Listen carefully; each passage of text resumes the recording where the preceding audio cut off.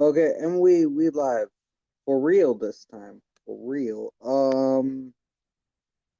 Thank you to Marty, to Ladna, to Ben, and big thank you to Cory and Sacha for helping me figure out this new uh thing, Streamlab, lemons, melons. I don't know. I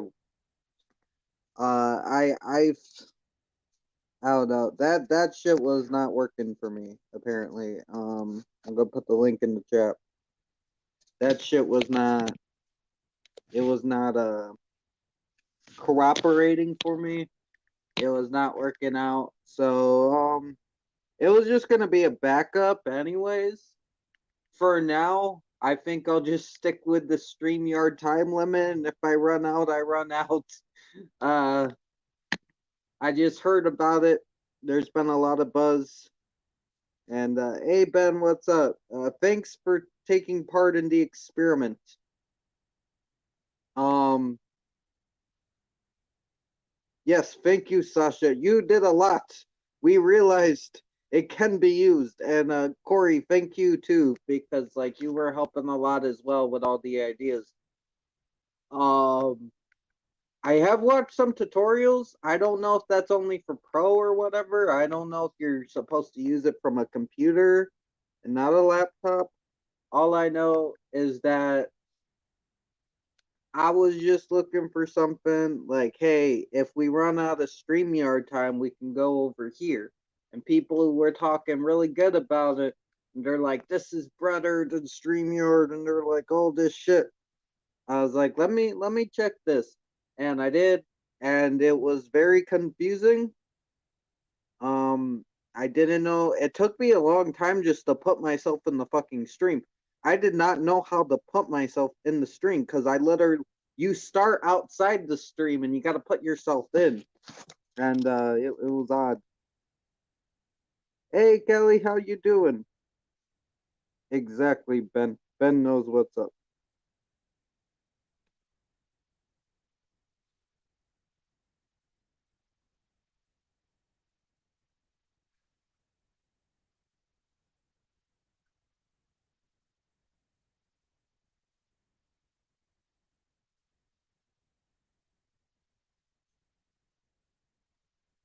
Well, we're back to the regular scheduled program. I don't know how long this is gonna last, but I was like, fuck it, let's see if we can do something.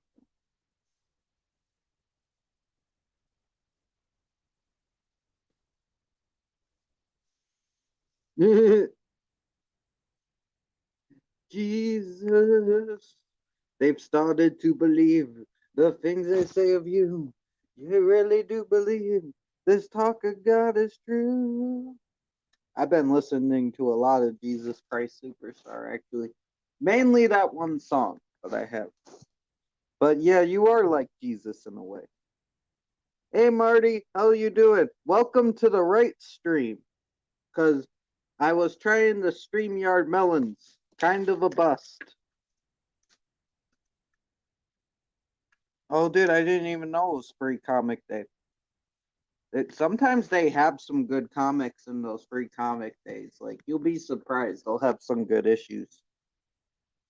Oh, I'm doing good, thanks, Kelly. How you doing?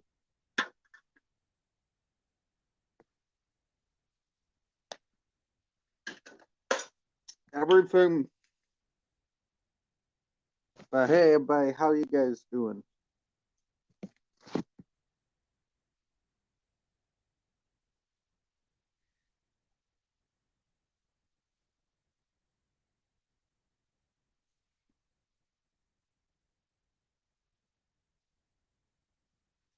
But yeah, StreamYard Lemons, not the best thing in the world.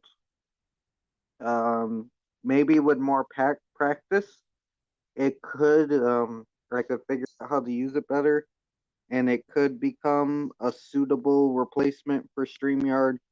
But from my assessment, StreamYard is the way to go for now.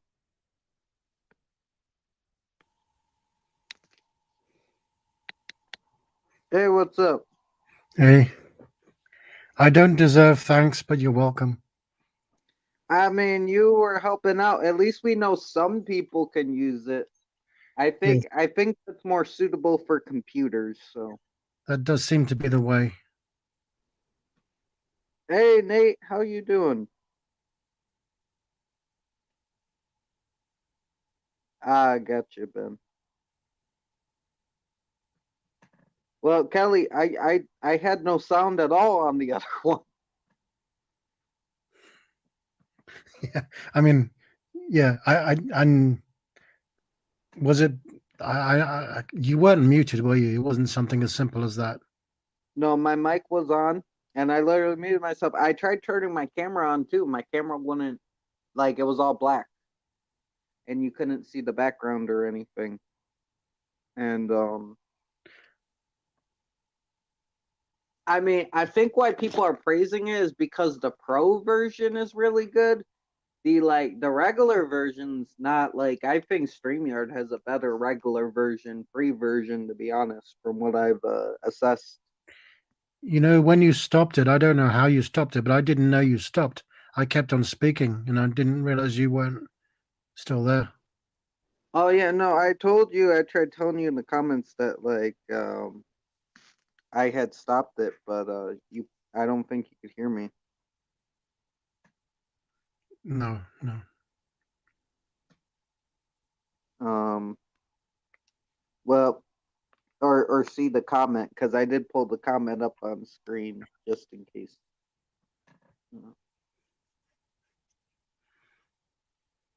Oh, that's cool. That's good that the sound's working at least on here. The sound's really good. I've never had that. So, but no, it's not that I have any problem with StreamYard. I was just thinking, hey, if we run out of time, it'll be good to have another platform you can jump to and be like, say you use up all your StreamYard time, but you want to do a streamer. Say you want to like do an extra stream. It would be cool to have an extra platform, but that's a no go. Hey, Cory. Yeah,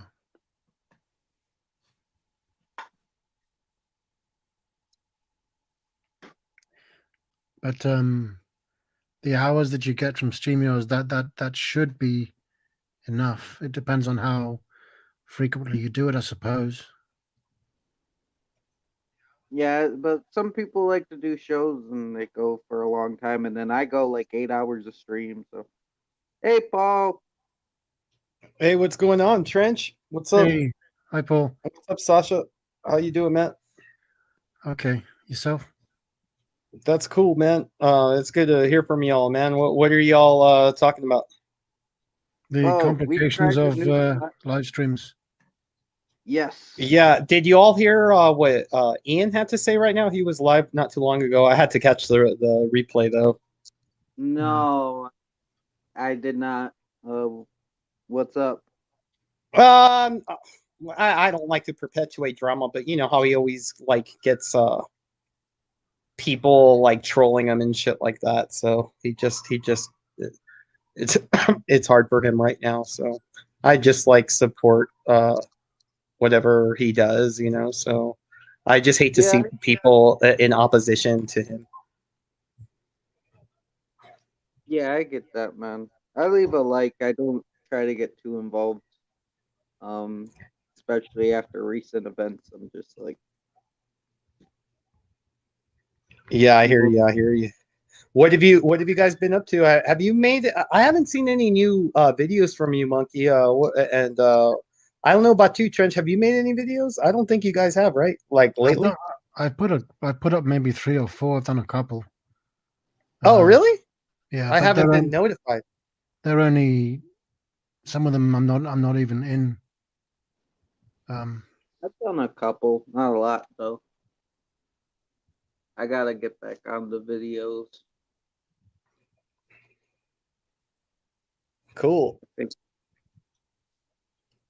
last one was like the top 13 Friday the 13th kills, and then I also did the Suicide Squad review. I think that's like the last two videos. Oh, this might surprise you, Trenchy. Guess what the last film I watched was? What? Justice League. Which Wow, that one? is a surprise. Sasha's becoming a comic book nerd. I love it. I don't know if I'm a Was nerd, but I watched was the it whole. Josh Whedon or Hey, Zack nerd Snyder? means never-ending radical dude, man. Where have you been? Oh, Exactly. well, yeah, I watched the 4 hour full version. Oh shit! So you watched the good version? Yes, yes. Did you have popcorn with you? I picture you eating a bunch of popcorn. Yeah. No, I'm one of those people I eat before, not during. Oh, really? Yeah. Yeah, that's the way I am, but with the opposite sex. Yay!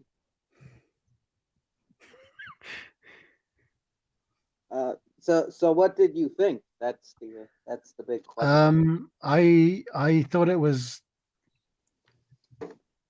I was impressed. I like the serious tone of it. It wasn't so serious that it was. It didn't. It wasn't dark and brooding like or as dark and brooding as previous films have been. Um, Hmm. the long sequences. So there were some long sequences which did bore me. Um, some of the action sequences bored me, but that's really my I only get that. complaint. Hmm. I get And that, but some of those like slow motion sequences did not need to be in slow motion. To be honest, I like and the movie though. that same piece of music every time we saw Wonder Woman got a bit repetitive, to say the least. Oh, I know how you feel about the music and stuff. You're not a big fan of like music, telling you how to feel or being in your face, right? But that's not what I meant. I meant if you didn't even notice it, then that's great. But pretty much every single time you see Wonder Woman, they say that they play the same piece of music. Oh yeah, that's her theme, I think. But I Yeah, I but barely noticed it, but did it I'm have I to don't be? pick up on music like other people. It was, it was too frequent. Hmm. But We need overall, a. I'm sure you would agree that we need a Black Wonder Woman. That's what we need. yeah, I mean, I I'll be wouldn't down. object. Yeah, and then every time she comes on, they could play some Rihanna, and it'd be a lot better. Yeah. I Yeah, enjoyed it because more than I enjoyed this more than I enjoyed Bumblebee, and I really enjoyed oh, Bumblebee. I haven't Um, even seen Bumblebee, but I heard that's really good. But like, Are you talking about Transformers? well, technically yes, but no, it's Bumblebee. Yeah, I know, but it's from the Transformers, right? Bumblebee is from because I remember him as a lad. I used to Yeah, have him, but yeah, I yeah, I don't fuck with Transformers, man. I just can't get into it at all. yeah. the But this, animated movie's still the best. The first Yeah, animated yeah, movie. I agree with you there, dude. Definitely, I agree with you there. I used to jam on the cartoon all the time, but I was just ever since the first one, I was never into that shit, man. I mean, I dig on Megan Fox. Don't get me wrong, but it's more of an aesthetic thing. It's yeah, okay. Like I heard the, Bumblebee was good. I like the actress in it, so I'll check out Bumblebee. it is. It's not. There's no stupidity about it. It's just.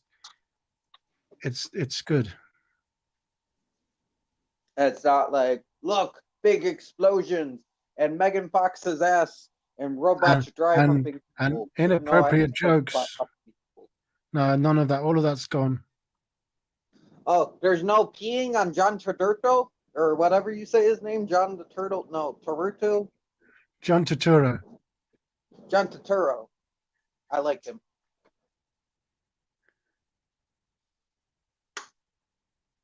Gotcha.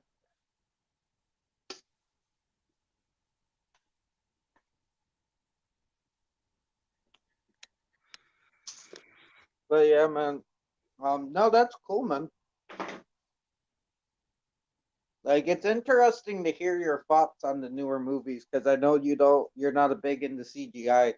So it's interesting to see ones that can win you over and shit. Like, Yeah, I mean,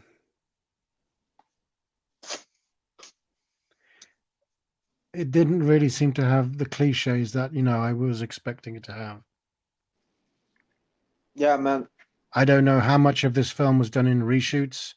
Apparently, a lot of it. I think. Um, more than half, man. This Yeah. movie was originally like 2 hours long and Hmm. had shot from both directors. He took Yes. out all of Whedon's reshoots from the original film that got put out and Yeah. then put in like at least 2 hours more of his own footage, if not more than that, or maybe 3 hours more of his own footage. And it really did not feel like 4 hours. It did not. No, I it's mean, I very watched quick. it. I did watch it over 3 days, though. Oh yeah, dude, I get that. I watched it with one sitting with Cory What Oh, up, and dope hey, man? Ian. Hi, Ian. it, What up? I watched parts 1 and 2, then 3 and 4, then five. How many? I'm not sure how many parts there are, but I think there's 6. yeah, something like that. Yeah, and wow, yeah. So, anyways, on Thursday, no, yeah. So on Thursday, I have a whole bunch of. I have to pick up all. I have to go down to my PO box, and I got a whole bunch of like packages, and I need to pick up. Oh, nice. But first thing first, I have to see what is inside the box first, before I like you take it home. You Yeah, know, yeah, of course. see, yeah, and uh, yeah. Because if it's trash, I would just throw it right away. Like, Mm, oh well, yeah, for sure, yeah. for sure. Uh, Oh yeah. So, anyways, I hope he didn't even. Um, yeah. No, I don't. Yeah. What's Now. that? Um. Oh yeah, Mitzi. But now I going to Mitzi. But now I go to talk to um a person to a person to hey, messing what I'm just going to say right now because I don't care, if the trolls, Oh, are you sure? You don't say anything you'll regret, buddy. But like, if you feel comfortable enough, it's on yeah, you. yeah, yeah. Uh, oh yeah. So, anyways, I go to a uh, um a counselor. So there, Oh, I'm not that's really. nothing to be ashamed of. Huh? That's nothing to be ashamed of. No. That's a good thing. Yeah. And my counselor said, and the best thing to do is if I got a whole bunch of built up, like a whole bunch of built up, uh, how do I say that? A whole bunch of built up, Hostility. yeah, like like so much, attention. Or like she said, Ian, you should put it on you. Yeah, YouTube. Or like she said, if you need to call out, like, because like she said, if I need to call out, like, a couple people right on my channel, and she said, just go ahead, because I honestly that make me feel so much better. Right. Yeah, yeah, Yeah. Then maybe you can just do it and then move on and leave it in the past. yeah, yeah. But that person won't leave me right alone.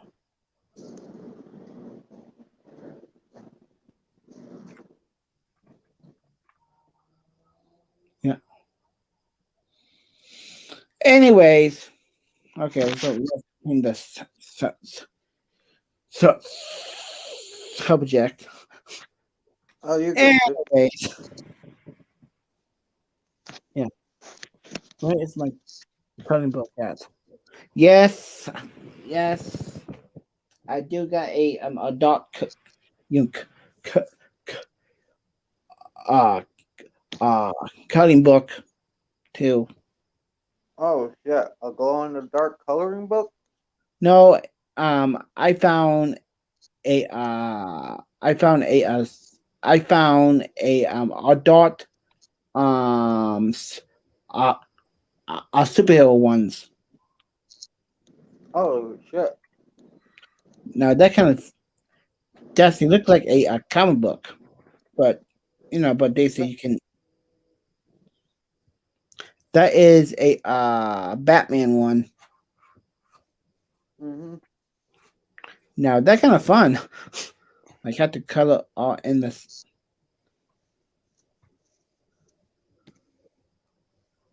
Hey Leroy. Hey, Leroy Brown. Sorry.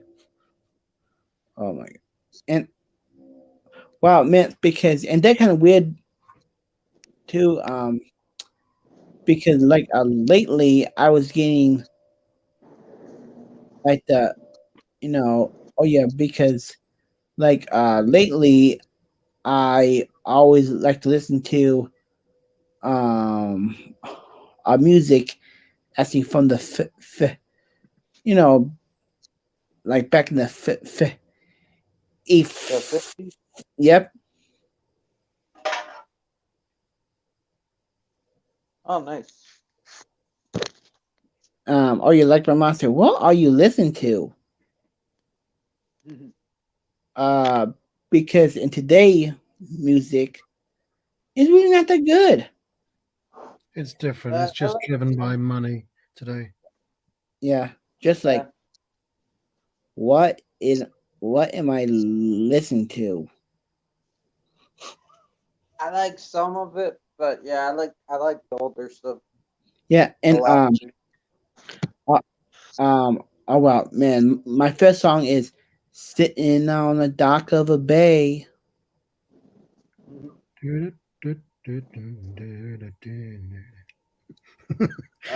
Uh, Like, dang it, Sasha.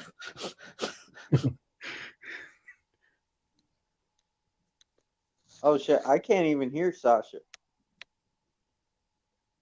Or like I said, do.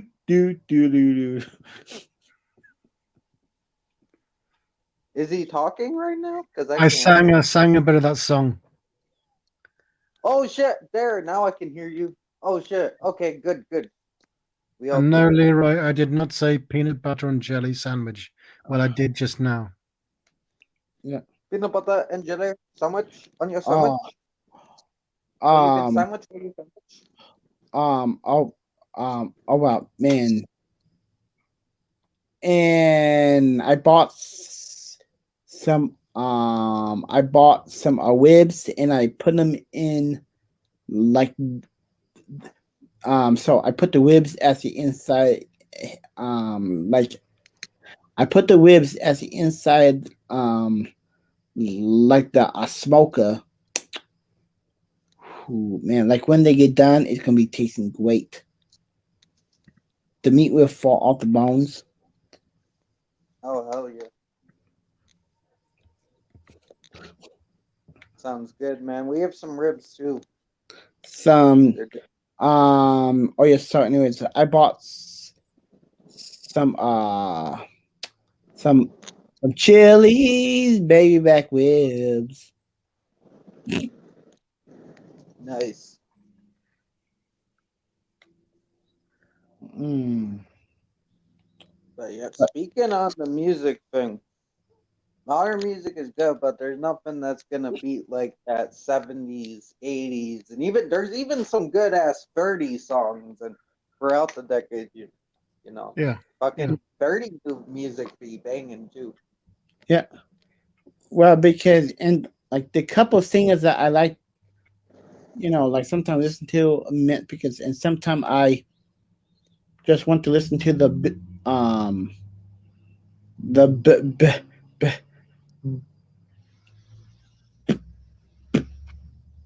Beatles. Beatles are good. Yeah. Here come the sun. Although my favorite song of theirs isn't even their song. Like it's actually someone else's. It's Hallelujah. I tell people like that's my favorite Beatles song for the longest time, and no one said shit. And then finally, someone told me that's not a Beatles song. And No, I was Leonard like, Cohen. Leonard Cohen.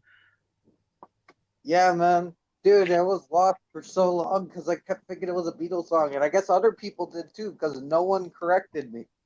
No. Well, Oh, the people not correcting you, I'm guessing they're maybe a similar age to you.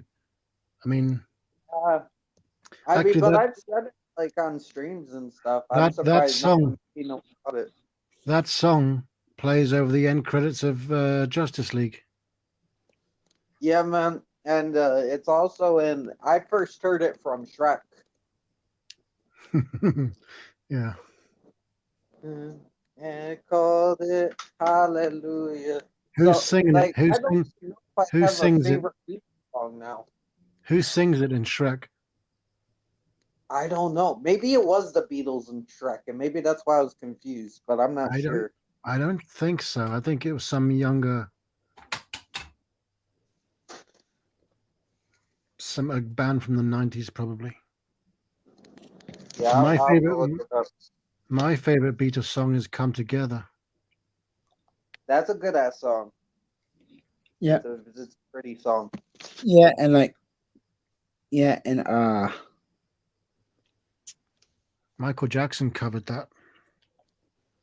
yeah, Oh, yeah, and shit. I guess for my birthday, my mom said maybe we can probably go to the museum in Chicago, that the big one, and they're gonna have a wax museum there too, with a bunch of celebrities. I wish I could go to Chicago and see Jay. That would be Um, cool. yes. Hey, And, Ian, what's going on, man? Good to see hey, you, what's bro. up? Hey, Good. I saw your live, but I didn't catch it live. I had to watch the rerun. Yeah. Yeah, so I Yeah. know what's up. Yeah. So I was kind of, yeah, there was a certain person who keep on, rubbing me like the wrong way. I was, I finally, snap. Yeah. And That's understandable, man. But don't worry, man. You got for as many people that rub you the wrong way, you got like 10 that don't. So they, oh yeah, like rubbing me the wrong way. Woo! Oh yeah. No, we won't molest you. We would never do that. Oh, I had to do it to Wednesday.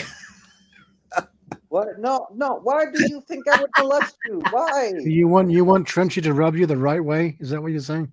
No, I mean, if he wants okay. me to, I will. But like, No, I no, won't no. do it without consent.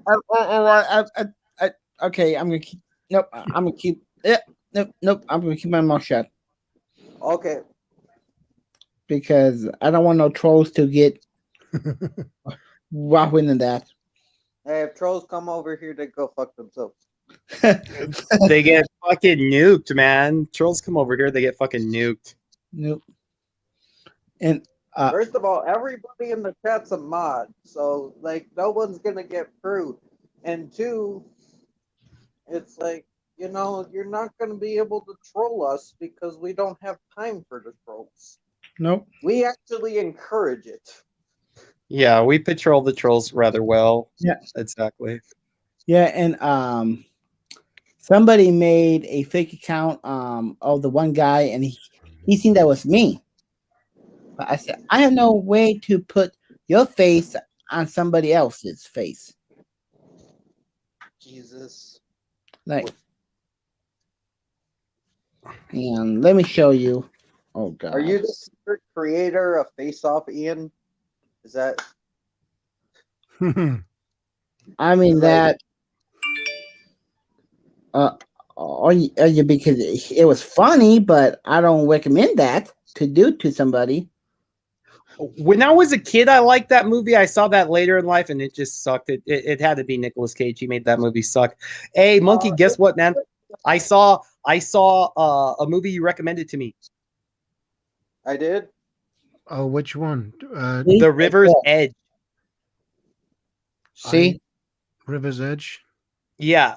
Oh, well, I actually haven't seen it, but I know what it is. See, like somebody made. Oh, I'm not sure who did then but like that's like the only movie that I haven't seen with Keanu Reeves. Well, aside from his like really, really new ones, there's some esoteric movies that he made, but like old school movies. And you know what? Dennis Hopper fucking rocks in that. He's like I'm thinking he's of like fucking loonier than he is in fucking Blue Velvet. Like I'm- he's I'm- nuts. I'm He's got a getting- sex doll that he carries around with him and shit. What the It's- hell? I'm Yeah, thinking of, I'm thinking it's of something crazy, else. yo. I'm thinking of something else entirely. I don't know what this is. Yeah. That Oh man. Like I have a friend who like he's sending me some some of his like a homemade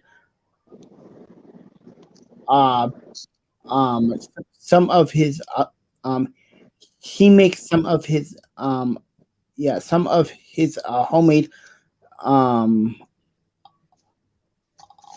beef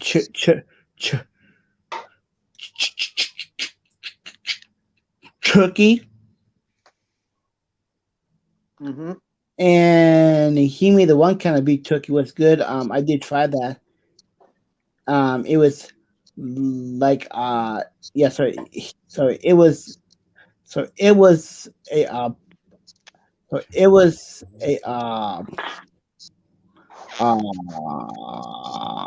porterhouse steak one. Cool. I got a steak too, man, from a party. Somebody hooked me up with a steak. I'm gonna eat that shit for dinner, yo. Well, Yeah. and the guy actually made some porterhouse steak, um, uh, beef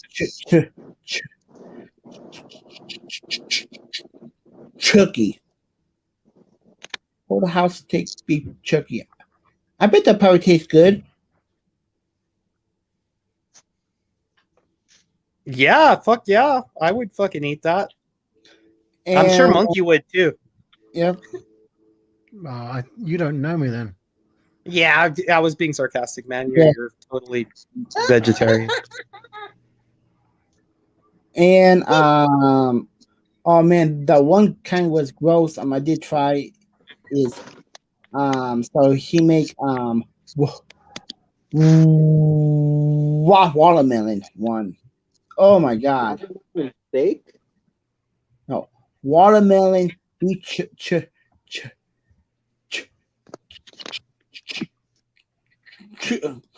hooky. Turkey? Yeah. Oh, jerky. My bad, jerky. Yeah. Watermelon beef turkey.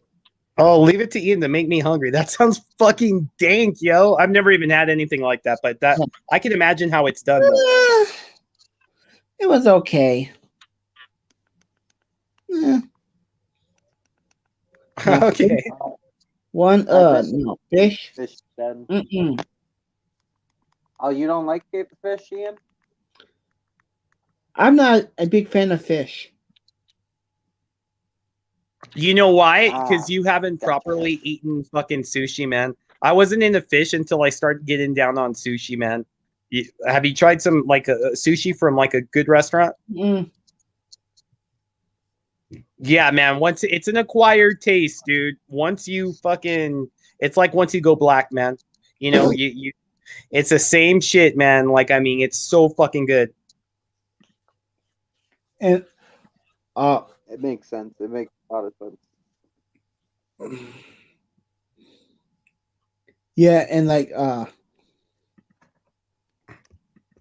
yeah, and so I had to, well, like my mom said, well, if you're going to go pick up like your mail or your on Thursday, and she said you might as well have to bring um because I can't carry like the boxes or you ride my bike because and that'd be kind of hard, you know, to carry a whole bunch of stuff you when trying to like a pedal or you like a bike.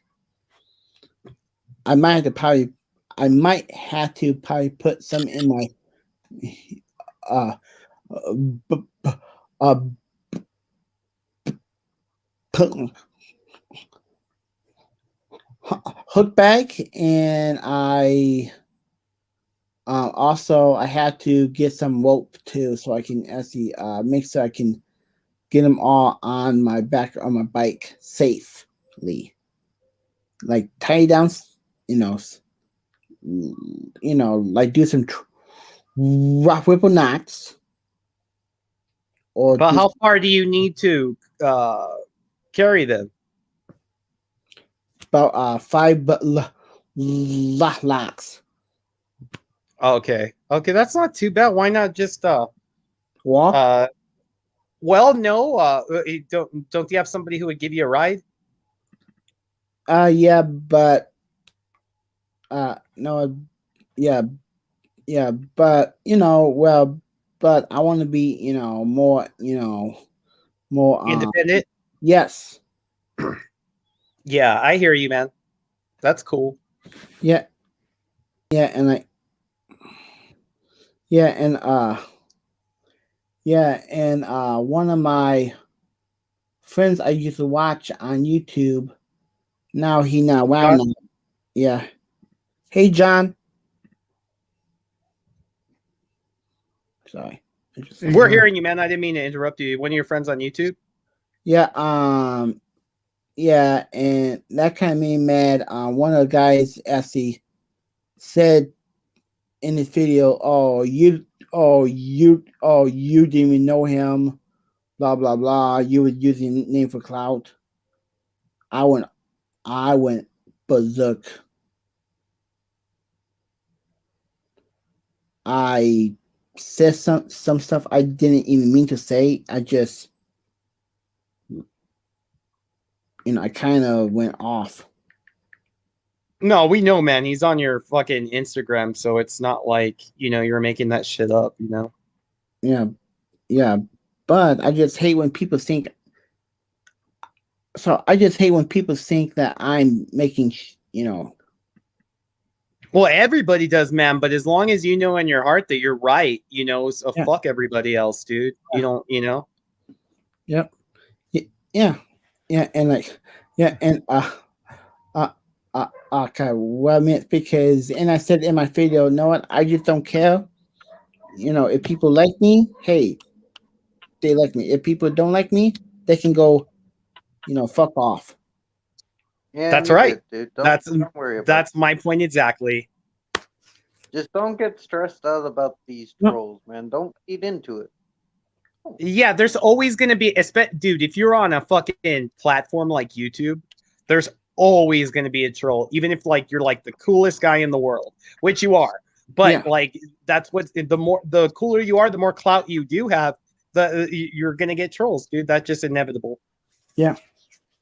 Uh, John, we did a test stream on a different platform, and it didn't work out. But I was just thanking everybody that showed up and helped test it out and Freon. shit. Um, Yeah, Ian. My feeling is it's just wasted energy. You can use that energy for something positive and and constructive rather I than. know it's hard. I know it's hard as fuck because I know they're always there. There's always gonna be a person trying to come after you. I know that, and I know there's always gonna be something.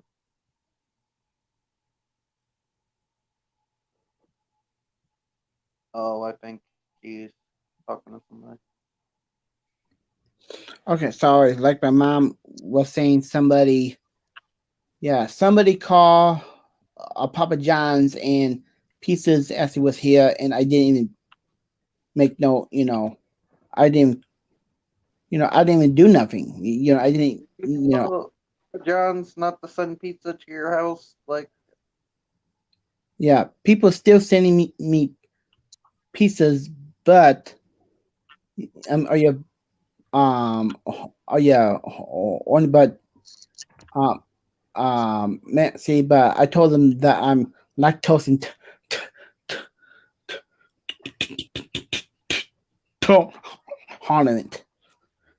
Okay.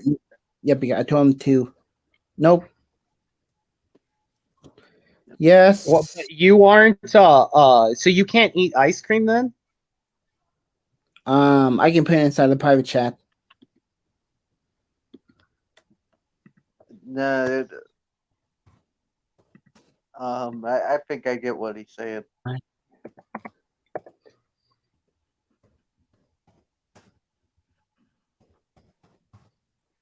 Yeah, man. Don't worry. I've had dairy-free ice cream, and it's actually, this might sound weird, but it's actually the nicest ice cream.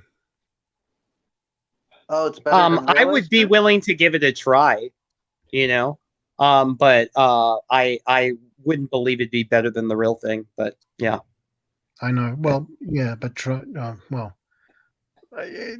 yeah, it's nicer than you might think it would be.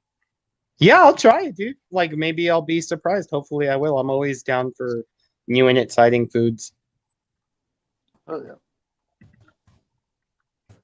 Hey, look inside chat.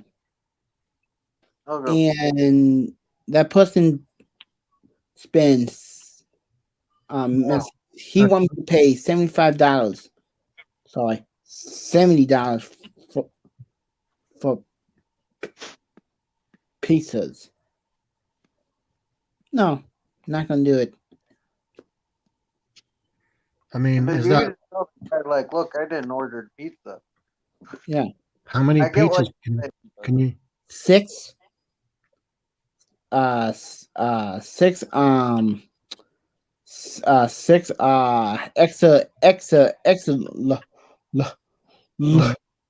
large one. I mean, maybe you could eat for 2 weeks on those. I don't know. But I said, what is on top of that? Oh my god, you don't want to know. Peanut butter. Yeah, Wait, what? fish. Yeah, peanut butter and and fish. Where did they get this Oh, pizza from? that's like So- pregnant and like fucking food. So they'll make any order they're told Yep. to do. Yep. They got it from Papa John's. So Papa Jesus. John's putting peanut butter Oh. on pizza. What the fuck? What is wrong with that Papa John's? Because I I've know people seen- that work at Papa John's. I haven't eaten them, but I've seen pizzas with marshmallows and Oh god, I want to puke. pineapple. Oh, that's just about as gross, dude. Ew.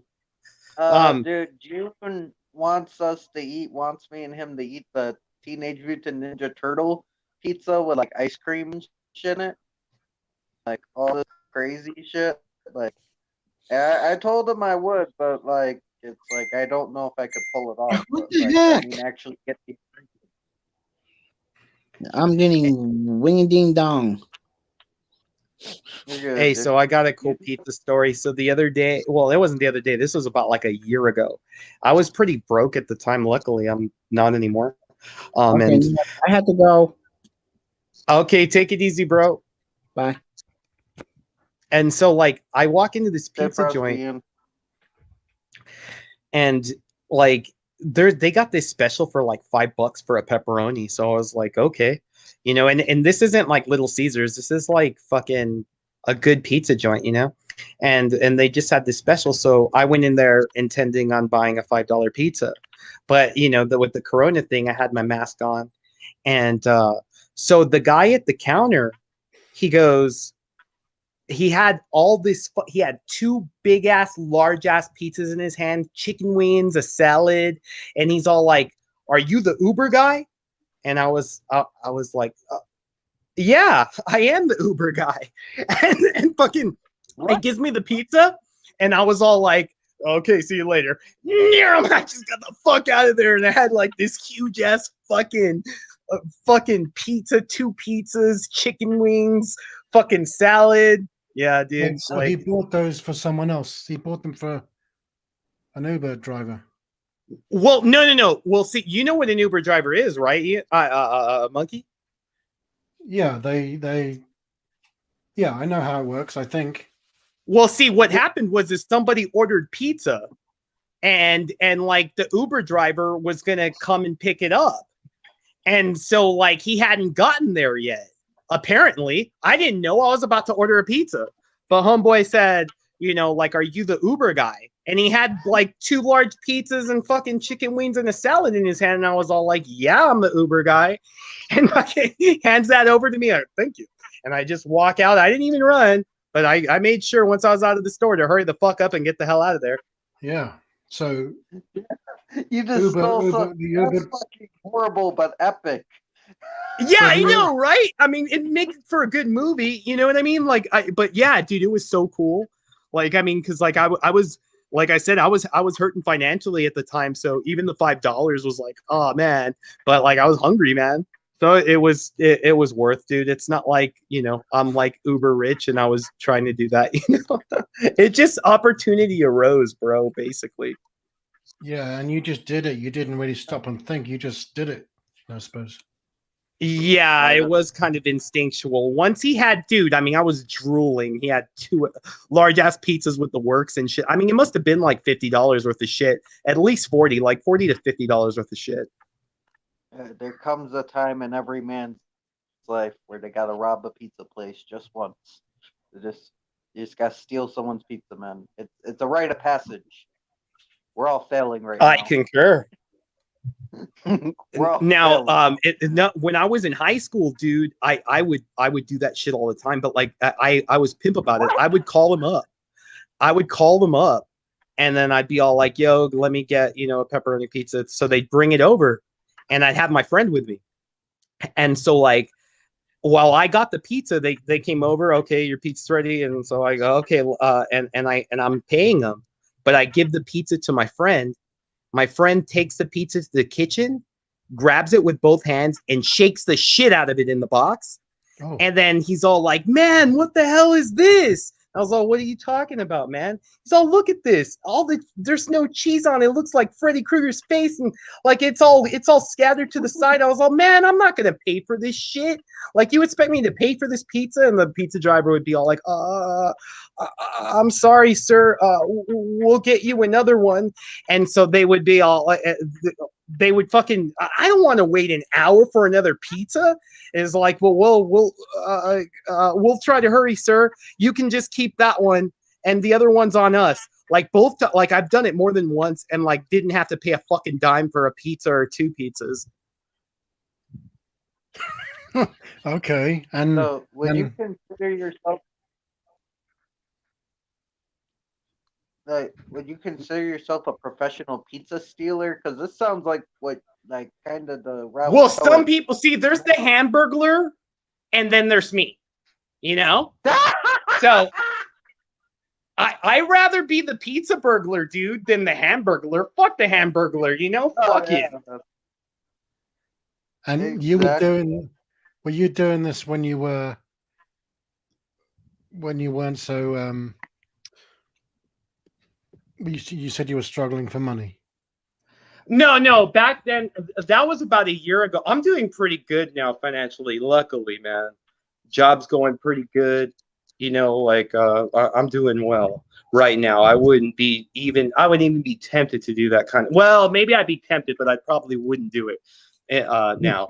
But what I'm talking about with that fucking pizza scam with a friend, and that shit works, yo. Y'all got to try that shit if you guys are listening. Order a fucking pizza and fucking and have your friend with you, and give your friend the pizza, have him shake the shit out of it while you pay, and have him just be shocked. And yeah, you'll get a free pizza that way, guaranteed. Now you can't do it to the same establishment once, just call different pizza joints and shit. But anyway, when I would do that shit, I was back in high school. I was in high school when I was doing that. Right. Holy shit, man. That's fucking crazy.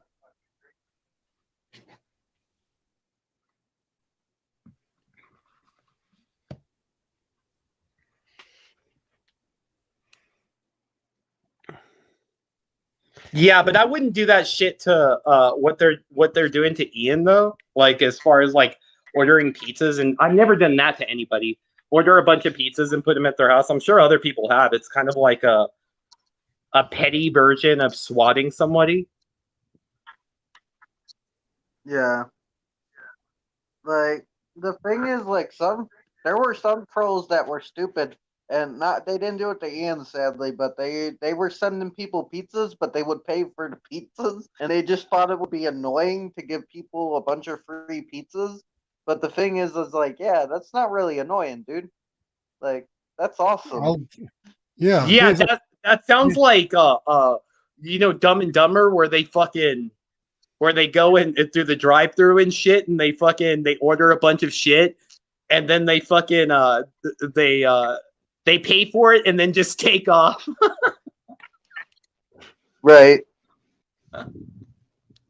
They don't even grab the food, in other words. Yeah, man.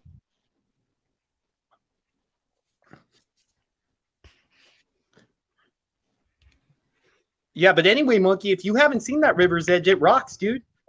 Check it out, man. Fucking Keanu Reeves and shit. No, I don't think I have seen it. Keanu Reeves. Yeah, some other major actors in there too. I forget, but good shit, man. I gotta see it. I've never seen that one. Yeah, me neither, man. But it was on. I think it's on motherfucking Amazon. Yeah, it's on Prime, yo. Is it a film from the 90s? Which era? No, 80s, bro. I think it's like 87. Oh.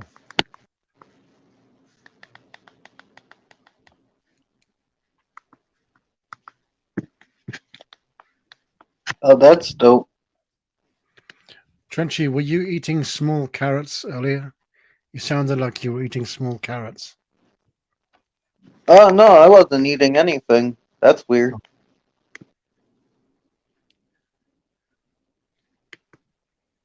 I wasn't eating shit. I hope not. Oh, for sure, for sure. Mine delayed? No.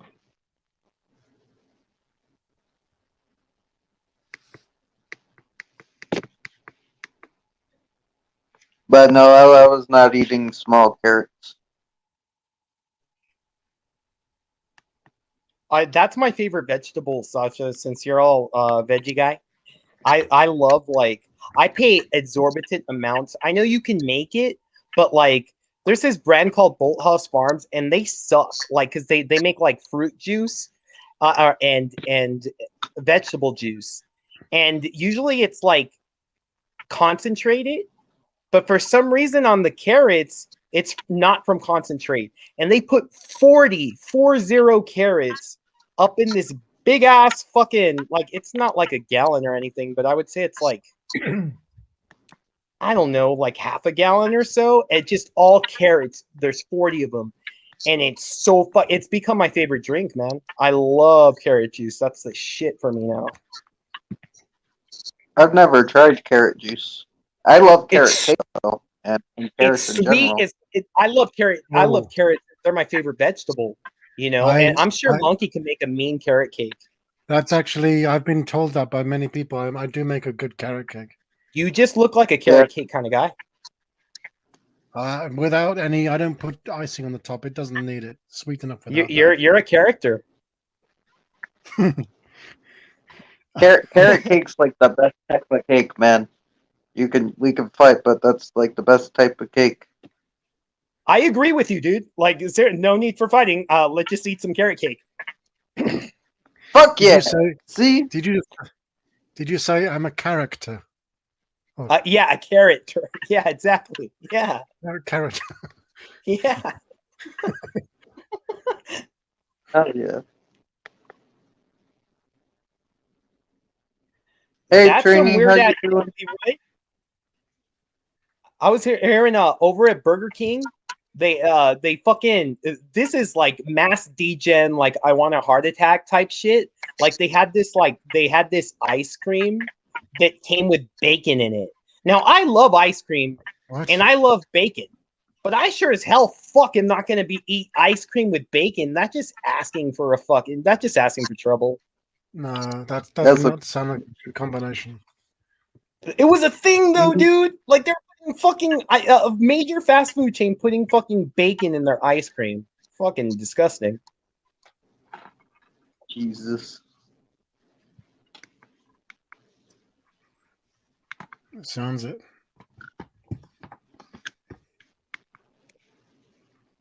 It does sound insane. It's like Jesus Christ. Yeah, that sounds like a John Candy meal or something, you know? Like something out of Uncle Buck. Yeah, straight out of Uncle Buck, straight up, dude. Yeah.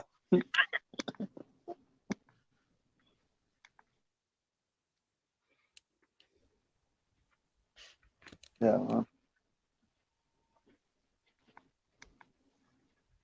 Hey, how do you hook Oh, up with nice. the country?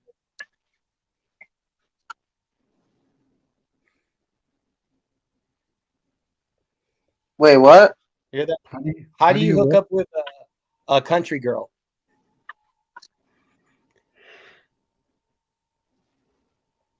Who are you asking? Both of y'all, it's a joke.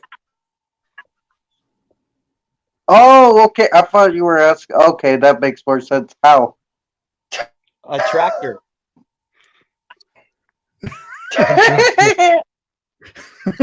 That's actually You good. make my tractor sexy. He really turns her on. That's an actual song. That is an actual song. Stay frosty, I didn't know it was Trini. Thanks. a song. I didn't know it was a song. I never hear country. The only country bro that I listen to is fucking Willie Nelson because he's a fucking pimp. And he kind of transcends the genre of country. I saw him live one time, and the motherfucker was like Jimi Hendrix on guitar, like with an acoustic. He's all like, "The night life ain't a good life, but it's my life." Wow, wow, wow. And I was like, "What the fuck, Willie?" And that's the only country dude I have any respect for. I like country. It depends. There's good country and bad country, of course, with every genre. I do think there's more bad country than good country though, but there's quite a few good country I like. Like I Well, like I some. think it's that way with every genre, though. Like whether it be country, rap, rock, whatever. Like, there's always more bad shit in the genres than good shit. Oh, Paul, guess what? Well, you'll never guess. What's up? I bought something the other day because of you. I'm going to turn my Really? camera on. I'm going to turn my camera on to show you. Hell's yeah, bro. Oh, you got the cat food. You got the cat food. Well, yeah, I got the cat food. That's true. I did, but she's picky about that too. I see some dude praying. Yeah, I forgot to turn my green screen off. Oh, that's Yeah, okay. Take your I time, didn't bro. even see it. All I saw was some black dude praying, and What I if I was just? like, "Wait, what?" Oh, I've just opened someone else's live stream. Oh no, you're good, dude. You don't have to worry about it. I just found it funny. He's like, "Look, Paul, I got something because of you," and then there's just a picture of some black dude praying. I'm like, "Wait, what? What? What? What?" You went to Plymouth Rock? What the fuck? Oh, fuck yeah, dude. That's my favorite Bale movie by far, dude. Hell yeah, by I've far. never seen Anybody this. who hasn't this movie, like this kills it. I like it way better than that movie where he's killing everybody. What's it where he's a psycho? Oh, Psycho. So. Yeah. I like it way better than that. I don't know. They're completely different, really. They are, but I just think he does a better job in this movie. I don't like him in American Psycho.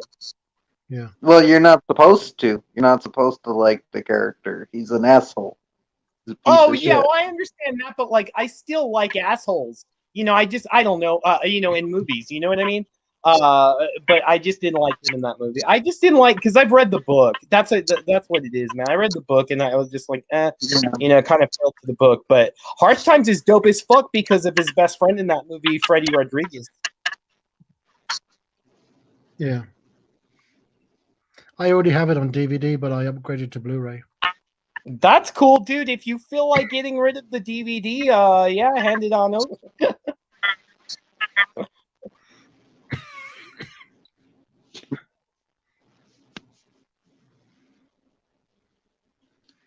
That's cool, dude. The thing is about American Psycho though, Yeah. is like without the killing, I find it very relatable. Like the character without like his asshole tendencies. He's an interesting character and I feel like a lot of people can relate to him in some sense. Well, you don't have to try to understand him. He's just crazy. Exactly. That's what it took me a while to figure that out. And like I was figuring out there is nothing to analyze about the movie. It's just he's fucking psychotic and we'll never understand him. Right. Yeah, he has no remorse for his actions whatsoever. So like that's funny, Monkey. So like that's you show me that movie, but you don't mention the cat food. So you got that cat food and your cat doesn't like it or what? Well, it's the same as she likes the juice, the sauce, but not the meat. Right. I got her some cat crackles with no grain, and she loves those. She just doesn't like grain. Time? He thought you were missing. What the fuck? Yeah, dude. Well, with cats, they're finicky, man. I mean, shit. I think that's from whence the word derived. It just so if they're accustomed to eating in a certain fat, that's why I told you because you were asking about the grain. So I mentioned that I've never used it on my cat because my cat's totally carnivorous, but like, it's gonna. What I would do, like, I hope you didn't buy a bunch of it. What I would do is I'd mix it in with her other food. I don't know. She just they say leave it there. If they don't eat it straight away, leave it and they'll go back to it. But she's not doing that. It stays there so long. She doesn't touch it. Then it starts to go stale and I have to throw it away. So it's a waste. What you should do is put 80% of her old food and then 20% of that stuff and just mix it in. And like, I'm sure she'll eat it. And then once she starts eating it regularly, put a little bit more until you get to like 50-50, shit like that. You got a wiener, man. I understand what you mean, but I don't know because she's not really keen on either of them. Oh, fuck. So in other words, she's having a tough time just putting food down in general. Wet food. And I don't want to give her only dry food because they need a bit of variety, I think. Yeah, I learned that the hard way. Yeah, I give mine wet and dry, but like, weren't you saying that the grain isn't the grain that I was advocating dry food though? That is, yes.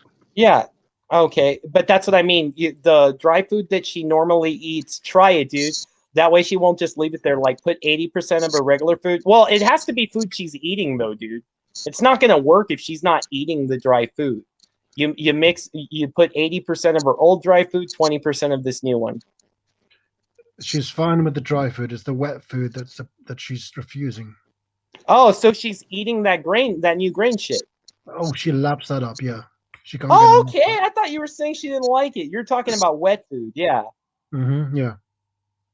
Okay. You just got to find the right one, dude, because most cats love wet food. They go ape shit over wet food. They prefer it. That's the way it's supposed to be. I need to keep looking, I suppose. Yeah, I mean, since you found what you should do, check out to see if that company because they're organic shit, dude. see if they make a wet food. I haven't checked yet, but see if they make a wet food, bro. Hmm.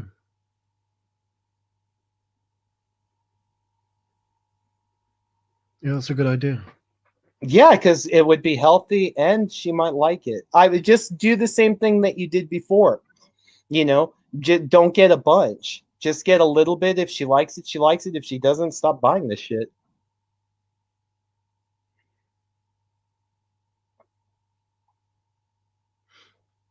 Yeah.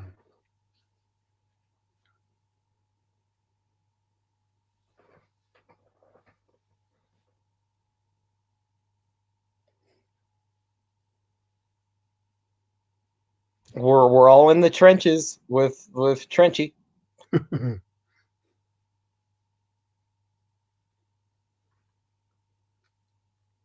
Oh, I guess things are active over at Trench Dog's place. It sounds Huh? like a missing cat has just returned. Oh, right on. It's like a boomerang pussy, my favorite kind.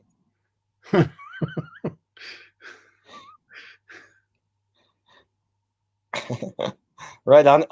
How you been, man? Like, health wise, nothing's been acting up, or like you've been managing it pretty well? Yeah, I have, thanks. That's cool, dude. Right on. Um, have you been going out some? Do you have any motherfucking? Do you even have that shit? Do you have farmers markets over there? Sure, yeah, we do. Okay, and how are they? Like, do you, because like over, well, I don't have any where I live, but like I used to live in fucking Tennessee, and Tennessee, dude, is the most beautiful fucking place you've ever seen. Like, I mean, I loved living there until I met the people. Oh Jesus, man, these people are fucking crazy. Like, if all the people were dead and I lived in Tennessee by myself, I would love that. It would be paradise. But no, the people there are so fucking whack, carrying around guns everywhere to fucking Burger King, fucking church, bars, legally. They're carrying around guns in bars. It's like, what in the fuck kind of crack are these people on? That's why their teeth are all fucked up too. So, but like, they had cool parks though, man. You would go to like a park for free, and they'd have waterfalls there, man. They have like waterfalls in their parks. It's really beautiful, you know, green and lush. But and anyway, they got those farmers markets, and fucking like I would get like copious amounts of honey because they got like tons of fucking wasps, bees, and fucking hornets over there. There's all kinds of motherfucking bugs over there, man, because of all the green, you know. But you got a lot of those. Do you see those over there too? How locust? Do you have locust over there? No, we don't have those. I mean, well, I haven't seen any anyway. So you haven't seen like how about fireflies? Um, Not so much, no. Those are badass, dude, especially if you're all fucking stoned. Like you see all these green sparks, like just randomly, like all these tracers, and Yeah. then you go and grab one and you smush it. Like I know you don't like killing things, but I don't give a fuck about bugs, so I don't care. And so like you smush it in this green like slime, like fucking like Ghostbusters style, like just like it glows. It's like ectoplasma glowing for a little while, and then it stops glowing. Oh. Are they slow animals then if you can catch them? Well, they're kind of, well, they're not, they're insects. They're like, I'm Yeah. not going to kill any animals, but I guess you know what it is, dude, is there's a fuckload of them, so you can't not catch them. You know what I mean? There's so many of them at one spot that it's impossible to not be able to catch them. Hmm. Tennessee, from your description, it sounds like the cliche, is a reality. Perhaps it's kind of like, remember that scene in Easy Rider and shit In the at the end? At the Yeah. end, Yes, of course. it's kind of like that. And that's why you don't want to look like that over in Tennessee, or you don't want to be another color in Tennessee because it's like it's bad, dude. Like, I mean, you know what? Nashville wasn't. I mean, not Nashville. Memphis wasn't too bad. A lot of people like think I had a good experience in Memphis, but fucking pretty much the whole place is pretty fucking shady, dude. Like, there's a bunch of shady characters over there. My bad, I'm back. Hey, K-Dog, I'm sorry to hear that, but I'm glad you're better. Yeah. Yeah, dude, that's very K-Dog, that's very common, believe it or not, man. Like, I've been a lot of people I know have had that same problem, man.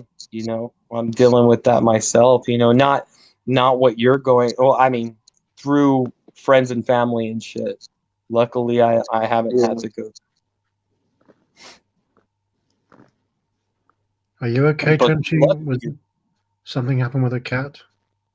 Oh, it's okay. Nothing big happened. I just had to leave for a bit and I had to take a piss. And, we found the cat and just like, and then I got kicked. I'm like, why the fuck did I get kicked? So I had to get in again. How do you But even no, get kicked? yeah, it kicked me from the stream. I was like, oh shit.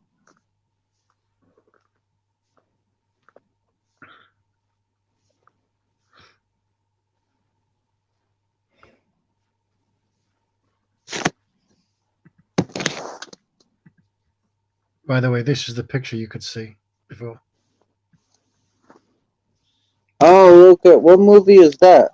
Or is that Ghost like Dog. real? That's Ghost Dog, Way of the Samurai. Yeah, dude, you gotta see that. I can't believe you still haven't seen that, man. I've asked you to do a fucking review on the movie, man. I will get to it, and American Beauty and all that. It takes time. Like I'm a very procrastinator on reviews, but I will do it eventually. Yeah, It might be 2 years from now, but it will get done. cool, man. I look forward to it. I had this. You just reminded me of. I had this coworker. Like, he would always fuck around at work, and so the boss would come up to him, and they'd be all like, "Hey, man, you got to do this," and then he would be all like, "I'll get to it eventually." He kept on. Exactly. He gets it. Did you say it might be 2 years from now? It may be. I don't know. I'm just saying that as a joke, but it could be serious. But I'm hoping not. I'm hoping I would find time to get to it before that and shit. Well, very few movies I rate a 10, and that's one of them. So yeah, it's that good. I think that's Monkey's favorite. Isn't that your favorite movie that isn't an anime?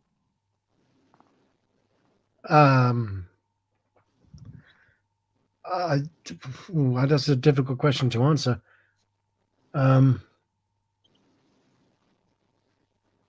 Well, aside from Rihanna movies, if you put Rihanna movies out of the equation,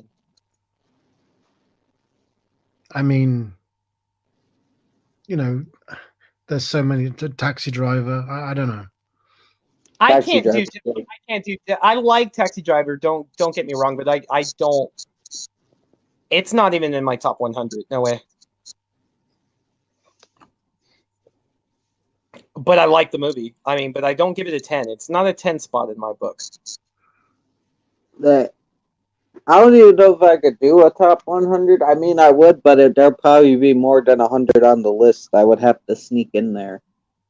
But, like... Yeah. In my 10 for 10 thing, I don't know how many I listed, but I think it was a lot more than 10.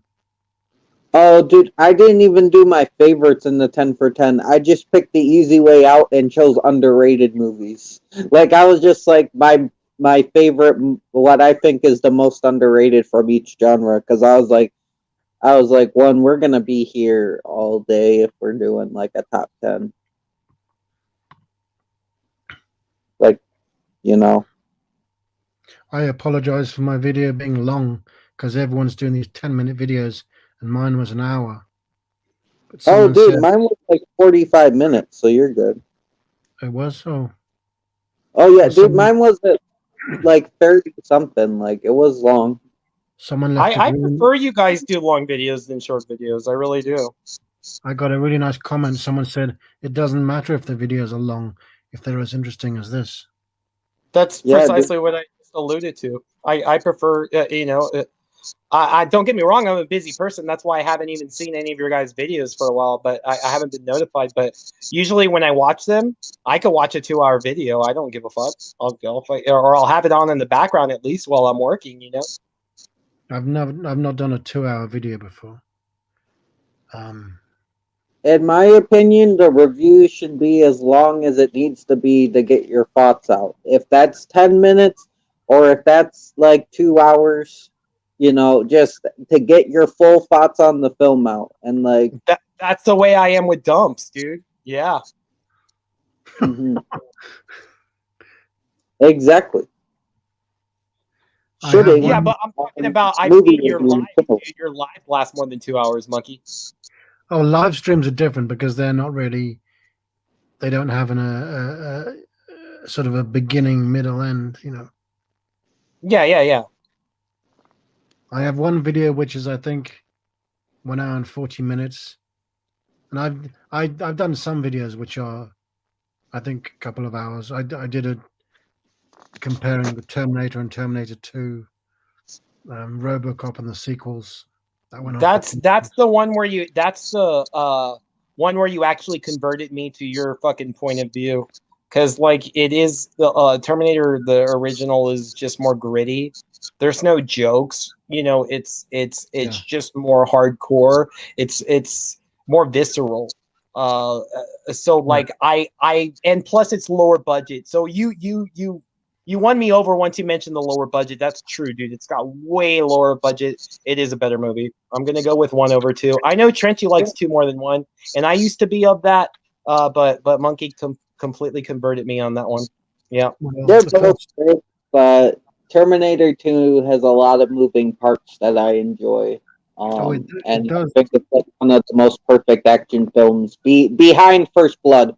First Blood and it are like tied for my favorite action film. Well, see, I just see them as totally different, because First Blood was like total drama, dude. And don't get me wrong, T2 has some drama in it, but see what won me over, because I was like you, bro. I was like it because visually, I still think it's better than 1. But like as far as the grittiness, and if you look at the budget, dude, like Yes. compare, I would say they had at least 100 times more money than the first one. Oh, You know what I mean? the thing that wins me over is there's Sarah Connor's story is better in part 2 than in part 1. I agree with you there. I agree. agree with you there. Yeah. I And she will looks hotter. stand behind She's that. hotter in part 2 too. Because her story in part 1, it's just this normal girl being put in this scary circumstance and She's becoming like a badass demure coming and to it. feminine. Yeah. But in part 2, it's this woman who has become very, like, she's a badass, but she also has lost her humanity. And it's her rediscovering her humanity along with the Terminator. As the Arnold Terminator discovers humanity, she rediscovers her humanity kind of through him and through her son.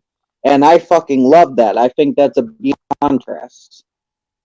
I love your outlook, dude. It's definitely a good one, man. I see that totally, dude. And like I was with you, bro. Storyline and especially visuals, but it just like I like a good comedy, but it's kind of like Freddy for me, dude. Like, see, you like I like the third one too, but the first one's my favorite because for one, okay, this is a little different. Of course, it's different because there is no jokes when it comes to horror. I don't want it to be funny. Don't get me wrong, I love Evil Dead, but like if it comes to like a slasher flick that or some like Freddy, Jason, or Michael Myers, and you want them to be like depicted as evil, like or the directors did, like I don't need any jokes in there.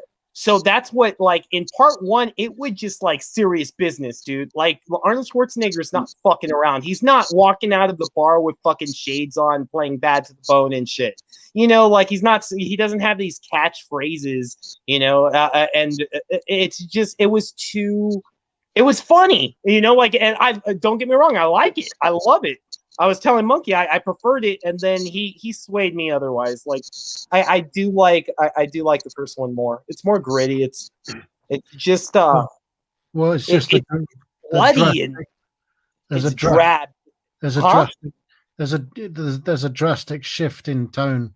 It goes from being serious and grimy to sort of slick, and you know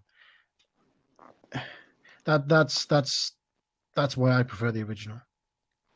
Yeah, I'm with you, and that's why. But I like what Trenchy's saying too. He posits some good points right there. But like, if once again, budget, dude, and no laughter. I like that. no laughter. Yeah. Yeah, That's fair. No, they're both great movies. And Terminator 1, fucking awesome. It's a good ass movie, like you said. I do like the undergroundness of it. I like the brutalness.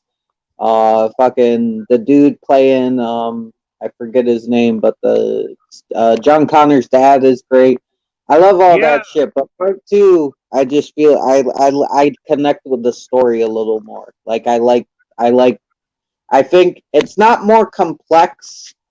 Like I feel like the first one is probably has better atmosphere and shit, but the second one has a more complex story, and I like that both emotionally and like what's going on, like plot wise. Well, the reason why I was like, I think I was kind of like of the two camp for a very long time up until recently. I still love them both. Obviously, they're both wonderful movies. Now, everything subsequent to that sucks balls. But the reason why I really love two was I hit this bong, man. And oh my God, like I got tunnel visioned and I was watching part two. And fuck, it's the trippiest. I'll take it's stoned out of my mind. I'll take two over one for sure because visually it's more of a fucking feast for your eyes. It's so good. It's so good, and the storyline is good, like you're saying. But it's pretty tough to choose between those two. well, that's a completely different angle. I mean, if you're going by how you feel when you're stoned, I mean, I can't follow a story. I can't follow an intricate plot. Oh, I can. I'm good at that. But I see what you're saying. You're more like happy-go-lucky. Yeah, and then and that's true. But it's more humorous too, you know, because part two is definitely there's more levity in there. So like that's why I'm saying I think with part two, but then again, I'm stoned most of the time, so I don't know. You know, I don't know, man. It depends on what mood I'm in. I don't know. It's It still a top, depends. man. Huh? Like it depends what I'm stoned. Like I don't really get stoned often, but like sometimes I can follow shit, but then other times, like one time we were watching this movie, like The Accountant or something.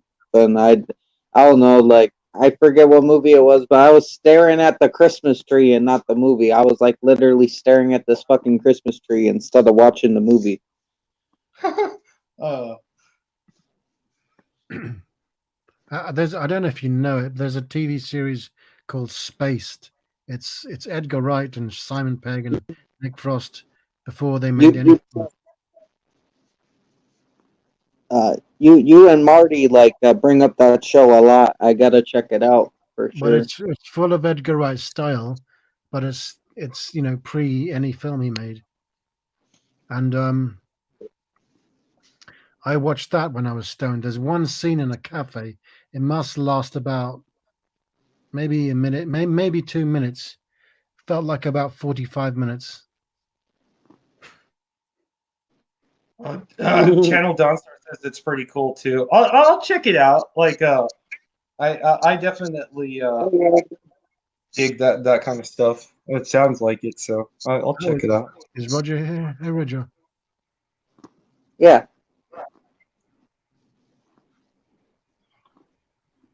I'll have to check it out. I do like the Cornetto trilogy. I gotta rewatch part 3 because I didn't really get into part 3 with the robots, but I gotta have to rewatch it because I was watching someone to react to it, and I was actually laughing, like not at their reaction, but at like the clips they were showing. I'm like, maybe I wasn't in the right mood when I I've watched it for the first I've time. seen it. I've seen it twice, and I don't know if my opinion means anything, but I was laughing pretty much all the way through. Of what? Part 3 to what? What movie are we talking Um, about? it's called The World's End or At World's End. I have no fucking clue. Never seen 1, 2, or 3. Well, then It's they're not. it's It's not a trilogy, but they're kind of related. it's the Oh, Cornetto trilogy, but they're not related. You don't have to watch them as a trilogy, but like you can. But I don't remember if I told you this before. Speaking of Spaced, in the very first scene, they they talk about Terminator 2 in the first moment of Spaced. oh, okay. Right on. Yeah, like that part, like you know what stuck in my head, like speaking of Terminator 2, is that I mean, because it was a visual masterpiece, dude. Like that's the way. Like I'm not into CGI, but if you're gonna do CGI, that's the way to fucking do it, man. And especially in an action, like like when he fucking he like takes a what does he do? He fucking rides a motorcycle onto the helicopter, bashes his head against the fucking window, and then just gloops through there all. And I was like, what the fuck? And like, I mean, it's too much to handle, man. It's too much. If I was on acid, I would probably lose my mind. Hey Rudolph, how you doing, man? Thanks for coming. Yeah, it's fucking awesome. I love it when he jumps on the front of the truck that Robert Patrick's driving and he's just shooting his machine gun into the window. It's like it's so Yeah. fucking awesome. Well, you were talking about Rambo, and I know that Monkey's seen this, but they're called different things. It's called I See You, and then there's another name of this movie. But I told you about it too, bro. It's got Sylvester Stallone, Robert Patrick, and one of my favorite actors, Jeffrey Wright, in that movie, and it's really fucking good if you haven't seen that yet, dude. I'll have to check it out. I gotta watch more Stallone movies because I like Stallone, and mostly every Stallone movie I've seen I've enjoyed in some way.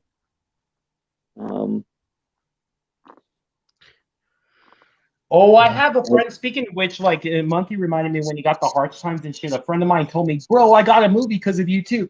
And like I was like, well, "Yo, what movie?" And like they're like all the fucking First Power. And I was like, "Yo," because that's a dude. The bad dude in that movie is the bad dude in Cobra.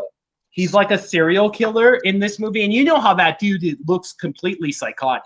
Like, yeah, I mean, that dude looks fucking crazy evil. He looks like Richard Ramirez on steroids. I've never seen Cobra. He's in the Dude, you haven't seen Cobra? You gotta see that flick, I dude. gotta see Cobra. I know. He's the one in the opening scene of Terminator. He says, "What's wrong with this picture? Wash day tomorrow. Nothing clean, right?" That's him. Wow, I gotta see Terminator again. I don't remember him in Terminator. Apparent. Wow, dude. You Really, remember he's in Terminator? You remember that opening scene? Your clothes, give them to me now. That Yeah. Hey, good accent. I like that. he's one of the punks. Right on. I'm busy undressing, dude. That was sexy. Oh, okay. But anyway, no, seriously, I really, I don't recollect him. I believe you. I just don't recollect that. But I remember the scene that you're talking about. I don't recollect him. It must have been a bit part. But that dude is so fucking evil looking. And like in Cobra, he's got this crazy ass knife, dude. Like this sick ass knife. Like it's even cooler than the Rambo knife and shit. Like he plays a really good bad dude. And in First Power, you've seen Trenty, you've seen that fucking what's it called, that Denzel Washington movie where it's like time is on your side. Oh, Fallen. You've seen that, right? Following? Fallen, Fallen. Oh, Falling. No, I have not. I know. Dude, I'm not a good you're movie missing watcher. out. Basically, Fallen is a ripoff of the first Power, basically. Without the first Power, there'd be no Fallen. So everybody who's seen Fallen, and don't get me wrong, I like that movie, but first Power is so much better, and it's grittier, and it's way more low budget. You know, so like you got to see that fucking movie, dude. It's one of my favorites. Lou Diamond Phillips. Oh shit, I like Lou Diamond Phillips. I love Lou Diamond Phillips. Oh, dude, I can't let you in. You gotta get your camera up, but I will once you figure out the camera. I'll let you in, dude. Because your camera wasn't working, but we'll get you in. Roger wanted to join, which is awesome. Always welcome. Stallone had a nice car in Cobra. I know. Everybody talks about Cobra. Like I gotta see it. Like the most movies I've seen of genres is like horror and superhero. I've seen a lot of that, and then I've seen the odd. I've seen quite a bit of other movies, but it's like horror and superheroes are like ones I've seen. Like I've seen a lot of. Me, I think it's like comedy and drama. So like dramedy. So I like my favorite is like dark comedy dramas, like dramedies. I love that shit. Well, have you seen Funland? No.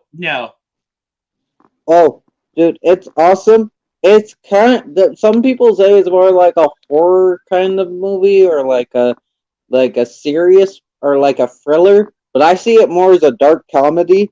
It's this movie from the 80s about a clown who like his boss dies and the amusement park he works at gets taken over by the mob and they force him to live in a wax museum, and then he plots revenge with his sausage puppet and wax figures of Marilyn Monroe and Humphrey Bogart. They all plot revenge of how he's gonna take back what's rightfully his. It's awesome.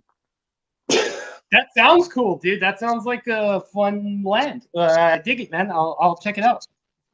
Oh, dude, it's good as fuck. It's like really, it's got that 80s stuff, and like if you look in the background, there's a lot of psych eggs, and some of them are kind of racist, but it's just like what? It's just like some of them are just like, what the fuck? Why is this even in the movie? That's horrible. I listened to you watch that. I heard your reactions to it. Hey, I got a good one. How do you circumcise a redneck? How? You kick his sister in the jaw.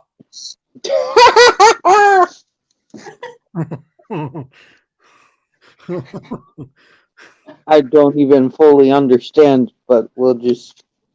It has to do with fellatio, but I won't say no more. Oh! And incest.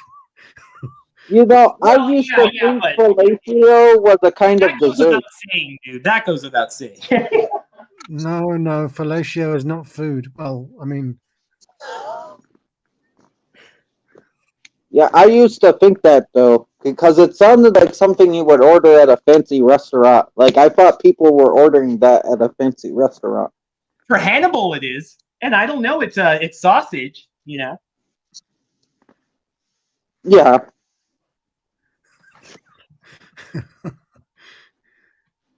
Just because you're a vegetarian doesn't mean everybody is, man. oh no, I know that. I know, dude. I know because of the sausage thing. It was a joke, dude. It was a joke. Sasha's a friendly vegetarian. What's that? Sasha's a friendly vegetarian. Well, dude, all vegetarians are friendly, man. I've never met a Oh mean. no! There are some mean vegetarians. Really? There are. Yes. There's this vegan teacher who goes around and compares people that eat meat to Nazis and like says that black people can't celebrate Black Lives Matter unless they're like vegetarians. Like she's fucking crazy. Oh, okay. Wow. But you always encounter the strangest folk. I've never met. All the vegetarians I meet are quite docile. I don't know. Yeah. I've never met her, but she like rampages on the internet, and I've seen videos about her, and I'm like, fuck that.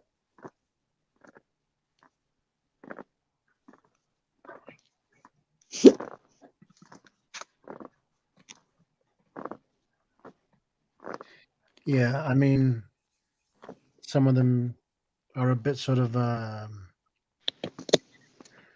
always trying to convert other people. I don't do that. Hey, I'm gonna don't no, Trenchy won't take any offense to this.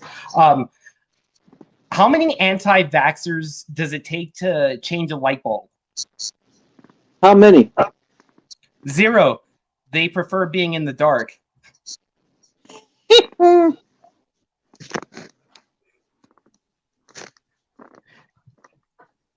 How many cops does it take to change a light bulb?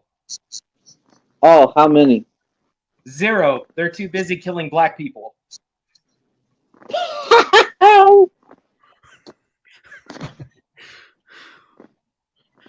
Yeah, they need to stop doing that. Tell me about it, man. It makes me not even want to have a tan. Yeah.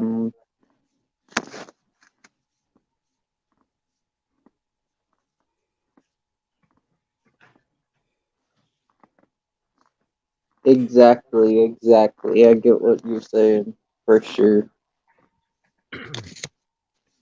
Be right back. Somebody's knocking on my motherfucking door. Hope they're not giving you a pizza. I'll take it from them. Fuck that shit. They found us. They're coming after us now. We are all targets of the pizza fiends.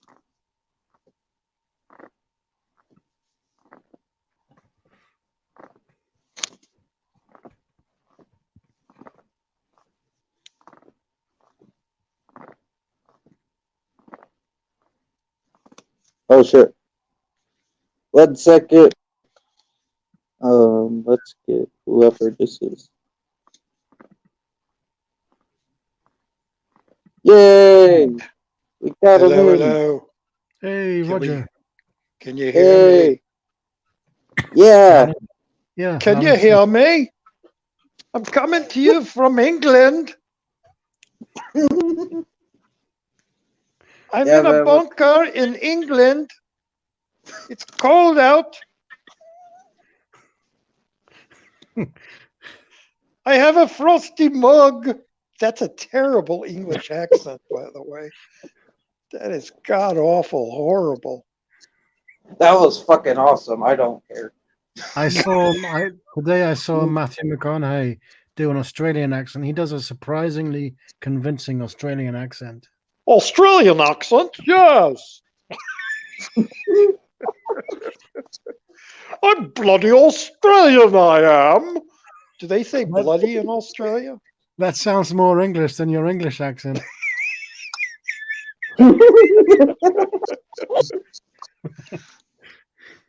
Oh, bloody hell. Oh yeah. Mother, fix me some spotted dick.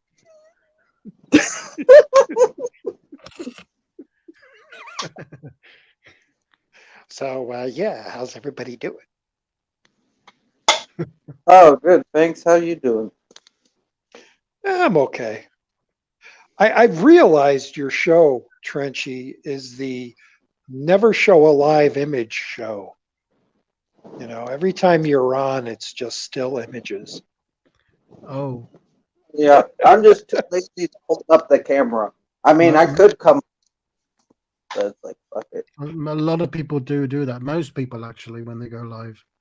And it makes me wonder. It's like, well, what's the point of the live stream then? Why aren't we just all on like what's that program where you just talk to each other with audio? No, I can't think of what you call it. I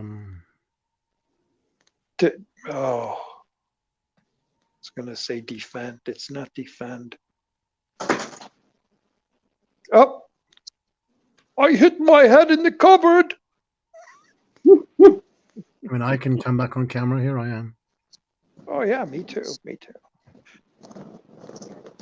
Let me see how I look. Oh, see, you don't want to see me. I'm the guy, you know, looking over the fence. That's fucking dope. What's going on over there? You're a Hey, you're a let me curtain in. you're a curtain twitcher. What's a curtain twitcher? Someone who's always That's someone, what you- you're a busybody. He's always interested in what other people are doing, looking at other Oh. people. Oh, Is that what they call a peeping Tom?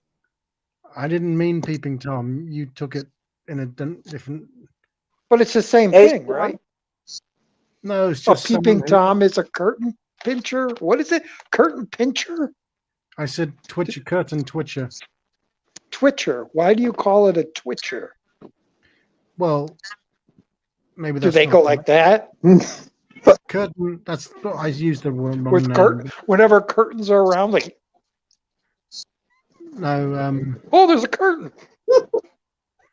I've heard of carpet munchers, but not curtain twitchers. What's going on, Roger? I'm twitching because there's curtains.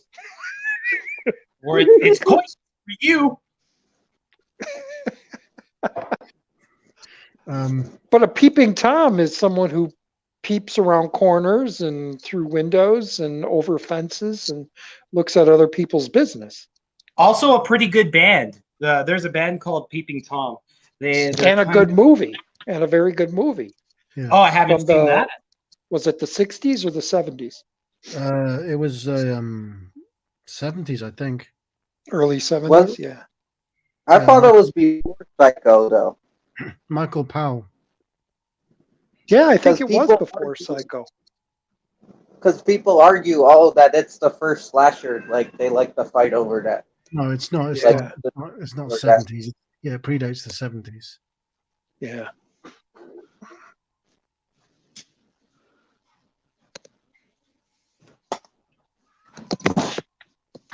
Yes. Predates the 70s.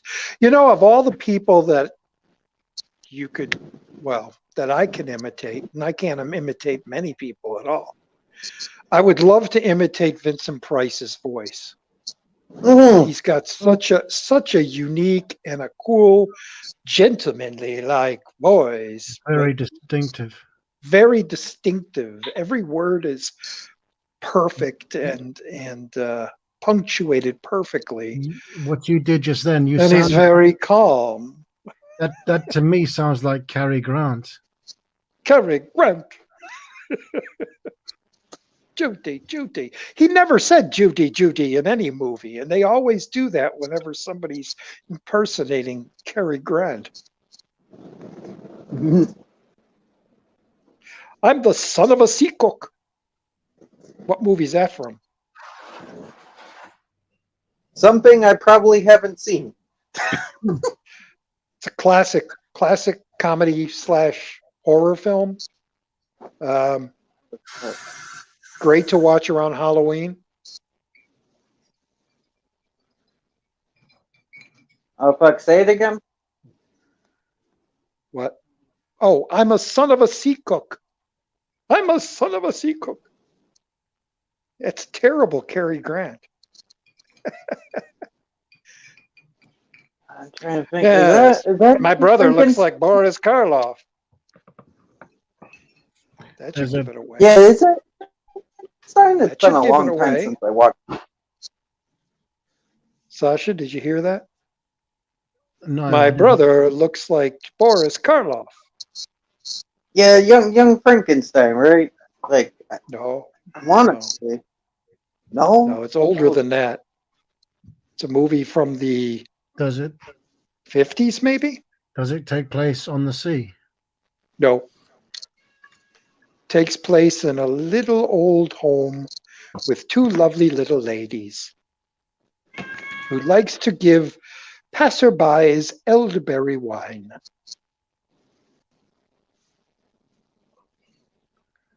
Oh, Oh, that's shit. a big clue. um, And they have 32 bodies in the cellar. This sounds awesome, though. Like, wait, is this? Come on.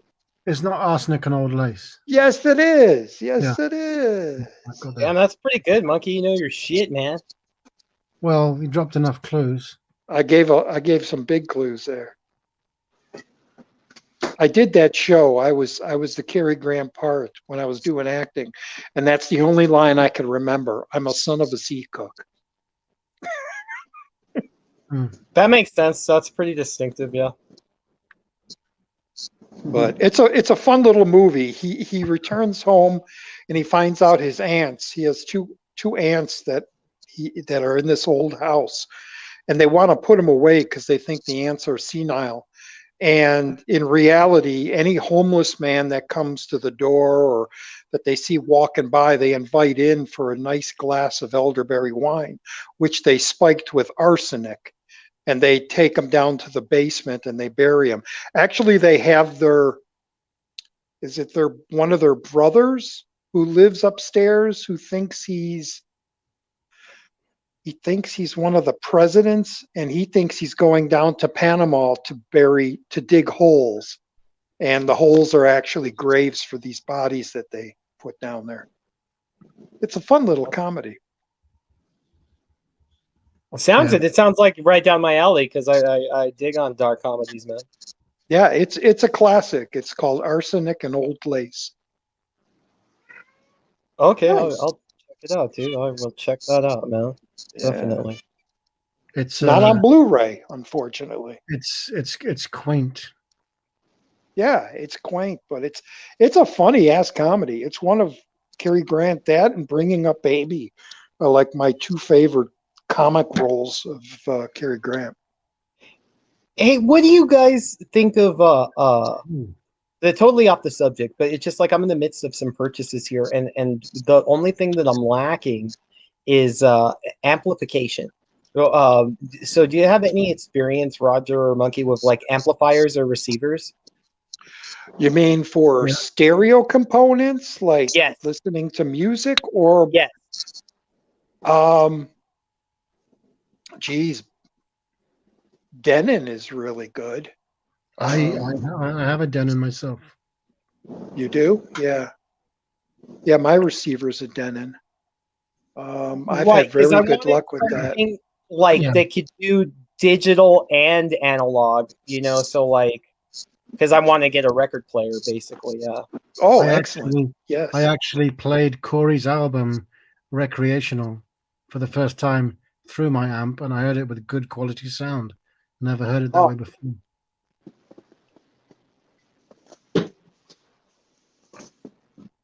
Oh, that's on this. Cool. I'll check. I'll look more into the Denons. I've seen them.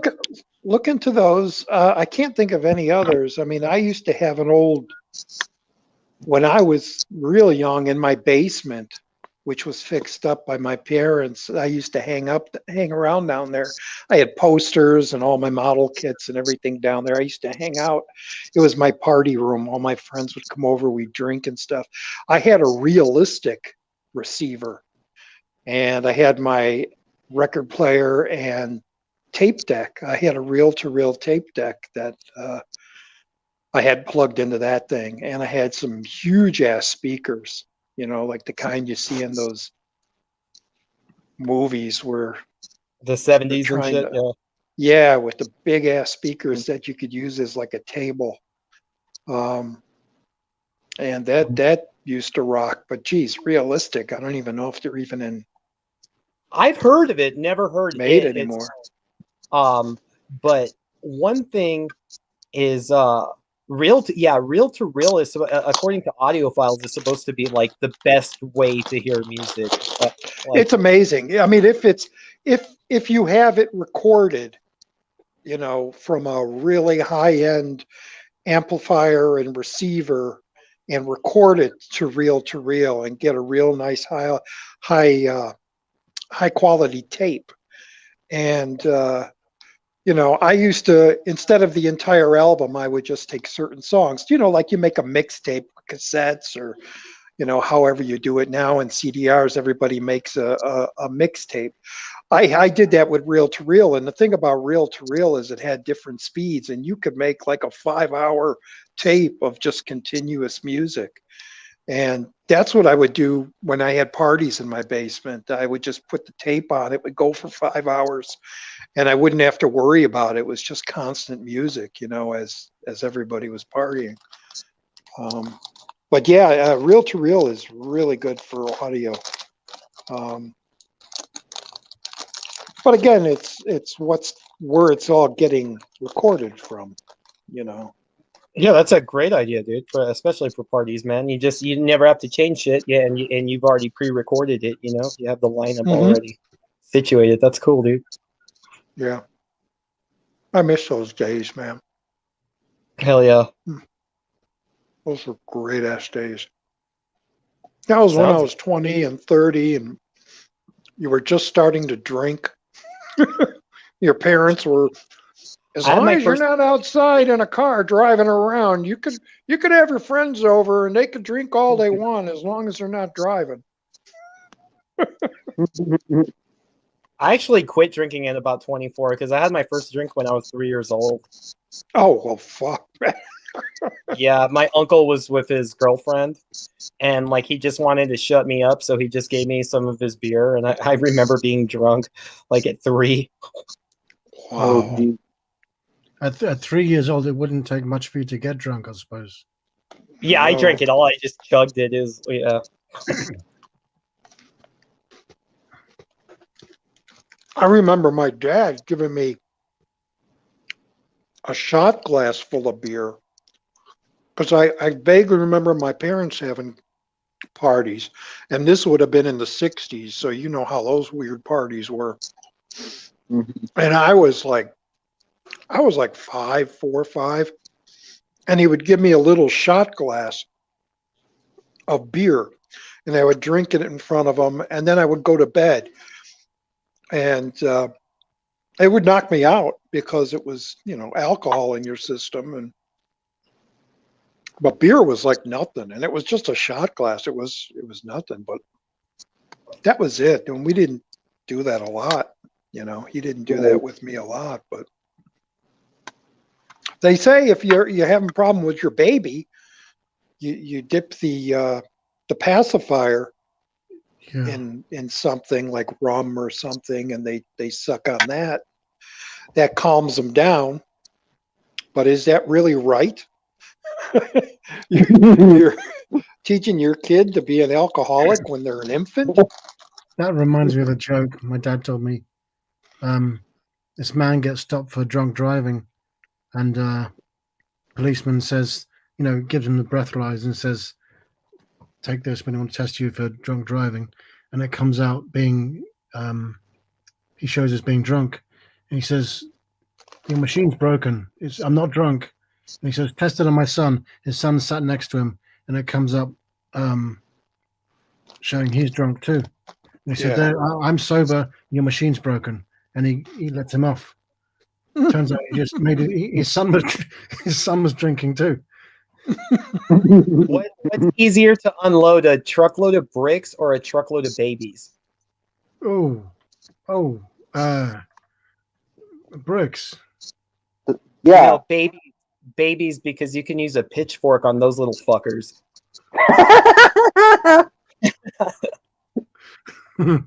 Yeah, my favorite was always, what's worse than a truckload of dead babies?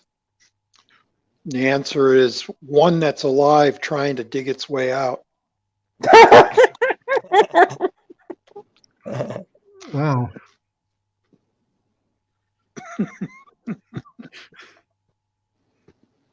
Are we going to go down that road? Dead baby jokes? That's fine with me. I hate screaming children, so yeah. We can definitely go down that road. No, You say that one now. watches this anyways. I have 3 screaming children next door to me. Oh, I hate when I they're can't next door. stand that shit, dude. I really can't, man. That's one of the reasons why I'm getting a good sound system, is to drown those little fucks out, man. Because I feel like Anakin.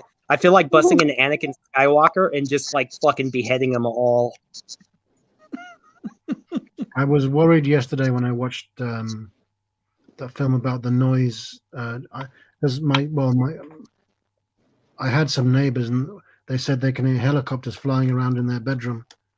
And that was the drumming, huh? Then a deaf woman moved in, so that was okay. They haven't complained yet. Oh, okay. Were you watching something with helicopters? Yeah, yeah, I was at the time. But Apocalypse Now? my sub That's what I was was thinking, dude. actually no. It was I think at the time it was one of the Transformers 3 or 4. I don't know. Titty Twister. John, it's the Titty Twister Um, from Dusk Till Hey. Dawn. there it is. Yeah. I just found the picture I was looking for. Oh, this is. I don't know if I should show you this picture, but I want to show you this picture. Is it a dead baby? No. Oh, please let it be a dead baby. Please let it be a dead baby. Yeah. Mm. It's not a dead baby. Don't show a dead baby. I don't want to be hungry right now. Like, let's not show the dead baby. I met a baby the other day. You met a baby. Yes. That right there is a great line for an opening line for a book. I met a baby the other day. I don't know how I'm related to them. Babies? Well, this one in particular, I mean. You were related my- to a baby that you met? Yes. Is this an old girlfriend you didn't know about the pregnancy? Or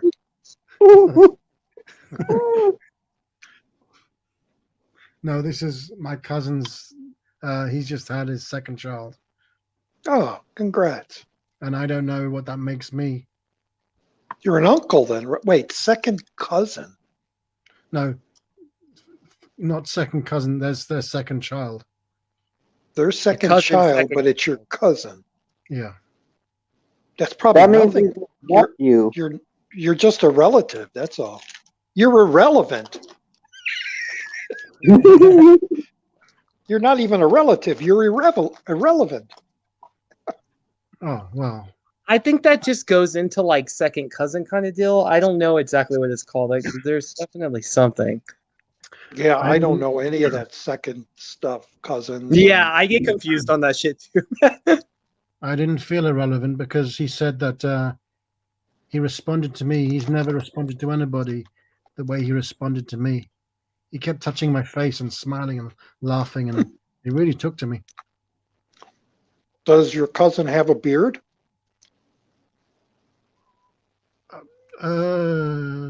He's got something. Maybe he was attracted to your furry face. Yeah, Mhm. made him ever so happy.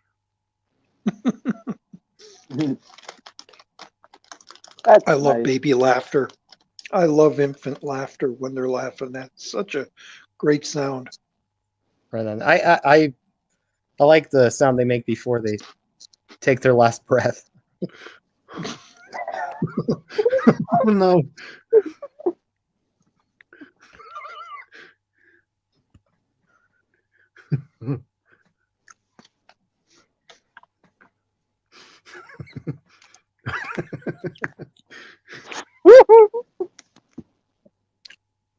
I'm in shock.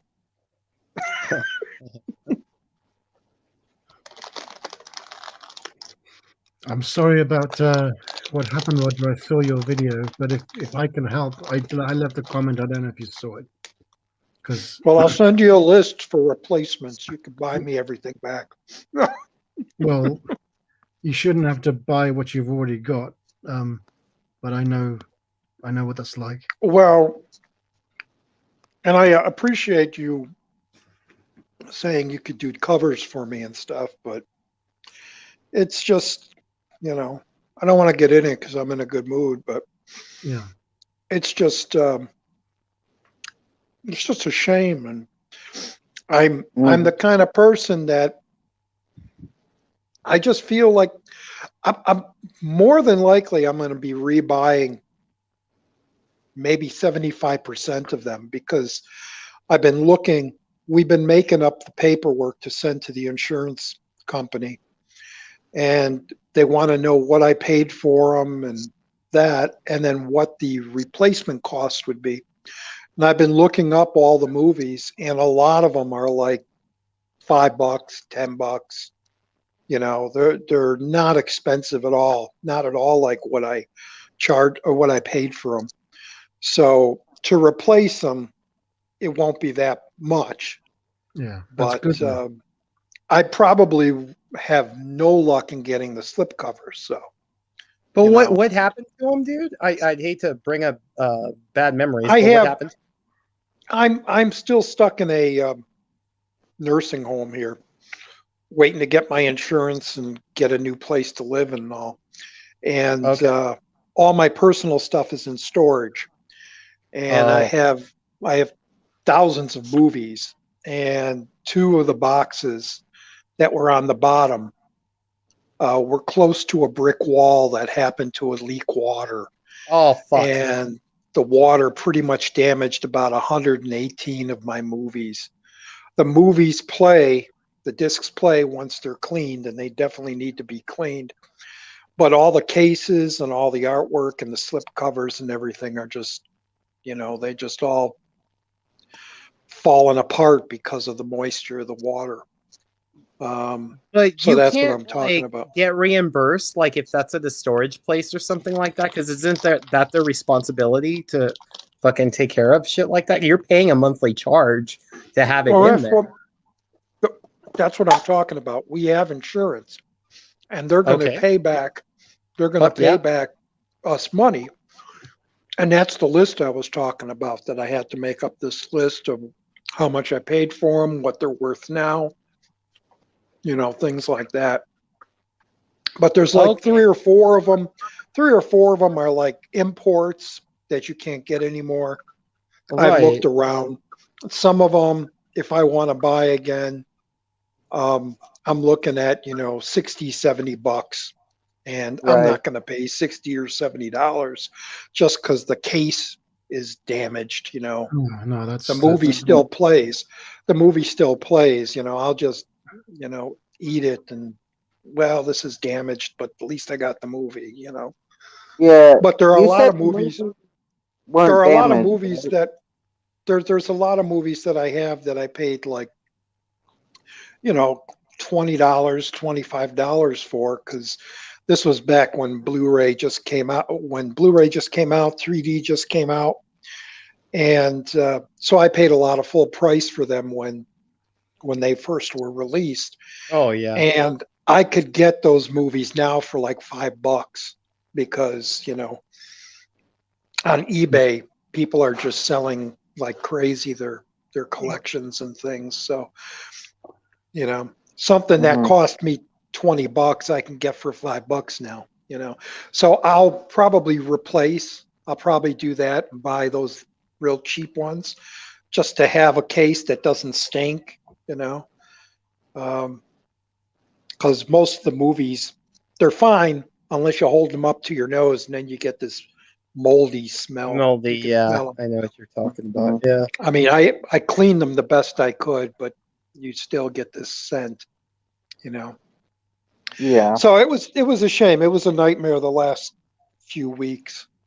But I've been watching them, and they all play fine. Dude, if they all play fine, I wouldn't even. I would just. I would try to get the insurance to cover it, of course.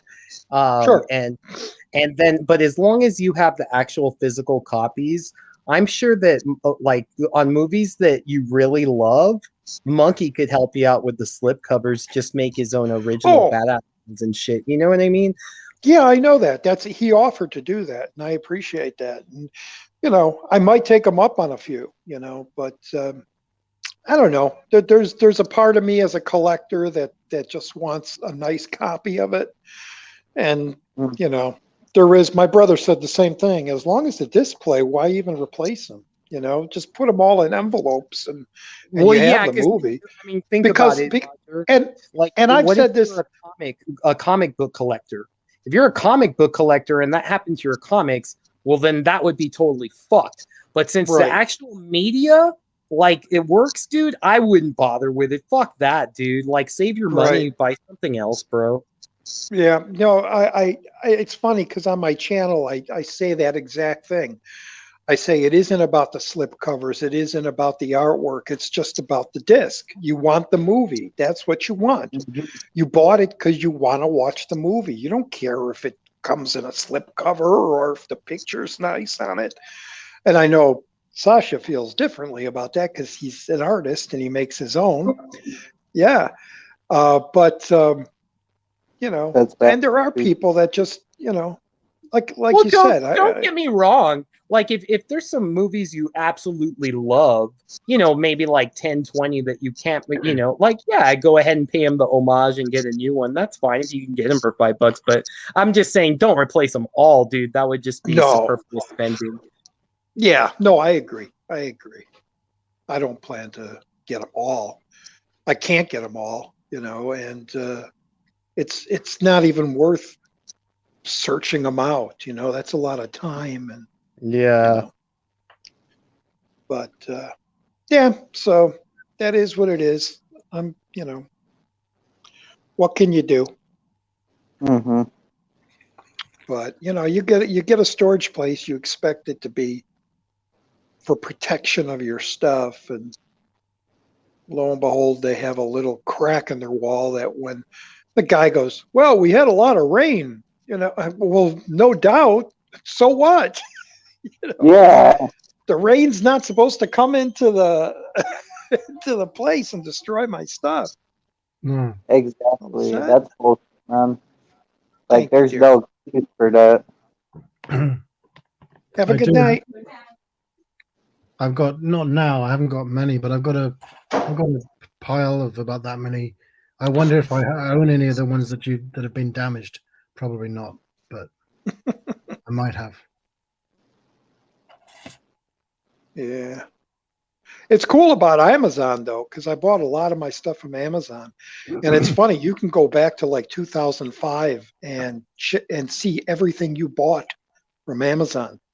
That's where I got the dates and the actual cost of what I paid for everything.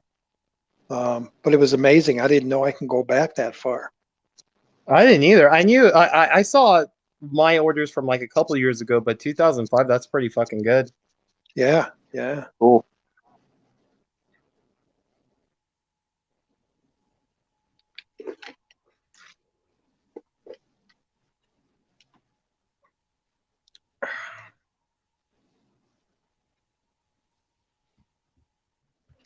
So what the hell were you guys talking about when I came on?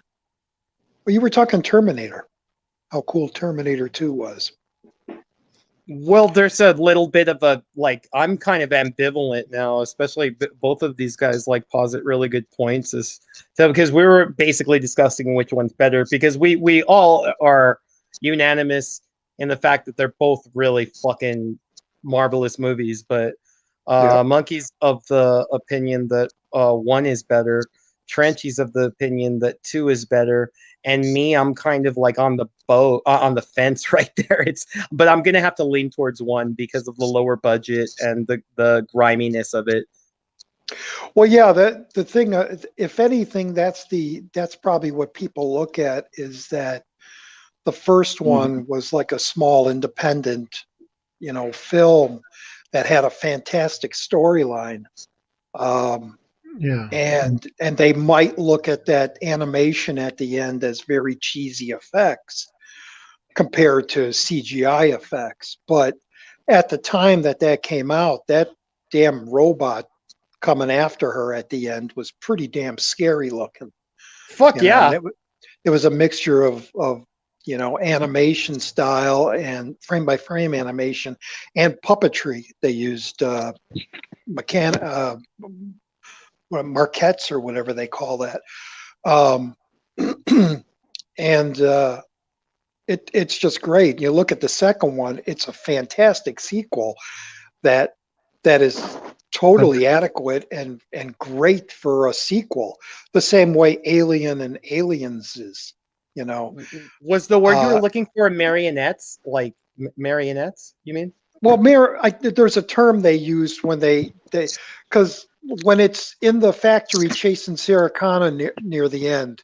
Yeah, I know what you're talking about. That's not that's like a puppet that they're using. And the term isn't marionette. That's the puppet with the strings, but maybe Right. it is a marquette or something. But it's the same. You know, the arms have rods on them, and they move the rods, and it looks like the arms are moving. Yeah, that's know, things- marionette, man. Yeah. Marionette, yeah. Yeah. So, you know, and that might look cheap to some people, and they look, oh, it's dated. You know, it looks the '80s and this and that. You look at So much more T2. difficult to do something like that than Oh, use sure. CGI. Yeah, Oh, so I sure. got more No, it respect for is. that. That's why It Monkey is. converted me on that one, man. Like, but Trenchy brings up some good like points as far as part 2's concerned, and with storyline, especially Sarah Connor. Sarah Connor's so much more complex and gritty in part 2, you know. So they're both really fucking good movies. Yeah, I take them as equal. You know, they're both of their time, and they're both fantastic storylines. They both have great characters and characterizations, and story arcs, character arcs, to all that. And I love how it ends. You know, the second one comes to an end, and everything's good. It's a happy day. You know, they stopped Skynet. You know, there was no need for any other sequels. You know, I agree with you there, dude. Everything past 2 sucked ass. They should have just let it be, man. Yeah, I like Salvation. but I'll play for Salvation. That's about it. I saw it in the theater. I was not impressed. Sarah Connor, the Terminator, the Chronicles. What was it? What was the actual name? The Sarah Connor Chronicles. That was decent. Yeah, that was a good. If you want to go for another story after T2, yeah, that's a decent. I haven't seen that, but that's not with Linda Hamilton, right? No, no. Lana Headley plays Sarah Connor. Oh, okay, There's yeah. And you got Summer Glau as the Terminator. Yeah, Summer Glau from Serenity, and what's the show's name? I'm drawing a blank. Firefly. Firefly. That was a good show. Yeah. But no, I look at the two movies equal. They're both 5 stars to me, and I don't fault either one of them. I agree with Sacha going back on past streams when he brings up. He had a conversation, I believe it was with LJ, where you guys were saying it's more of a horror film than a sci-fi film. And it is. It's like a stalk and slasher film, you know, but with a robot. And I look at the same way with Alien and Aliens. They're two totally different movies. One's a war film, one's a haunted house film. Yeah. And they're both perfect. They're both perfect. Both directors did great jobs. They both had fantastic stories and did what they needed to do. The intensity of Aliens, the way that builds and builds, and it never stops, and you know, it's just fantastic. But again, never needed to have a sequel to any of them, you know, to either one of those franchises. But I just noticed the scroll.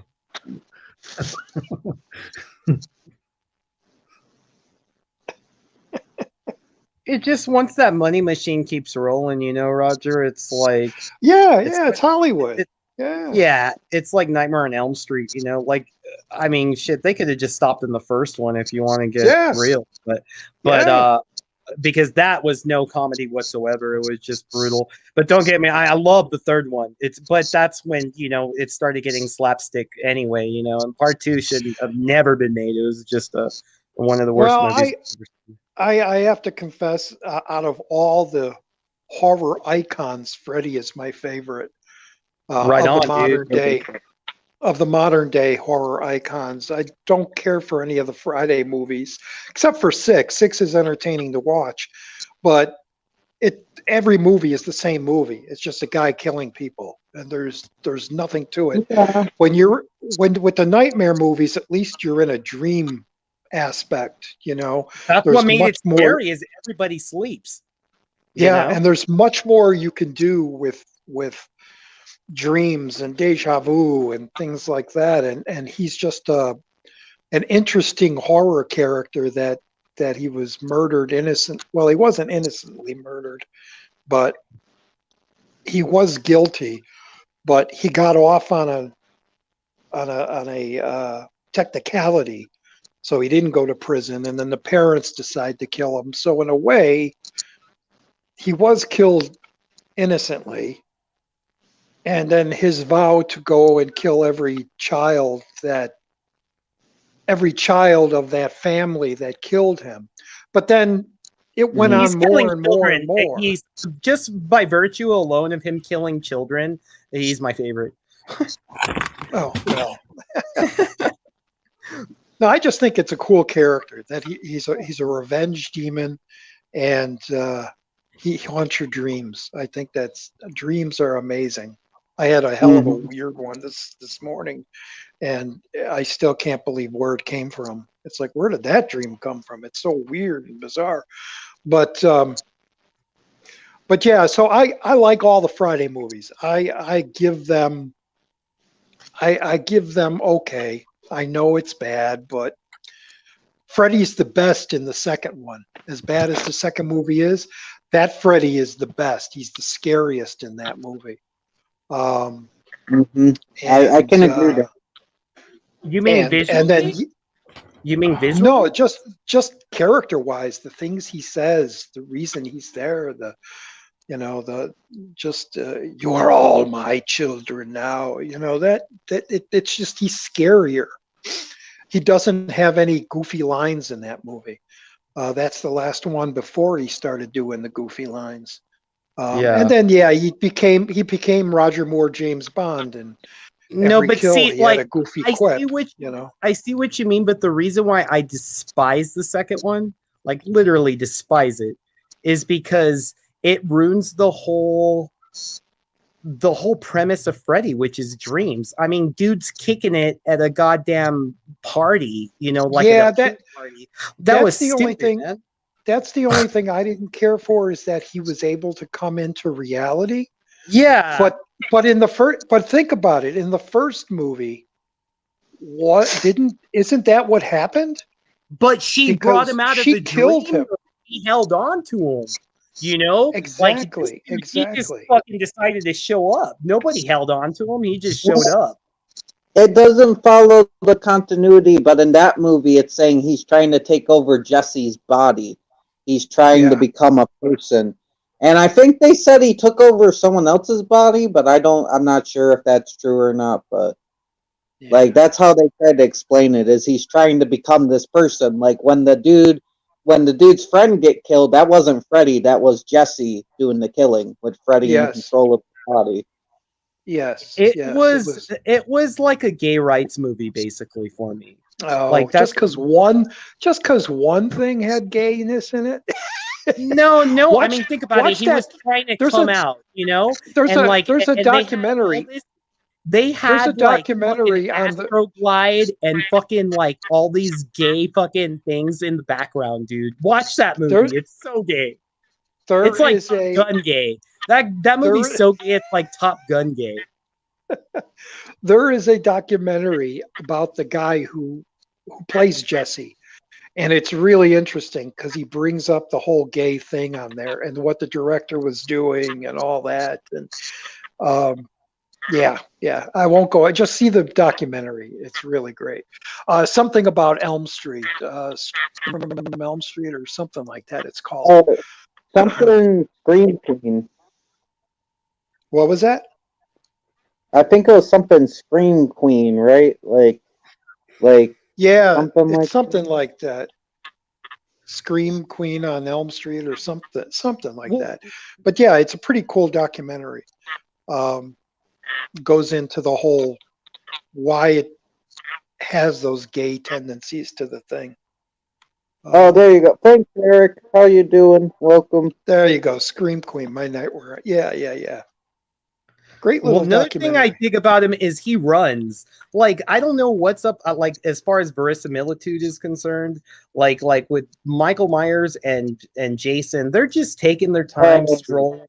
And they always manage to catch the victim. But Freddy will run after you, man. Yes, Eric, yes. He used Freddy to doesn't. sprint. Well, Freddy could run if he wanted. He runs. He ran in the alley after Yeah, what's her name? Was it Cindy? but that's what I'm saying. He runs. The Michael Myers and Jason don't. No, Well, Jason Jason did runs. run. Jason Jason runs. run. Oh, he does. Jason Like, will fall well, out. I haven't seen them all. I've seen up to like 4. Does he? He probably runs in the later ones. No, He he runs in runs 2. a couple. Yeah. He Oh, runs yeah? in the second one. Yeah. Oh, okay. Oh, I gotta He's rewatch falling out. those actually, even though they're fucking cheesy as hell. I would still see. I prefer Jason to Michael Myers, but Freddy just mutilates them both though. Yeah. Well, like Jason's I my said, favorite. those movies are all just, stalk and slash. There's nothing. I don't find anything. I don't get anything from them as I do with the Freddy films. Thing. That's He should have fair. killed Corey Feldman. I would have rewatched that a bunch of times. If he I killed him. mean, Corey Feldman was good in the movie, man. Like that, I like the character of Tommy. Like Corey's a fuckhead now, but I Sure. like the character of Tommy. Oh, don't get me wrong. As a child actor, he was fucking great, but it's still. I mean, shit. He could at least die in a movie though. That'd make me happy. Oh, but I like that character. That character went on to do like terrific stuff. Like Yep. Shit, Corey was Tommy even Jarvis in is the Cheers. man. Corey was even in Cheers. He's in a lot of things. I just noticed something. I'm looking at the back of this. Harsh Times. The editor is Conrad Buff. Oh. He was the editor on T2. Dude, do a slip cover See to how that. that with all makes a Freddy on the circle and cover. comes back? That all comes back to Yeah, T2. that's not the nicest image, is it? It's pretty photoshopped. It's pretty boring. No, it's a shit image. And Freddy and Eva Longoria need to be up on there too. Do you know what I want you to make a cover of, Sasha? That is a cool, kick-ass cover. Is for the movie The Martian. Because all you got is that damn face looking at you in that poster. An extreme close-up. It's so boring when they could do Mars shot or something, Yeah.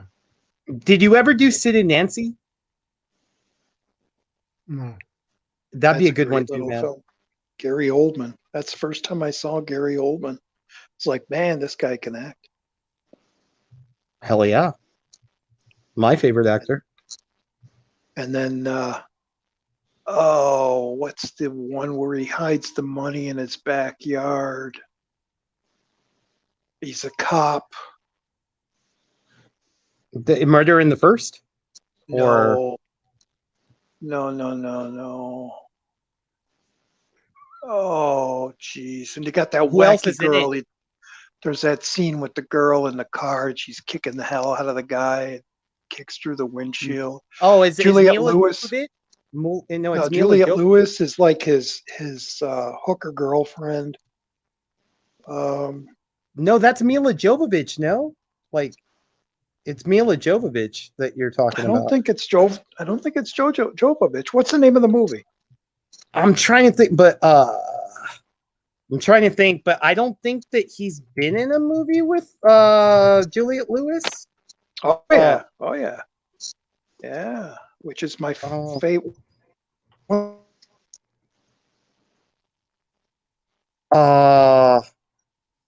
Well, shit. What is it? What movie is that? Oh, dude, I haven't seen True Romance, Eric, but Leon the Professional is fucking the shit. That's a good ass movie. And Gary Oldman's fucking scary as fuck in that movie. He's funny, but he's also like very creepy.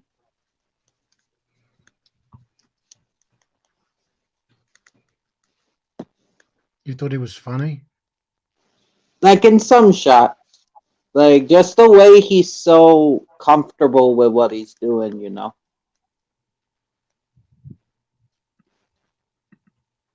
I'm a disturbed individual. Leave me alone.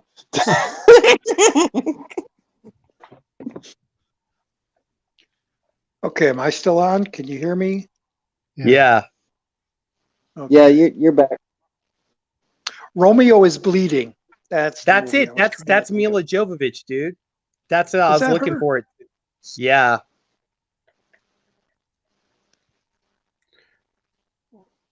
No, Lena Olin. It's Lena Olin, Annabella how do you say that? Juliette Lewis and Roy Scheider. From Jungle Fever. Yeah, how do you say that name? Sakura. I'm not entirely sure. You know what was But tripping me out is because the other day, like I know we were talking about that murder in the first, and there's another movie with I don't think I've even seen it. It's with Gary Oldman and Kevin Bacon as well. It's called Criminal Law. I've never seen it. I've heard Me of it. neither. I've never seen it. I haven't seen it either. It's supposed to be really good. But one of my favorites, if you guys haven't seen it, is State of Grace, man. I think Ed Oh, Harris. yes. Yeah, Yes, that's that is fucking great. Sean Penn, Gary Oldman. I mean, come on, that movie's too good, man. Ennio Morricone. Trench is my Thank you, John. sister. I appreciate that. Disturbed individual.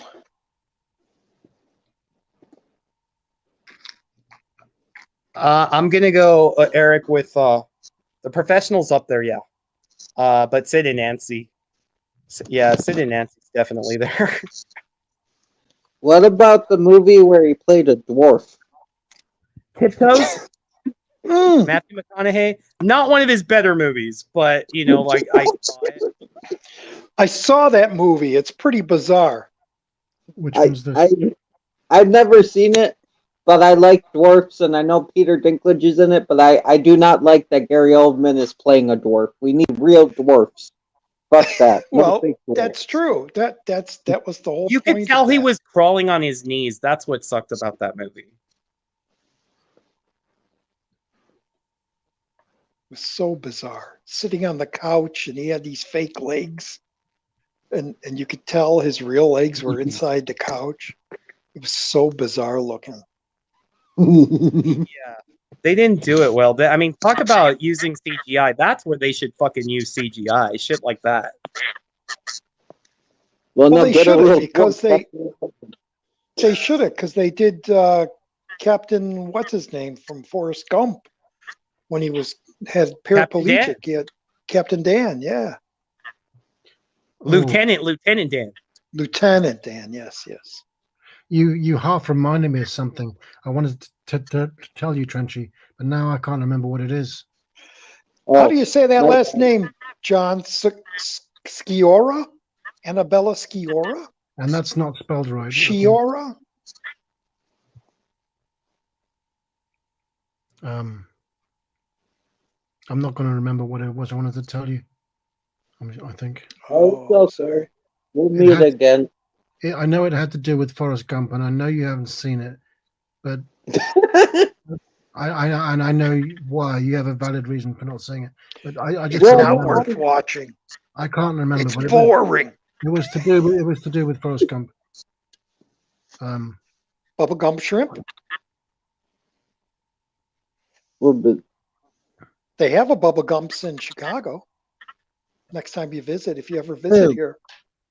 Ian, I'll take you to Bubba Gump's. Welcome back, Ian.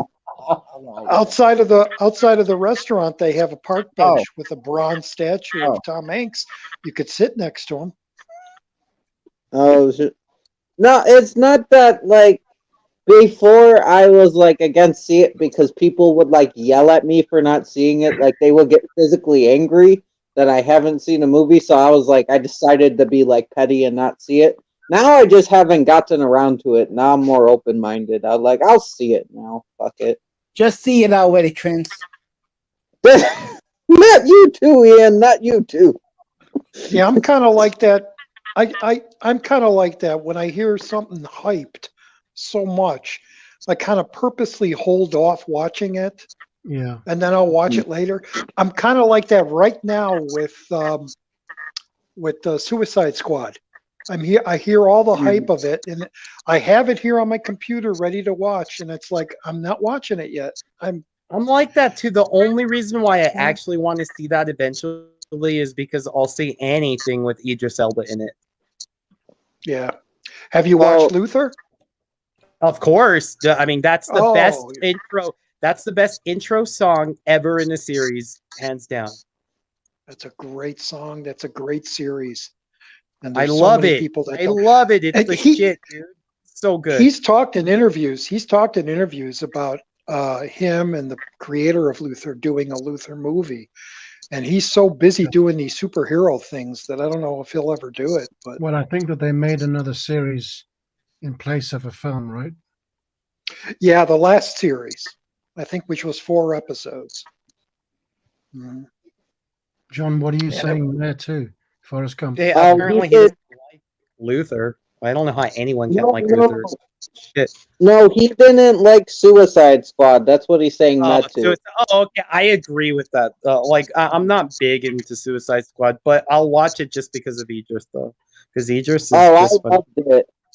I loved it, but I'm a fan, so I'm biased. Like I was a fan of the comics, and I think they got like the spirit of it right.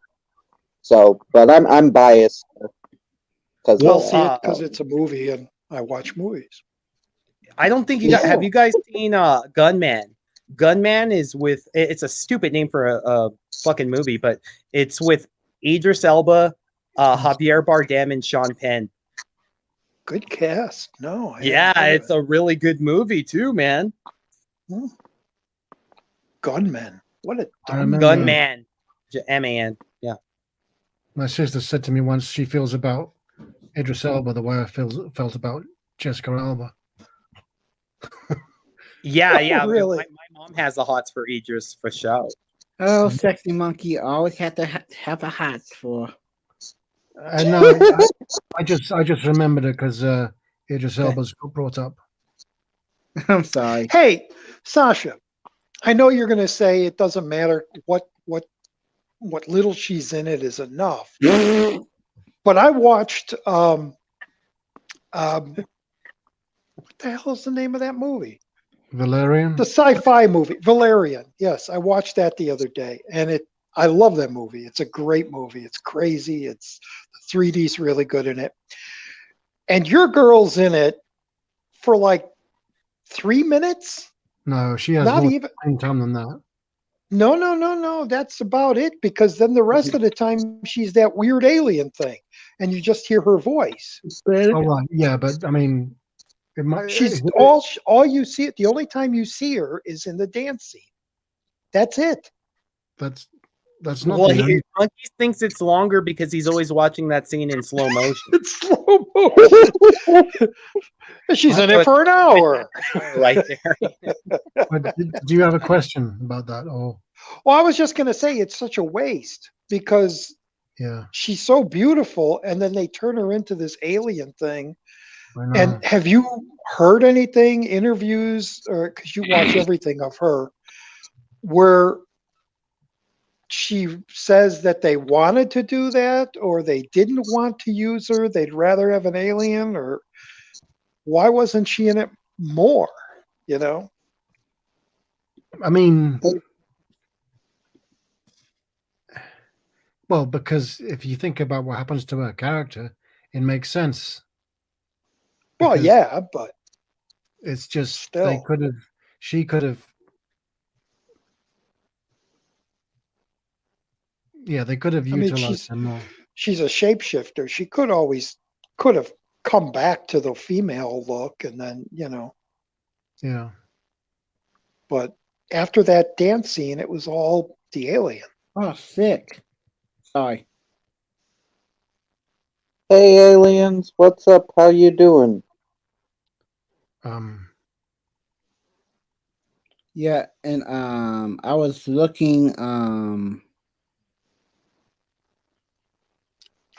Killer Monkey movie with Terrence Stamp and I like Terrence Stamp and Young Guns. Cory's confused me. He just said water. What's he talking That's always Cory, man. He's just saying random ass shit. Maybe Water, he's really thirsty. He might be in the middle of the Sahara Desert or something. water, salt. Water. Give me Salt. Pune. I Pune. found out the other day that her double for that scene, that fantastic dance number, was actually Jeff Goldblum's wife. Gina Davis. And she was also Emma Stone's. Gina Davis. She was also Emma Stone's double for La La Land when they were flying. That was because she's a puppet. A marionette. what's the word? It starts with an A. She's a Alien. she's an aerobic person. Aerobicize. Aerobistructor. Hey, Swedish, how you Athletic? doing? I almost want to find out who she is and see what she looks like now. Jeff Is it Gina Goldblum, Davis? Jeff Goldblum and Steve Buscemi should win an award for the ugliest actors. They're all bug-eyed. No wonder why he played the fucking fly, man. They're fucking bug-eyed. They're just weird, fucking ugly people. Goldblum's awesome. They're Goldblum is awesome. awesome. I liked him in the original Fly. That's about it. Have you seen his television show, The History of Curse Words, or whatever it's called? No, I never even heard of it. It's great. Every week he does, or every episode he takes a curse word like cunt, fuck, shit, whatever, and they do the entire history and tells you where the word came from, how it's developed, and where it changed, how it changed, the spellings and all that. And his charisma is so funny watching how he's going through all this stuff. I wonder what he It's a does really with the cool word. show. It sounds it. I wonder what he does with the word bitch, because I cuss profusely, but I refrain from using that word just because of from whence it derives. So I wonder if he draws the same conclusions.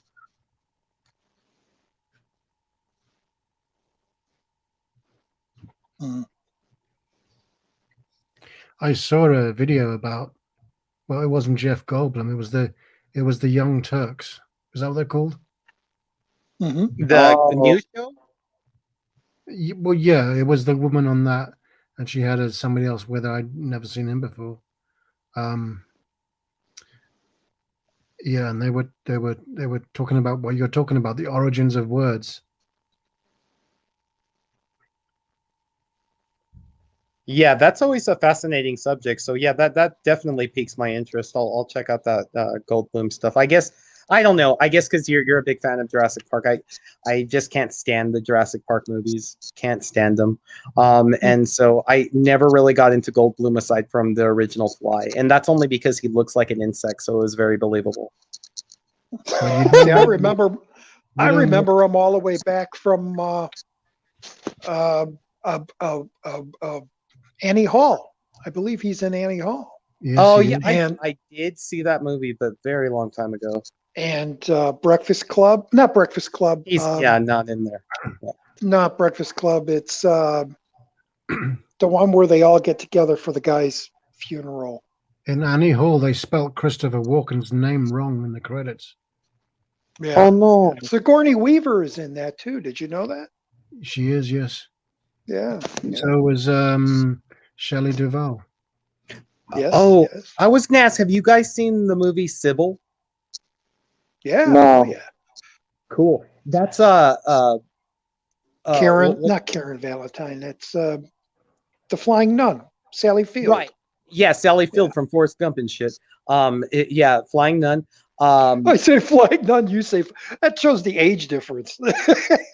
I should have said Gidget. I know what you're talking about though, but like whatchamacallit, I never really got down on the show, but it's phenomenal. The reason why I got into this because I was taking a psychology class in college, And well, my teacher was really hot too, so I wanted to impress her.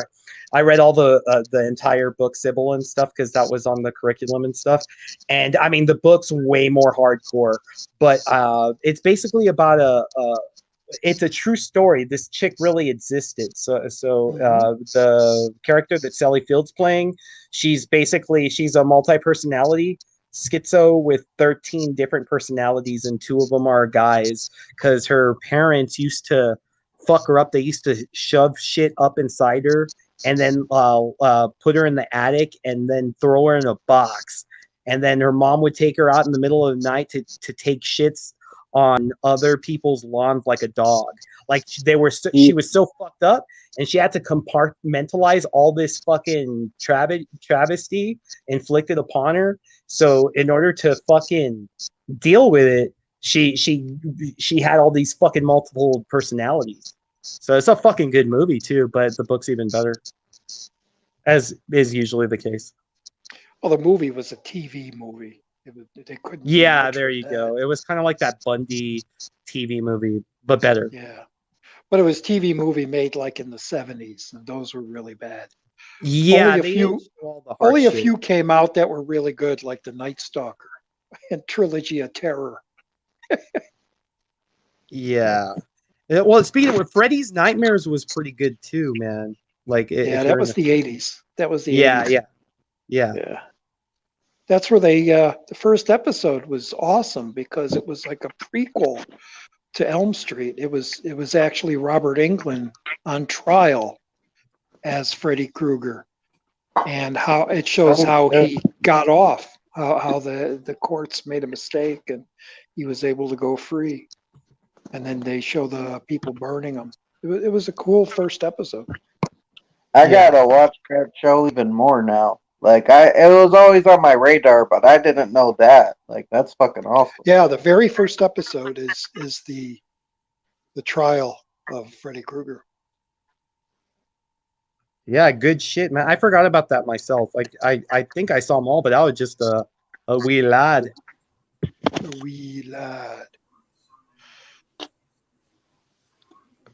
Who is this? Is Mhm. What the fuck? That's right. I was just looking at John. Death Wish. Jeff Goldblum was in that. you mean the one with fucking Charles Bronson? Yeah, he was Shit. one of the rapists at the beginning. That I can believe. Oh God! Yeah, What is that? What figure is that, John? is that Thundercat? Can you hear me? Thundercat. Yeah, Yeah, I hi, just John. heard you. Well, I was talking. I didn't hear nothing. It was weird. Well, now we can hear you. No, that's Yeah, from. now That's from the original Filmation Ghostbusters. That's one of the werewolf character from Filmation's Ghostbusters. Before. Oh, one with the gorilla. Yep. Bro, Yeah, that's that was sick, one, dude. that was one of the bad guys from that shit. Yep.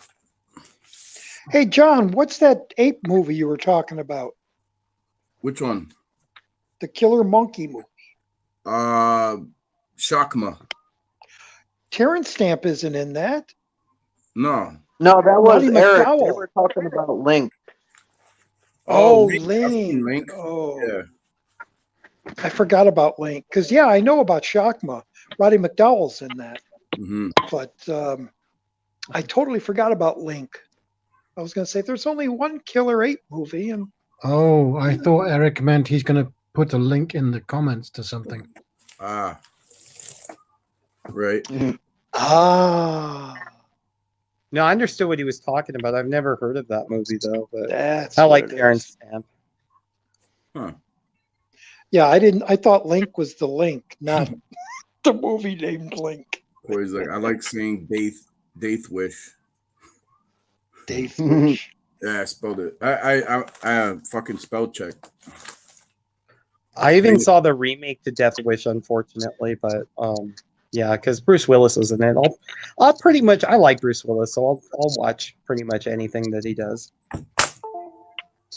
Right. the hell is going on? Corey, I sent you your package on Thursday. Hopefully it's not going to get damaged in transit, but I sent it to you, what, 3 days ago? Well, 3 days ago for me.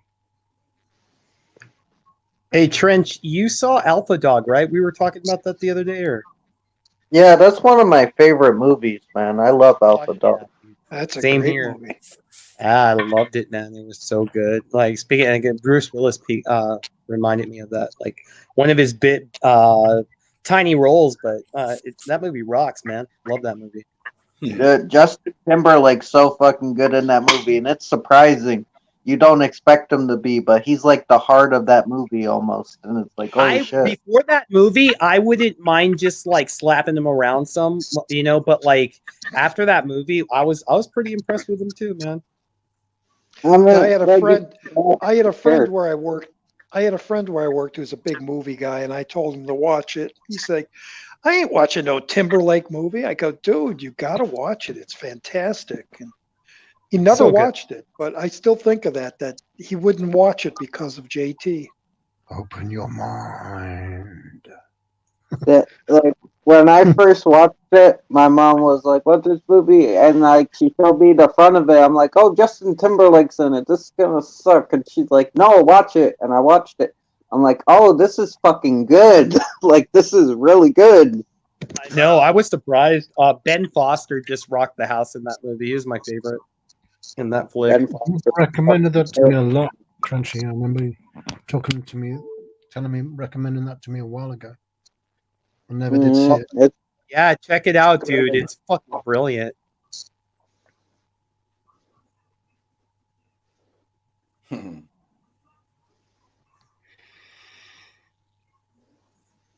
So good. So good.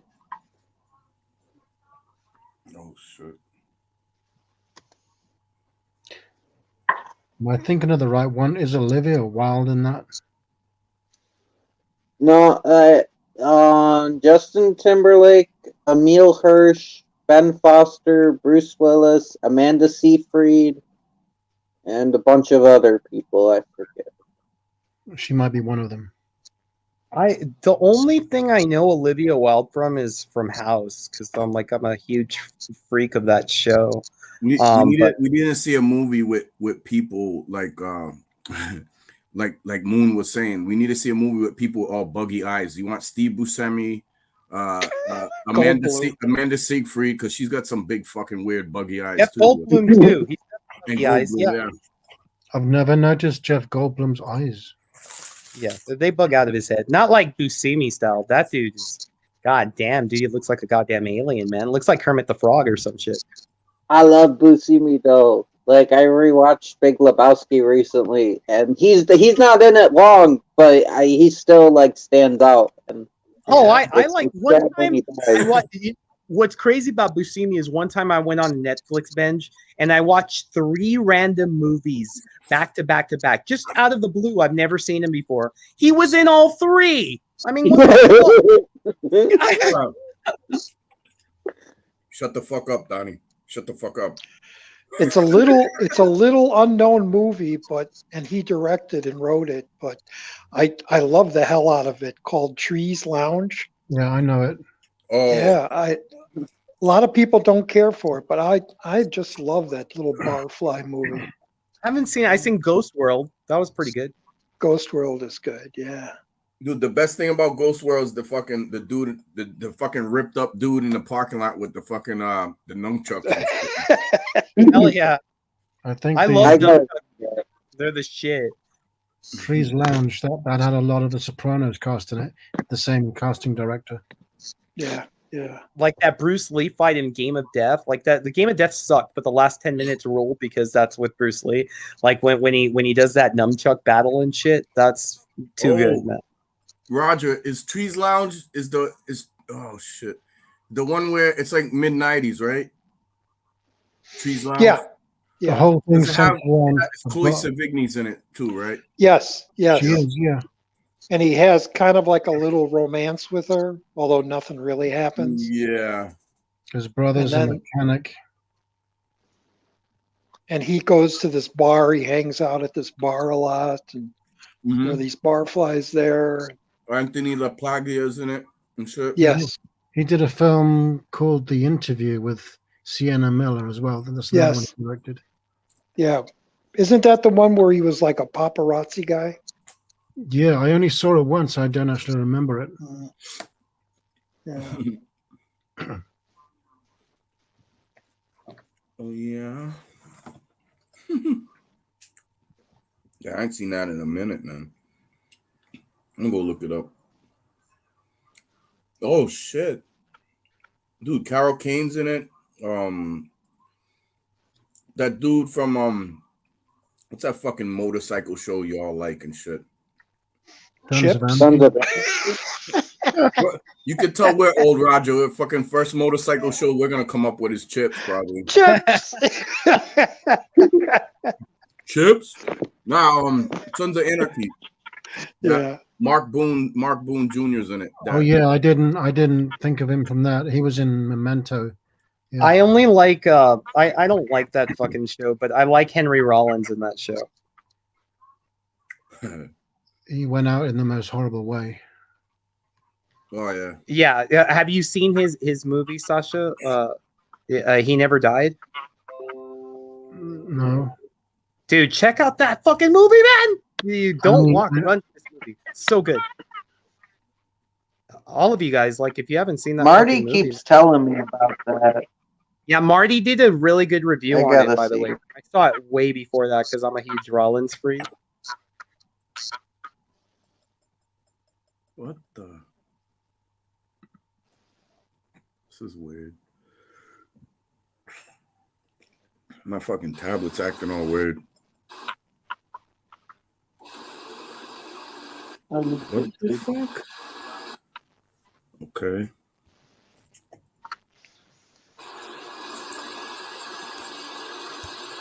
That don't make no sense. All right, I'm back. I don't know what the hell was that about. Yeah, I haven't seen this movie since the midnight. No, I had like some. I was trying to navigate through something, and this video just popped up out of nowhere, dude. Fucking Steve Buscemi.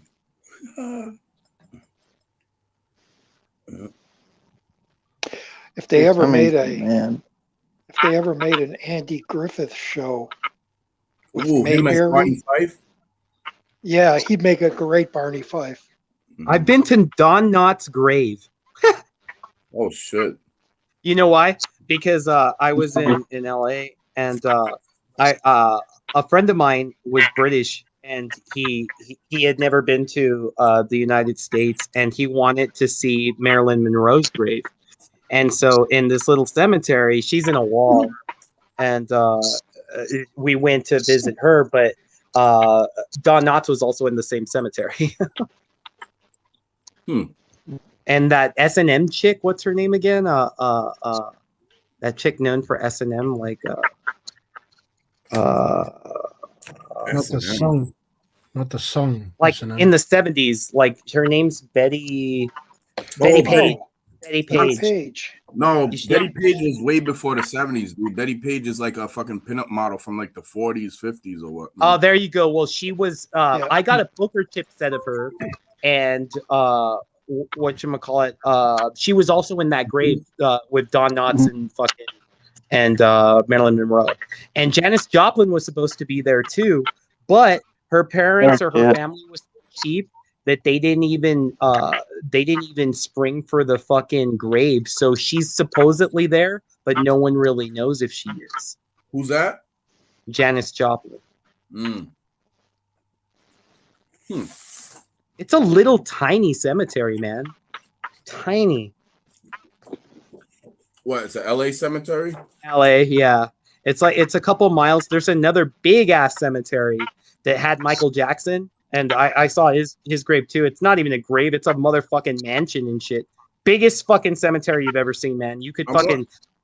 I took a shower over there. I wonder what cemetery they use for like certain movies. Because there's like a few movies that you can point to that have this like a big cemetery, and it's like, oh, that's the same cemetery that was in this movie or this movie. And a lot of times it'll be like I remember the Nightmare on Elm Street, and I'm like, there's no palm trees in Ohio. Fucking like that shit, like, and then like there's always that cemetery that they show like in a lot of different movies. I'm wondering if it's the same one and shit. You know what I mean? I couldn't tell you, but one thing about this one is like I've never seen a cemetery like so fucking intricately, meticulously cleaned, man. I mean, methodically, it was like fucking crazy, dude. Like, I mean, it was like they had fucking gardeners like 24/7 just making sure that it's pristine. Huh. And so Michael Jackson's grave is the hugest I've ever seen. It's just like a huge ass building.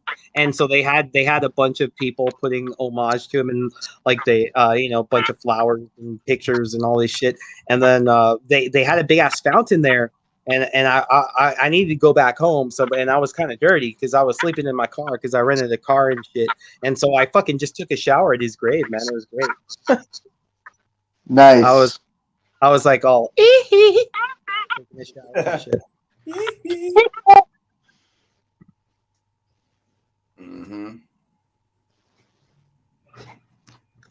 Mm-hmm.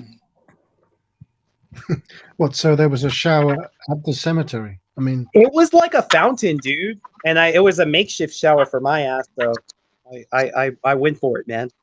And it was like real early in the morning, like the sun was barely coming up. So like, if anybody got a free show, well, lucky them. But you know, I had a good, cool, fucking serene moment there. Right. And I was a little bit too old to be like ogled by Michael, so you know, I wasn't too concerned about that. What the fuck? Yeah, because you know he's all about it. I like to have them kids in my bed. He loves that. Yeah, I mean, I used to like his music as a kid, but like you can tell who the hell puts a fucking amusement park in his fucking house if they aren't, trying to bait little children to come over. Well, I mean, I don't know, like that's one of those things I don't think we'll ever know the truth fully. But like, I don't know. Look how fucked up Corey Feldman is, and he was his best friend. I mean, one thing you can point to is anybody who has fucking extra pajamas for kids in their crib, it's probably suspect. So, anybody who gives wine to children, and fucking and likes to have them sleep in their bed, is suspect, dude. Definitely. was it you, Trenchy? I was talking about this the other day. I think you and Brian had this conversation. I think so. Like, Michael Jackson seems to come up a lot. Like, I feel like we've had this conversation a few times. He's very topical. I was right. Olivia Wilde is in Alpha Dog. There's a picture of her in her underwear on the UK edition. Oh, is she the blonde chick that seduces him in the pool with the Amanda Seyfried? Well, no, she's a brunette, not blonde. Oh. So maybe she has dyed hair, but she's a natural blonde. I mean, brunette. Well, I haven't seen that movie in a while, but I bet you, you're right. Yeah. Oh shit! What movie is this? Alpha Dog. Have you seen that? Alpha Dog.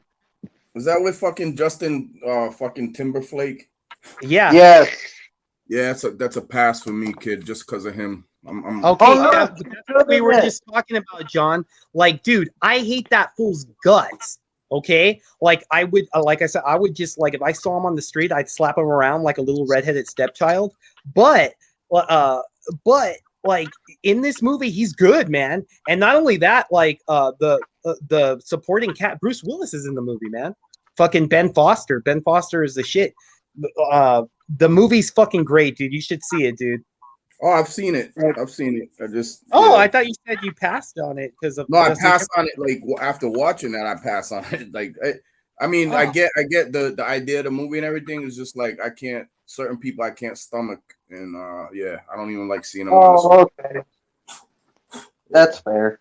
I can't stomach his music. He did pretty well in that movie, though. I think. Wasn't that him in the film with he did a film with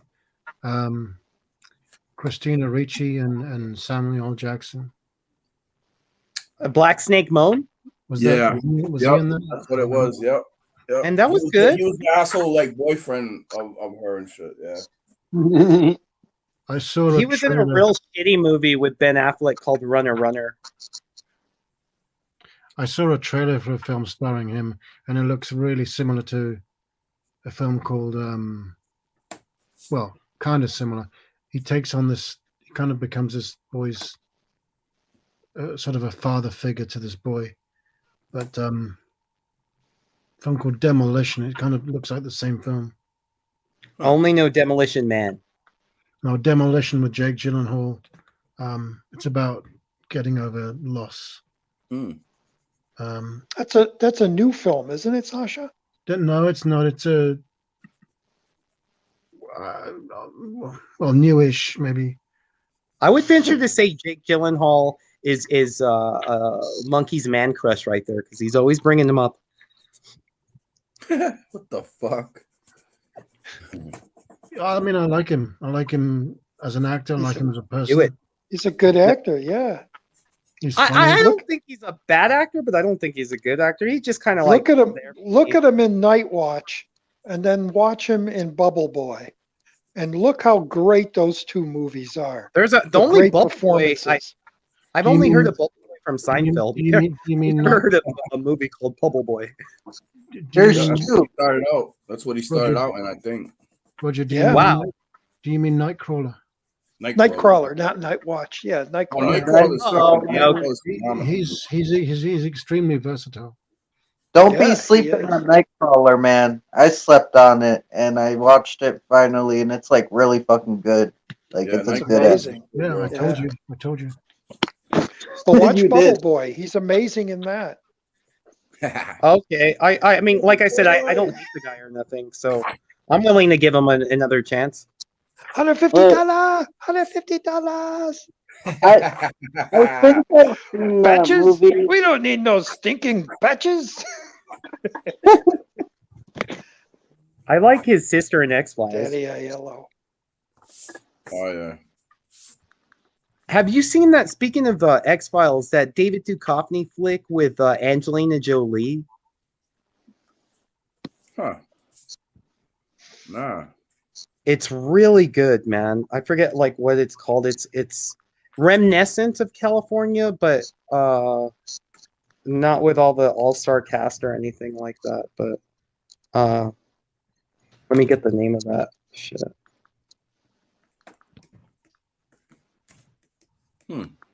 It's called Playing God. Nope. Haven't seen that one.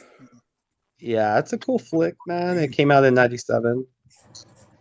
What the fuck is wrong with this thing, man? Early Jolie Triangle movies are. Flackers. Huh? Krangle Flackers is back. I never Hamana. Sasha? never left. Krangle Flackers. Oh shit. Kringle Blackers for life. Shit, that shit's funny.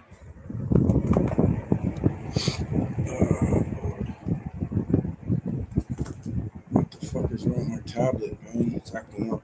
I'm gonna go fucking smack it. Shit. You still hear me, Trent? Yeah. All right. Sounds like somebody swallowed their microphone. But you're low and kind of tunnely, but it's like we can still make out what you're saying. This is Okay. 2015, Roger. 2015 film. Demolition. I like that fucking what you put on the fucking bottom of the screen, Trench. that we don't condone baby murder on this stream, but that doesn't necessarily mean we're against it either. The thing is, the people that come here understand our dark humor or my dark humor, and the people that come here that don't, well, they can fuck off. Like, Trench likes to live deliciously, so.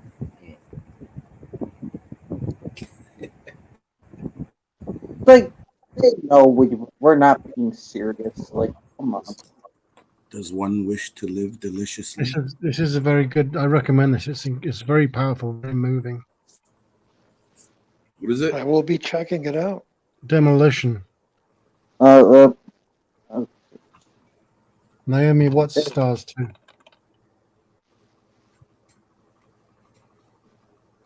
Oh, okay, I'd never even heard of it. Never heard of it. The director's friend. The director's friend. He made Dallas Buyers Club. He made the film. He made that film called Wild, about who was it? It was Reese Witherspoon. She goes hiking by herself to kind of find herself. By yourself, the self. I don't know if you saw that. Nah, I haven't seen that one either, bro. No, Trini, not you. Other people. What the fuck? No, you understand the humor. That's a crazy. Oh, Lord.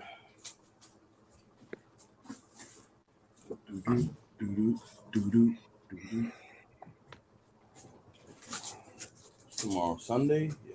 Tomorrow, Sunday. Yeah. Oh. It's almost today. Well, it's actually Sunday for Sacha. Yes, what are the lotto numbers? Want to know? Hey, Blood, what's up, dude?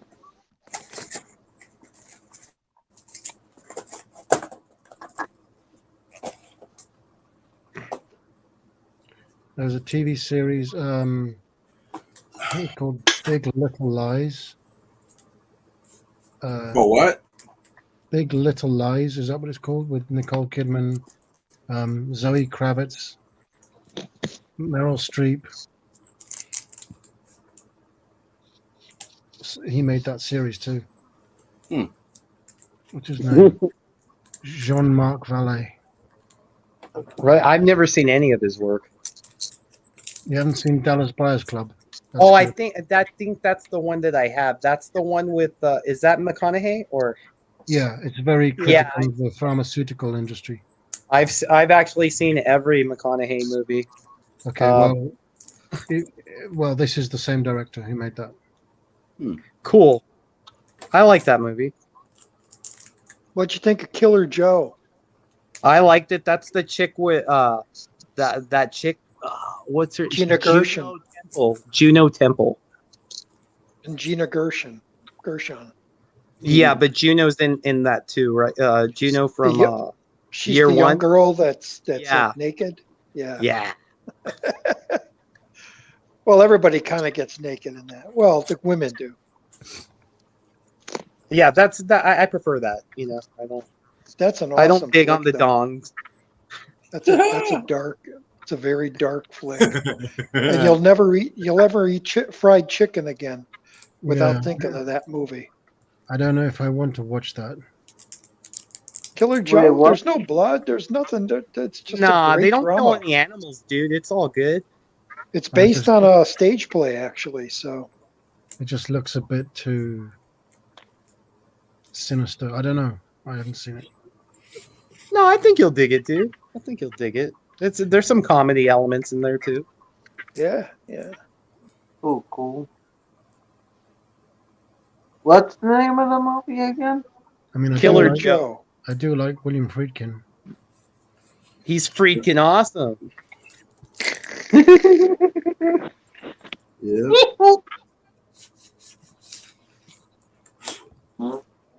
Friedkin's dope. Finger licking good.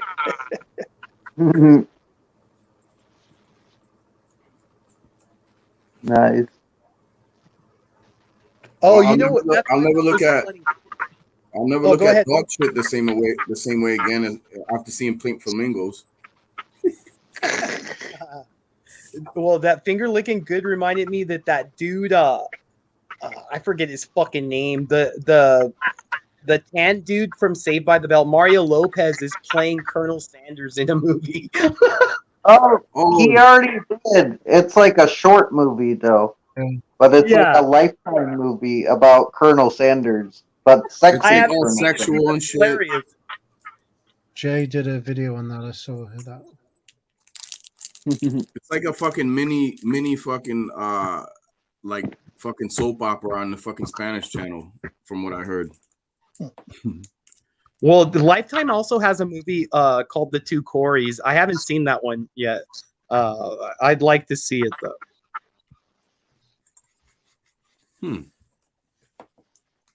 You probably just find it like on streaming somewhere, man.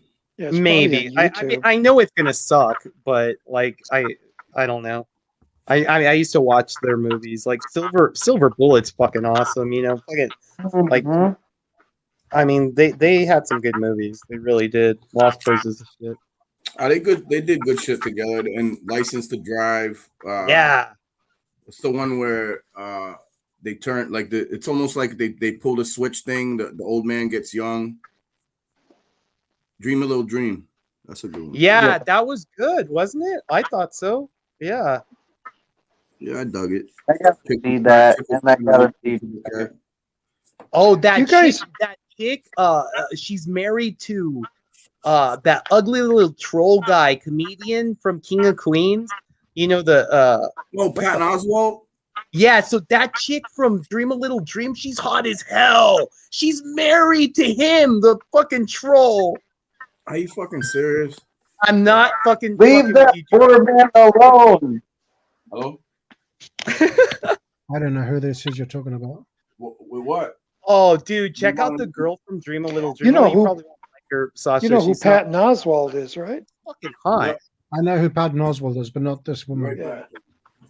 What's her name? Salinger? I think her name's like Salinger. Meredith Salinger. Meredith Salinger. Gorgeous. Completely gorgeous. She's still hot. Brendan Oswald is not a troll. I mean, he's not like what's it called? Like Dude, you know, she does attract. compared to her, I mean, he's a fucking troll, dude. He's hideous.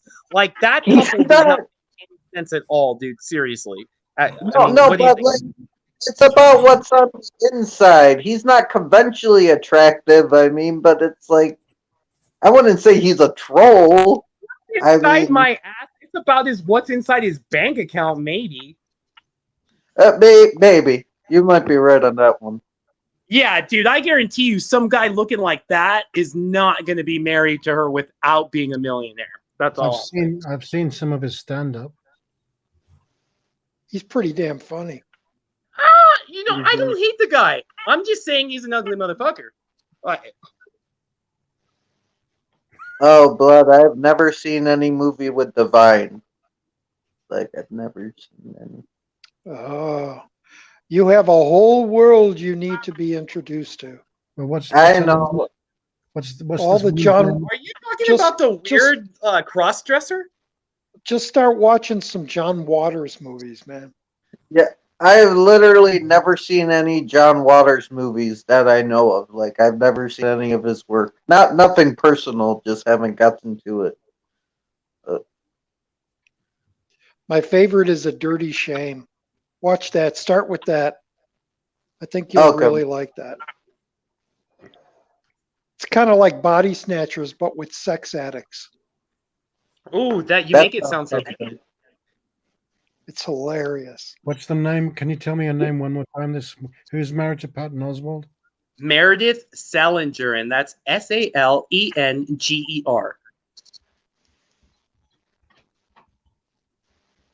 I'm just curious. Oh, I recognize her. Yeah, she's been into her fair shit. I think.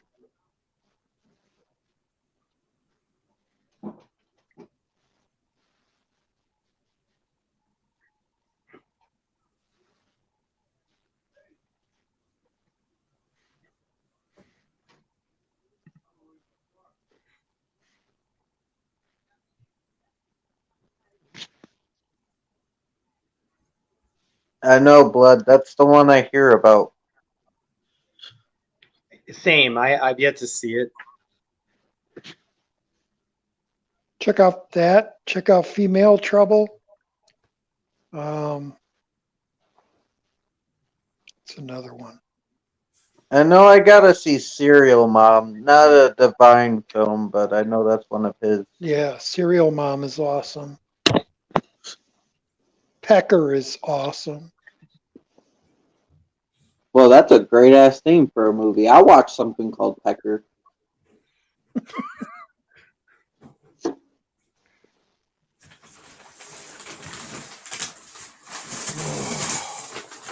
Yeah, you gotta watch Woody Woodpecker all the time.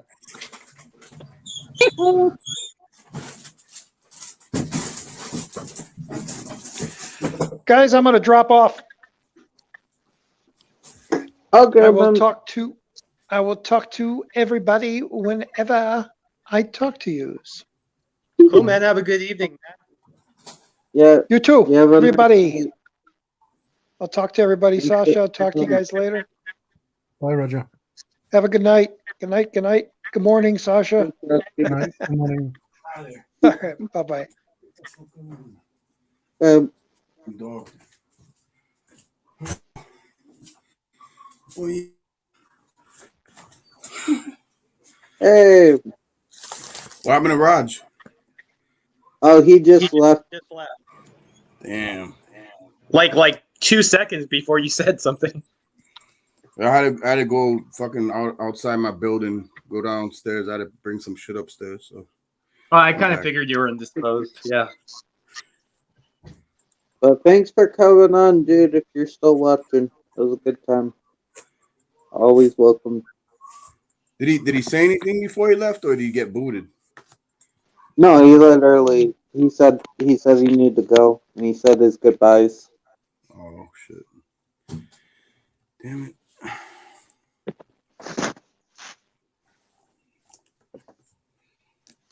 Roger again. Oh shit! If anybody wants to come up, Bloodbound was like, I fucking love Divine. yeah. Trent, you still gotta watch. Fuck, what is the name of this movie? I want to say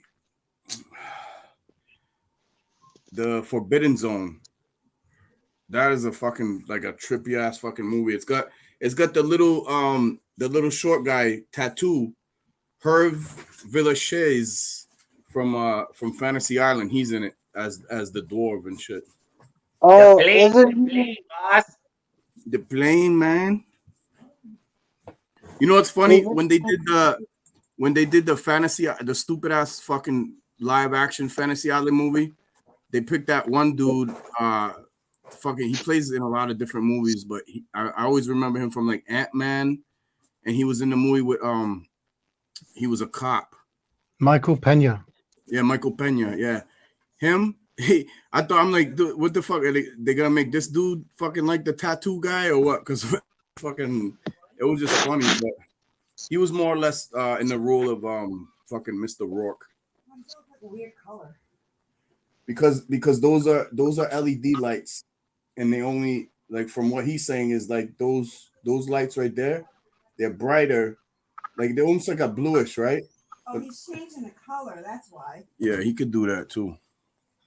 But they charge less on your electricity for those type of bulbs. Oh, I love Forbidden Planet. I've never heard of Fantastic Planet. No, well, I've heard of it. I've never seen it. Forbidden Zone, I think it's called. And Michael Pena was in End of Watch with Jake Gyllenhaal. Yeah. Michael Pena's good. He's underrated as well. I liked Ant-Man the first time I saw it. Second time I found it so I couldn't stand it. That's weird. I like Ant-Man, though I prefer Ant-Man 2. Ant-Man 2 is better for me. I just, no offense, but I just find it so immature. Oh, yeah. No, that's the point, but I get that. I mean, it's Paul Rudd, dude. He normally plays like immature characters and shit. You know? Well, at the beginning of his career, he played like a bunch of depressed people. Like he was Tommy in Halloween 6, and he was depressed. He was in Knocked Up, and that character was depressed. He was in Role Models, and that character was depressed. And then he was in Sarah Marshall, who was a character that was depressed. But then he went to Hawaii and lost all his worries and became happy all the time, like overly happy and naive. Oh, I forgot he's in that. Yeah, he doesn't have a main role, does he? No, he's just like a side character, but he's so good. Like he's like the weather outside is wetter. It's just silly shit. Yep. Yeah. What happened to Ian? He was there, huh? I think he bounced. Oh. No, you know how Ian does. He'll just disappear sometimes. No, he came in, he went, and he came back in and went in again. No. Mm-hmm. He might be doing his own. Sometimes he'll go and start his own stream. He'll start doing his own thing too. Yeah. He knows he's welcomed anytime and he can leave whenever he wants. So, if you want to join, feel free. Oh, my bad, John. Mm-mm.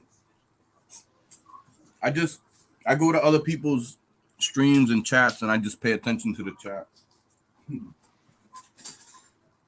But yeah, Blood, dude, you're totally welcome to join if you want. Over here, you don't even have to ask. You see the link in the chat, you click it. And if you want to come up and the link's not in the chat, just say, hey, drop me the link.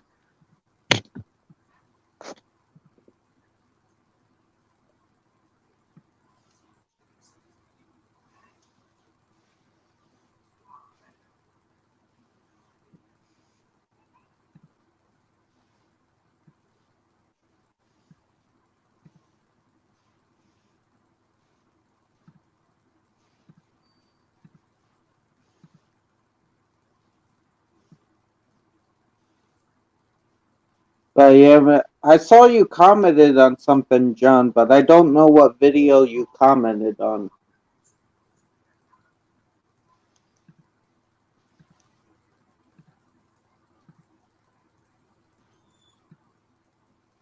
I have a question for you, Trenchy. Oh yeah, go ahead. And it's weird because I don't know why.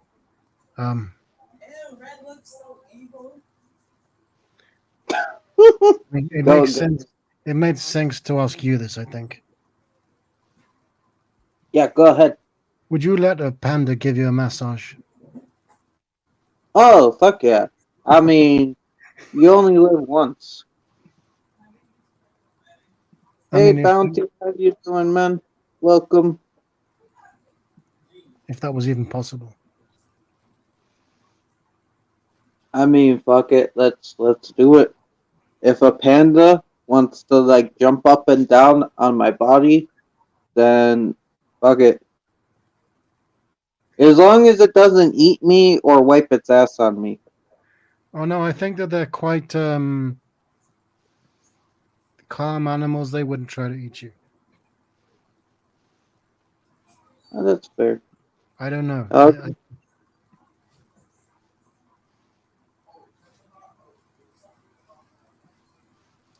Well, everything about this channel is weird.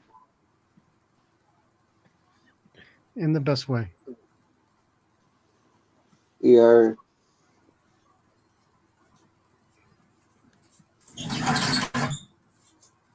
Oh yeah.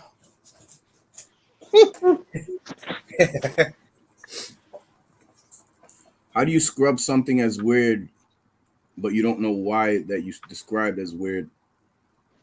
Isn't that weird in the description alone? Did you say scrub or describe? I think he meant scribe. How do you describe something as weird, but you don't know why that you described it as weird? Isn't that weird in the description alone? Yeah, it is.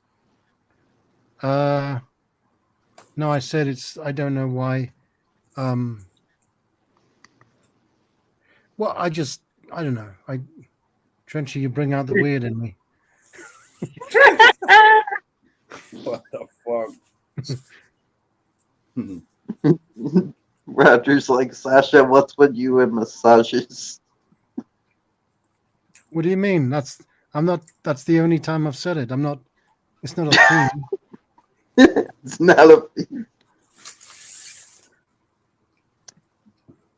I know I'm not in Kansas with Dorothy in the Wizard of Oz anymore because every time Trench does a stream, I always meet new people that I've never met before and shit. Maybe pandas give good massages. I don't know. What? We always have good people over here. Rihanna's dressing up in a panda outfit. What? I You're would just dress pan- up in a You're panda just outfit. pandering, Sasha. I'm being pandering. Yeah, sorry. Pandering with the panda. Hey Sam, how you doing?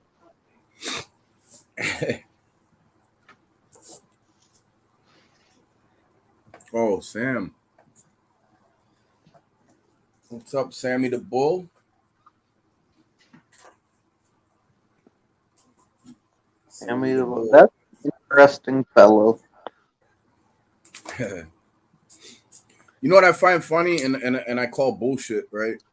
Is all these fucking shows that they show on like TV, like now they got some shit about like people that you know, obviously people that are in the mafia who are either in jail or like they're just like maybe they're more low key. Now they got a fucking show on TV, like broadcasting to millions of people about the kids of the mafia people and shit. And I'm like, man, this is some fucking dumb shit. Like if they're showing that shit on TV, they must not be worried about like any repercussions any longer. Right. You know what I'm trying to say? Yeah. Because if you're out there putting out your business, then you know it's usually for the cameras with that shit. How you gonna do a whole show on the mafia and like a reality type of show on some fucking MTV shit? That's fucking fake, man. That's fucking fake. Oh, Here, sure. ex-mafia guy. We want to fucking, you know, we're gonna pay you some money. We're gonna pay your kid to be on it, and then here's the script. Feel free to ad lib in where you want. It's just fucking retarded.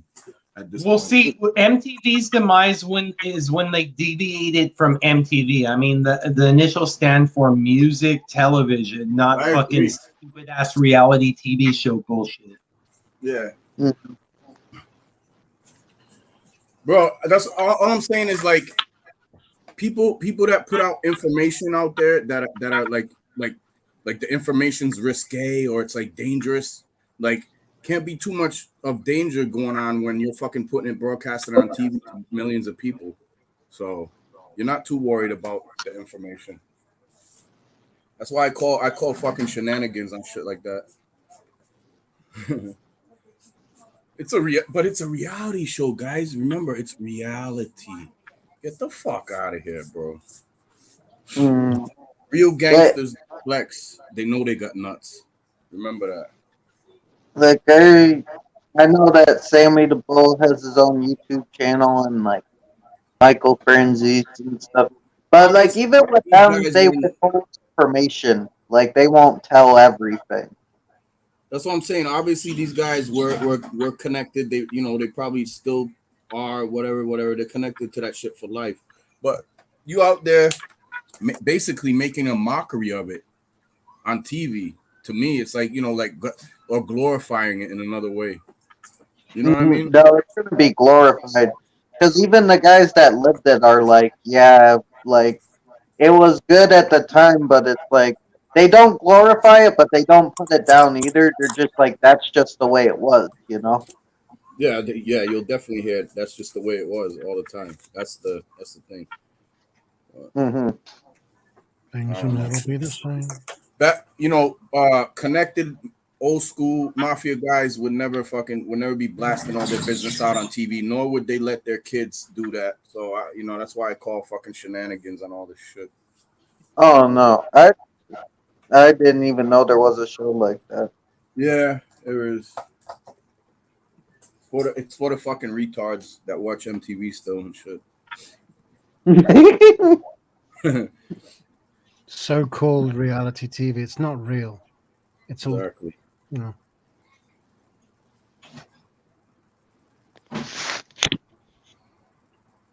Props to the documentaries showing drug lords, hitmen that have their faces masked up during interview. Yeah, because they know that they don't want to get fucking fucked over, so they have to hide still. You know. Yeah. Anytime you hear somebody like bragging about gunplay, blah blah blah, all this and that, they usually are talking a lot of shit, or they ain't gonna last long doing it. If that makes sense. For sure. That makes sense. Sacha, Roger says you bring up massage at least once every stream. Hang on, wait, hang on. Who said that? If that's true, He I said have. only stream. If I do, why don't I recall? No one knows. Dude, I'll let you in. Let's get you in here, man. When was the last time I even spoke? I have no knowledge of this whatsoever. Who's coming in? I think this is Blood. Oh shit. Or Gideon. Gid. Yeah. Oh, it's Gid. What's up, Gid? Mr. Blood. Blood. Okay. I know How are who you Blood all tonight? was. Who's the other cat that came in, Trench? What do you mean? Bounty? Are they still here? Oh, yeah, Bounty's a person. I don't quite remember where I met them, but I think they're from like the Homestead community because I used to hang out there a bit as well. I don't even know what that is, bro. Oh, it's like farming and stuff. Really? Yeah. You get around, like- man. Like you definitely link up with some interesting people on this shit, bro. At least I think they're from there. I'm not sure. Let there be blood. Blood is here. Let there be blood. Roger, I think you're misremembering. I don't talk about massages on frequently. Blood must be awoken. Yes. He doesn't talk about massages. He talks about sexual massages. Get it right, Roger. Come on, man. What the fuck did I walk in on? He doesn't do massage, just the happy endings. Honestly, I have to say, what the fuck did I walk in on? I was just messing with Sacha and shit because Roger, who was here, said that Sacha every time he comes on, he talks about massages and stuff. Yeah, it's not true. Sasha's Tango Flackers, by the way. That's Sacha.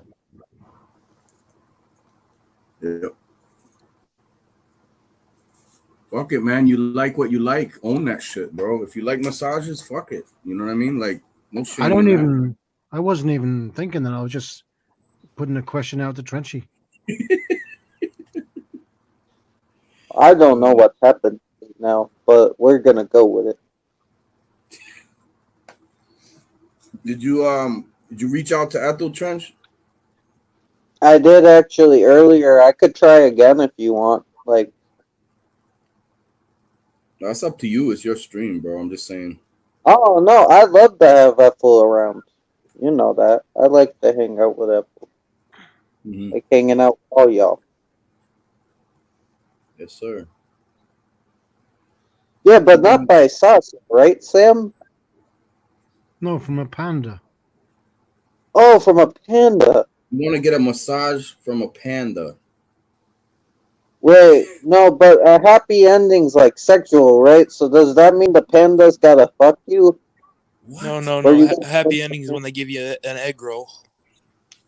Yep. Oh, They rub your egg roll and they tug it a little bit. No. Trench They before just give you an actual egg roll. They say happy ending, then they leave. that's awesome. I want an egg roll. When you leave, Because Trench didn't order the number 10. He ordered the number 9. So, you know. when you God, I leave, love egg rolls. If you're happy when you leave, that's a happy ending. This is true. Oh. Yep. Now I got My uncle fucking went to one of those spots, man. We used to have. I just had the best steak. Speaking of which, Sasha, would you eat a triple meat cheeseburger with bacon for a date with Rihanna? Ooh. Triple. I'll Come just on eat the now, fucking you're- burger. Triple. Yeah, a triple with bacon on every slab. Fuck yeah. Hell yeah, you would. No, I just eat the burger and leave. Yeah, I think I would too, bro. I'd do No, it. I mean I'd do it. my fat ass would just look at the burger and be like, "I'm getting a burger out of this." I Happy eat, day. Exactly. I eat both the burger and the fur burger. I suppose. Yeah. I know you have to be really baked to probably want to eat the entire thing in one sitting. Well, Dude, they had this challenge shit. My friend tried to do that. He went in the back of the restaurant outside and he just started throwing up because this thing was like fucking stacked, dude. It was like So, fucking- can we be agreements that it would be hard to like eat it? Would it be taller or wider? Because I'm pretty sure you could eat it like wider, easier. But like if it's taller, then you have to like cut it in half and yeah, do all that However fancy he shit. consumes it, like if he wants to use a steak knife and fucking fork and whatever he wants to do, as long as he's Cut your stomach burger. he has to keep it down. You can't puke it out either, man. You got to keep it in there.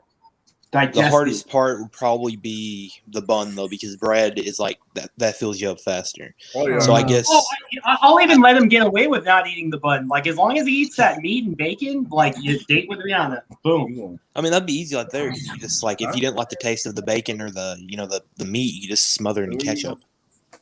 The thing is, Sasha's a vegetarian though, so that's why we're like eat a cheeseburger. Oh, like a couple bucks. I get you. Yeah, that's the whole reason for the questioning. You're just bringing her clothes. Okay. Did you say 3? I mean, 1 is Yeah, enough. it's a triple meat burger, man. That's like 3/4 of a pound of beef slab. I mean, It's It's fucking bloody, Wednesday. too. It's medium rare. that's overkill for people who do eat meat. That's just my normal Friday. Yeah, fries too. That's fine. Yeah. Oh heck yeah! You bring the fries, then I'm in there. Hell yeah, I love sweet potato fries. That's my jam. They're pretty good. I don't know, like I always just like from time to time, like I'm not really a big fellow, but I'm trying to lose weight. But like from time to time, I go to like McDonald's and get like a fry because it's good. I like their fries. Yeah, I don't commit McDonald's. Like I do love. Don't get me wrong. I'll eat some fast food, but like I won't do McDonald's though. Yeah, I feel that. I just go there when I'm like in a hurry. Yeah, hence the fast food. Yeah. Yep. Oh, yeah. Be it fast, but not good. Drink their coffee. That's about it. Trenchy, I put a Band-Aid in your fries. Ew. I'm afraid my computer's frozen, so I might have to go and come back because I can't. I just have to shut down my computer by overriding it. And this is the second time today I don't like doing this because that's what killed my last computer. But I don't have a choice, I think. Bro, just like close out all your windows, anything you got open, and shut it down and restart it, and then come back.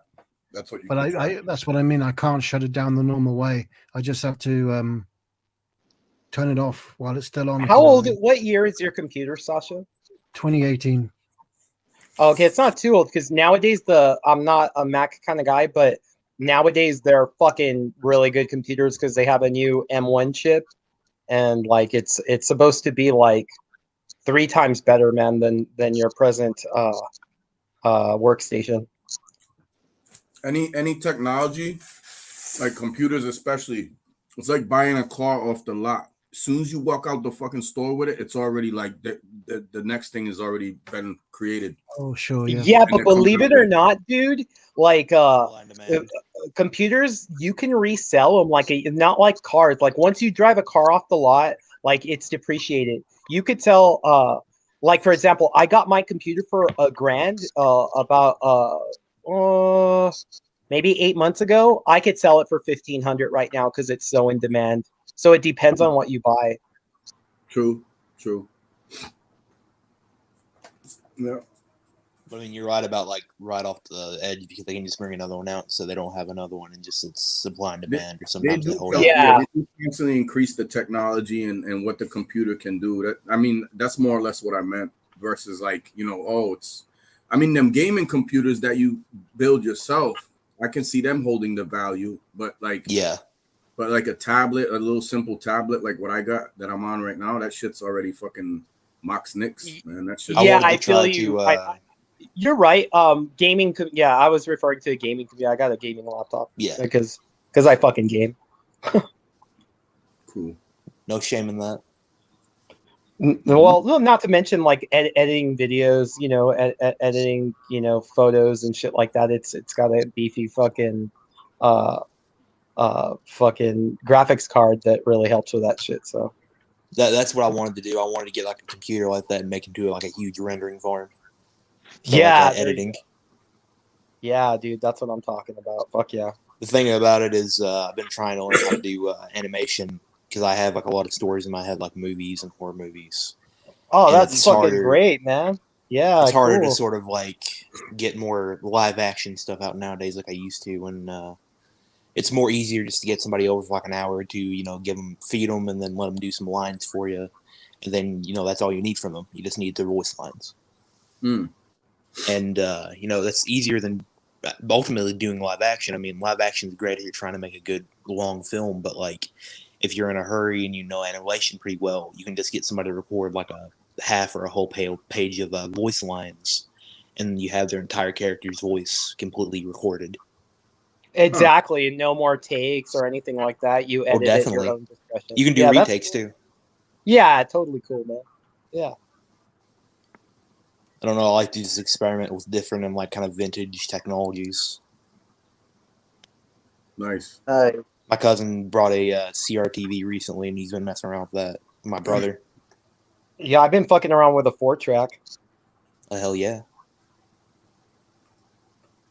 I bought a old-fashioned professional camcorder from the early 80s, and I got it to work a little bit, but then it just fucking crashed on me, and I was so pissed off. Fuck. I was Hey, like, I was Kev. going to use this to actually make a shot-on-video horror film. Oh, like VHS fucking one that you fucking Oh, snap yeah. the yeah. Oh, definitely. Like, I'm a huge fan of the old renaissance of the SOV horror, basically shot on video.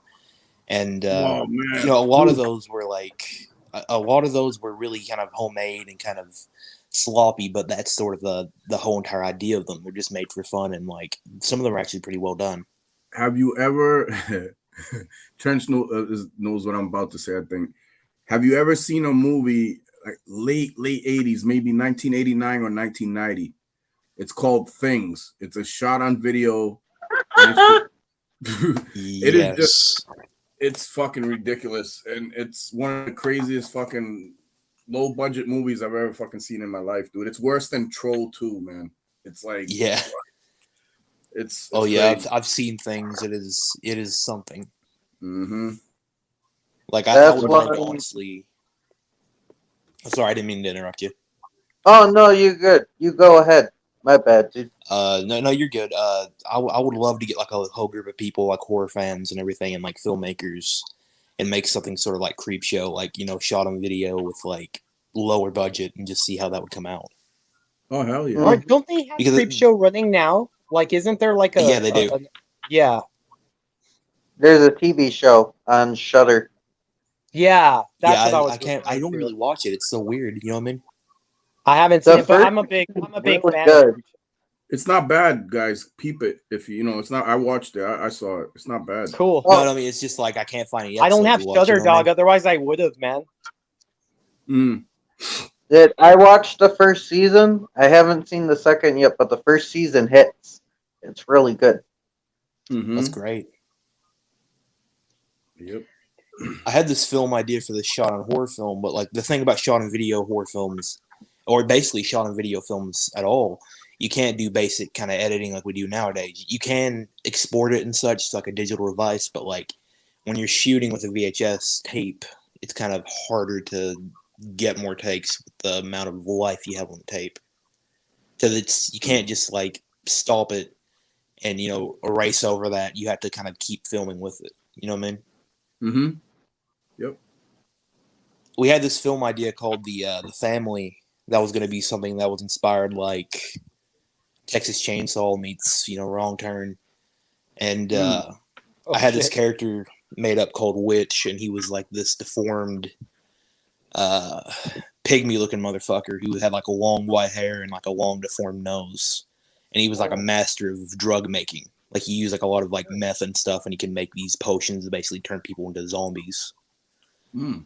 And That's fucking. this idea that we had was it's like about this couple who move into like this field, this like low kind of farming community that's like basically desolate, and they start finding like old, Halloween masks nailed to trees, like just oddly nailed to trees.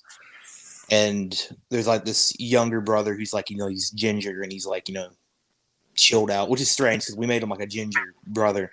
And the idea that we had though was there's two of these like messed up people, Witch and Rhonda Bell, which was going to be this character I was going to play, and he was like this hulking, sort of deformed hunchback character who like wore a you ever seen that mask at Walmart, like the goth chick mask, like around Halloween time?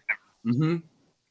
I took one of those and kind of messed with the hair a bit and like made it look more kind of vintagey, and we were going to use a facial flap with little latex to make it look like his face was too big for the mask, like it was just strapped on with wire and chains.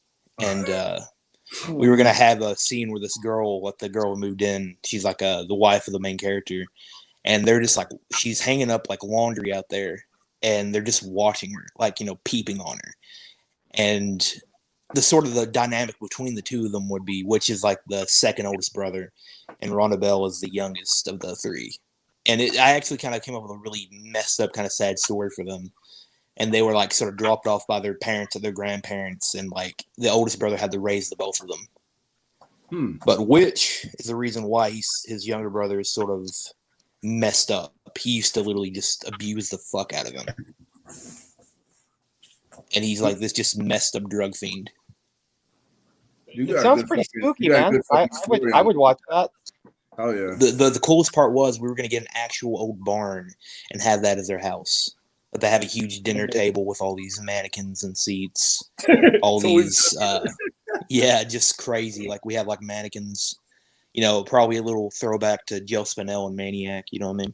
Oh, Trench. Now we know where you can get a mannequin if you need to borrow one, and you can shoot your movie. I love Maniac. That was like a really great film. I also like the Elijah Wood film because the Elijah Wood remake was pretty good. I haven't seen the Elijah Wood one, but the original Maniac is the shit, man. It's so definitely. Joe Spinell was literally, he was a horror icon in my opinion. Like he's very underrated, but he was like friends with Stallone. He helped out on Rocky. It's just he deserved more recognition. You know what I mean? But going back to the idea was more of how we were going to do it was just all hell breaks loose on like the night of Halloween, and like the wife gets kidnapped and she's being like held hostage by the brothers. But throughout the entire movie, you'd see the oldest brother as like a nice kind of farmer, and it turns out that he's been working with them the entire time. And like he's like, I told you boys to stay in the fucking house and not cause any more trouble. We have to sell the house so many more times to get more people in here for the food. Turned out the entire time they weren't actually cropping; they were cropping for people.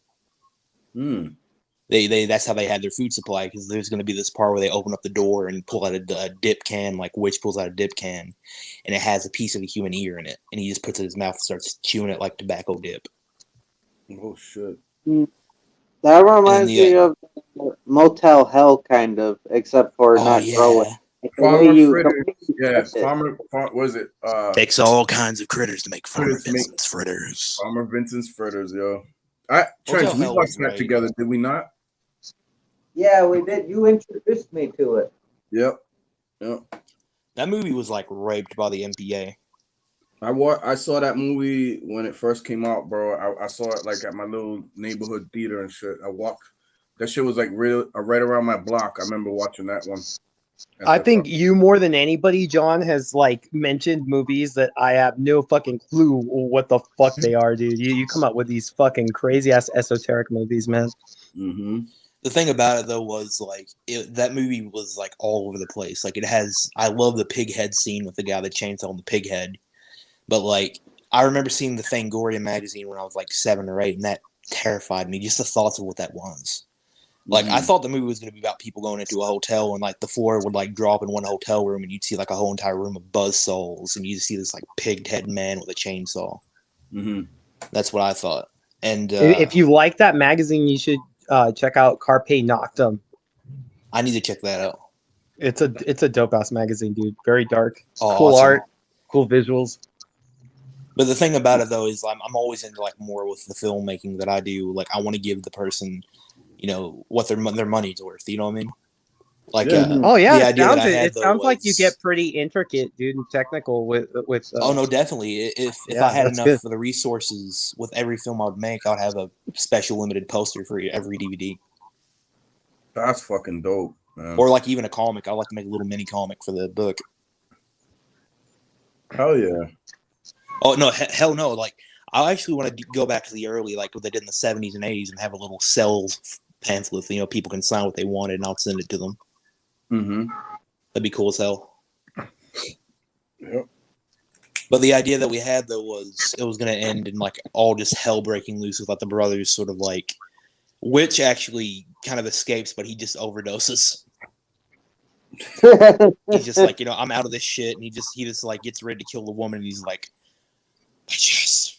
He just starts freaking out, and you just see his eyeballs like slowly popping out of the little sockets because he's just taken so much of this stuff that it literally just killed his body.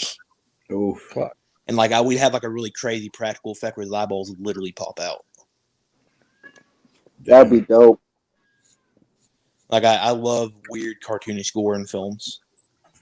Mm-hmm. Oh man, you'd fucking love like shit like some of the like giallo zombie type of shit, or even like definitely. not even zombie shit, like Italians. I love zombie Hendenlotter. movies. Oh yeah, Hendenlotter with his fucking blowing up hookers and Yeah, shit. I love Basket Case trilogy.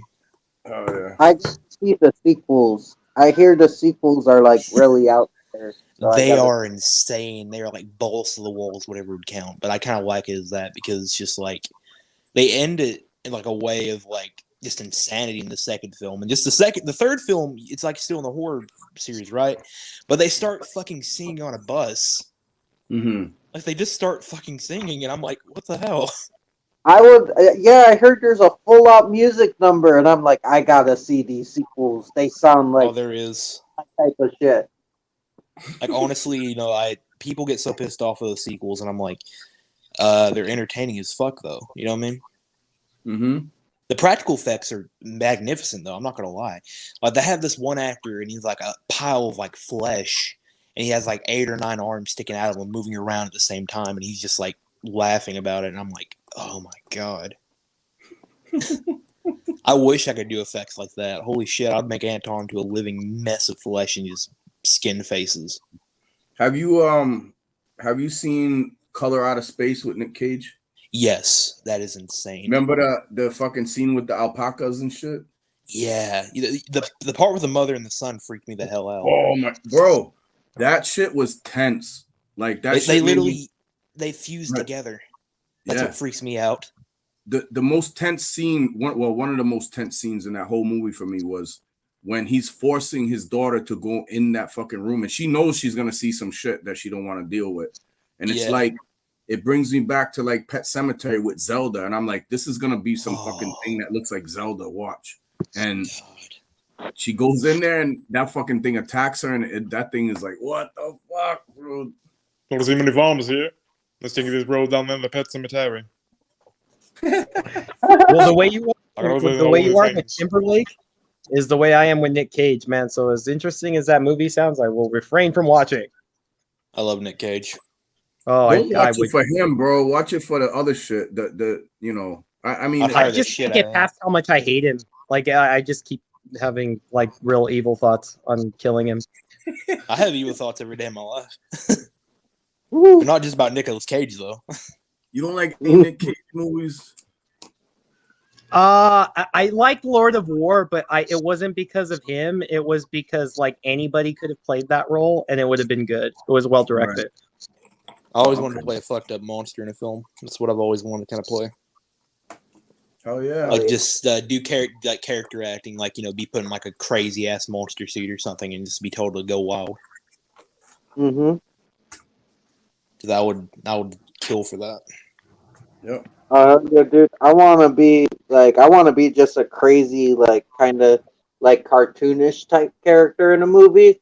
Like, that Yeah. kind of, like that dude from Nightbreed, the one that got scalped. Like, I want that type of character. God, Yeah. that Reed one was insane. Hello. I could see you as a cartoonish character, Trunchy. Definitely. Howdy. Hi. Hey, June. Oh, June. What's up? Hell yeah. Not much. All right, I'm gone. Peace. See you, brother. All right. See you later, John. All right, man. Peace. Wait, John, you leaving?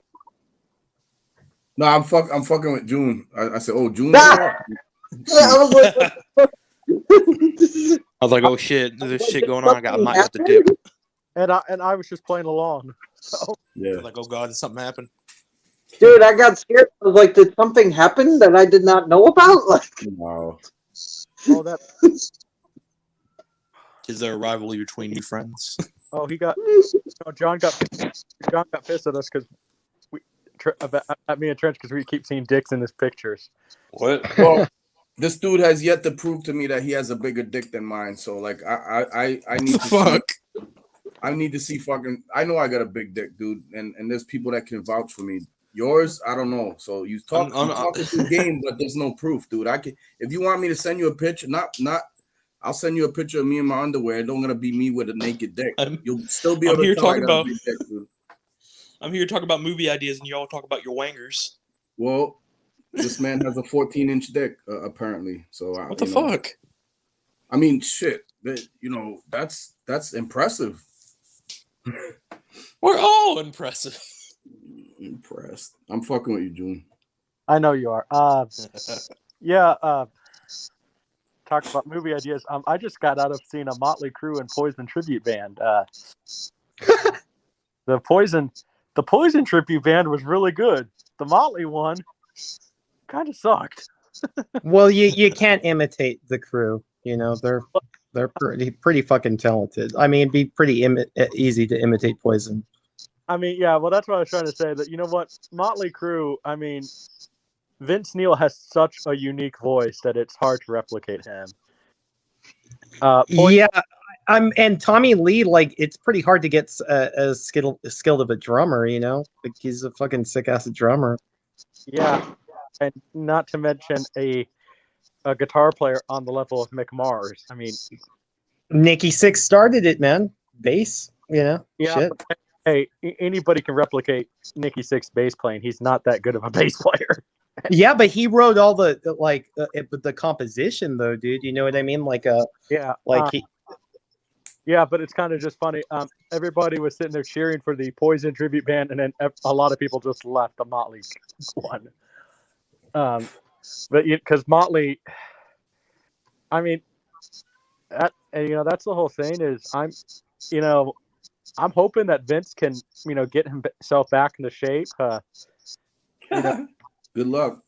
One thing cool about Nick Cage, I heard that they were partying in Vegas, Nick Cage and Vince Neil, and like a fan came up to to either Nick Cage or Vince Neil, I don't know. And like Vince was all, get the fuck out of here, and Nick Cage was all like, nah, don't treat him like that. And then they got into a fight, and apparently Nicolas Cage kicked Vince Neil's ass. That's the rumor.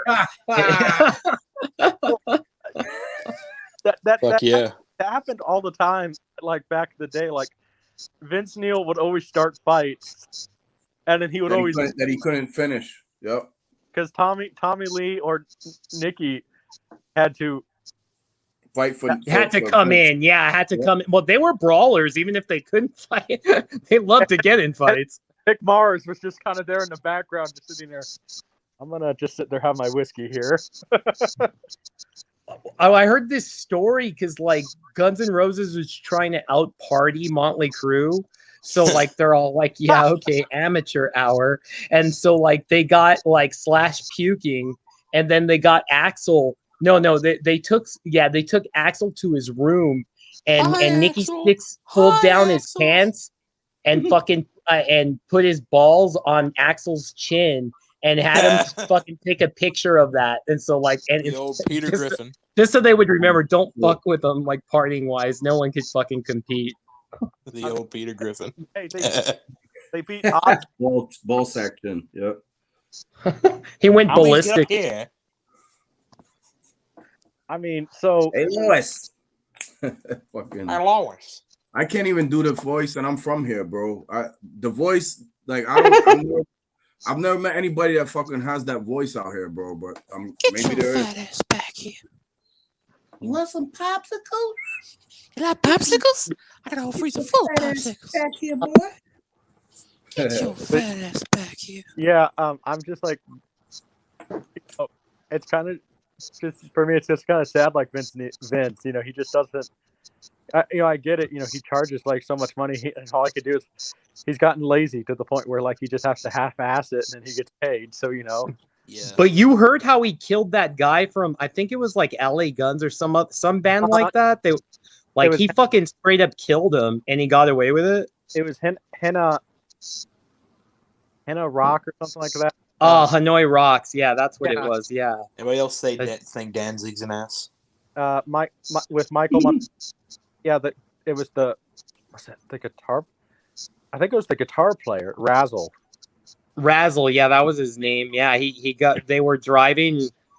Vince was drunk and fucking wrecked and killed him and walked away scot free. And he had to serve. He had to serve.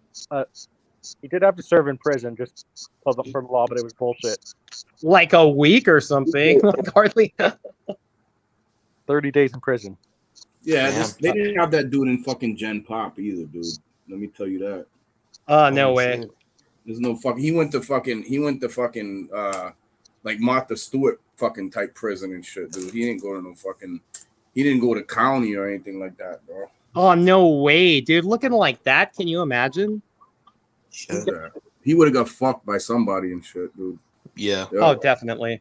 Yeah. But who knows? They were rock and rollers back then, man. Maybe he would have liked it. He probably.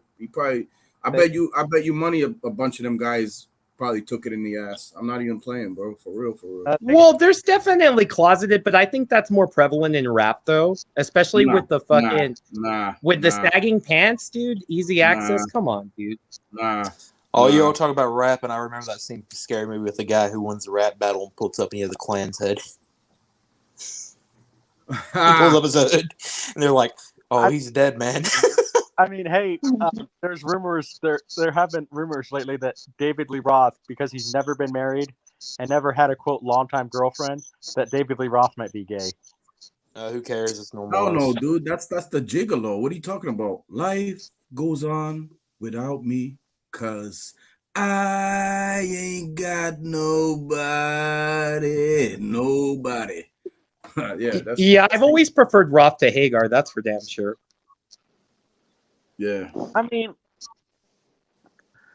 I'm actually one of the very few Van Halen fans that I like both, but David Lee Roth was the better personality for Van Halen. Yeah, a better personality, bro. Exactly. He was a showman. The dude was fucking insane. And I liked him. I mean, Sammy was a showman, but not to the level of David Lee Roth, so I mean, like, but just think, if you look at some of their original choices that they wanted for Van Halen after David Lee Roth left, like John might remember her, and notice I said her. He wanted Patti Smythe. Oh, okay, Patti Smythe, yeah. To be the lead singer of Van Halen. Where's she from again? I've heard that name. Where's she from?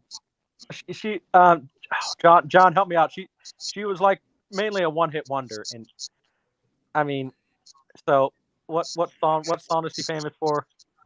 Fuck, hold up. I know the name. Let me look this bitch up real quick. Hold on, I got you guys. Don't worry. Yeah. He also wanted Daryl Hall of Hall and Oates. And then he actually, there was, she was married to fucking John McEnroe, dude. Yeah. Wow. Yeah. Talk about verbal abuse. When she was a little younger, she was all right. Let me see. Then he also apparently wanted Joan Jett too. So who did? Van Halen, Eddie. Oh, okay. Well, that makes more sense. But he was also with Valerie Bertinelli. Like, he was married to her. Yeah. Yeah, that was, yep. And she was hot. Well, you heard the real funny story. She did not like Eddie at first. She wanted to go after David Lee Roth, but David Lee Roth just thought she was kind of annoying, and so he refused to have sex with her. You know what the biggest wow, song maybe he is gay. Patti Smythe had The Warrior. Remember that song? I am the warrior. That was Patti Smythe, dude. Oh yeah. Yeah, I remember that. Yeah. Eddie wanted her to replace David Lee Roth. Wow. Okay, I like that choice more than Daryl Hall. Not that I don't like Hall and Oates. It's just that I don't see Hall being the singer for Van Halen. Yeah, no, his style of music was completely different than what Van Halen was doing. Like way more mellow. Yeah. Yeah, he's way more blue-eyed soul, man. Like Hall and Oates are they call it blue-eyed soul, yo. Eddie overall liked the fact that he was a rock star, but he wanted to be like, I've heard him saying in interviews that he wanted to be more like Santana, and have multiple like genres, have multiple albums with, and not just hard rock, so. It's always called experiment. Yeah. Experimental shit, yeah. Oh, definitely. Like my band. Overall, what's bringing home the paycheck, so you kind of have to stay in the same vein, Yeah, I mean, and plus, like, the list of lead singers that actually were considered for Van Halen even after, like, Sammy left. I mean, when he heard Skid Row fired Sebastian Bach, he asked Sebastian Bach. See, that's where they fucked up, because instead of, were you saying when Roth or Hagar left? Hagar. Oh, nah. See, but they should have maybe. Well, I think probably by that time, the Skid Row Sebastian Bach was probably already with Skid Row by the time Roth left, right? This is when he was fired from Skid Row. Skid Row is like late '80s, really early '90s. I remember. Right. Yeah. And Roth was. I think that would work though. Sorry to cut you off, Trenchy, but like, because all these singers so far don't fit, but Sebastian Bach, I think he would have been a good fit for Van Halen. He's got a good voice. Well, and he would have worked. And this fit around at the same time as the Gary Sharon album, which is Van Halen 3. Which Van Halen 3, it's not as bad as Van Halen can say it is. It's I look at it kind of more like an Eddie Van Halen solo album, not a Van Halen album, if that makes sense. But Sebastian Bach could sing the David Lee Roth stuff and the Sammy Hagar stuff, but I don't know if he would be able to have the showmanship because,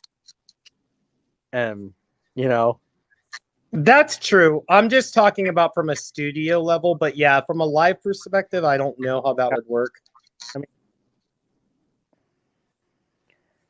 mean, Very interesting. You said you had your own band, you said? Me? No, good. Blood. Yeah, we have been experimenting with concepts and stuff. It's very much like sort of style of Mr. Bungle. Probably early. I don't know. Primus. We do a lot Dude, of Primus. I type love stuff. Mr. Bungle. I have seen them live. I fucking love Mr. Bungle. Met Mike Patton Oh, definitely. on numerous that's great. occasions. I like Primus. Yeah. Primus is awesome. Yeah. It's like the Almighty Kongs. I think that's what the name we've chosen, and it's like it's very much conceptual as well because we have like helmets on and shit, and like we have a lot of like really kind of weird ass sounding songs we're working on. Nice. Badass. We did a couple covers of like some classic stuff too, like we did some covers of the Beatles and other stuff like that. But we have like brass and stuff. Hmm. Dude, it's funny because we were talking about the Beatles at the beginning of the stream. Yeah, I kind of see this Gwar too because we have like the costume shit going on. I want a tie-dye shirt of like all Beatles, like dismembered blood, like on his shirt. I would support that. Yeah. I play a little guitar. I'm no Eddie Van Halen, but I more just enjoy strumming on the guitar. Like I'm not exactly. I mainly the vocalist and the keyboardist for the band. Right on. I can kind of sing, but like I'm not like a great singer. I mean, hell, I'm the only one who really talks because like our whole entire stick though is like my friend. He plays this like character with a TV on his fucking head, like a robot or something. And we actually have this idea when we did a live show. We wanted to have it where he's just sitting in the dark there in a chair, and he's like, you just see static on his face, and I walk out and I like hook a extension cord in the back of his head, and I start pounding on the top of the TV, and you see like old Tom and Jerry cartoons playing and like weird music videos, and then it just starts up, and you see like a face appear on it, and he just starts talking to me. Yeah, that'd be crazy, bro. I think the character I play is called Boink. He's like the Cyclops character. Mm-hmm. And he's the only one who really talks. So, like in the I don't know if you've seen the movie Legend or that movie with Jason Statham, but anyway, Mike Patton does the score for both those movies. He does the alien voices in I Am Legend with Will Smith, and then he does in the like darkness this. too. Yeah, you mean with Oh yeah, that's right. He did do that, and I love that actress. Fucking rogue, yo. Yeah, and but that movie, what's it called again with Jason Statham? There's it was part 2 that he did. Crank? Crank 2. Yeah, he does Crank 2. Yeah. Mm-hmm. And the bassist we have, he showed me a couple pictures of the mask he wants to do, and like he just sends me a picture of the Canadian flag. And I'm like, sure, we could do that. The weirder, the better, in my opinion. Mm-hmm. We like got some of that like resident shit going on. Has anybody? I know I've showed Trench her before. I don't know if he actually listened to her or not, but there's this one chick. Her name is Gabriela Gunchikova. Yes, that's she's from the Dominican Republic. This girl can sing really any hard rock song and can actually sing it really good. She was trained. I know you guys have seen the commercials before. She was trained by that Ken Tamplin Vocal Academy. No, never heard of it. Well, this guy says he can teach anybody how to sing just as good as Freddie Mercury or any singer. And I doubt that. I doubt that's a tall statement, man. That's a long. Yeah, I'm sure he could improve somebody, but yeah, Freddie Mercury. Wow. You can't reach the level of like Freddie because that was like on a whole nother level. Well, yeah, I fancy myself a pretty damn good singer, but I can't reach the heights of that dude. No way. I mean, if you see his videos, his slogan is "The proof is in the singing." It's Ken Tamplin Vocal Academy. You guys can check it out for yourself. But this girl, she can sing really, really well. I mean, she sings, like some really good Dio and Iron Maiden and everything. I mean, she is Hell a yeah. really good singer, and the fact that like nobody has signed her yet is amazing. This world is strange. I can tell you that. I mean, because it proves that rock is not dead, but rock is It's on life support. yeah. The way that I see it, it takes many forms. Yeah, my favorite singers are females, but I mean, there's some shining exception males, I mean, Definitely. I'm always like everywhere with my stuff. I like Mr. Bungle one day. I like fucking Judy Garland. I mean, Lita Ford is credited. I'm trying to think what else. Pink Floyd classic, Sid Barrett type stuff. Yeah, Just I think I just really like The Wall, honestly, because I resonate with The Wall a lot. Have you heard Sid Barrett's solo albums? Yes, Yeah. it is something. It is something. Yes, the Madcap Laughs and Lemonade album, or what was it? Lemonade. We There's have quite there's a the few Madcap covers. Labs tribute album too. Oh yeah, definitely. And then he just did one Barrett. Yeah, just Barrett. Those. I mean, I've never taken any type of acid or anything, but like those early Pink Floyd albums, those early Sid Barrett albums, make you feel like you're taking acid. Yeah. Well, I mean, dude, you're missing out. Yeah, drop some acid and hear some Floyd. That's all. That was actually our plan that we wanted to do. We wanted to like get really high or something before we played and like just let people watch our show. Well, I mean, and we all know, like, about Sid Barrett, how the point where he was schizophrenic. Yeah, so that doesn't mix good. So they doctors, like actual doctors, prescribed him LSD to cure his schizophrenia. They literally put him on the moon and left him there. But Yeah. but he, like all of a sudden, like he would sit there. It would like live on concerts. He would be there playing, and all of a sudden, like he would stop playing, and like he would be like he was frozen, like somebody took a freeze gun to him. Well, that's why they had to get rid of him, dude. That's why. Yeah. I know, but and then when they were doing "Wish You Were Here," which is an entire album about Sid. Yeah. When they were playing "Shine on You, Crazy Diamond" in the studio, there was this old man that walked into the studio, and they didn't know who it was, and until Roger Waters said, "Holy shit, that's Sid!" But he was this bald guy who shaved all of his body hair, and looked like a man in his 70s, and he was only so bad for him because like you had to deal with so much mental, and the drugs kind of amplified it. And he was only I've seen them live. They're great, man. Yeah. He was only like 29 years old when this happened. So Dear God. And there's a little video of it like years later of him just walking home from the grocery store and somebody's filming him secretly, and it's like just crazy. I know. I mean, that's why I chose the whole mask thing with my band. I don't want to. If the band ever, I'm not saying it would ever become successful, but if it ever did become successful, I don't want to be put in the spotlight. I want the characters to be in the spotlight, not me. Mm-hmm.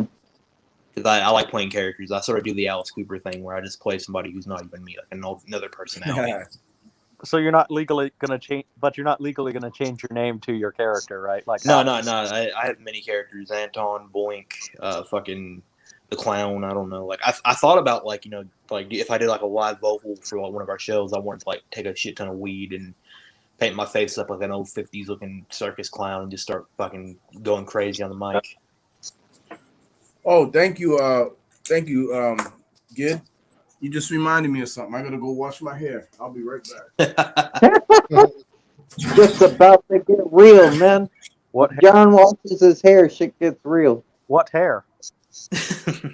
That's what makes it funny. You do not ask where the hair is, because the hair is somewhere sacred.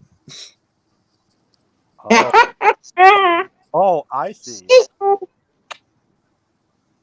Oh, shit. So I was just talking about Woody Woodpecker, man. I heard. Did anybody hear this? Jethro Tull is putting out a new album in 2021.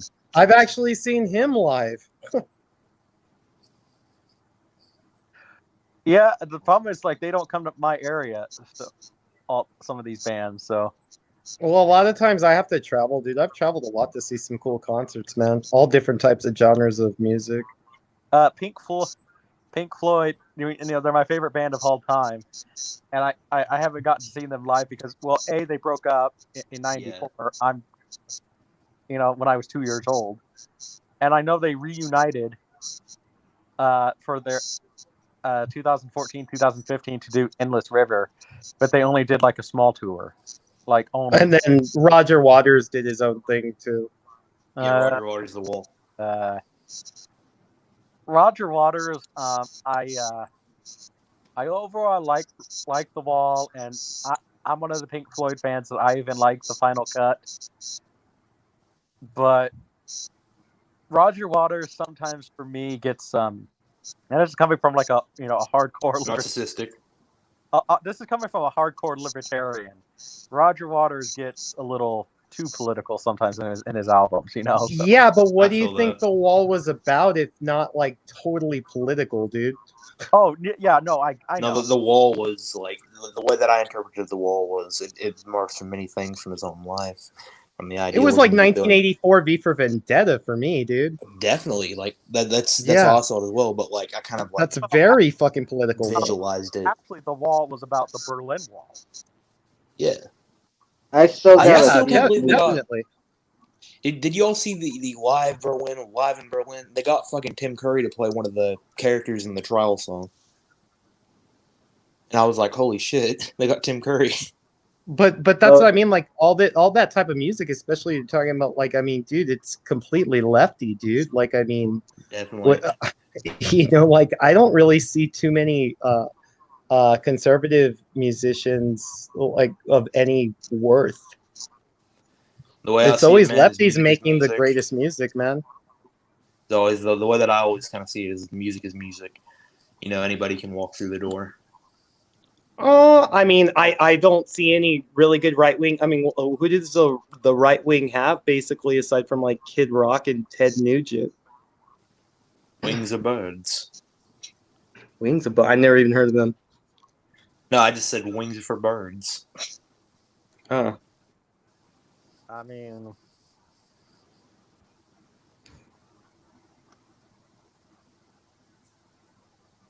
maybe. I like birds. No, I don't really care about politics to begin with. I Same don't with me, either, but I'm just saying, like, the music that we're listening to and that we're talking about and stuff like that is not like, it doesn't come from the conservative realm. It always comes from the left.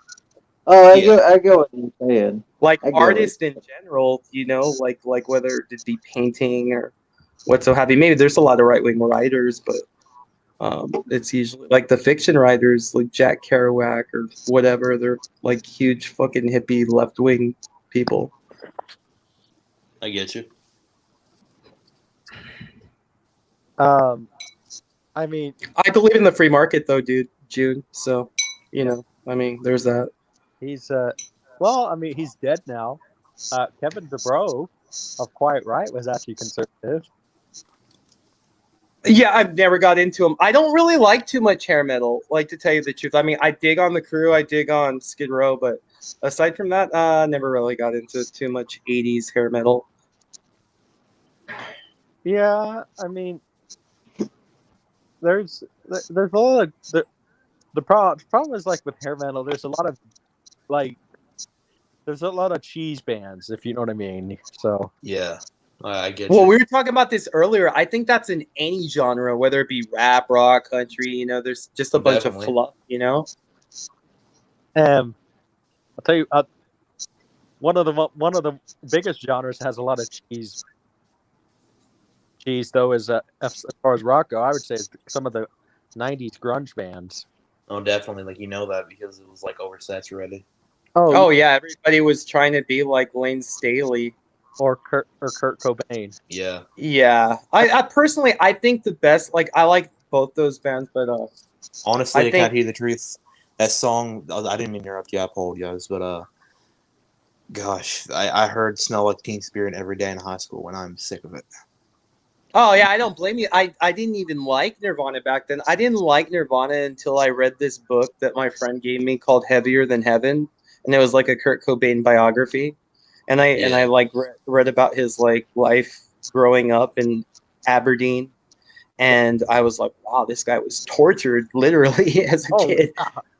And so, like, I was like, wow. And then I would read the lyrics, especially off Bleach, and I was like, well, it really resonated after that. And so, but like, you know, when I first heard "Smells Like Teen Spirit," I didn't like it at all.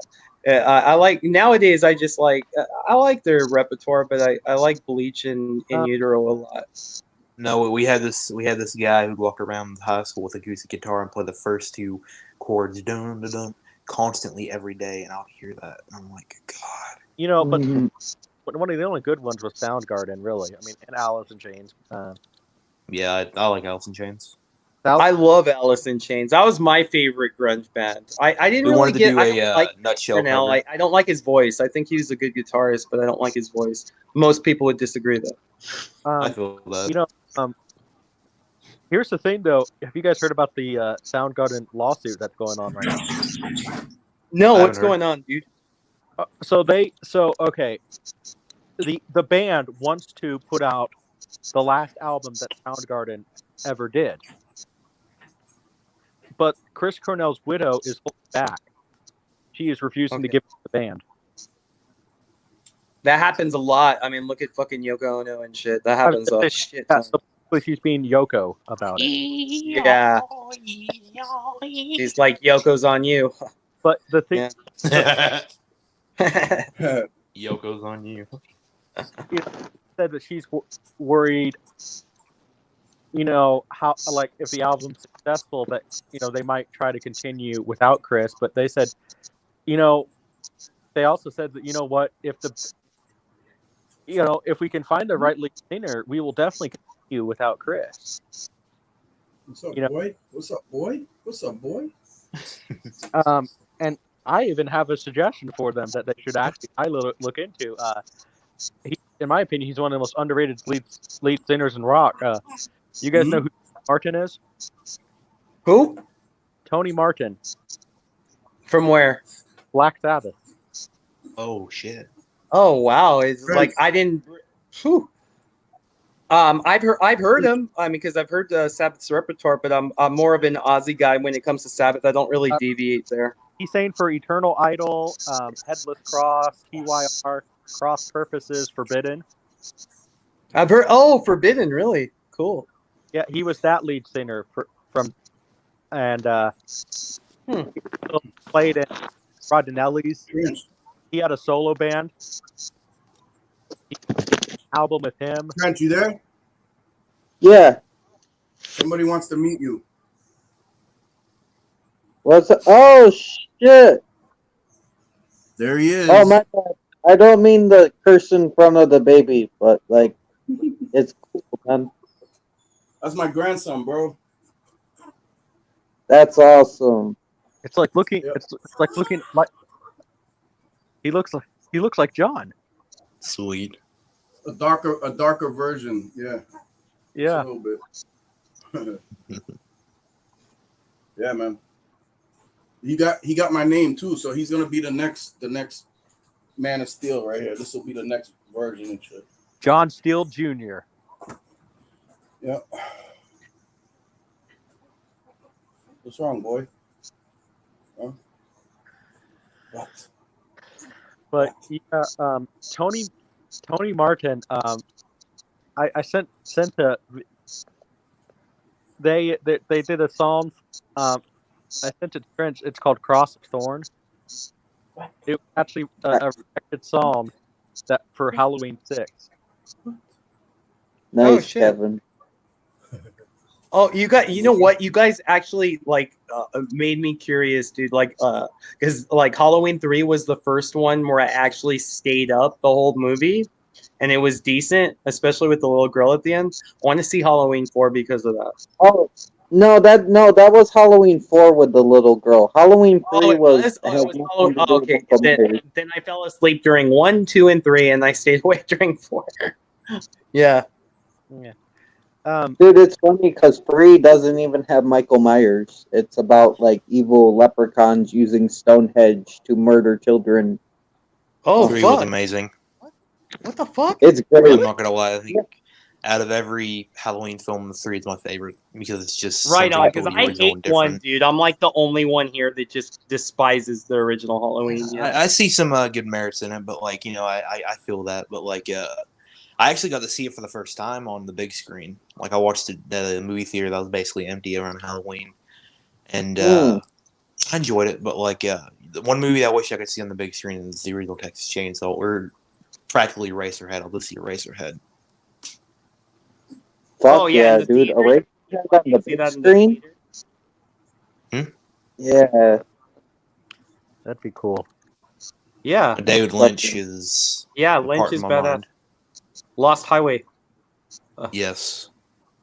I like Henry Rollins in The Lost Highway. I like dark coffee.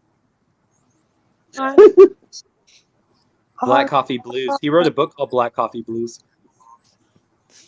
He's like, in the future, leave me out a black piece of coffee, and in the past. Well, he has like his own coffee, I believe. Henry Rollins. His own what? He has like his own coffee business. No, he has his own. I know he has his own publishing company, but he doesn't. I don't know about coffee though. Otherwise, I would have drank it by now. I heard that on.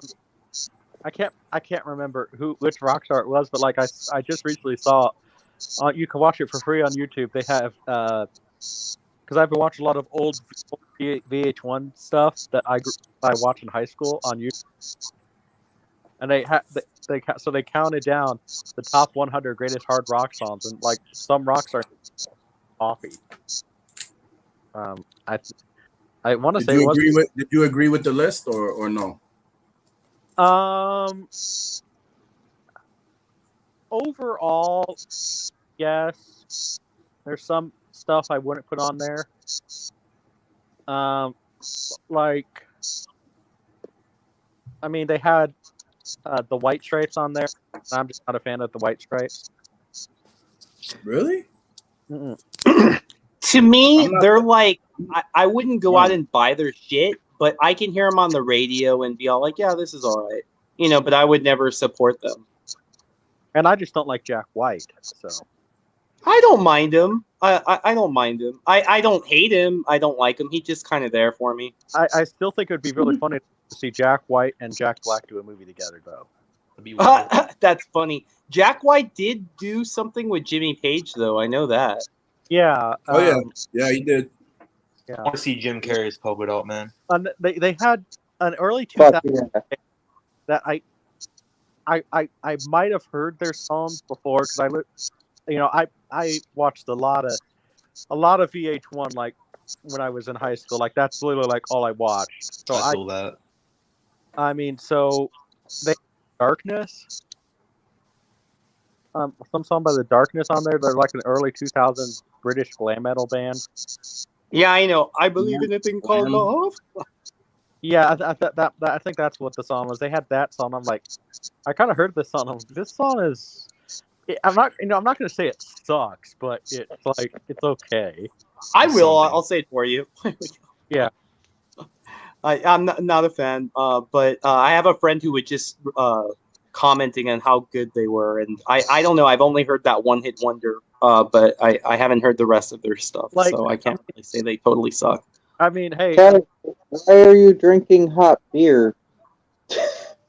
Kevin, maybe he's German. I mean, no, he's Canadian and French. The other thing is, okay. Like yeah, he's Quebecois. That's Kevin, the Quebecois. He's Canadian. Yeah. And he has a really awesome voice. Oh yeah. Oh, cool. Yeah, he's cool. He's cool. They also had sounds Creole, French and Canadian. One of them we were surprised by because I was watching it with my mom's boyfriend. They did not have Kiss. No Kiss song. So your mom's boyfriend would have been like your stepdad, right? Kinda. I mean, I just see him more as a friend. Did you want to see him naked? as like you wanted to see your stepmom? No, because I'm not gay. You don't gotta be gay, like, you know, just appreciate it. That's all. But you know, you have a 14-inch dick, so everybody next to you is like looks like a fucking baby donkey, and you look like a full-grown horse. So there's that, you know. You know, I'm not gonna leave you alone about that, right? Yep, and you don't know. Because well, let me tell you about myself. There are some people that know, so I'll just put it that way. I'll just brag. I don't brag, dude. I show and tell, like it's kindergarten and shit. You show me mine, I'll show you yours. I ain't doing that. I'm not saying that, but what I'm saying, no, we ain't doing that. That's why I still say with kindergarten in there. It's like, I'm not gay at all. Let's hang dong. Come on. Let's sword fight. No, but you want to hear a fucked up story that happened to me when I was in like 2nd grade? We had these coat closets, and we'd hang up our coats there, and whatever.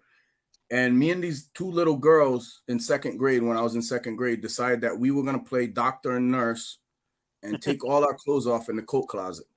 And needless to say, that didn't go well, and the teacher was mortified, and all the parents got a call, and yeah, that happened. So, oh no!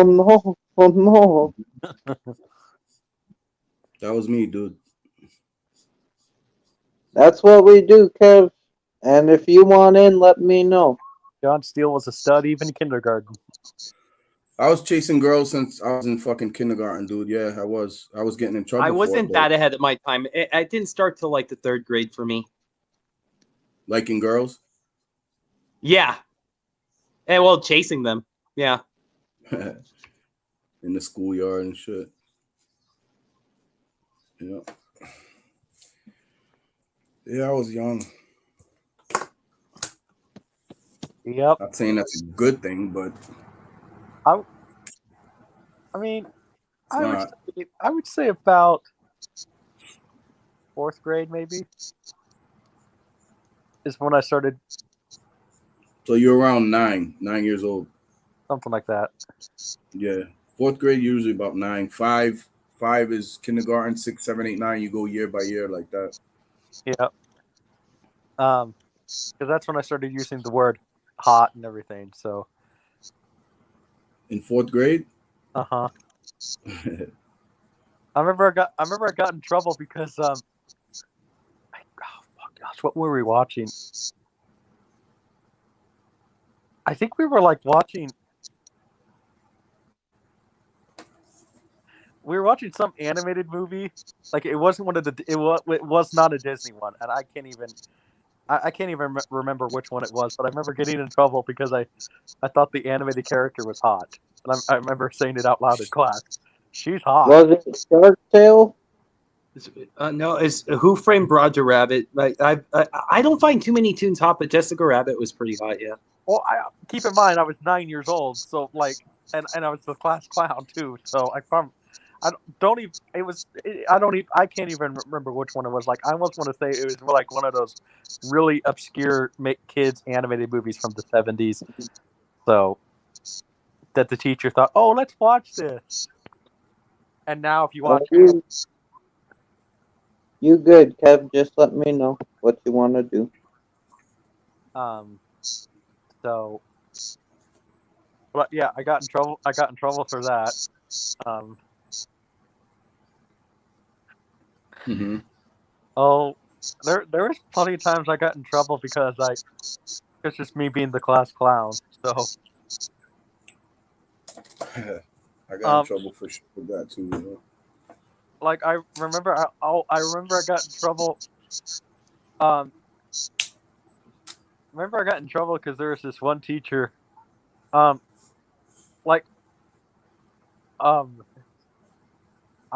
remember her name, but because she had a very pretty name. Her name was Jury. What was it? Jury. Jury. Yes. Never heard that. And I thought she was very pretty. And all I remember is big boobs. And I remember I was distracted because I was looking at them, and I was sitting there. She asked me a question, and I did it in my head, but I got in trouble because I didn't even realize it because I was sitting there counting down because it was like a subtraction question, but I had to think about it real quick. But I was counting back, and I accidentally, not without even realizing it, by counting down, I flipped her off because I was distracted. But she told me she told me don't give me the finger. So, and I had to think about all that. Then she was like, well, don't give me that finger. Give me this other one. Yeah, but it's funny thing is it was like the correct answer. So, but yeah, she thought it was funny. She was cool about it, but no, she was a para. A what? A para. The fuck is that? Basically an assistant teacher. Oh, okay. And the main teacher got me in trouble. She threatened to give me detention. But luckily, my dad sit there and said, I told my dad the truth that like I was distracted and I accidentally flipped the teacher off. And my dad was sitting there saying, "Well, if my son says it was an accident, it was an accident. So I didn't get a detention." So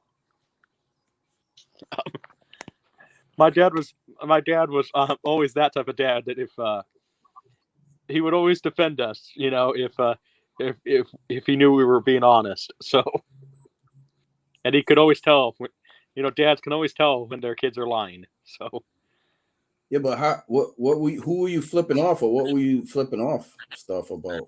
I accidentally flipped off the teacher because I was checking her out in class, and she asked. How do you accidentally flip off? Hey, I think you're hot. How the fuck do you accidentally flip off? It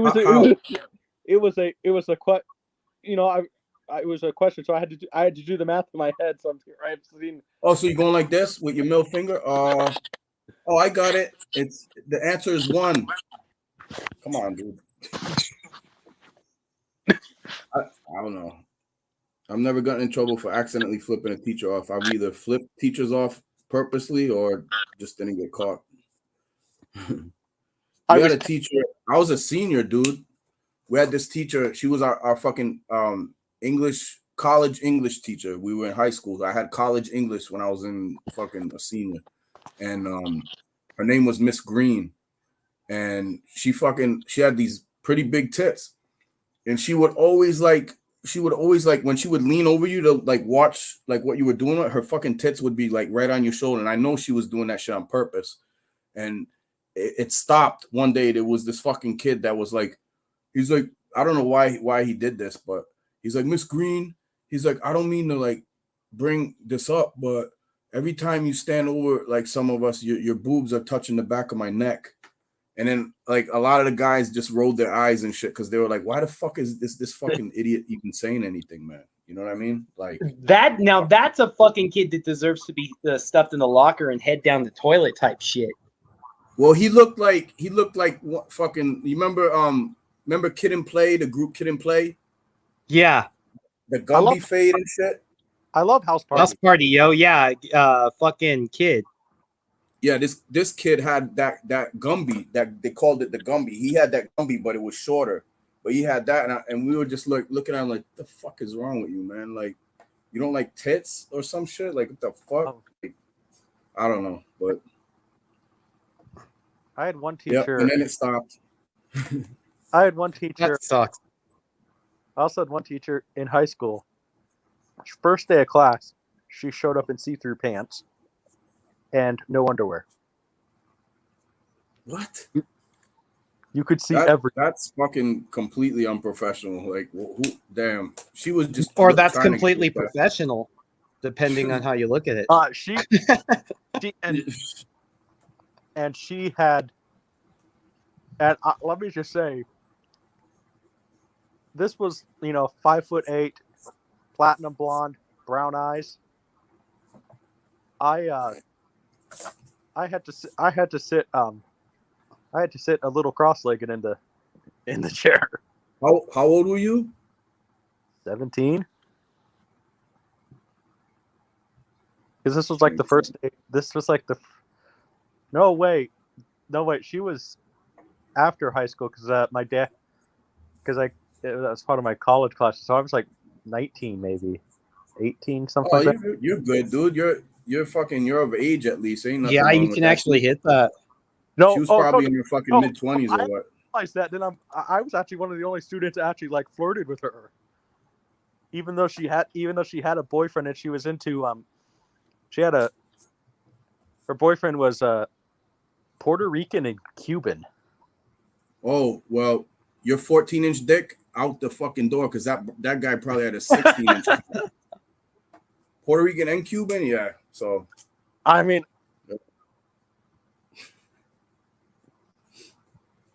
just fucking with you. I know, but yeah, I flirted with her all the time. I mean, actually, she actually made my. It's not as crooked as it used to be, but she made my finger crooked because she slammed. I was getting out of the car and she slammed the door on my hand and made my finger crooked. And so my finger's actually slightly flexible. I can. How the fuck? Wait, you were in the car with her? Yeah, because it was a field trip. But There yeah, he goes with the middle finger. See. but if Also, whoa! You weren't flipping the teacher off. You were just showing her the middle finger that you got stuck in the car door. That's all. Oh, if you can actually, I don't know if you guys can get a good look at it. The finger's actually slightly crooked. Yeah, I got one like that. This one. Well, I'm not it'd be flipping you off, ironic. dude. I got one right here from basketball though. The fucking, you know when you ever get your finger jammed from basketball and it fucking like just hits it like dead on, like that shit hit my middle finger. I was going up, bang! It fucking hit it so hard, dude. My shit was like crooked for the longest, and it never. Dude, the same shit happened to me. It's crazy, man, because I would get fucked up playing basketball, but like I would play tackle football in the street and never get injured. I'd always get injured playing basketball though. Twist my ankle, sprain my finger, jam my finger. Like to me, basketball is way more dangerous than football. Like a lot of people would disagree, but like if you look, like there's 16 games in the regular season of football. Like in basketball, there's like 32 million. There's like 80 or some shit. That's fucking insane, dude. You know, like I mean, to get injured, yeah, way more, dude. And you're always running up and down in confined quarters and shit. Like, I mean, to me, it's more dangerous than football. But so that no padding either. But now that finger, it's actually slightly flexible, and like. All around it, except for right where it's bent, there are no pain receptors. Except for if I hit that right where it's bent, that's like one of those fuck pains. You're sitting there, it hurts bad. You know. Just think about it like this, dude. Your girl probably likes it that it's bent a little bit. It goes in a different direction and shit. You know what I mean? So. Well, not to mention she must have been hot because your family didn't even sue them, or you didn't sue her because you could have gotten tons of fucking money. Yeah. How did you get your finger smacked in the door anyway? Like, were you in her car?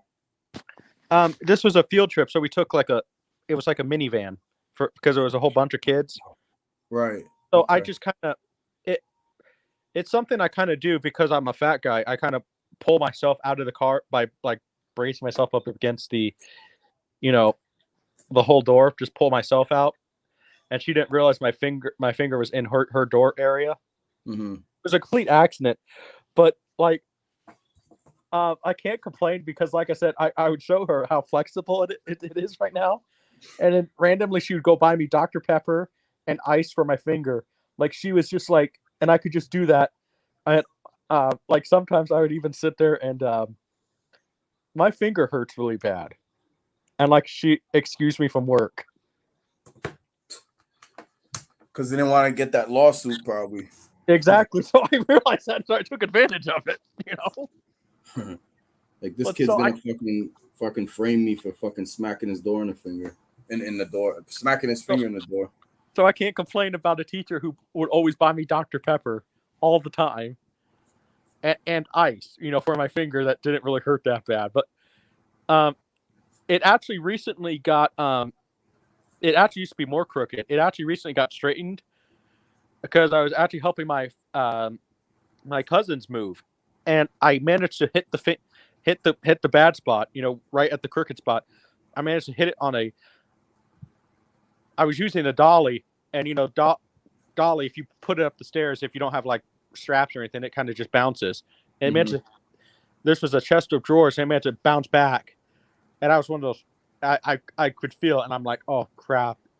And I had to go down these stairs, and I just toughed it out. I just sit there, okay, I'm just gonna tough this out and go down these stairs with my finger in throbbing pain.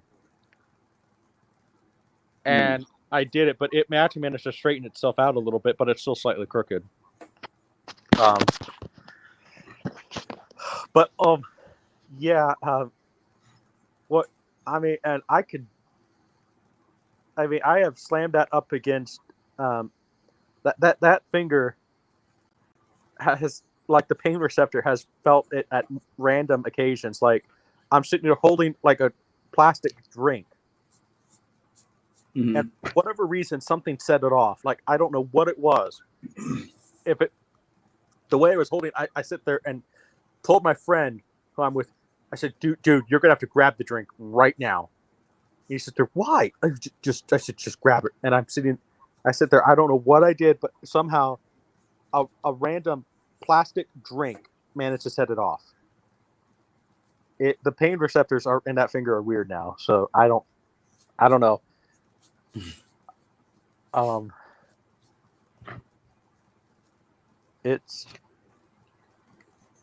But yeah, I can't complain about that teacher. I mean, she even had a hot name. So, Autumn. Oh yeah, it's my favorite fucking season. I know. Not mine. But...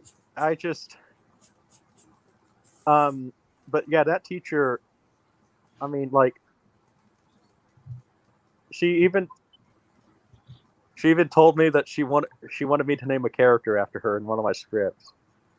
So, like, okay, I'm not complaining if a hot teacher wants me to do that. So,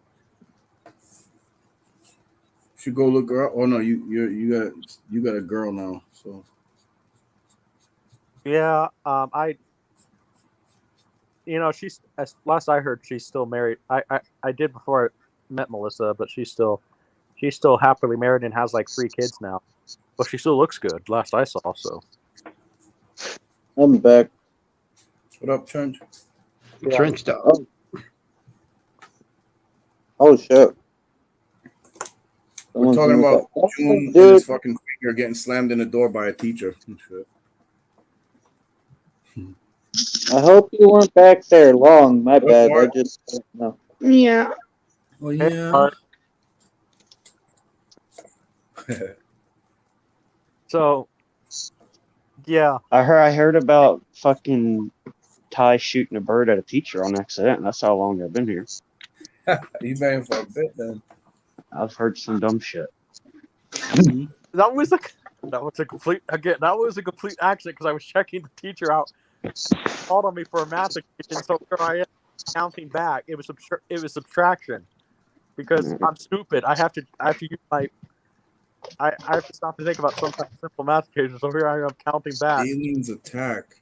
And I accidentally flipped the teacher off. What do you mean? A movie, Kevin? I think y'all missed it last night, man.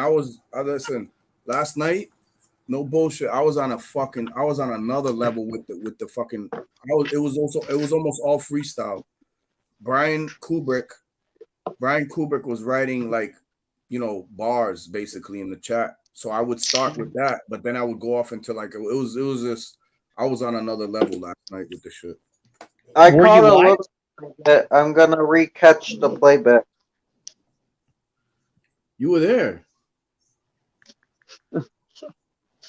Yeah, June. I want to check it out, dude. Hey, can you show us what you're drawing, dude? Yeah. One second. Let me. Let me finish this. Yeah, no rush. Wait, what, June? Did you say June? Yeah. Yeah. What'd you say? What'd you say? What were you saying? What about earlier? What do you mean? Okay. I'm Y'all are confused. silly. Y'all are silly boys. Silly boy. No, what are you asking about? I thought I heard you say June earlier before we had this whole conversation. Wait, when earlier? What? Y'all are having like the phone tag answering machine thing, but y'all are doing it without the phone or the answering machine. You gotta stop this madness now. I'm just trying to figure out like what I don't know what he's talking about. I know you were talking to me about something, and then I don't know if his name came up in it, but I don't know. I took a pee, and then I came back, and Art was here, and I also had to check on the cats because they were playing next to power tools. that's awesome. Well, if you know, what is it? National Lampoon's the Christmas tree, and if something happens, it happens. You know, things happen like this. I mean, I don't want to pick that up, and it's like it would be sad. I mean, I don't like them, but it would still be sad. Come on, Trent. Fried pussycat. Well, no, I'm not. No, but the thing is, like, what would I do with a fried pussycat? Dinner. Take it to the butcher shop and sell it to them. I don't know. Wait, no, but we got in trouble. Avatar would say that. Oh, we got kicked out of a Chinese restaurant for that type of shit. Wait, what? What? You see, you've already got experience. No, what happened? What happened was it was hot one day, and we were walking home, and we decided to stop at the Chinese restaurant to use the bathroom and fill up our jugs of water. So we were all doing that, and everybody took turns distracting the person at the desk. But then they found out what was going on. And they started yelling at us with a broom, and then one of the person that was with us is like, "We will give you cats if you let us stay," and that just made it worse. And what the fuck? I got kicked out. Yeah, they only do dogs, man. And they wanted to go the next day with a cat in a bag, but we didn't do that. But like, we were thinking about it. I got kicked out. Oh, we wanted to bring them a cat in a bag as a peace offering. What? Because they said never come back. I got kicked out of it. Cat's out of the bag. Cat's out of the bag now. Yeah. I got Chinese buffet for eating too much. You got kicked out of the buffet. You go now. You fat Of course, boy. this fucking guy would say he got kicked out of a buffet for eating too much. I've never seen that in my life. I've never seen or heard of that ever. Yeah, that's amazing, dude. That's quite a feat right there. I was like 14 years old and had like 12 plates of food. 12. Yes, and I sit there. You had too much food. You go. And I said, "Can I finish this plate?" I said, "Yes." Then you go. That's a lot. Okay, and I would say then you give me my money back.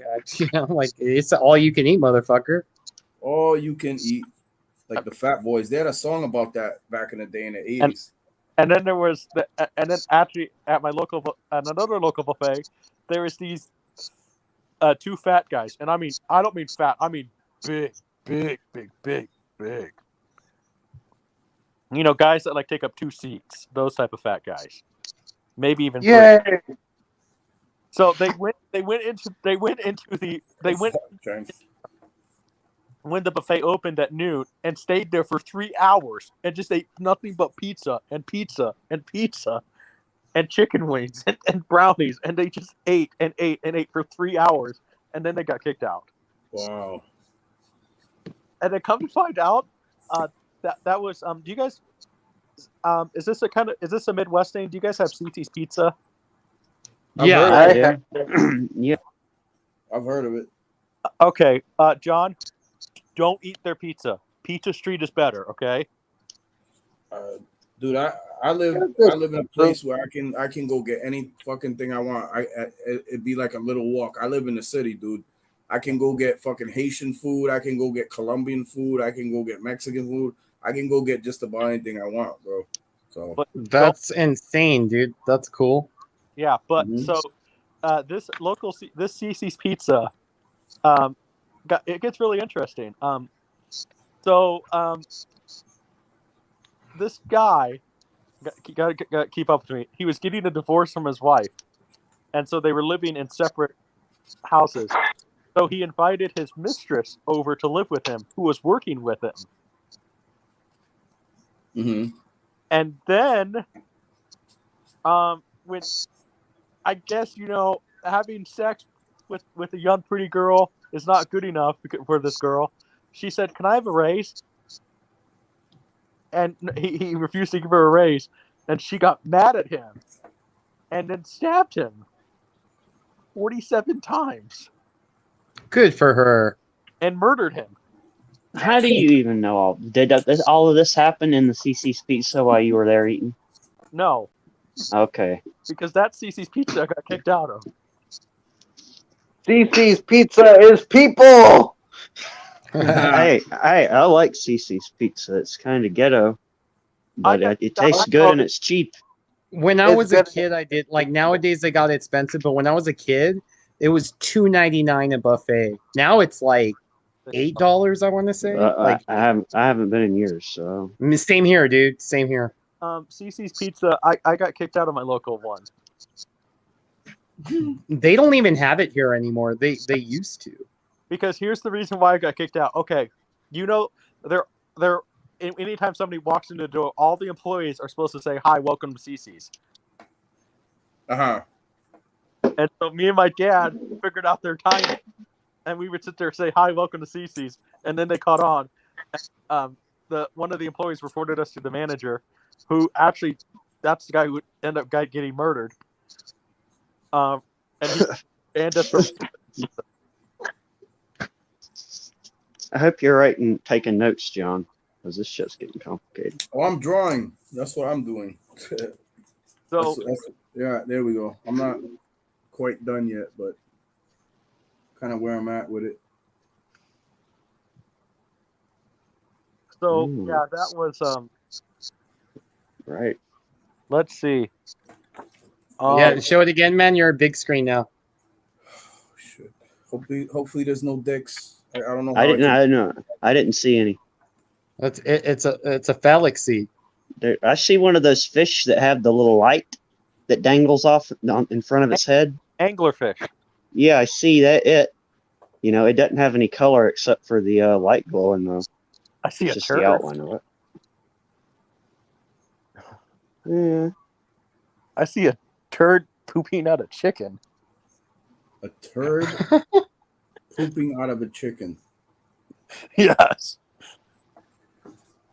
We'll get there. We'll get there. I did not see that. Neither did I, but it's okay. I did see a dog doing yoga, though. A dog doing yoga. Let me draw. Fuck. Doga. Doga coin. Doga. A dog doing yoga. That's Doja coin. Put all the blacks when you get underwater. That's what I'm doing. That's what I'm doing, Kevin. Pretty much. I was gonna do like almost like an underwater idea. I had that. So yeah. I still like the. I think my favorite drawing though is Pickle Sacha. Yeah, that's up there. You guys come up with some stuff, boy. Well, Sasha's the man. Yes, he is the sexy monkey. Did he have to go? No, his computer was all fucked. Like it froze again, and so like he had to turn it off. And I don't think he probably is having technical difficulties in a nutshell. And I think Blood had to go or something. He just disappeared. Yeah, he busted in the end. Yep. But if he wants to come back, the link's always he's always welcome. either one of them cool guys. Yeah. Trench, were you trying a new thing where you can go live, or what was that? That was a different platform, and just in case, I was doing it for like people like Apple and Marty and just like everybody in general. Like if our StreamYard ran out, I thought that might be the people were talking it up, and I thought this could be a backup platform. But hell, it wouldn't even let me use my camera or my mic on it for some reason. Like I couldn't talk, or I couldn't show myself. I couldn't do anything. So I was like, fuck I that. watched the video after it was done. I didn't understand what was going on, so Only Sacha could. Like Sacha figured it out pretty easily. That's why I thanked everybody who showed up, but especially Cory and Sacha, who were very helpful. I might try it again, but I say fuck it. Just stick with StreamYard. People are like, that's way better than StreamYard. Well, maybe I've already paid for StreamYard. Of course, I'm going to stick with StreamYard. Yep. Yeah. Like maybe the paid version of that is better, but I don't know. Like the free version kind of sucked ass. Oh, like yeah, it was. of course, the free version sucks. Yeah. How much do you pay? I don't remember. It's automatic. Yeah, because I always every thought month. this was a free platform. I didn't know It that. is. You can pay and have unlimited time to stream, Oh, and you can okay. have 10 people on instead of 6 or whatever. How many? Yeah, how much is it for the paid version of StreamYard? Yeah. It's probably I it's not forget. that much. It's not that It's much. not expensive. No, it's not too much. It's not more than fucking. Yeah, it's not expensive. So it's not like some of those sites. So pay for the premium, and it's like $100 or something like that. No, right? it ain't like that. No. No, you can pay like that though if you want to pay for like a whole year ahead of time or 6 months ahead. The way I got it set though, we get charged every month. So would we say maybe about $10 at the most?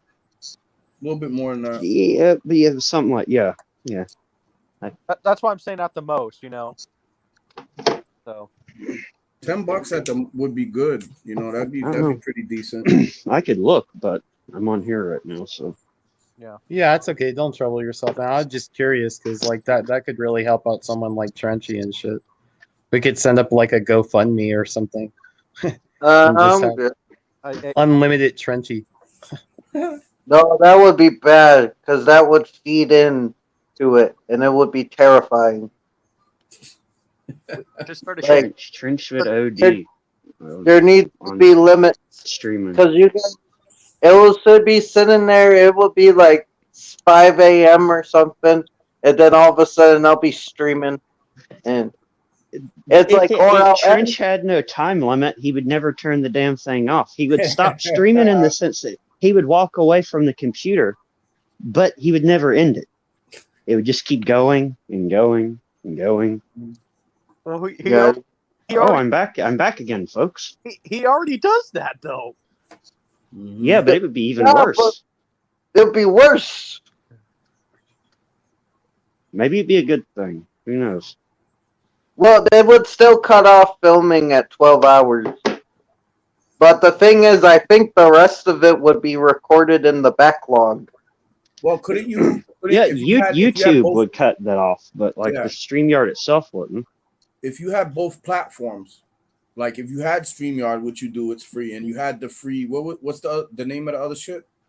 Oh, it's called Stream Melons, but I don't even know. Like, dude, it took me 20 minutes to put myself in the stream because you got to put yourself into the stream. And this was even before I went live. I was trying to figure out how to put myself in my own stream. I didn't know how to do it. Did you look up like a YouTube video first? Something like that? Oh, I did, but they were talking about the pro version. Like that's where I heard about it though. Stream. Well, maybe only the pro version's good for that kind of thing. Maybe the free one isn't. Stream. And I'm using a tablet, and he was using a computer, so I think that might be a problem as well. Oh, definitely. Stream Melons. Yeah, it was Streamlab Melon. Streamlab Melon. The porn site. I was gonna say that does sound like Stream Melon. Stream all the melons, Trench. All the fucking like big ones, small ones, mid-sized ones. You know. As Big long as they're ones. natural, I'm down. Oh, Yeah. Hell yeah. that reminds me of a really funny story. I got in trouble at a grocery store because the guy was he was putting watermelon in the box, and I said, "You got some nice melons." You got in trouble for that? Yes, he reported me Why? to the manager, and the manager told me that I can't say that to the employees because it's considered sexual harassment. You live in a weird fucking town, dude. Like, Yeah, hold on. That was a dude you told, and he reported you. Yes. like here, Wow, what if I did that here did at he my have fucking hits supermarket, or? they'd just look at me like, "What the fuck's wrong with you?" Yeah. This town has the problem. Okay, that it's I guess. like Well, we got a picture. It's Ty coming up to these guys, cowboy hat on. He says he grins. Y'all got some nice melons. It might be terrifying. Yeah. June, you gotta tell Paul the story of how you were accused of stealing and sexual assault in the same day at the same store. What? This man Oh. is a menace. yeah. So actually that was the same grocery store. Was the funny thing. So We know your hangouts. I went to go buy a bag of chips for my mother at the dollar store, which is right next door to the grocery store. They're like connected. They're the same building, basically, but a separate store. Yeah. It's like a mini mall. We know. Yeah. Strip mall. Well, sort of, kind of, but yeah. Anyway, so my friend then he had to go to the bank, and his car was locked. So here I'm just with a bag of chips. I'm not gonna ask for a bag for one bag of chips. And the chips weren't even for me; they were for my mother because she likes those chips. Mm-hmm. And so my friend went to go get the money, and then a couple days before that, like I was flirting with one of the cashiers there, and I could see her ID. She was 18. This fucking dude. You're gonna get fucking thrown in jail for some sexual harassment shit on one of these broads. Watch. I guarantee it. That's why it's a good thing I have Melissa now. So anyway, then the next day I go in because they have a pizza. You can order pizza at the store. And so I went into the store to order pizza. They said they canceled my pizza order because I got accused of stealing or walking out with a bag of chips. And then one of the girls, the only girl I flirted with, said that I was sexually harassing her when all I said was like I commented like on her earrings. Just say it. Just say, what did you say? I commented on her earrings and like her eyes and stuff like that. Oh, and stuff like that. And stuff like that. What the fuck is wrong with you? Bro, you need to like chill, man, because this is how old were you when you did this? Calm down. So, lady, the cashiers talk to you because they don't have a choice. They're working there. They don't want to, all like that. when you go to a strip club and they give you all these nice things and they dance for you and they make your dick hard, but you're still going home with your dick hard. They don't really like you. They just like your money.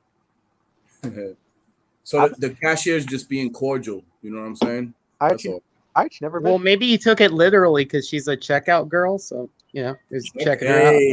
Yeah, hey. That makes sense. So then I actually proved myself wrong. That I actually proved myself innocence because I proved to them that I paid for these chips at the dollar store, not even your store.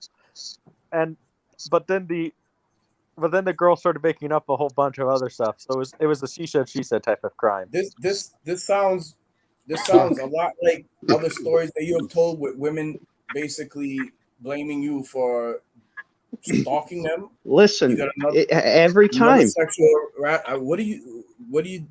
Something about you girls don't like, bro. That's just what I'm saying. Something about you girls don't like. Hold on, but you got arrested for this shit, June? No, I did not get arrested. I got kicked out of the store and Oh, okay. banned from my grocery store in my hometown. Oh, I thought you were cuffed up and whatnot. Okay. Well, I've stolen as a young child from stores before, and I didn't get kicked out. I got in trouble, but they let me back in. Like, you know, I didn't get banned from the fucking store. I've only gotten banned from a store for stealing cigarettes. Yeah, I've never done. No, I stole candy. I stole Starburst when I was like fucking 9 years old, dude. That's 8 or 9 years old. I stole Starburst from this corner fucking store type of deal on the way to school, because I would walk to every school I went to as a child. Like, I lived in the city, so fucking my boy was like, yo, he's like, they got this new candy, and it's when Starburst was like first hitting, and we hadn't had it before. This is back in like the 80s, early 80s, and we took like he fucking took like handfuls of shit. He was fucking running out the store with him. I was fucking like, I saw him running, and I fucking ran behind. I knew he was stealing the shit, but the dude that owned the store fucking caught up to us. He caught me and fucking literally like almost dragged me all the way back to the store, and then called up my fucking grandmother, because my grandmother like would walk by that store every day to go to her job and shit. And he's like, your grandson's here. He's trying to steal shit. And I'm like, no, it wasn't me. It was my friend. They're like, who's your friend? I didn't want to give up the name, so you know. You took the rap. I'd have been all taste the rainbow, motherfucker. They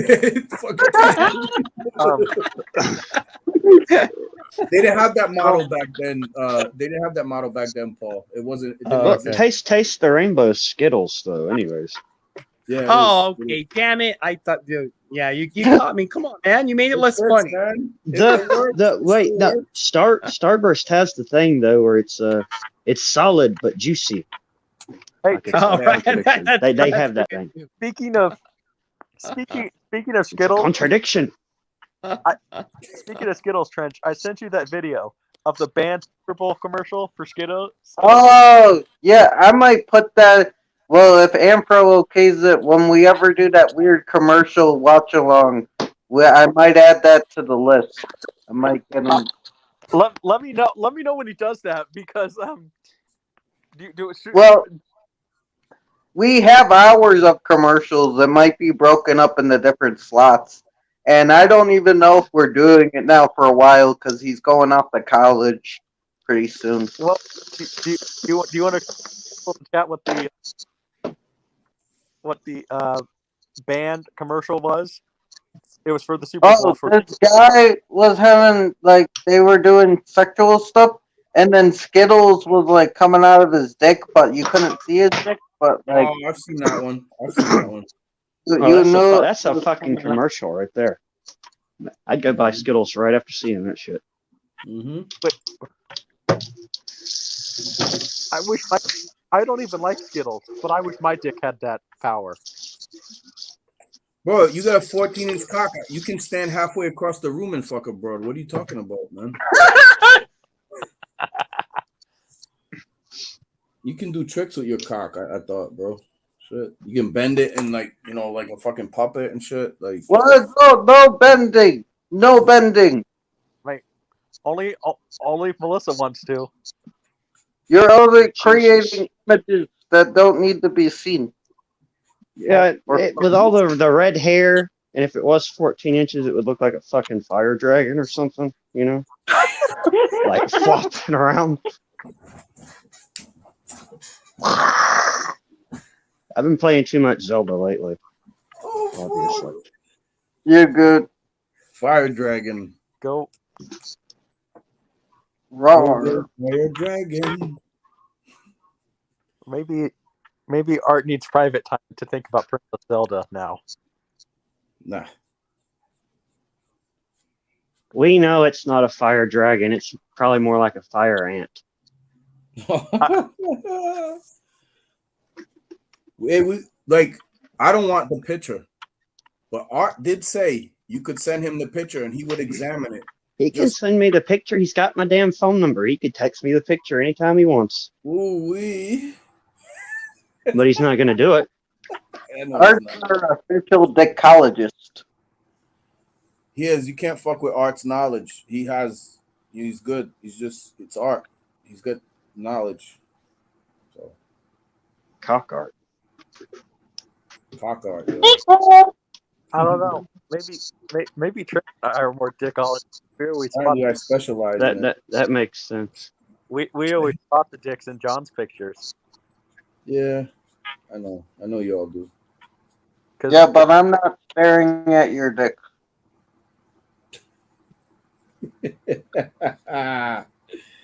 Oh man, it's fucking. What happened to Paul? He got They said they'd be right back. People I'll are be just right dropping. back. I hope Blood was okay. He just disappeared. Like Sasha explained, but Blood just took off. Like maybe something happened. Yeah. Or just like John's picture with the tigers in the background. It looks like the tigers are humping. What? Which picture is that? The one right behind. Those aren't tigers. Those are Black Panthers, dude. Those are panthers, man. And if you notice, it's what it is they're actually on different platforms. One is standing more towards the front, and one's more towards the back. I like to think that the panthers are humping. They're not even on the same level, dude. Like one's literally like on a different level, and one's like on another platform. It's the way you're looking at it because it's so dark. If I was to shine more light on it, it would look different. Exactly. You'd see the separation more, is what I'm saying. Exactly, but I still like to say the panthers are humping. Because you have a fucking thick mind. That's why. Exactly. Yep. You say anything you want, make any excuse you want. It's all in your mind. You have a sick mind. That's what it boils down to. Well, it's like I said, it's probably just because I haven't seen my girl in a long time because she's been stationed overseas. So I haven't seen your girl in a long time either. Bro, so that's why you come out with all the sexual comments? Or you're just a horn dog? Horn dog. Better be careful, man. No, women today, even the littlest comment, like, "Oh, that's a pretty bow you got in your hair." What? What'd you say to me? You want to rape me? What? No, I was just commenting on your bow. What? Bro, I'm telling you, man, you better watch yourself. You have a nice bow. I most certainly will not do ass stuff. Like lately, what I'll do is like a girl who has like pink hair or something. I'll sit there and like say the stupidest stuff, like, "Is that your natural hair color?" And say in a very. You're gonna get arrested one of these days for fucking some shit and we ain't gonna see you no more. And it's gonna have to do with a female and something sexual that you said or didn't say, but they thought you said. Watch. Your girlfriend's gonna contact us and be like, "June's in jail. Sorry." Like what happened to her? Well, he made a comment at some girl at a checkout and told her like that he really liked her shirt, and he was only telling her because he wanted to buy the shirt for me. And she blew up about it.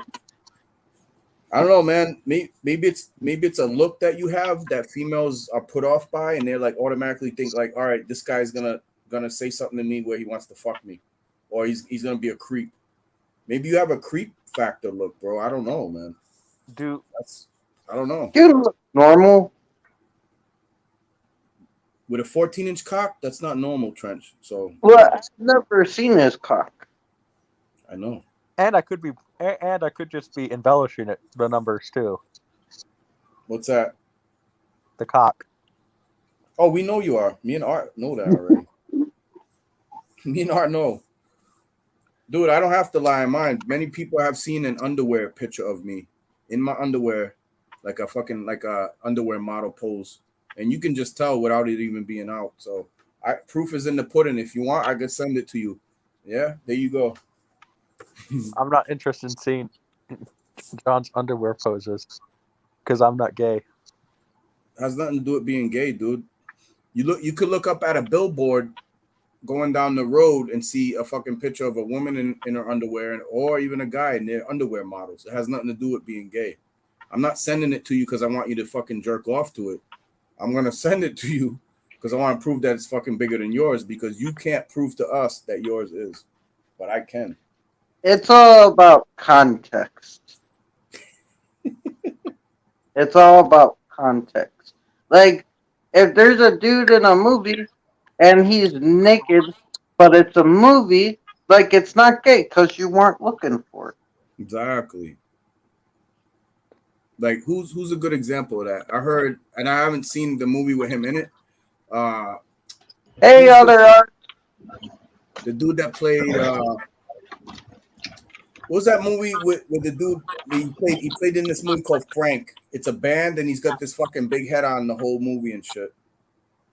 Michael Oh, I know what you're talking about, but I've never seen it. But I know what you're talking What's about. that actor's name? He's been in so many other things too. I can't. Michael think of it. Fassbender. Yeah, Michael Fassbender. I heard he's fucking packing, dude. So. Well, he's German. He's what? Well, he's German. That has nothing to do with anything. What you are has nothing to do with anything. German, what? So all Germans have big cocks? I don't know. German has nothing to do with it, dude. Trust me on that. He makes his thing bend fast though. That's why his name is Fast Bender. All signs and symbols, huh? Oh yeah. And Think about Ben, well, when he plays Magneto, he can, but not in real life. Hey, when he plays Magneto, he is a big dick. Oh yeah, I like Magneto's a great villain though. He's a very interesting villain. He's very, yeah. He's probably, and he's. I mean, X-Men does have great villains, but he is the best X-Men villain. Oh yeah, of course. Magneto, yeah, hands down. I mean, there's only like even Mr. Sinister, who is probably like Mr. Sinister, Mystique, and like Sabretooth are like close runners up, and I really like Toad, and like there's Juggernaut and stuff, but nothing beats Magneto because Magneto they can do a lot with that character. He's not purely evil. He's just been rejected for who he is, you know. So instead of like he thinks that they're the next evolution, and instead of people treating them like shit, he should be ruling over them. You know. Do you think they would ever do justice if they brought a Sinister character in, Trench, a Mr. Sinister? Like, would they fuck up the costume? Because that's a pretty specific looking costume he has. You know what I mean? They would never do the correct costume. Marvel, check it up. Maybe like Disney, Marvel's been doing decent, but I don't think they would go for the costume. Oh, you're good, Blood. No worries, dude. No worries. He's back. Did you hear about the Brian and Coco? What up, guys? John might know about this more than I do, but do you, Trench? Have you heard how they actually got about actual Magnetos, not the character? No, go ahead. Enlightened. Yeah, John, you can correct me if I'm wrong if you know about them. They were like experimental bombs in around the time of like World War I, and they wanted to make bombs out of magnets, so magnetos. Basically, like they also even were trying to experiment using it with dynamite too. Yeah. I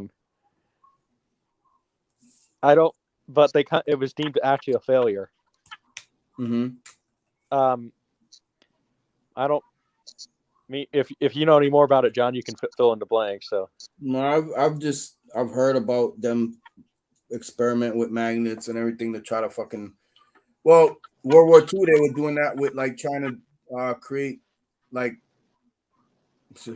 arguably like re tech alien tech supposedly, but the Nazis were basically trying to build and had successfully built things that looked very similar to spaceships, what people would have thought were spaceships at the time. Germans had all the fucking rocket scientists. Remember that? Yep. So they had a vehicle that looked a lot like, you guys know what's this plane called that we have now? It's that that black plane that they can't detect Stealth. radar. Huh? Stealth. The Germans had already done something like that back in the World War II days. They Yeah. had created something that looked very similar to that. Yeah, it's the plane in Raiders Lost Ark. Wait, what are Foo Fighters? Oh, that's how they got their name, Foo Fighters. It's the Foo Fighters are a very good rock band with Dave Grohl and No, Pat Smear and Taylor Hawkins.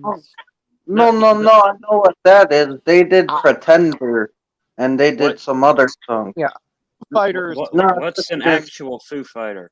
What is Gid? Yeah, what is Gid referring to? Blood. There was basically stuff that like but they would fucking disguised shit, bro. If you go look up Foo Fighters, you gotta probably type in World War II instead of like Foo Fighters because the group will come right up. Oh, for sure. It's basically like they would see. It's they were mysterious. Yeah. It's what they would call spaceships. If they happen to maybe see them. Foo Fighters. Something strange was following the Boo Fighter crews of the 415th Night Fighter Squadron. What were the mysterious Foo Fighters cited by World War II night flyers? So basically, things that look like UFOs, unidentified flying objects and shit. UFOs in World War II and pilots reporting that they had seen, unidentified spacecraft. It was their own. A lot of times, it was their own fucking government creating shit and testing it out on them. Mm-hmm. That's why with the alien shit, you can go. For me, at least, I go 60-40 with it out of 100. I go 60 that it's like shit that they created, the militaries, the governments, and then 40% that there's probably some real shit. I mean, but not coming out of the sky like they used to think all the time. They could fly up, but they weren't really coming from out of the sky. They would just kind of appear out of nowhere and be like these lights, and then they would fucking move so fast and shit. And I don't think anybody really ever reports seeing them kind of like sometimes like shoot off into like upper atmosphere, but like they would even report that there were spacecraft, UFOs, whatever they're calling them now, coming up out of the ocean, so underground. A lot of people think that like there's they came from that went underground and stayed there, but they still have the tech, and that's why you see them every so often, and not everybody sees them. You know what I mean? So, just a thought. I just that it's impossible. We're with as big as the galaxy is, we're the only planet that supports life. Well, you always say you're Christian, right? And the Christian would have you, even though in the Bible I can even show you where it points to where there might be alien intervention within the Bible. I can point to that. I can find it. But they would point to like, well, yeah, of course they're June. Don't you know? Preacher hobo says that motherfucking God only created people on the earth. Okay. God created people on earth, created people on the earth, but it never says that there wasn't something created before. Because remember, it said what was created before the earth, the heavens. So there might have been life in the heavens, Well, that's like angels and shit, right? Well, So the Bible even says the Nephilim. That's the aliens right there. Wouldn't those motherfuckers be aliens? The angels that were supposed to watch and whatnot had sex with the human women because they desired them, and birthed fucking powerful fucking super things, Yep. humans Like that's that where have that's where you that start had getting the idea for superheroes and shit. Trench. that had tech that Yeah, yeah. it describes having vehicles that they could fly up to the moon in Mm-hmm. Yep. and just Well, be and having even- powers and shit. Yep. Being giants, like Goliath was one of them. You guys, Well, I mean, even before Christianity, you have Greek I don't- mythology and stuff, and you have the gods coming down and fucking humans and And creating again, monsters. giants, Like- and everything else. Yep. Yeah, like the Minotaur and Medusa and the Gorgons and Chimera and all lots of shit. Yep. Cyclops. I mean, I am a Christian, but I don't necessarily like. I think that a lot. What's that fucking giant's name? Gilgamesh or whatever. Gilgamesh. No, the Gilgamesh was Stop a great man, and he was supposed to have been descended from a god. Much like Hercules, Gilgamesh is where they got the Hercules myth from.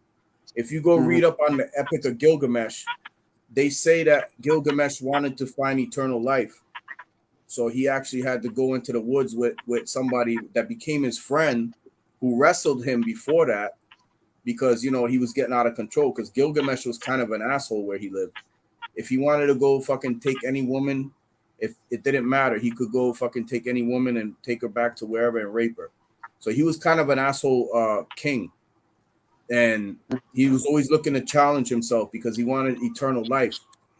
And he meets up with this being, this guy who appears human, but is from another, isn't from Earth somehow, and wrestles with him. But Gilgamesh is so powerful that he bests the guy, what the whatever this thing was, and the thing ends up like being his friend.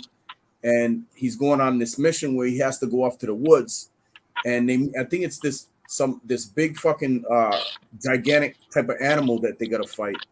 And he of course, you know, he beats that, and it says that nobody else has ever beat this thing.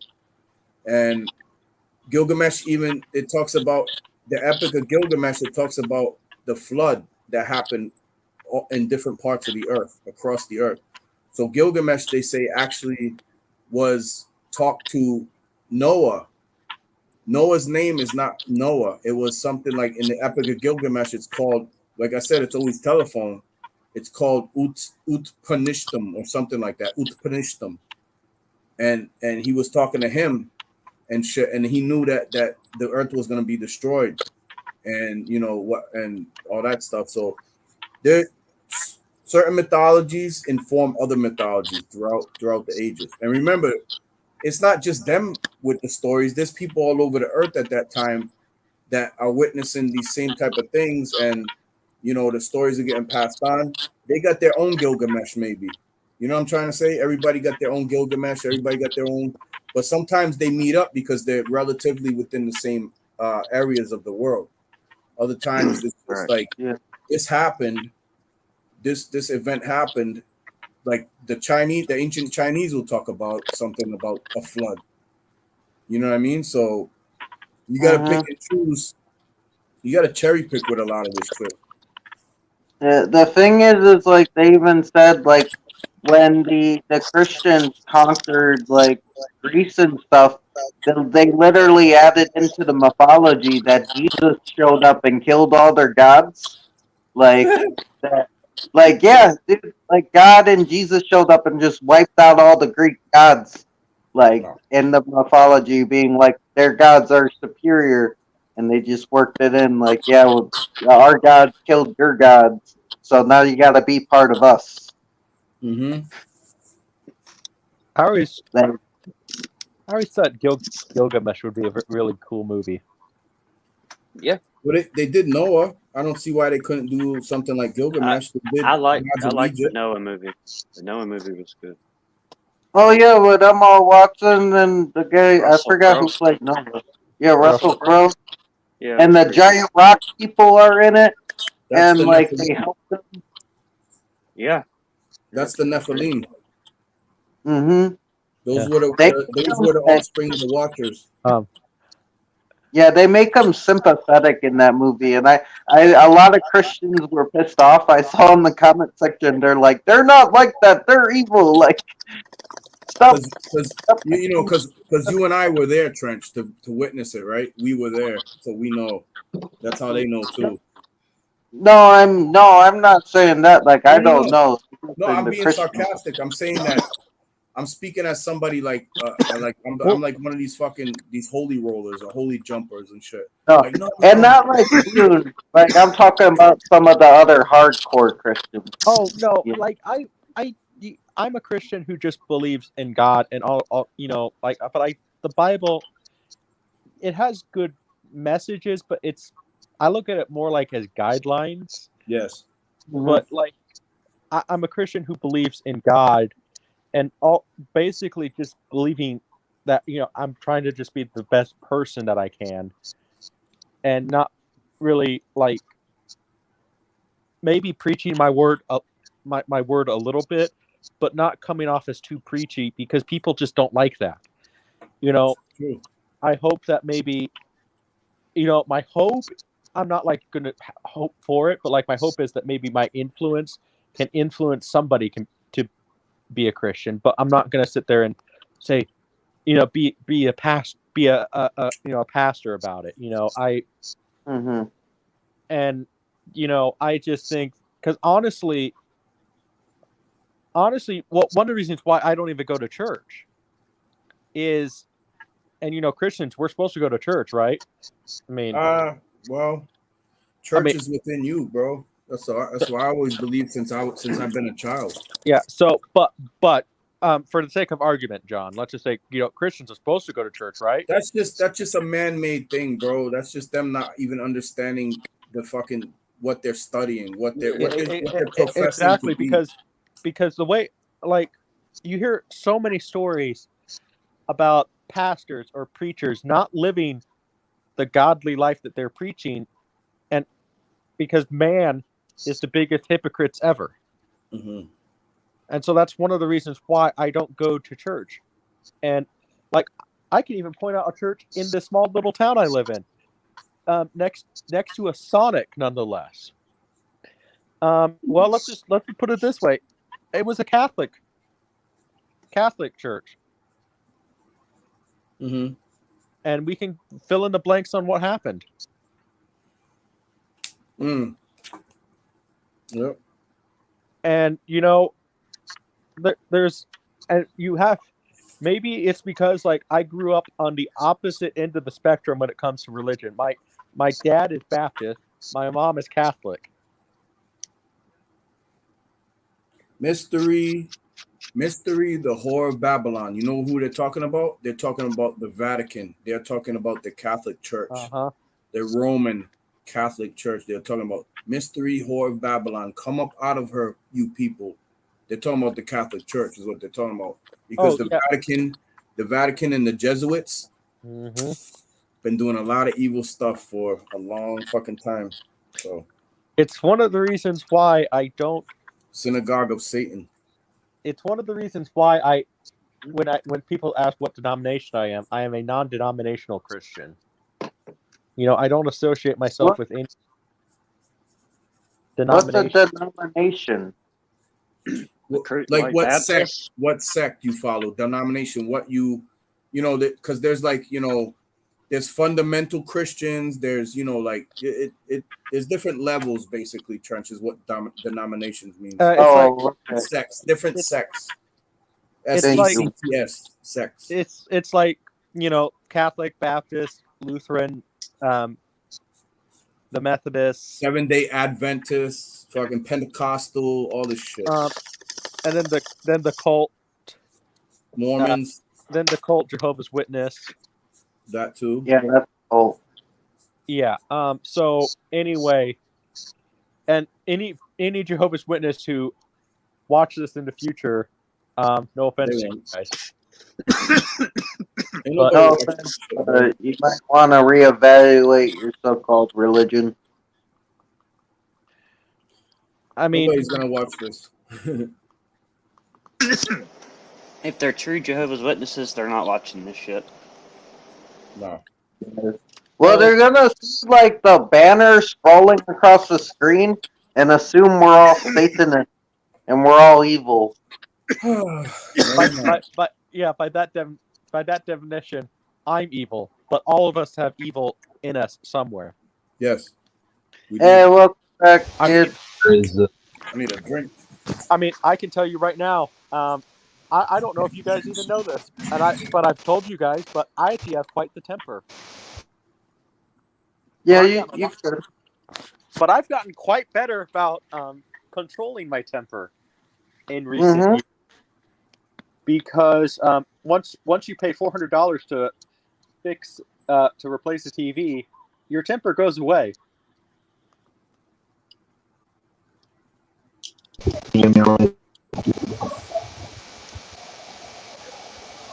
What? I was wondering if y'all could hear me. Oh yeah, I can hear you. Now we can. Earlier it was just a little jumbled. So okay, but yeah. Oh no, it's probably the storm. You said the storm was fucking with him. Yeah. God's just pissing in his area. See, that's the other thing. Like that, I'm obviously like I mean that as a joke. I've met some Christians who don't take that as a joke. Like any religion, any Bible joke, we can't make that. You know, like it's a joke. Anything can be a joke. I like to think that God has a sense of humor of some way.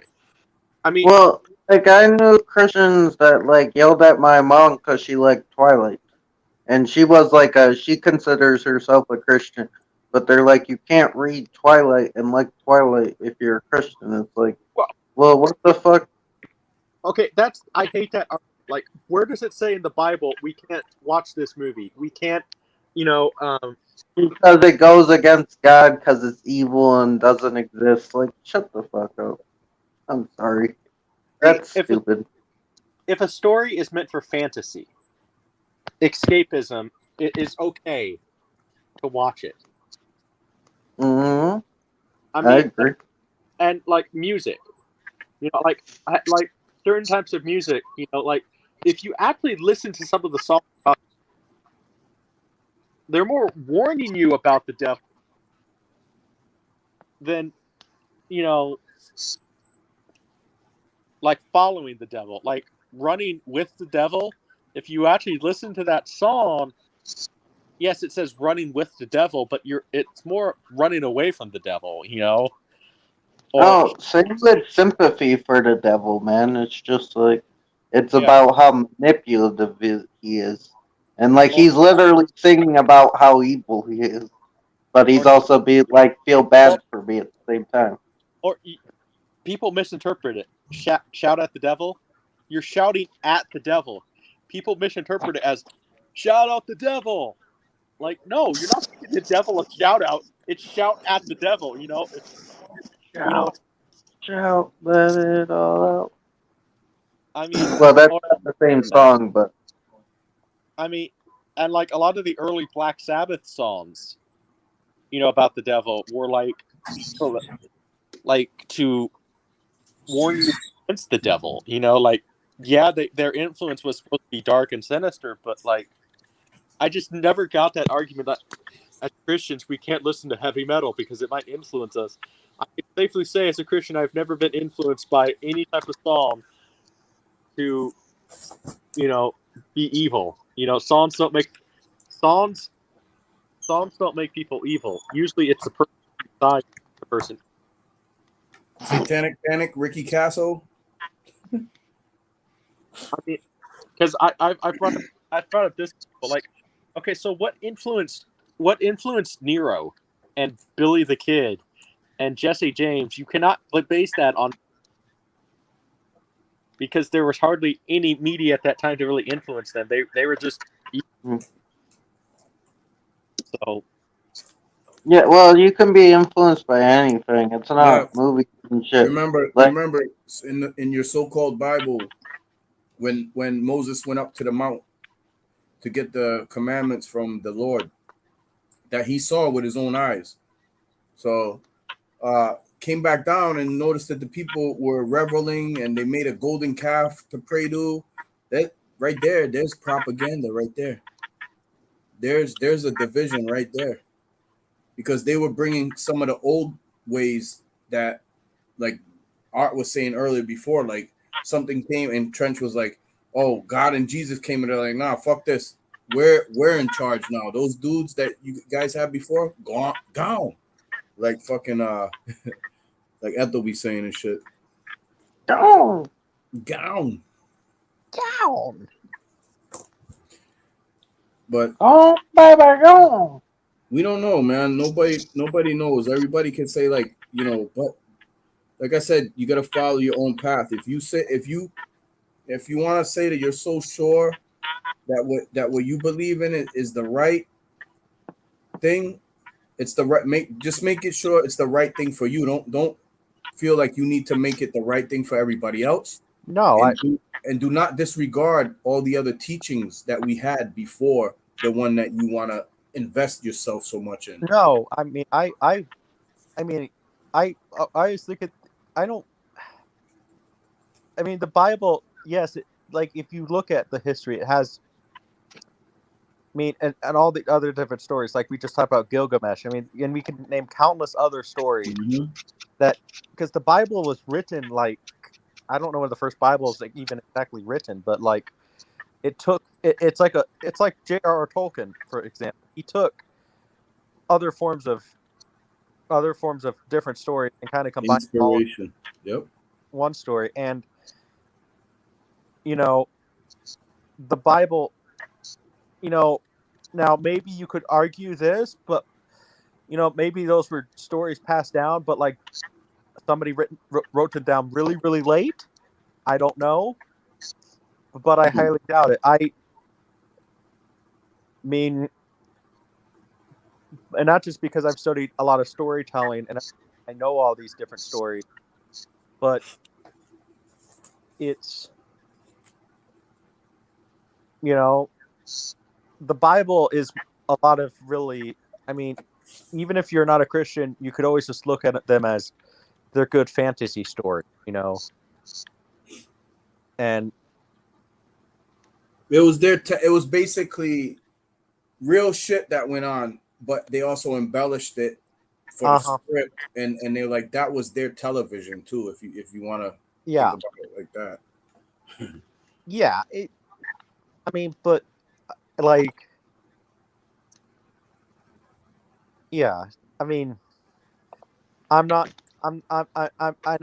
the only reason I'm not like that type of Christian is I have family members who are like that, and I just always was like, I mean, but like I don't really.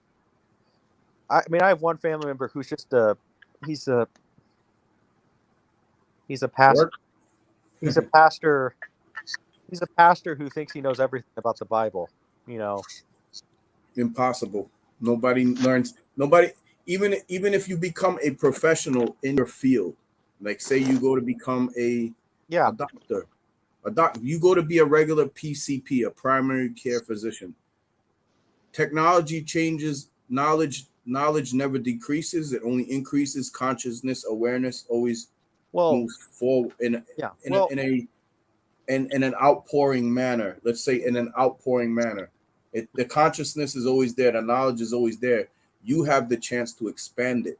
So there's no, like, you don't get to the end of the Bible and be like, all right, that's it. Like, what can I learn from this? All right, I read the story about the guy in the whale and the fucking flood and these two people and some snake that came, that a talking snake at that could come along, and it was an apple, but it wasn't really an apple, was it? Because apples didn't exist in that part of the world. Oh, it was a fig. It was a pear. There's so many different versions of what it could what they say. Exactly. And even within the smallest, like, simplest part of it, when they tell you, oh no, this is the word, take it as gospel truth. Well, if they didn't even get the word correct in the translation, then fuck off with telling me that. Fuck off with telling me that. Well, like, I remember the hypocrisy of some of my family members. Okay, like we remember, like, oh gosh, like maybe close to like 10 years ago now, when that Bible miniseries came out. on History Yeah. Channel, Yeah. and people were complaining, like, "Oh, I'm not going to watch that because the actor who plays Jesus is too good looking." What the fuck? And I'm just like, okay, I never recall it saying in the Bible Jesus was ugly, you know? Like, I remember arguing that with my family. Like, they said, well, Jesus always looked normal. People never recognized him. I'm like, well, yeah, because, nobody nobody knew what Jesus looked like back then. And plus, They did tell, yes, they actually tell you what he looked like. In the Bible itself, they say he had skin of bronze. What is the color bronze? Well, I can find it for you right here. He had hair like wool. What is wool? It's curly, isn't it? Sheep's wool, curly, right? Curly hair. And his hair, I believe his hair was white. So they tell you bronze skin, white woolly hair. That to me So speaks Jesus was a to the area of the Rastafarian? world, huh? So Jesus was a Rastafarian? Jesus could have been like looking like a Rastafarian, man, with the dreads. That Because was awesome. think about something real quick here. If Jesus was always wandering and teaching, who the fuck was cutting his hair? Remember when they talk about Samson in the Bible and his strength was in his hair? Mm-hmm. That alone tells you that Samson was African. Dark continent, motherland, where we all came from, where all humans came from. Yeah. Not the mixture that whatever came down and mixed it with. Not that. We're talking the straight up humans. Well, exactly. That's one of the reasons why I remember pointing out to people, because they again, that hypocrisy about the Bible miniseries, they casted a black guy as Samson, and I heard people complaining about that. Like, because he was. Exactly. Well, but then, like I pointed out, well, correct me if I'm wrong. Did we know that Moses got married to a black woman? Yes, his concubine was they were all dark-skinned people down there. Exactly. She was from a different tribe, and that was his concubine, because men did have more than one wife back then. Many wives. Mm-hmm. And it wasn't a thing of like where for some it was because they were assholes that wanted the power and just wanted like, look at me, I'm the fucking king. I can kill you for saying this to me, or like I can fuck your wife if I want to. That type of shit. There were fucking tyrants. There's always been tyrants, always. Oh yeah. There were people like that, but there were opposite too. There were good leaders as well, that were more about the people and stuff. And they wanted to make their bloodline, or they say they were informed, like maybe God told them, all right, you take this one as a wife. They were instructed on sometimes on, kind of led to who to take as a wife and who to take as like to keep their lineage going and all that. So yeah, I mean,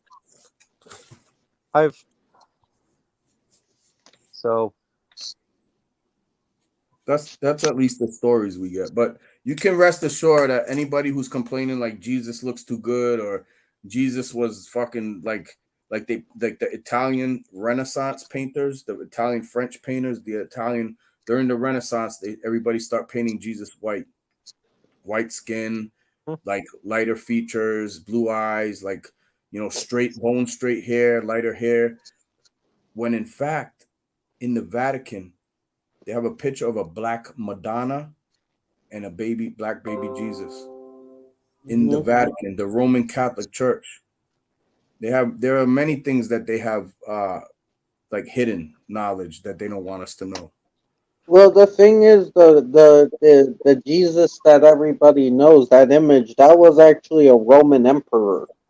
Like, I may be wrong, but that's based off of like this Roman emperor dude, like, which has nothing, like the whole thing is a lie. It's a lie because it's like you're gonna say, "Oh, worship Jesus," but the image you're showing is some Roman emperor dude that like the Romans were your enemies and shit. They're the ones. I think they were the ones that put Jesus on the cross. I don't Yeah. remember, but I think they were.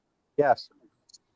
Yeah, so it's like it's fucked up. Like not you, June. Just like the idea in general that they're like love Jesus, but they're spreading around an image of his enemy and passing it off as him because they don't want, because it's ran by a bunch of white guys back then. Back then it was started with a bunch of white guys, and they didn't want to admit that this guy they all worship and shit was a black dude. Yep. Because it was seen as something bad, back to them back then. And It still is to a lot of people, being real. Well, I'm a Christian. That's one of the reasons why,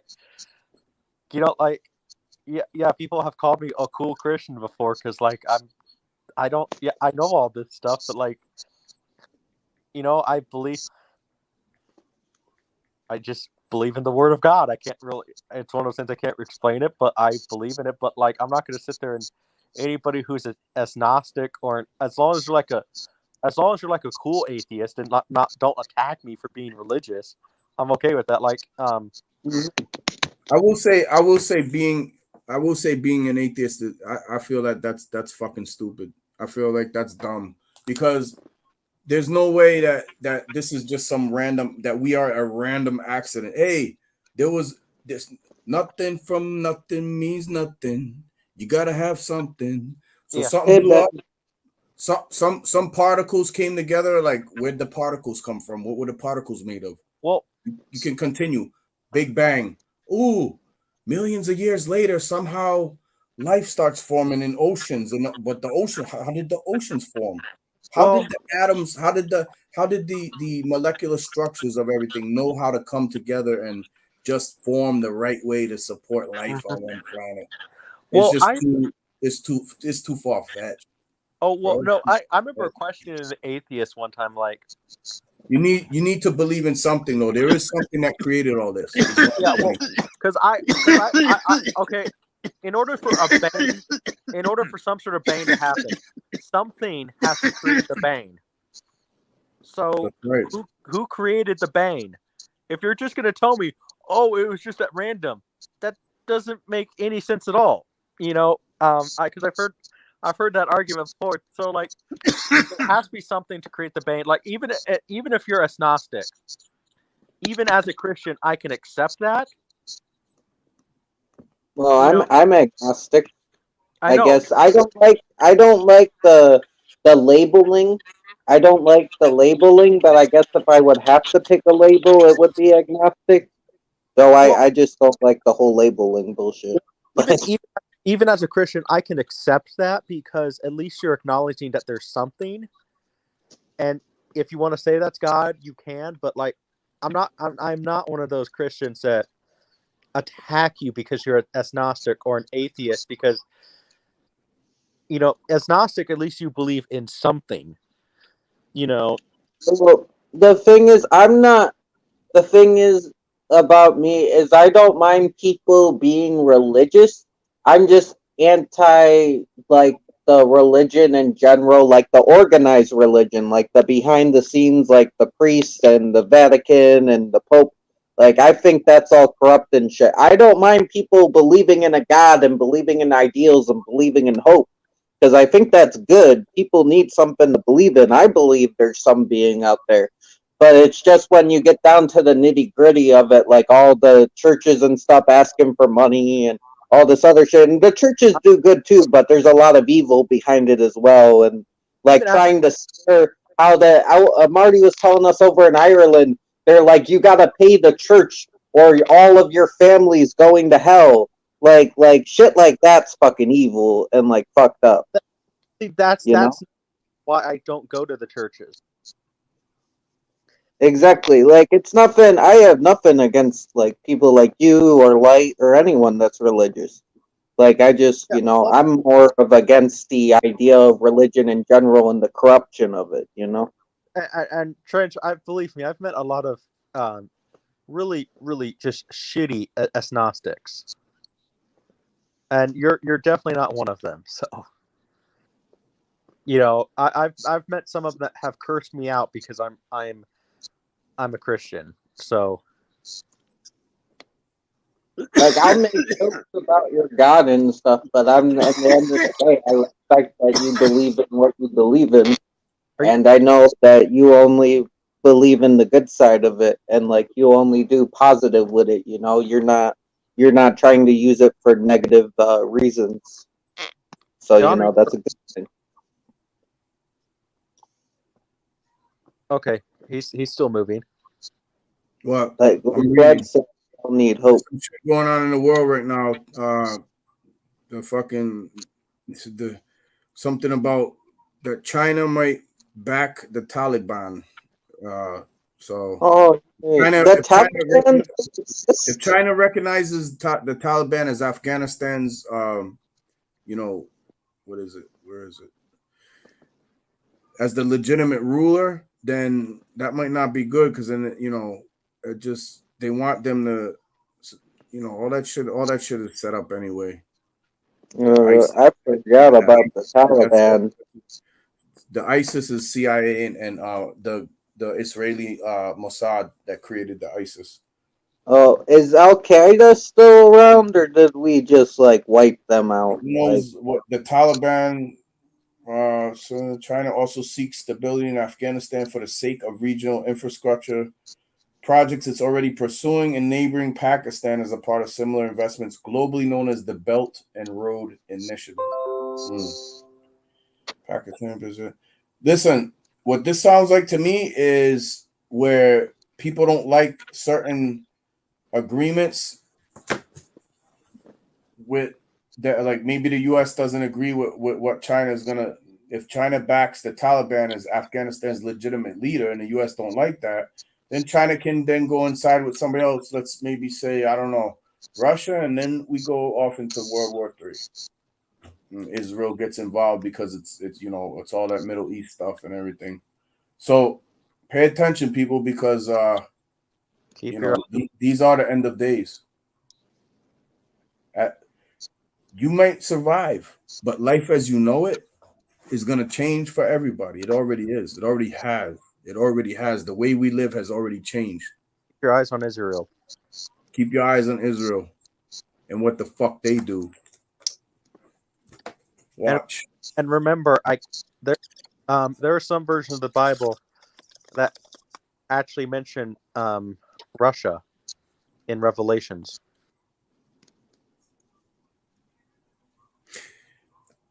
Yeah, and they also talk about in Nostradamus predicted certain things, you know. And it always relates back to somewhere in the Middle East. That is where, you know, supposedly this shit's supposed to pop off. Because that's been a hot zone for like forever. Like forever. People fighting over land and fucking, you know, people kicking other people out of their own land type of shit. Kind of like the white people did when they came over here and they fucked with the indigenous people. That's basically what the Jews in Israel are. They're white people from Eastern Europe that came down and kicked some brown people out of their fucking home. That's what's going on, people. That's the long story short. It has nothing to do with what you believe in religion, what you look like, as far as like what type of what line of Hebrew that you're fucking descended from. Because remember, they did split in. Supposedly in the stories, we're told that June was talking about it. Sarah was the wife of who? And what was the other woman's name? Hagar? I think it was Hagar. Was the concubine, basically the nanny for the baby for Sarah, but then that's his main wife. But then he has the other woman that, you know, he's producing seed with as well. They split. Same bloodline, but now we got two different tribes. They split. And then they go off and become different factions they start their own belief systems based off of the main one that they used to have. Oh no, it was Abraham and Sarah, right? Not Moses. Abraham. Yeah, Abraham was like what? It was Abraham. his name, Ibrahim, Abraham. They all these like are derivatives of the same name. It's just telephone again. You know what I'm saying? Blood of Abraham. That's that's what the Jews, the Hebrews.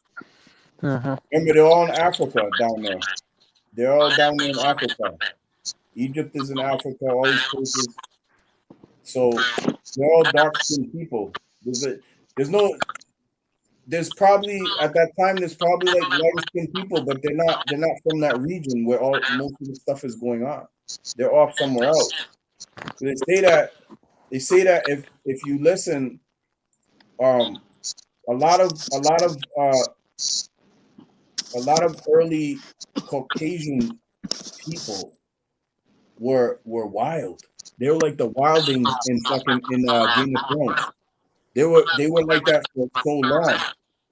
When people from in Africa and Middle East and all that had already surpassed their knowledge years and years before that. That's why the Greeks and all them, Alexander the Great had that fucking library. Ptolemy, all these people, they went to the Egyptians. They always went back to the more ancients to learn the knowledge from them, and they co-opted it. And again, they're gonna switch it up to fit their narrative to tell the people who are gonna want to see it on a face that looks like them, not the people that they're getting the information from. Think about these people. When you can, dude. When you can, no worries. We'll probably be here for a while. Well, knowing this. If you go see the pyramids, there are certain areas. It's a very, very guided tour. You can wander off, but like that Jim Mars who I was talking about, he found a Stonehenge in the pyramids. And there's all sorts of other Stonehenges around the world and all sorts of pyramids that they don't want us to know about. Oh yeah, I know that. The Mayans, they had the step pyramids. Yeah. There's pyramids in China. There's pyramids in fucking Yugoslavia. There's pyramids underwater. There's pyramids in Antarctica, dude. People don't know that. Like this, I think that was their symbol. That was their sign and symbol to communicate. I think they had a form of communication back then, like we have now with the internet. I think a lot of it, energy, sharing energy. A lot of people think that it is the Hollow Earth giant that helped them out, not the aliens. I heard that. I've heard that. And that's how they connected around the world with all the different Stonehenges and all the different pyramids. Yes. They are energy centers. If you go to these places, you feel like, I talk about vibes and shit. When you go to these places that are far, like, well, you got, everything's right Tune in there. for the big giveaway at 9. Huh? Tune in for the big giveaway at 9. Yeah, that's it. They got a fucking Stonehenge involved now. Yeah.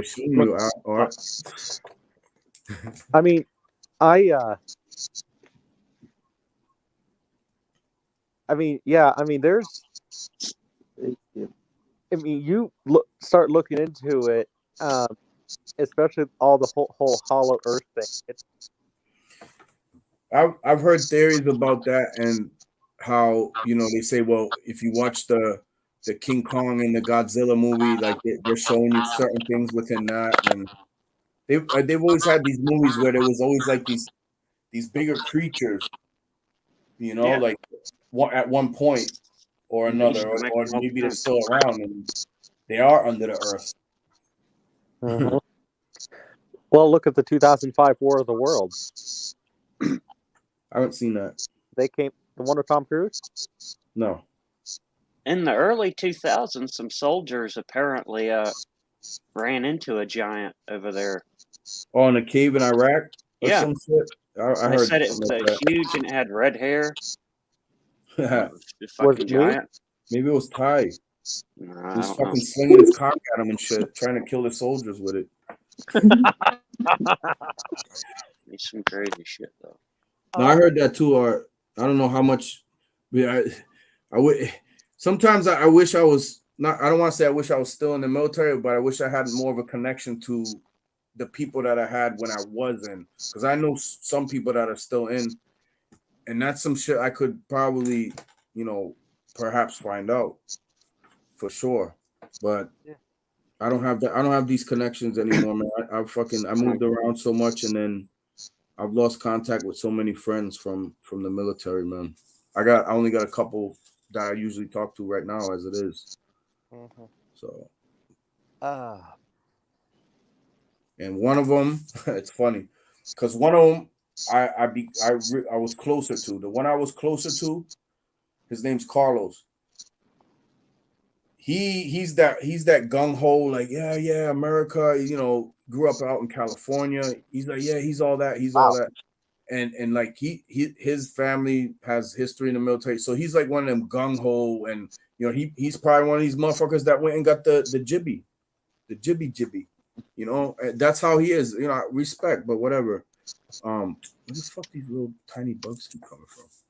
You ever see those like little tiny bugs, no seums that like fly in front of electronics? Yeah. These, I don't know where they come from. They're so tiny. They're like little gnats. Yeah. But anyway, drones. him, the other guy is more like me, thinks more like I do, and shit. But and he actually, that's the one that I wasn't as close to. But if that makes sense, it's just the weirdest fucking thing, man. The pyramid in Antarctica, they, I think it was, there was an expedition in Antarctica done by Germany before World War II even happened, and I believe Hitler sent Hess and Goering, and those two hated each other. I mean, they actually, Hitler actually had to separate them because they would actually get into fistfights, like legitimate, like I'm gonna kill you fistfights, not like bro fistfights and stuff like that, And right. There, supposedly somewhere there's documents written about what they actually found. Mm-hmm. And it was the only point that Hess and Goering actually got along.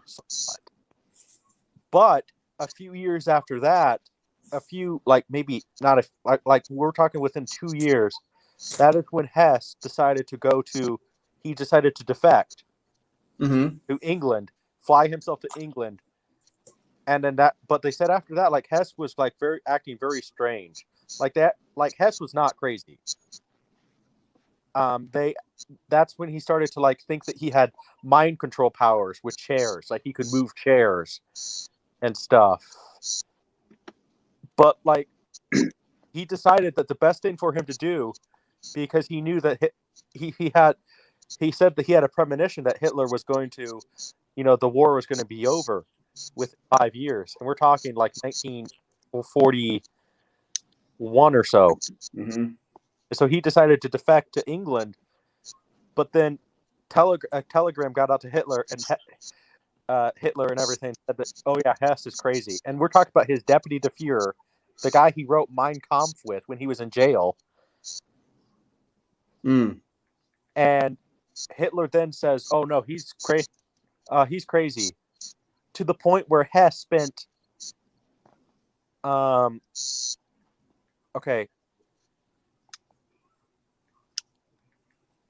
46 years in prison, and he died in prison of supposedly suicide. But if you actually look at death, the dude, 93 years old, he could barely lift his spoon to eat his food. He had to have nurses come in, and he was the only prisoner in this prison.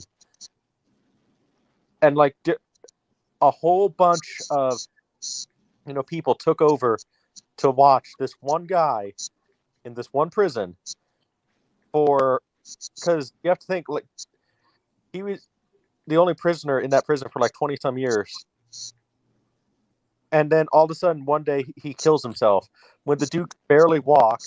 He could barely lift his arms up to, like I said, eat because he had such bad arthritis. I mean, a lot of people have questioned his suicide. I mean, just because it's just like it's just so like it would be impossible. Like I'm sure we've seen people who have really bad arthritis and like how bad it can be for them and how painful it can be for them to like lift their arms, something that we take for granted, And so, I mean, if Hitler was into a lot of those, if you want to call them conspiracy theories, and everything, but some of them are true in a lot of ways, or all of them. Especially, because there has to be something to that. Why Hitler would all of a sudden turn on this was his best friend. I mean, we're talking about a guy who was, if Hitler all of a sudden died, this is who would take over Germany at the time. And a lot of that, though, was actually this one guy. I talk about him a lot just because it's just like, it's just fascinating. This guy, Martin Bormann, who basically was like the best way to describe him is he was like the janitor who manipulated his way into Hitler's power, and then within about 18 years of joining the Nazi Party, by the time of Hitler's death, he was in charge of the party. And then the official story is 72 hours after getting the job that he wanted 18 years to get, he commits suicide. And this guy was not that people who knew him said he was not that type of guy to do that. Like, he would actually fight for it. But here's the thing is, though, if he died in 1945, the Nuremberg trials were no, not you. There's a fucking idiot fucking cat. I was gonna say that was perfect timing there. But the Nuremberg trials were like what, 1946, 1947, 1948, somewhere around there. They actually tried Martin Bormann. If we thought he was dead, why would we try him? I mean, and there's a theory. There's this book. I've talked about it before. It's called Operation James Bond. Okay. Because that's Ian Fleming was a spy. You guys know, right? Ian Fleming was a spy, right? Yeah, that's the word the book so good. I guess I have to take your word for it. Okay. So keep going. And Ian Fleming, the whole thing about I got this book. It's the book is called Birds of the West Indies by an author named James Bond, and that was the cover for Ian Fleming because he got that name. And Operation James Bond was to find Martin Bormann. Martin Bormann is loosely inspired by Blofeld. He's even there's even Goldfinger stuff with him. I mean, but in that book, you cannot find it anywhere now. But in that book, somebody who had it, I saw it online. Now, this video always randomly gets deleted. Sometimes it pops up on my feed because I do watch it. Sometimes, but he screenshot it. He took a picture of the book and uploaded it to his channel. There's a book written in 1961 to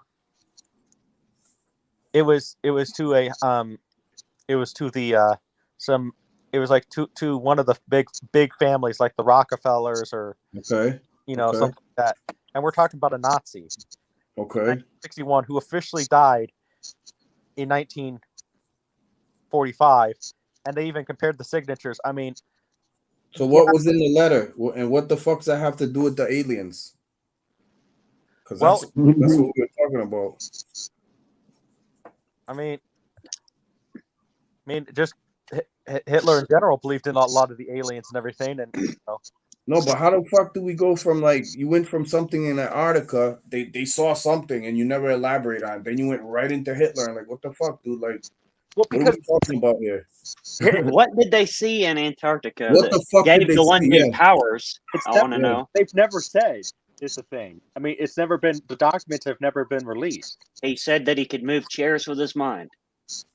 That's what And he he- believed after he saw what he saw in But there should be some documentation of like because they said you said they wanted to have him committed because they thought he was crazy, right? I mean, I've yet to find that information because I think a lot of the whole thing with Hess. And is this the same Hess that is owner of the Hess gas stations or Hess oil or whatever? I highly doubt it. I know it's a common name. I know Hess is probably one of those common names over there. It's got to be. Yeah. But I'm just like, I don't know. Like, I feel like most of those guys probably came over here and they start like hooking up with the fucking guys, you know, because they were supplied by the same people. Both sides were being funded by the same people during World War II. Mm-hmm. And, you know, they were like, "Fun. Here's money for the good guys. Here's money for the bad guys. We're just sitting back, armchair warriors, and making out. So all we gotta do, we just gotta put some dissension amongst the ranks. Boom. Tell this guy he needs to do this. Tell this guy he needs to do that. If not, we're gonna pull funding from them. You know, all this different shit, man. Like when I was 11 years old, my stepfather sat down with me one day and we were talking. Because I was always, you know, interested in what he thought about certain things. He said, "You know what wars are?" He goes, "Wars is just a bunch of people from it's the guys that saying they're enemies. They're basically all sitting down with each other at a big table, and like you know, like we've always shown like Knights of the Round Table, Arthur, and all this, and saying like, okay, your country's gonna do this, your country's gonna do this, your country's gonna do this, and then you're gonna go to war, and then they sit back." That's what he told me at 11 years old. Also, that dinosaurs probably weren't real, and that Kennedy wasn't the president because he was alive. He was alive for the Kennedy thing. Kennedy wasn't as up and up as everybody was making him out to be. Just a lot of knowledge that I started like early with, just from him having conversations with him, man. You know what I mean? So. I've always been one of those persons that's been doubtful about dinosaurs being real. I know people they'll fucking argue with you till they're blue in the face, but I've always had my doubts, man. Yeah, I think they were real, but I don't know. I guess we'll never know, but I think they were real. Oh. I don't know. We'll never know, though. I think having mystery in the world is okay. Having mystery? Mm-hmm. Yeah, I mean, there's no way of knowing everything for sure. You know? I mean, we never will. And yeah, Kennedy was not exactly. He came from bootlegging background. Yeah, exactly, and you know, I mean, the fact of the matter is, like, well, John, you know, Kennedy was your age when he was president, and he was 48. Okay, around 40, 46 died. So all the fucking Kennedys got killed off. Some weird way or another. Well, and the thing is, Kennedy. I mean, John, you were a lot healthier with that shit. You're a lot healthier right now than Kennedy was when he was president. I mean, Kennedy was dying. I mean, he had his back, like he had to have like, you know, a specially made back brace so people would not see his back brace. What was he dying of? He was injured really bad in the war. Oh. Really, really bad. I mean, I there's this movie. It's with Cliff Robertson. He's the guy Trench. He's the guy who played Uncle Ben in the Sam Raimi Spider-Man movies. Oh, I like that guy. Yeah, He has a nice face. he played Kennedy, and in this movie about his life in the war. And you know, you talk about the biggest Kennedy propaganda. Vote for Kennedy movie. I mean, it talks about a hero he was in the war and everything. And he did save a lot of people, but the movie is just like vote for Kennedy. And I like Kennedy overall, but like, it's just like, the movie's just, I just laugh at it so much at watching it because it's just like, oh my gosh. Isn't Kennedy the one that said the thing about there's a plot to take over, control every man, woman, and child type thing? He said something like that. There was a few things, man. He also had a speech about. He wasn't like specific with it. He was like that. There's a. He also made a speech about us being able to control the weather in the future. But guess what? They were already developing the technology for that during his time and had already many patents leading up to. Welcome. Earthquake under fucking somewhere out in Japan. Nobody's talking about that. What just happened in Haiti? Nobody's really talking about that. We had a few. You're fucking with the weather, people. There you go. We had an earthquake that happened in Kansas, where I'm from, a few years ago, and the news was trying to tell people that this is caused by. I live in kind of an oil community. They were telling that this is caused by fracking. Yeah, I was gonna say that. I'm like, I remember yelling at the like an old man, yelling at the TV. No, you idiots! Fracking does not cause earthquakes. What causes earthquakes is two tectonic plates deep down that collide. Oh, they got an earthquake machine now, right? Right. They do. Yeah, just tell them they're on the frack rock, man. Fraggle Rock. Fucking yo. Mel Gibson. Yeah, was that's talking some about dope letting ass shit conspiracy right theories. there, yo. Down in Fraggle Rock. I mean, so just like my grandparents, they watch the news all the time, and like if I'm over there, I usually have to go to the bathroom. Like I can't watch this shit. Man. No, usually I just go like, hey, honestly, like some days if you guys really, really can't hear me well, if I'm talking to you guys, I'm usually at my grandparents' house because their internet is like, they live out in the country, and like the internet there it's there, it exists, but Mm-hmm. So sometimes you guys really can't hear me at all. I'm usually just talking just to avoid watching the news. Yeah, you're good now, though. We can hear you good now. No, because I'm not at my grandparents' house. I'm actually at my house. So. Mm-hmm. Yeah. But yeah, I mean, and I just, because usually, like I said, I'm just avoiding to watch the news because it's just I like every news story tells the exact same story, and like, sure, it just it's just I just find it more like, okay, I don't care, because a lot of like, I mean, they're just putting a different. They're playing telephone, bro. They're putting a different spin on the main narrative that they're given.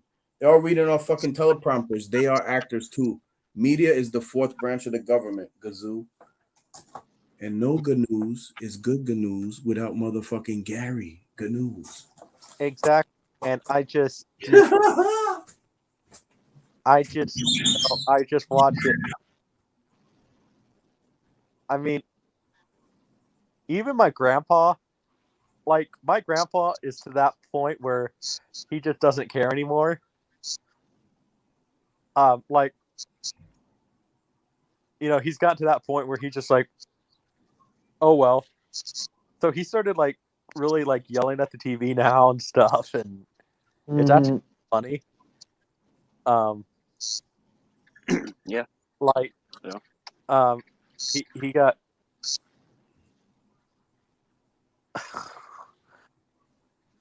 Like he said, about that one girl who quit the Olympics. That, well, I guess she doesn't want her gold medals and represent the USA.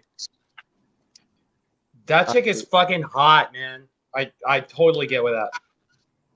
Well, and then my grandpa sit there and said, with my grandma right there, he even said something to that extent, like, maybe she just needs a good fucking.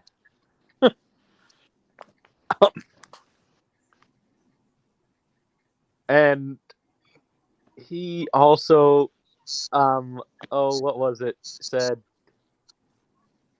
she could add pole vaulting to her repertoire. Yeah. Nice, Ben. Yeah. John's gonna have to talk about that.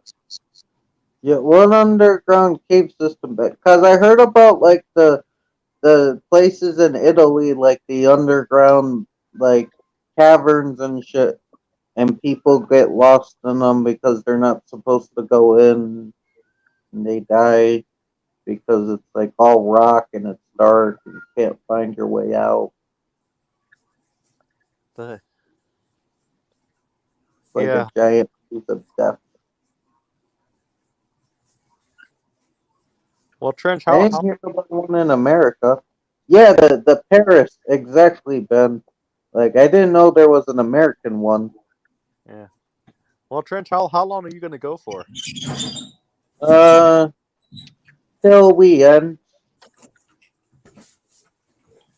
You're going to try to go for the 12 hours or what? I don't know. You know anything about the large cave system under America that people were going missing at? he smiled right away. Of course he knows. Paris Catacombs, Made of Bones. What was it? It was a good horror movie. I liked it, man. I think it was what was it called? As Above, So Below. I think that was the name of the horror movie. I didn't watch that one. You didn't see it? No, I'm opening up the found footage, but back when it came out, I was like not really into found footage, so I said fuck it. What? There's that one. Is that the same one? No.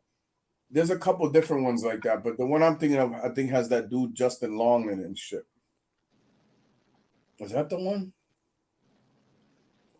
Then there's another one. It's like a foreign one, and that one's good too. Or I'm confused. Anyway, whatever that fucking movie that the horror movie came out where there was some shit going down underneath. As Above, So Below, John's favorite saying. I really like that movie.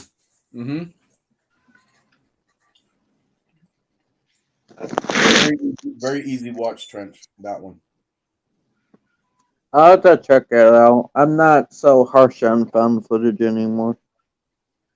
I still don't. There are a few found footage movies I really like that are like some of my favorite.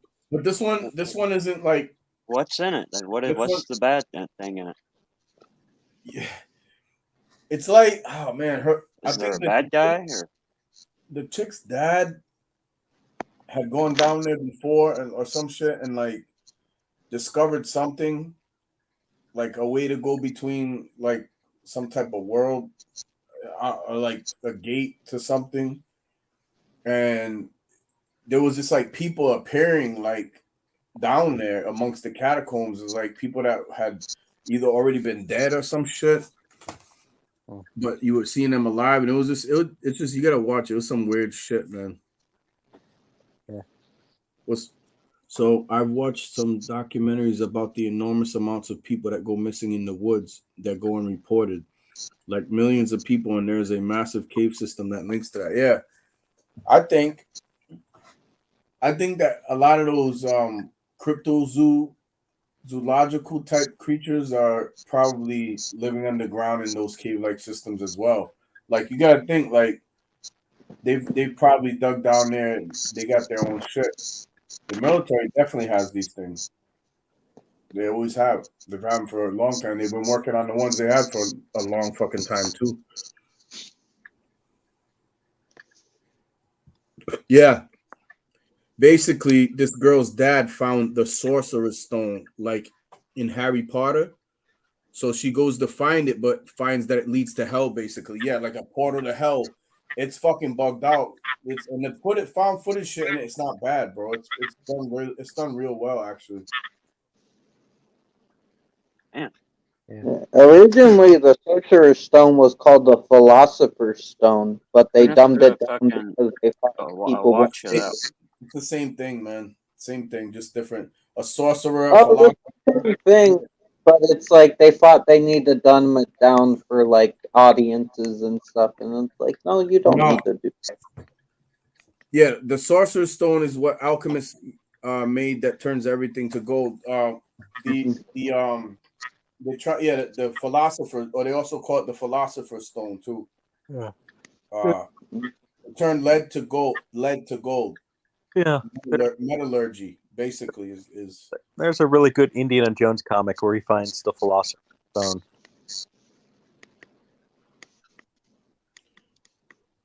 They were missing something with it because supposedly it never worked. They never were able to create true gold from lead. Yeah. Philosopher's Stone, if you think about it, that's just a metaphor for us. We are our own philosophers. We have stones within us. You know, we got the gem levels within us. Yeah. We build upon ourselves. We turn ourselves from lead to gold. Remember, if we're all made from primordial soup, mud, whatever, dark mud, remember, before the water was formed, or before, evolution made water form somehow, there was so much volcanic shit activity, a lot back then. So the ash that it throws up, and it, when everything settles and everything, that makes black sand beaches. Man's made from mud, primordial mud, and in the image of God and the universe, and that all looks dark to us up there, right? What do you think? Like, what do you think that first man came out looking like? Just from that, just think about that. Yeah. And then get back to me get back to me on how fucking racism exists. Yeah. Get back to me on that. Hey, Trent. Let that simmer in your fucking head for a little bit. But Well, I do subscribe to this site though called Dumb News. I did hear something very dumb that happened. What's that? So a guy was found naked at the zoo. He drowned, and he was in the dolphin pen with the popsicle stick in the dolphin's blowhole. What? There was a popsicle stick in the dolphin's blowhole. And the dolphin died because of it? No, the dolphin did not die. But So he stuck a thing in the dolphin's blowhole? And they drowned his ass. The man died. The man drowned. But the dolphin was alive. They had to do surgery on the dolphin. The dolphin. Dolphins are smart. They probably ganged up on his ass. But it's smarter than us. They use a part of their brain that we don't, or some shit. But here's the weird. And they communicate with each other. But here's the weird part. So obviously they did a toxicology report on the guy because he was found naked. He had 0 alcohol in his system. So, okay, what's the point? What did the dolphin do to the fucking guy? This is what I want to know. I just thought it was funny. But what did the dolphin do to the guy? They think what happened is the dolphin because he got in naked with the dolphin. He scared the dolphins, and they gained up on him and beat him. And how did one of them end up with a popsicle stick? Because they think he had popsicle in his like a popsicle in his system. Wait. What? The what? So the guy ate a popsicle and somehow the stick. What? Yeah, that's Maybe he just used the popsicle stick to fight the dolphin off, and he like rammed it into their hole. You said because he had a popsicle in his system. Like, do you think he went into the water with the popsicle? Like, What the fuck is the guy doing with a popsicle in the ocean? That's why he died. You're supposed to wait 30 minutes after you eat. Did you hear? I said this was at Got the a zoo. cramp and died. Huh? I said this was at the zoo earlier. I don't know. Yeah, but Is this where you live? What zoo did this happen at? It was some zoo in Oregon. They're fucking weird. They're fucking weird as fuck out there too. Well, no, all this dumb news stuff, it always happens in Oregon. I'm not even kidding. So, like, but my question is, why was the guy naked? He might have been going to have sex with one of the dolphins. Why did he have a popsicle? Did the dolphins drown him and then they found the body? That's what they think happened. It's kind of under investigation right now. Well, I'm just like, how the fuck the popsicle stick get in the dolphin is what I'm thinking. Like, how did this happen, bro? Yeah, but the dolphin is okay. So the dolphin lived. Flipper lived. Flipper whooped ass. I never fucking, I don't know. As a kid, I never got into Flipper. I was just like, I don't know. I'm just weird. I've never seen it. I was more of a Free Willy type of person, but even then, I wasn't really a big fan of the movie. I just liked it when it jumps at the end. Like a fat bitch in spandex? Wait, no, I've never. Huh? No, like I was talking about the whale, not a human dressed up as a whale. It's a bar trench. They said like a fat, like I think it was Method Man said like a fat bitch in spandex, Free Willy. Somebody, I think, but my bad. Bad for what? But no, you might be right, Blood. There could be like a chud situation going on down there. Oh shit. There's a theory the reason so many people are missing is because they are being kidnapped and fed to something in these underground places to keep them from. Yeah, I've heard that as well, which is like very, very, very scary. In the time machine, you have the Morlocks, which are also an X-Men, so it's like kind of like. Also understand that, like when Art was talking earlier about the Nephilim, great stature of men being born from basically watchers, angels, aliens. That say, oh, look at these bitches. We're gonna go fuck them broads down there. We're gonna have sex with them. And the result is some type of like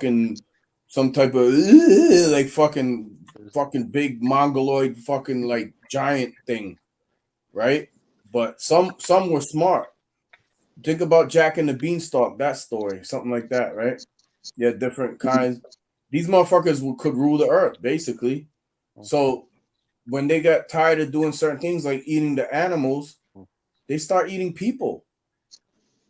They start becoming cannibals, and then they start eating themselves.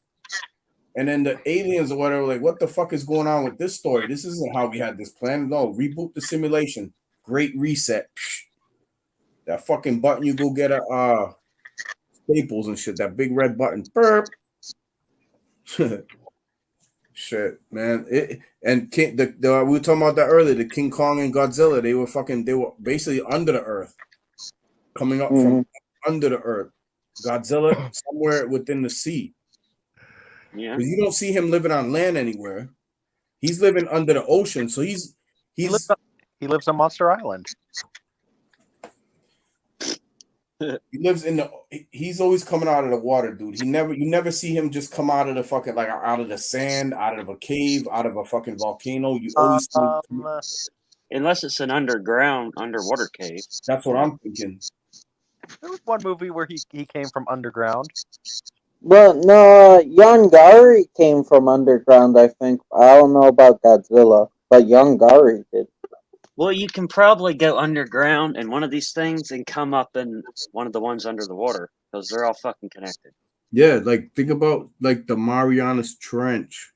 Supposedly supposed to be the deepest place in the ocean. Yes. Whether that's true or not, we don't know. I think that We can't get down there. No, can we? I don't think so. So who the fuck knows what's down there? They might have sent something down there to determine how deep it is. But I think there's something deeper even now that they found in Russia. Or the Russians found it. I think the Russians found it somewhere else. Yep. Oh shit. Megalodon exists down. Even we have a lake near us that has like underwater caves, kind of like Loch Ness, and you can't really go swimming in it, or you could get sucked in these underwater caves that are too deep that have like shit under them, like no one's seen the bottom, kind of like Loch Ness. And like there's a couple lakes like that in America. We have one, and then there's another one, Lake Champlain, where they claim there's a monster in that, and it's like Lake Champlain. Champlain. Yeah. It borders like New York. Across from that Lake Champlain, on the other side of that is a whole nother state. It's Vermont. Because you can go to Vermont and look across from Lake Champlain. It's like it's not far. You can get to like New York. Upstate New York is like right there. oh yeah, we got a lake too that Green Lakes. The There's deepest hole was dug by Russia. They stopped because they said they could hear screaming. I've heard that story. They thought hell was down there. But also their machines kept melting. Well, yeah. I mean, think about it. They're getting close to something hot. They say they heard screaming. That's fucking nutty right there, boy. Maybe Russia is hell. No, they dug somewhere. I don't think they were dug. I don't know if they dug in Russia. Was it in Russia that they dug? It was Syria or something. That's more than us. Where they say it's somewhere in the Middle East. Like there's a hole that's like really, really hot, and they think that is the portal to hell. Or that's where the beast is chained. Oh, it's Godzilla coming up. It's the Leviathan. It's whatever. It's the beast. Could be recently, Dubai went half a mile deeper. The same thing. They had the same melting. So maybe they're getting close to some volcanic shit, though. Ever think about that, Ben? And it's not screaming that they're hearing. It's fucking machinery that they're hearing down there. It's machinery. It's not fucking screaming. It's machinery. They're thinking it's screaming. Sometimes machines can make sounds that sound, especially from, unless they're hearing actual human screaming, which is very disturbing. Speaking of volcanoes, did you hear that there's a theory that Mount St. Helens might be active? There's underwater volcanoes, bro. Like the volcanoes existed before humans did. Shit. Well, has anybody heard that theory that they think that Mount St. Helens is active again? Oh, I don't know, man. I'm sure John remembers when that happened. So I was probably around, yeah. You were 6, 7, something like that. What year? You would have been 7 because I think it happened in the summertime. So it was 1980. So yeah, I was 7. Yeah, I was. No, we got you, Ben. We 7, understand. probably in like 2nd grade. Yeah. So yeah, I remember that. Some shit teachers would have brought up too, man. Mm-hmm. Let's just hope Yellowstone never becomes active. Because if that happens, it's the end of the world. So, Well, it's in the United States. Bye bye, United States. I don't know about the world, but United States definitely. mm-hmm.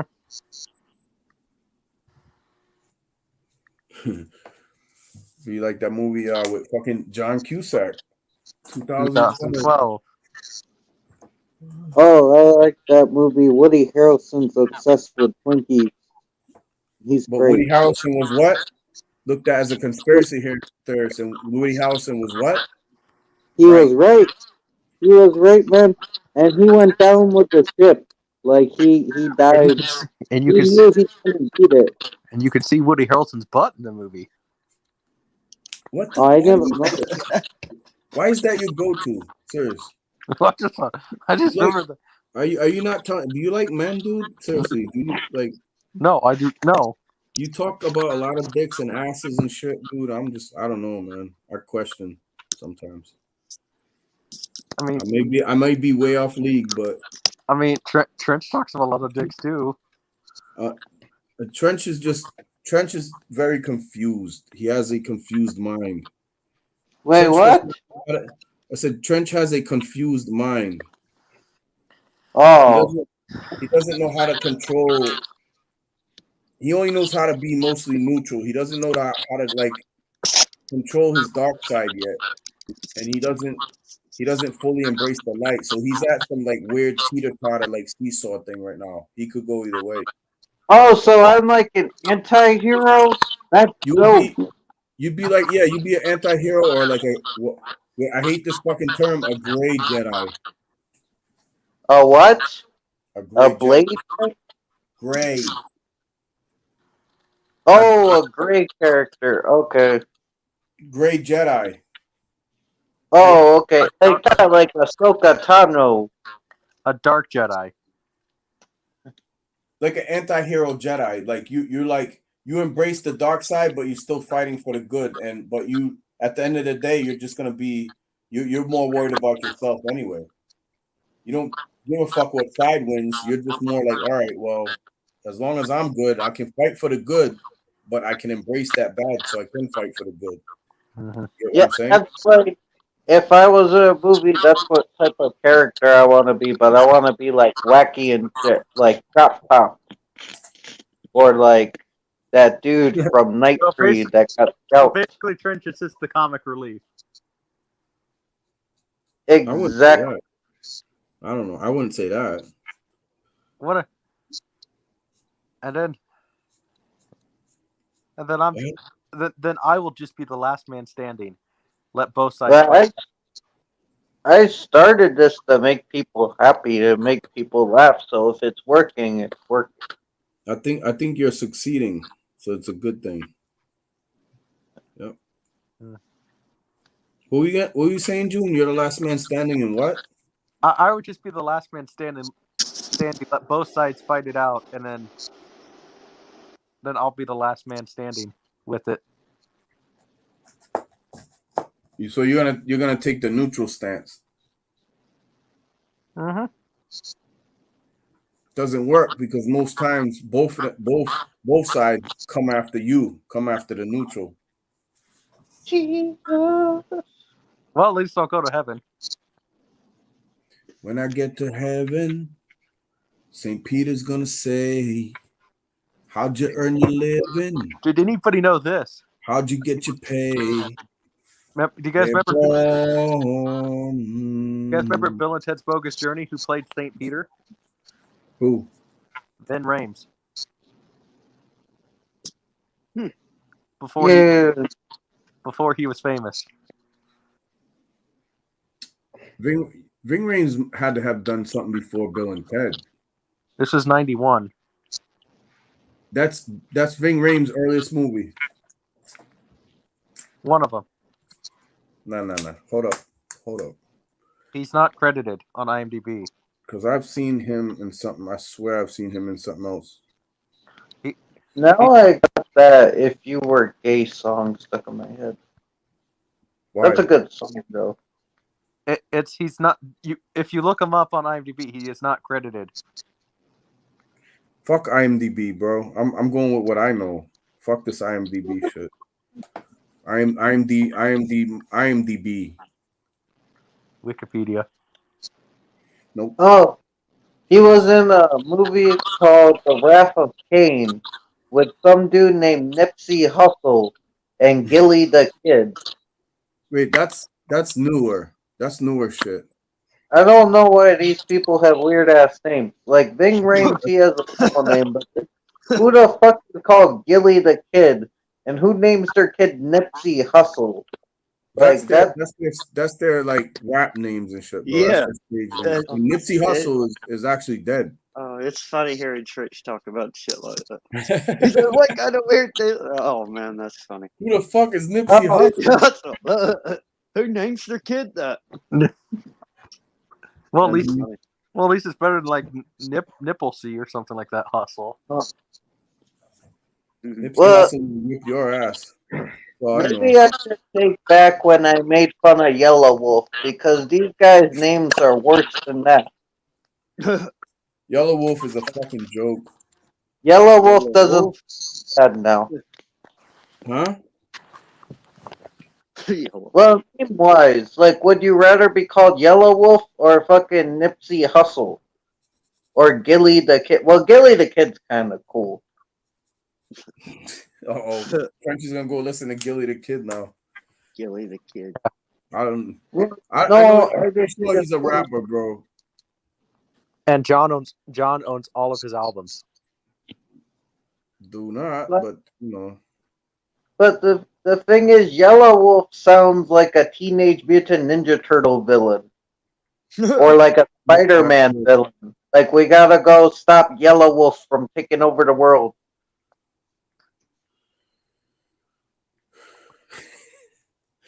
We gotta go fucking stop Yellow Wolf. All right, hold up. No. Well, I'm trying. There's a specific movie I'm thinking of that Ving Rhames was in, and I need to go check this out.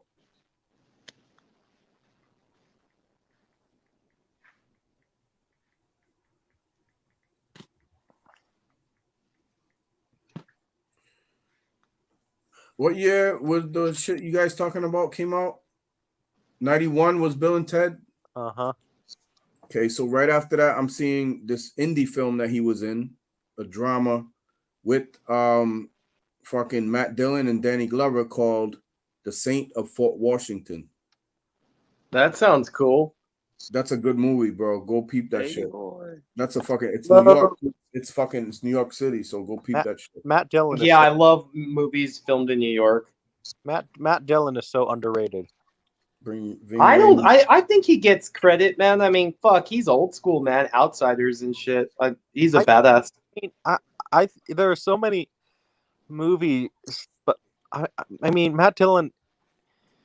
I mean, he doesn't get the credit that he deserves. Like, he's not on that. I think he's like on that level of like some of the big '80s actors that are still big today, but he just never gets that huge. I just saw some action movie with him, man. I forget what the fuck it was called. It was on Prime. It was really good. It was bank heist and shit. He's a cop in that shit. Yeah. Oh, Takers. Came out in 91. You're talking about Takers, I think, Paul. Yeah, Takers. Yeah. That's a good movie, man. Bill and Ted's Bogus Journey came out in 1991.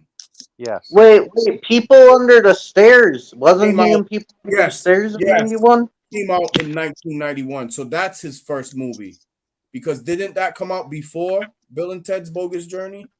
I don't know. I wasn't born yet. You gotta look at the months now with that shit.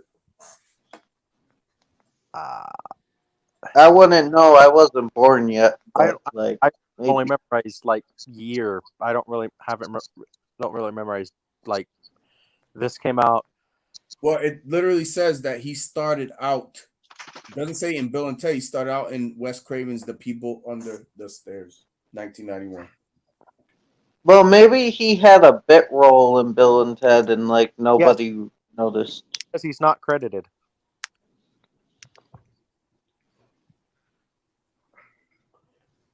That's the same year. This is got to be just months apart because I can see both of these films being around in the summertime, right? Working on both films at the same time. They're being filmed probably in closer proximity, somewhere out in California. We definitely know Bill and Ted's fucking filmed out there. Where the fuck did they film people under the stairs?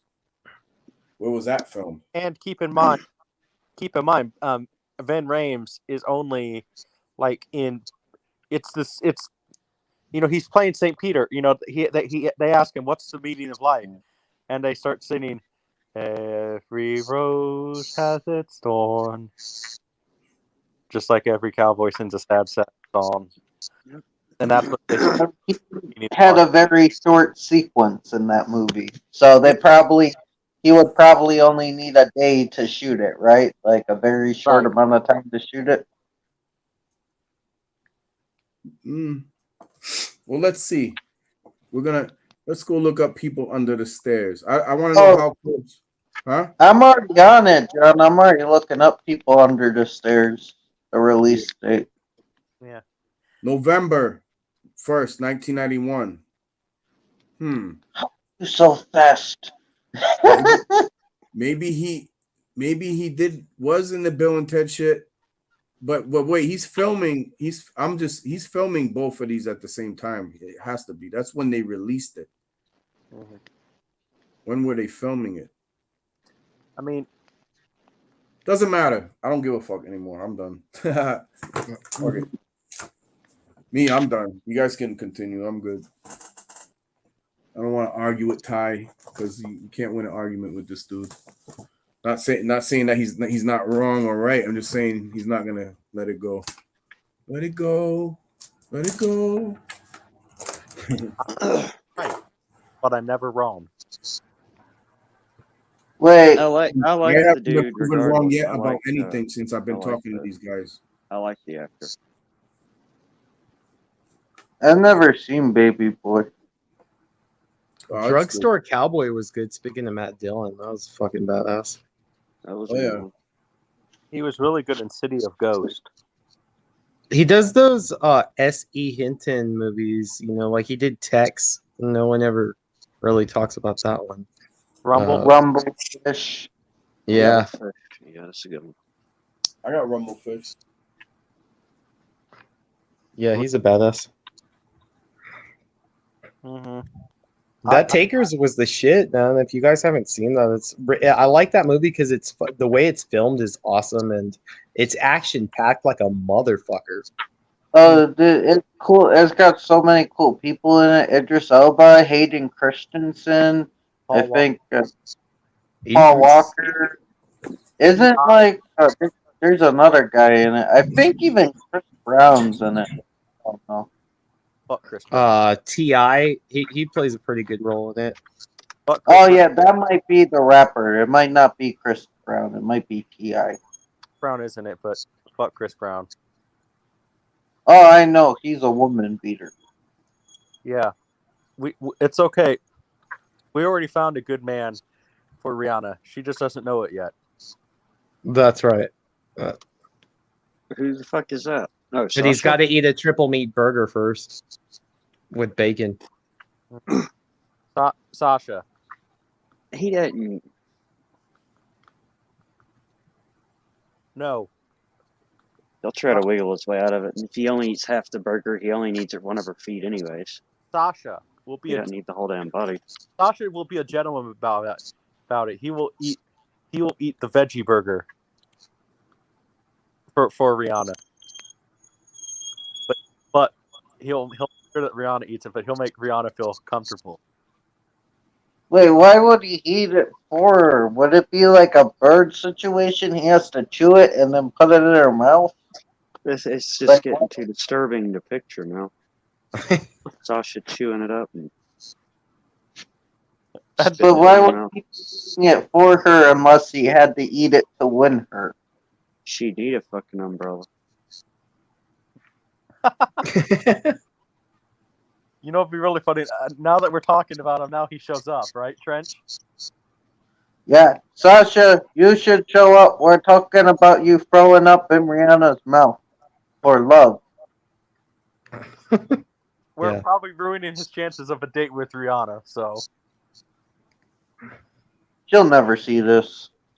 Where the hell is Sasha at? I don't see Sasha. that was a Oh, he was here earlier, but his computer like died. He's having problems with his Mac. well. That's probably why. Because of Rihanna? Rihanna broke his computer? No, that's probably why. It's a Mac. Oh, that makes more sense. Because Mac sucks. Yeah, I agree with you there, man. The new ones are supposed to be pretty good, but I still wouldn't buy one. I mean, hey, but I can't complain much. My laptop is still Windows 7, so Wow, I don't know how you could. I had to switch to 10, otherwise I couldn't even navigate the web, dude, on Windows 7 still. I got it used. A neighbor gave me, and he like barely used it. And believe me, I made sure because I wiped out the motherboard. So Yeah, I switched right at the last second when you were supposed to, when they stopped doing the updates, because they don't have updates for it anymore, do they? no. Right, you got to be careful with that, man. We got to upgrade. Eventually, I might get a new one, but sometimes being self-employed, your jobs are very, very sparse. So Yeah, I too am self-employed. Yeah. well, and especially I just do tree work and like landscaping or redneck handyman work. So Right on. At least you get some exercise. That's good. yeah, that's amazing. Like I've always been a fat guy, but like since COVID, most people have been gaining weight. I've actually lost a lot of weight. So Yeah, you're definitely one of the select few, because like everybody and their grandma gained weight during COVID. uh-huh. Oh, and Trench, I want to apologize to you and you two for using the C word in your stream. What C word? COVID. YouTube doesn't like it when you use COVID. So Oh, they could go fuck themselves. I don't care.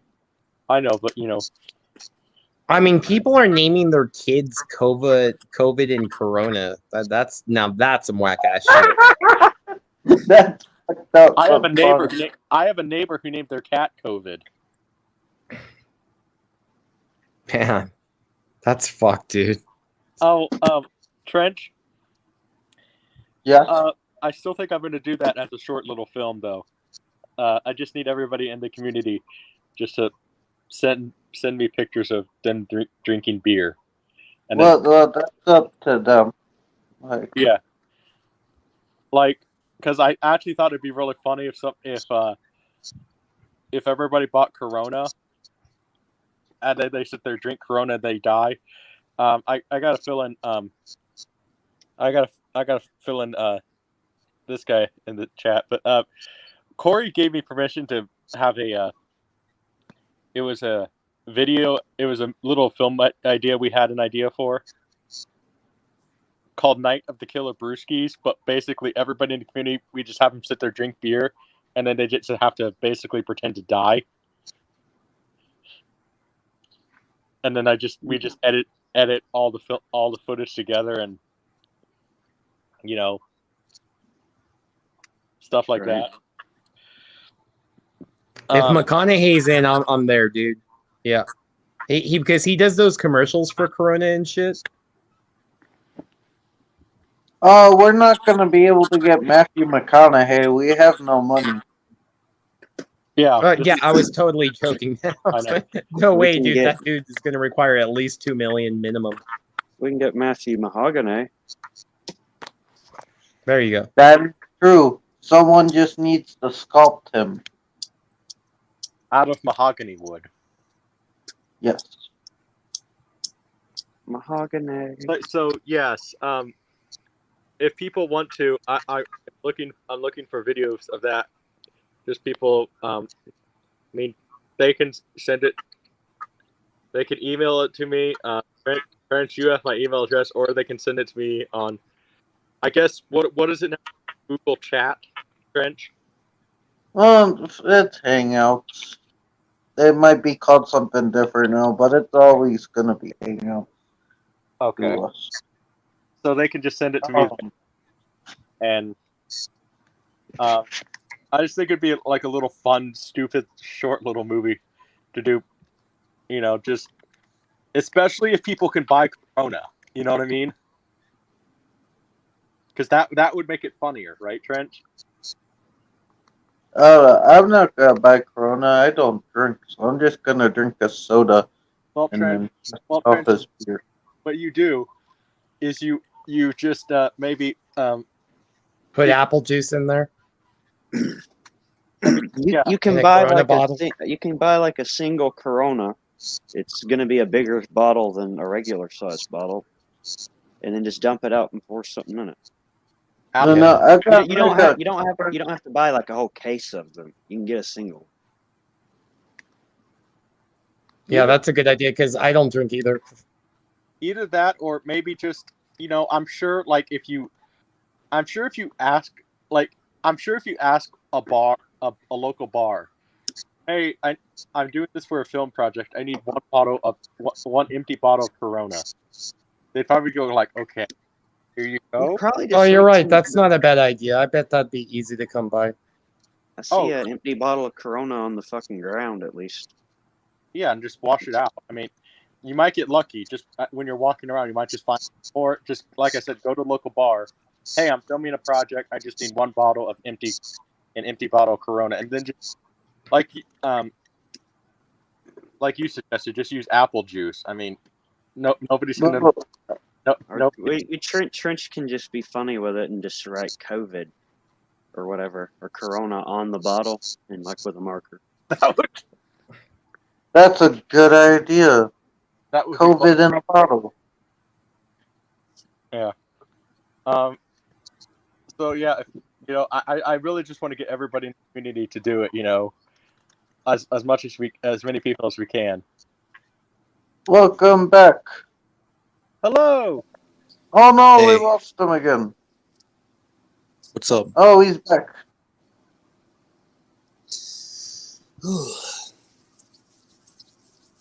That storm was crazy.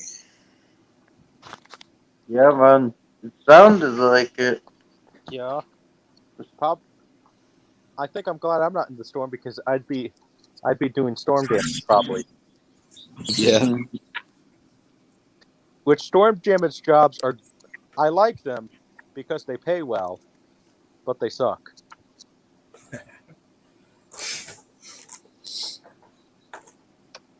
Although sometimes I get ones that I can't do at all.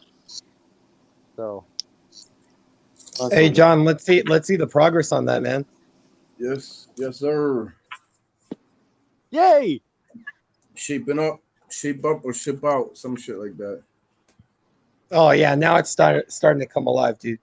Before I couldn't really comment because there was so little done that it was just like, well, where's he going with this? But now you could see it, the direction you're headed. Oh, that looks cool. I see a piece of shit, and it has the all-seeing eye in it. See a yellow submarine. I see the eye. That's about it. But I mean, remember though, we were just talking about the movie. It's the all-seeing eye from Lord of the Rings. But you as above, so below it. Oh yeah, that's Oh, loud, man. I dig it. I see a wizard feeding a ghost next to a volcano. What? Always watching. Okay, I know he's going to probably color this butt in, but I see a vagina. And then there's a demon with a bazooka, and under the demon with a bazooka is like this spiny creature. Okay. And then I see a floating nose. Remember, it's not done yet. So, but this is the way I drew it. This is the orientation right here. You guys will see what it comes out into. Once I start seeing the shapes and where I can like fill in stuff, I just draw a bunch of lines, like random lines, and I'm just like, all right, what can I do with this? Mm-hmm. Turns into this type of shit. That's all. If you spin a Chinese dude around and around, does he become disorientated? What the fuck? What the hell? I don't get the joke.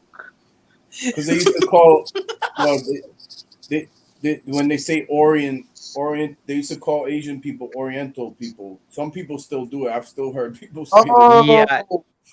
Yeah, it's not politically correct anymore. We're all the same. We go into the ground, we become worm food. We are all the same. Yeah. There was Who's that, Nate? Oh no, Bloodbound's here. I had that sounded like Nate for a minute. Shit. There's a theme park. I've talked Hello about guys, welcome back. It's Horrorboy465 here.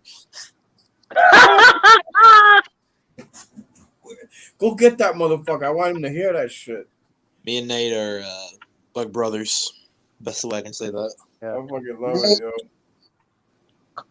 Paging Dr. Nate. Dr. Nate. I've talked about it before. There's a theme park where I'm at called Worlds of Fun, and they got rid of a roller coaster there because it was called the Orient Express. Oh gosh. I went to Jungle Gyms. And well, they had so much rice.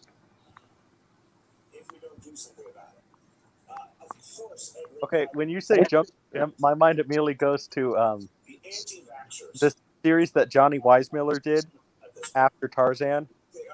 Yeah. Jungle Gym. So. No, this was like a massive supermarket. Like think of a super mall, right? But it's a grocery store. Yeah. No. Yeah, I figured it was a store, but like, my mind immediately goes to that at Jungle Gym. You can watch a lot of them for free on YouTube. Like studio, like they're not in the public domain, but if you upload them, the studio just doesn't care about them. So yeah, because it's like they had a section for everything, man. They had for Chinese, German, Swedish, basically India. They had so much of it. So basically they covered all their bases. No, everything, man. They had a whole entire half size of a dollar store for hot sauce. Ooh. Like seriously, like you could buy a literal frozen squid for $50. Yeah. I'd be getting my Squidward on. Squid's fucking good. Oh, I went over to the Mexican soda aisle. They had so much soda from like Mexico, like Pepsi and Coca-Cola, like in the glass things. Yeah.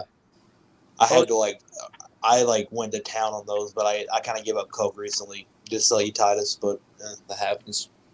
Yeah, that's a good idea. I gave up Coke, but sometimes when I go to Taco Bell, I'll get that Baja Blast because it's dank as fuck, yo. I'm I feel that. This guy, yo. I'm so glad you gave up Coke. You guys don't need that stuff in your nose. Nah, that's what people always think when I say it. I'm like, no, the That drink. cocaína. I'm selling perigo. That cocaína. Yeah. Nah, I don't touch that stuff. Bro, me either. Never. I grew up in the city of that shit, bro. Surrounded by it. My It's mom never dated- been my thing mom because dated- I've my mom always been dated a more. fucking dealer. They were Yeah. fucking railing it up in the 80s. Let me tell you. I mean, I feel like, if you're selling like weed or something to feed your family, then I don't really see that as a crime, honestly. Hey Trench, did you see the video I sent you yet? What video? The Teenage Mutant Ninja Turtle. Oh yeah, I was Oh, God. watching it. Pizza time. No, after we do the pickle, Hey, you remember that shit? we just have to figure out how to make it. But we're gonna try. Totally, man. We're gonna try the Teenage Mutant Ninja Did Turtle. you say you're gonna get butt naked with pickles? What? No, I'm not gonna stick a pickle in my butt. No. No. No. for a nickel. Just cucumbers? I said after we do the pickle challenge that you guys challenged us to do, Trench and I are going to eat Teenage Mutant Ninja Turtle pizza. If I can get the I get it. You guys are going to make pizza like from the Ninja Turtles, right?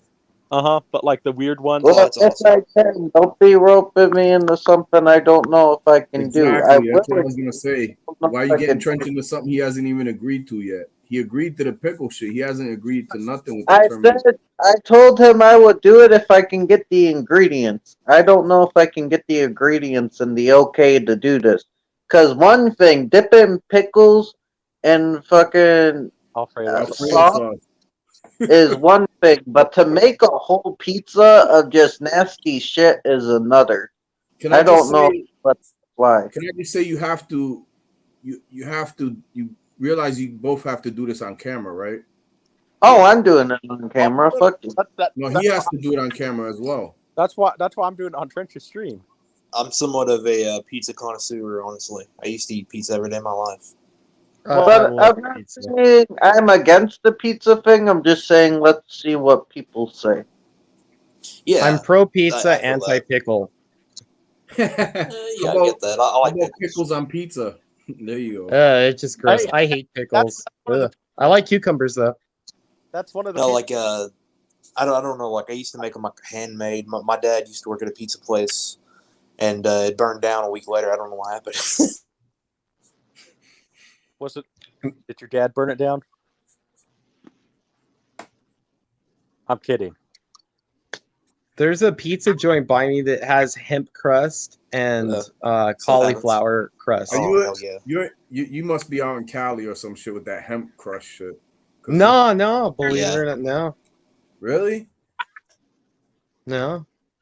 I know like out here, the medical stuff that people have the card for, because they haven't legalized it out, made it legal out here yet. They're still with all this other shit going on right now. I don't think they're even worried about fucking that shit with any of these states. Oh, with legalize I think pretty soon they're gonna federally legalize it Nothing across that's the board. See, but then, yeah, there's all.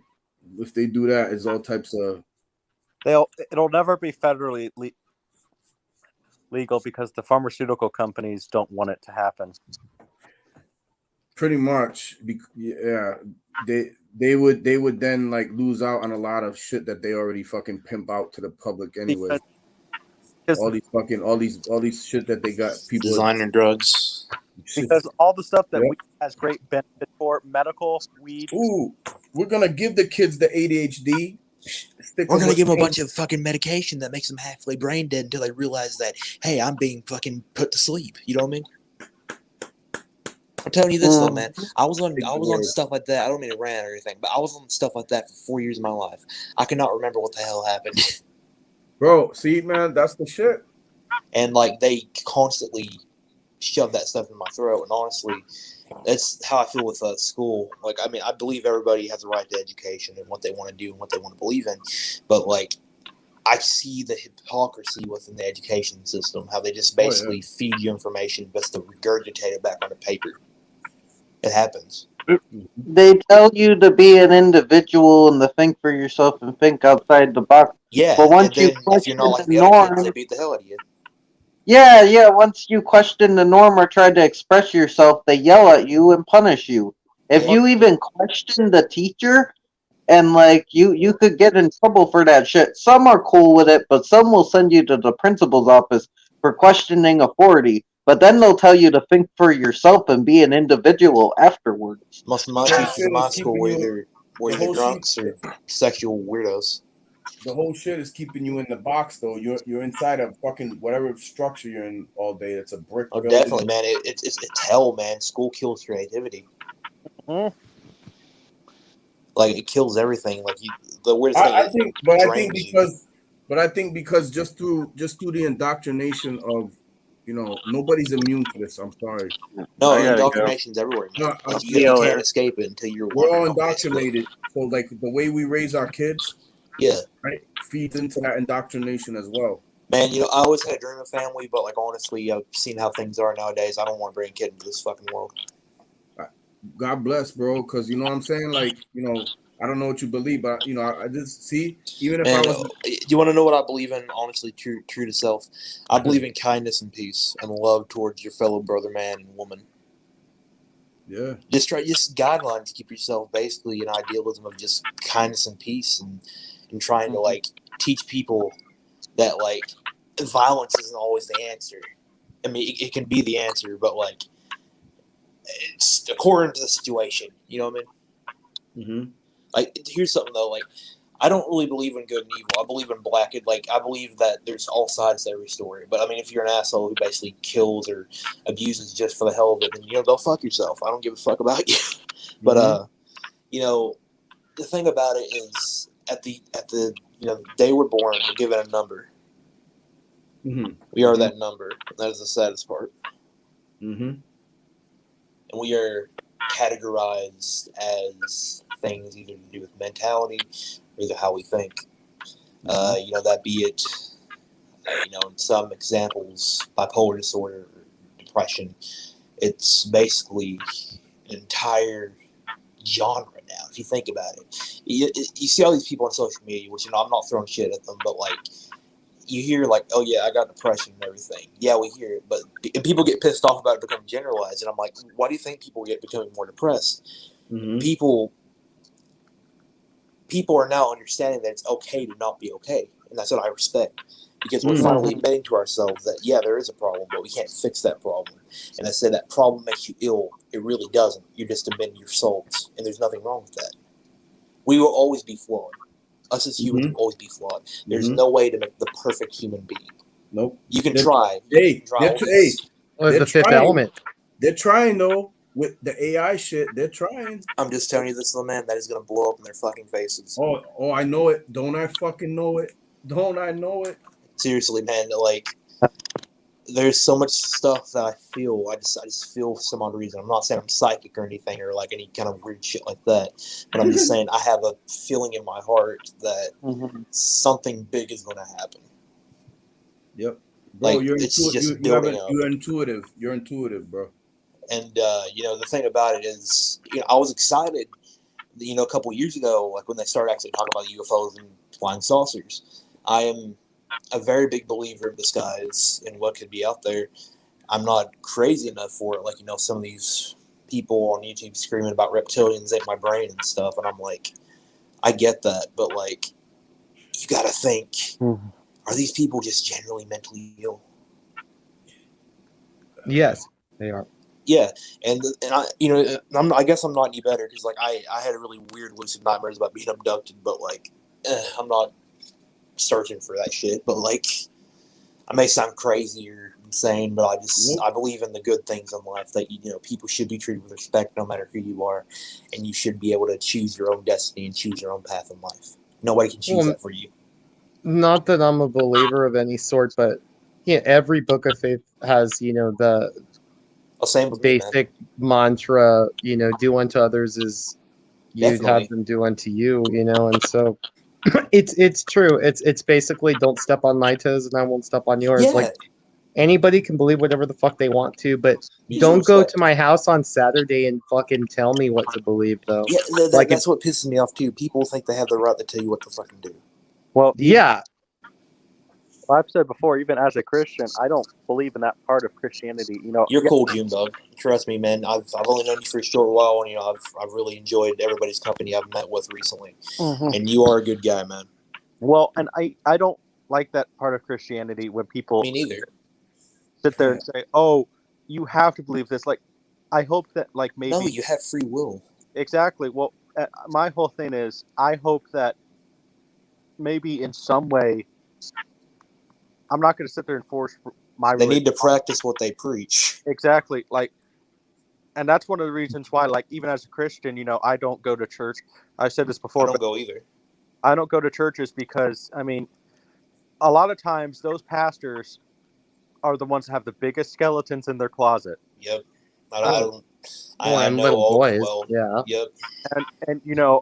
And one certain religion has gotten in big trouble for having a lot of skeletons in their closet. In Little China? I was talking about Catholics. I believe in Godzilla. Yeah. In Little China? I was talking about Catholics, but no, I know. I just brought it back to fucking. Well, it's just the whole idea of missionaries. I mean, look at what happened to those fucks in the Starvin' Rambo Marvin. 4 movie. You know, Rambo 4. They go to Burma. They're trying to get down there. Rambo's all, fuck no, I'm not going to take you down there. It's fucking scary and hairy out there, man. And they still go down there.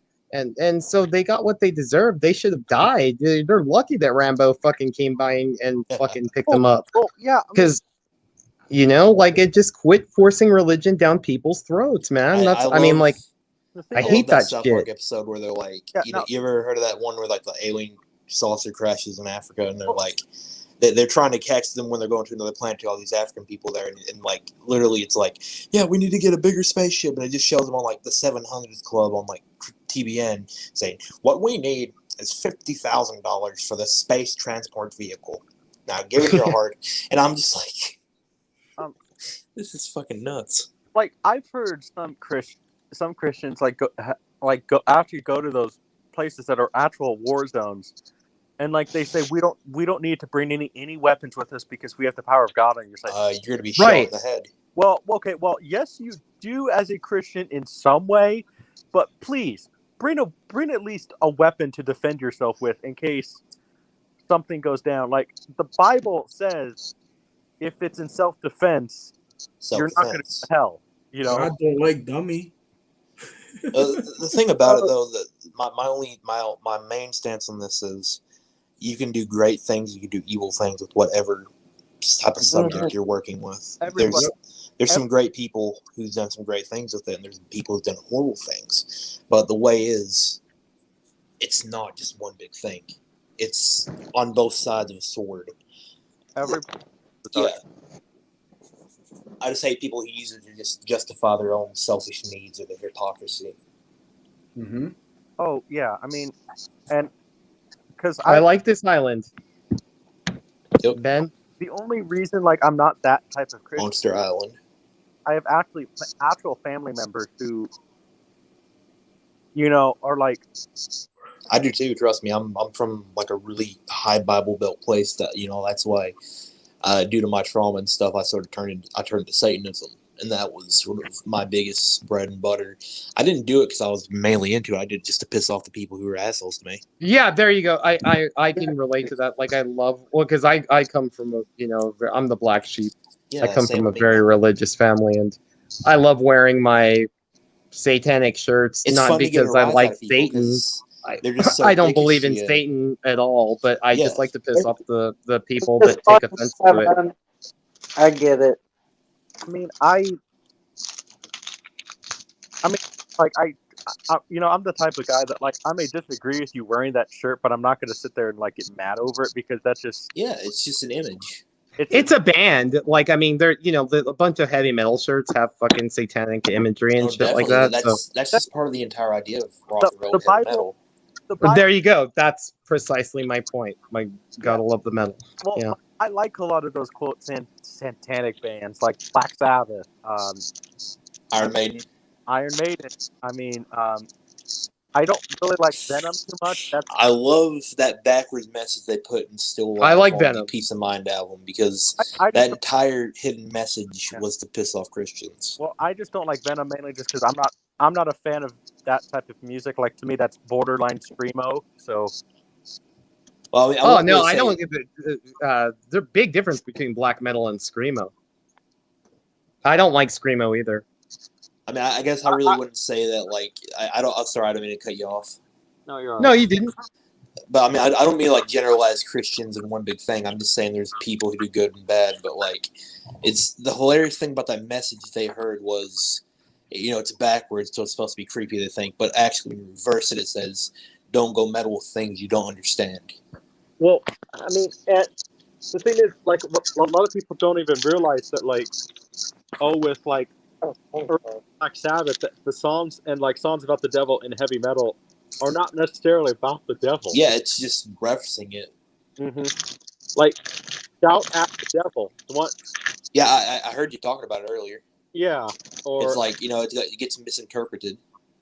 You're not sitting there saying "shout out the devil." Nah, it's shout at the devil. Well, I mean, that film Heaven I made was literally my interpretation of the idealisms of heaven and hell. Yeah. I'm wanting to make a Purgatory and Hell this year, which is I'm going to make it to a triple feature type thing. So like Divine Comedy, Dante's Inferno. Yes, somewhat like that, but my idea was more of I love that painting, man. flipping Have it you on its seen head. it? I think I have. I have the book somewhere.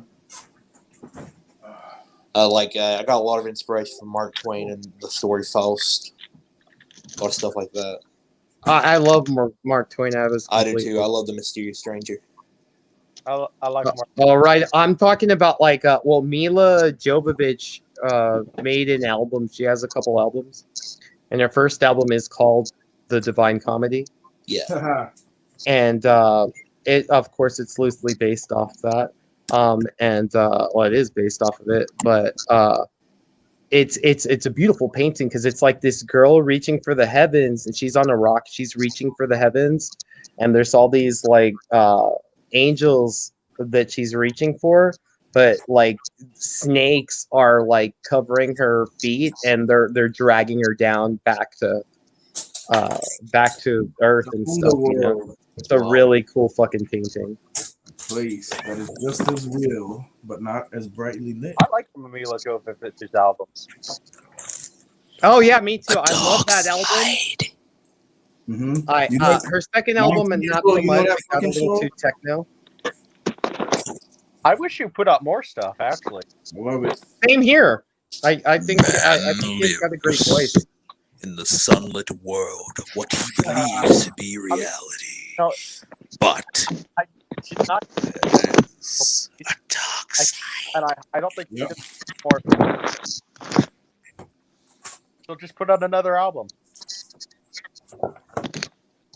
Oh, That'd be great. That second album, her second album was called People Tree. It's actually worth money. I have it. I mean, it's only a CD and it's worth $100. Damn. Because it's so rare. Very few were made. Right. Well, now she's not like a huge star, but like I would think she's a big enough star where she could at least get a few albums. I don't know. I guess she just kind of started with music, which is unfortunate because I mean I thought especially that Divine Comedy was really fucking executed well, man. The fact that she was only like in her early 20s when that, so the idea that I have with all that kind of stuff is, it's very great expression and such. Sorry, I didn't mean to cut you off. I apologize. That's all right. No worries. There's 5 people here. It's kind of hard not to cut each other off.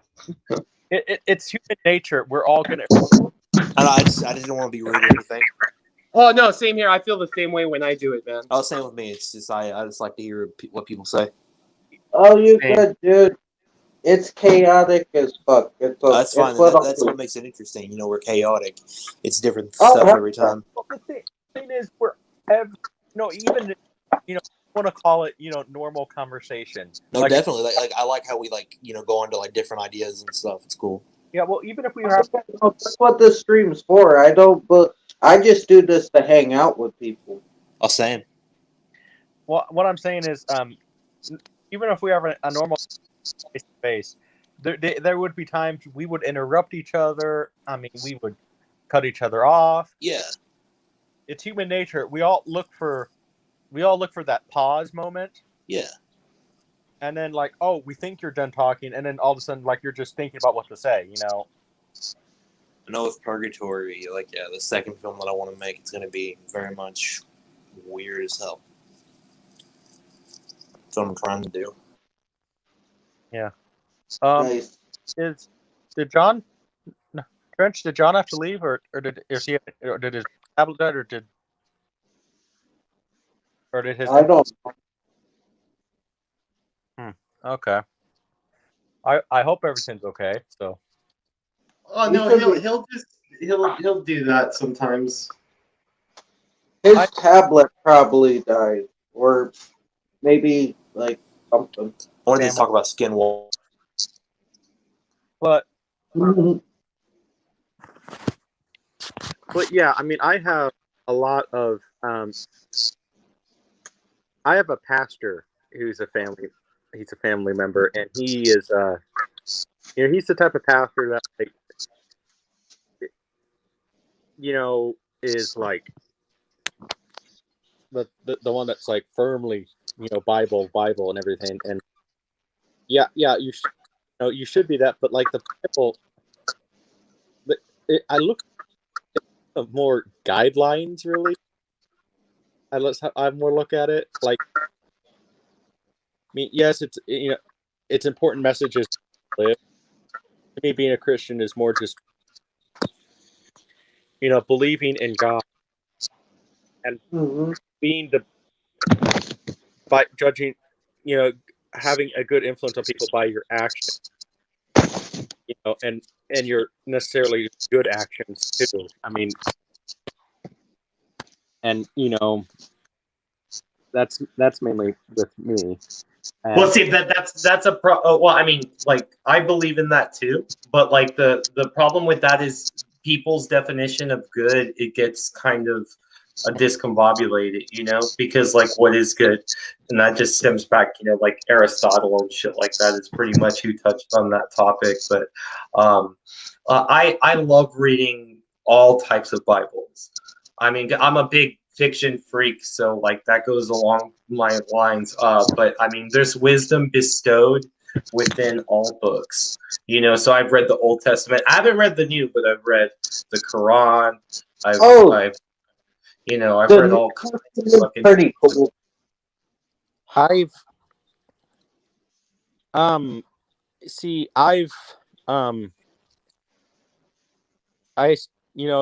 actually have I have tried to read some of the other Bibles, but I try, I'm still a Christian because of it, and but the thing is, like, I've even tried to learn about both sides of the Bible, because some Christians only focus on the God and everything. I've tried to look more into like the darker side about like The Old Testament. The Because a older lot of ideas. The Bloody Testament, yeah. a lot of Christians like New Testament because it's happy and shit. It's like Jesus bringing people back from the dead, and it's so awesome. It's a fun read. But Here's then one you read thing. the Old Testament, and there's like murder and rape and drowning and like curses on people, incest. The thing about it is, like, more in a way of, this is how I see it, all books are written by men. Mm-hmm. Like, yeah, that's what we figured, bro. We'll come back in when you can, dude. You good, John? No Yeah. worries. We're patient. We'll be here. Yeah, we're just here hanging. I'm saying more. I've actually read Aleister Crowley. I've heard of him. Yeah, he's got some good poetry. He actually killed people. Well, the thing is, actually, a lot of Aleister Crowley's stuff that he did, like, people took it way too seriously. Like, it was actually more like he was just basically being an internet troll before internet trolls. Was. Yeah, he's all about the imagery, man. But near yeah, I the mean, end of his life. And so, but yeah. Near the end of his life, he was like, "Oh shit, I did some fucked up shit." So there's this dude called Keith Anger, and he was an early experimental filmmaker, and he made a bunch of like films. So a lot of them were destroyed, but like he inspired like David Lynch and like fucking Quentin Tarantino and a bunch of people. But the thing is, he was friends with Aleister Crowley. He was like close to Crowley and shit. So it's like it's interesting. Like if you look at his films, knowing that. Like one of the most innovative filmmakers was friends with what could be seen as a religious zealot. Yeah. And I that's the thing is, like, I read his books, and like I realized I even realized, like, he's just being like I said, just an internet troll, Oh yeah, no, they were edgelords. They wanted to piss off the system. And like and I even listened to some of Anton LaVey. Oh, I was hard in the LaVey back in the day. I mean, that guy was basically just a internet troll as well. Like I loved his persona though. He was just like this guy who wore capes and shit and drank wine and smoked a cigar, and he was like, I've known the pestilence of men for years. I would watch them lust after women, and then on Sunday they would go to church and pray. and he'd sit down in a room and play the calliope really fucking crazy, like the circus theme, and I'm like, this guy's supposed to be evil? Well, that's it. He was just like Crowley. He was an internet troll. And I tried to read that stuff that the Christians sit there and say is evil, but I just more found it funny. He was just a dude who's just chilling around doing his own beat. You know what I mean? Well, as much as I'm a non-believer, I a lot of my heroes are Christian, like Dostoevsky and Martin Luther King Jr. So there's nothing, but because there's, like I said, there's wisdom bestowed within every walk of life, man. Everybody has their own story and tale to tell. So my point of contention is basically jamming it down people's throats. So it's like basically, like I've told Trenchy this, like maybe you've heard it, June and Blood, but like religion is like a dick, basically. It is. So it's like, it's okay to have one, it's okay to be proud of it, but once you go around in public and wave it around and shove it down people's throats, that's where you're getting out of line. Well, I try to go out of my way not to do that even as a Christian, because people just don't like it when you do that. And so I always just try to say, yeah, I'm a Christian, but I'm not gonna shove it down your throat. Now, if you first ask me like why I am, I'm gonna tell you. Oh, don't shove it down our throat. Yeah, and you should, because people are curious and they want to know, and you got to tell them what you believe, man. I mean, that's true. But if you're going around to like people you don't even know, then there's a problem. Yeah, that's when I wish people like in India would just shoot bow and arrows at those type of people, man. Like, let other people live their own life. It just in a bunch of religions, not just Christianity. A part of the religion is to go spread the religion. That's the problem. Well, I don't even as a Christian, I don't even believe in that part of it, because like some people, I kind of think that if there's some people who don't, if they're not open to actually talking to you, like what we're doing, then and sometimes I think sometimes those people just aren't worth it. The way that I live by and the thoughts that I live by is basically, I don't care if you're Christian, you're Jewish, you're Muslim. If you're kind of hearted and cool, you're welcome to sit at my table. Yeah, that's all I'm talking about. Yeah, I'm totally down with that, dude. I'm not going to judge you. I'm not going to judge you for your skin color. I'm not going to judge you for what you wear. As long as you're cool and you can have a decent and sexual orientation, same here, conversation, then I'm going to be cool with you. So basically, I'm same here. I'm add this quote. Basically meaning what you just said.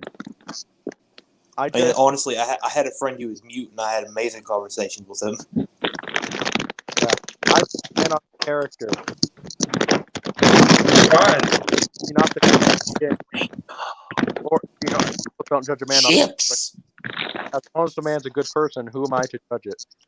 Agreed. I fully agree.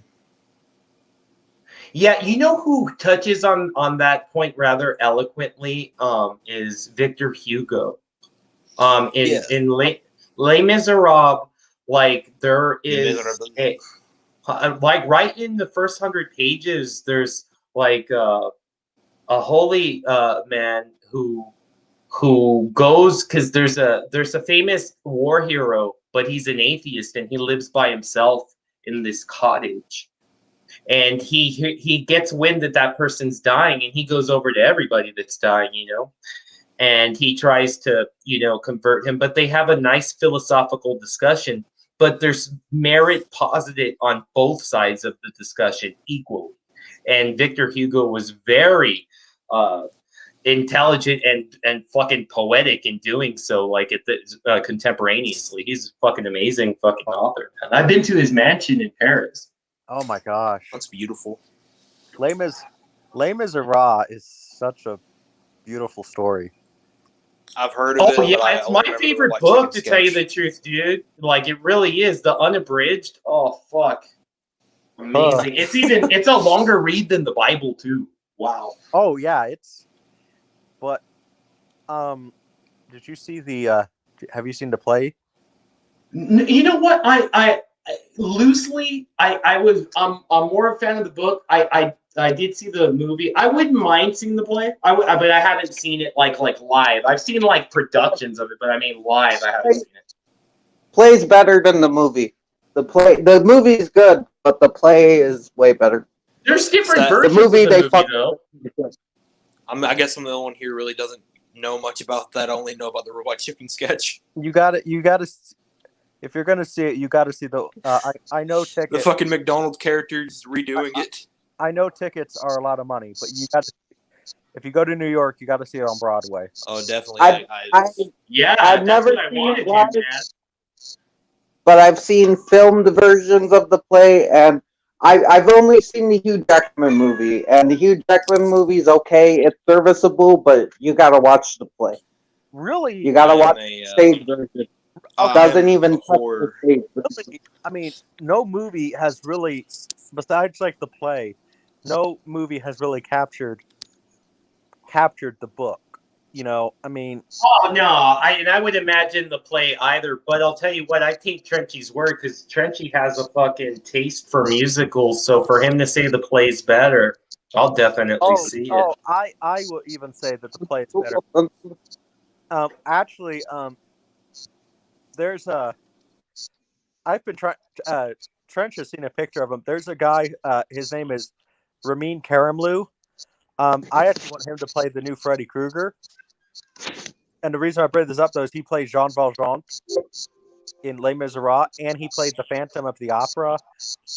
And it's like Colin Wilkinson. There's a couple things I think the film does better than the play, but mainly the play's superior. Like one thing I do like better during the confrontation, when Javert is singing about how he was born inside the same prison as Valjean and how he rised out of the gutter as well. He ends up getting stronger, and every blow has more passion behind it, and he actually wins the fight. And Valjean has to jump out a window to safety. But in the play, Valjean usually wins the fight. But I like it better that Javert releases his inner anger and uses that as a strength to win the fight, and Valjean pretty much has to escape. I think that's more suitable than what they go with in the play. But besides that, the play is way better. What can I find this just on YouTube? It's on YouTube, the play. You can find clips of it. I think there's some good performances. I mean, there's a good performance of Master of the House on YouTube. That song in play version, which is way better than the movie. The movie version, Master of the House, is okay, but they deliver some of the lines like some of it's done like in the wrong tone, in my opinion. I am a whore for Rocky Horror Picture Show and Little Shop of Horrors. If we can get dude, there are way more horror musicals you gotta check out, man. There are a bunch. Like Phantom of the Paradise. The Repo the Genetic Opera, you got Devil's Carnival 1 and 2. You got I Who Didn't Like Musicals. You got Black Friday. You got Bat Boy. Saw it. Oh shit! There you go. See, you know more musicals than you lead on. If we can get Trench to a million subscribers, he's gonna sing for us. Bring him home. I'll sing. I do covers once in a while, but like I have to know the song. And they're usually You should direct the fucking musical for Tremors. God, no one would ever think about that. Do a musical for Tremors, Trenchy, and it's gonna fucking blow doors, bro. I'm not good at writing songs, I would need a songwriter. Like if someone could write the songs for it, and we could work together to help you come with up that with a part. story. I can help you with that part. You have to direct the fucking Tremors movie. I had a Yeah. musical in mind that I wanted to write. That was going to be really edgy. Trench, if you do that, you have my permission to use Junebug Films as a production name. Hell yeah. Junebug Films presents Tremors the musical. I can't believe they made a Toxic Avenger musical. Hey, they made Dude, the there's Evil a Dead musical. There's even an Evil Dead one. And there's Oh, Carrie. shit. Like, That people would be hate on fucking Carrie. cool, dude. Yeah. There's a Misery musical with Bruce Willis. Holy shit. Exactly. I wrote Yeah, this man. musical a long time ago about this like really kind of like dark subject matter, but I think it would actually be pretty well done if I could have the right people behind it. It's actually Well, really that's kind the of problem, pieces. dude. Sam Raimi, man, he's real fucking tight with his works, dude. Like even if you try to get that dude's autograph, it's gonna cost you, man, a lot. Definitely. There's even a musical with it's The Exorcist with Ian McKellen as Father Merrin. Oh shit. They make a musical out of anything, man. And I agree, John. Fight the power. We don't need the subscribers. I don't know, like I did a couple covers of some like musical songs, but like those are probably long gone from YouTube. Oh, dude, I did too. I got some that are still up. They're really bad though. They're not good. Just kind of practice, you know what I mean? Oh, it's for fun. I do it more for the performance than the actual singing itself. Same. For the full-on performance of the moving around and the acting and shit. Yeah.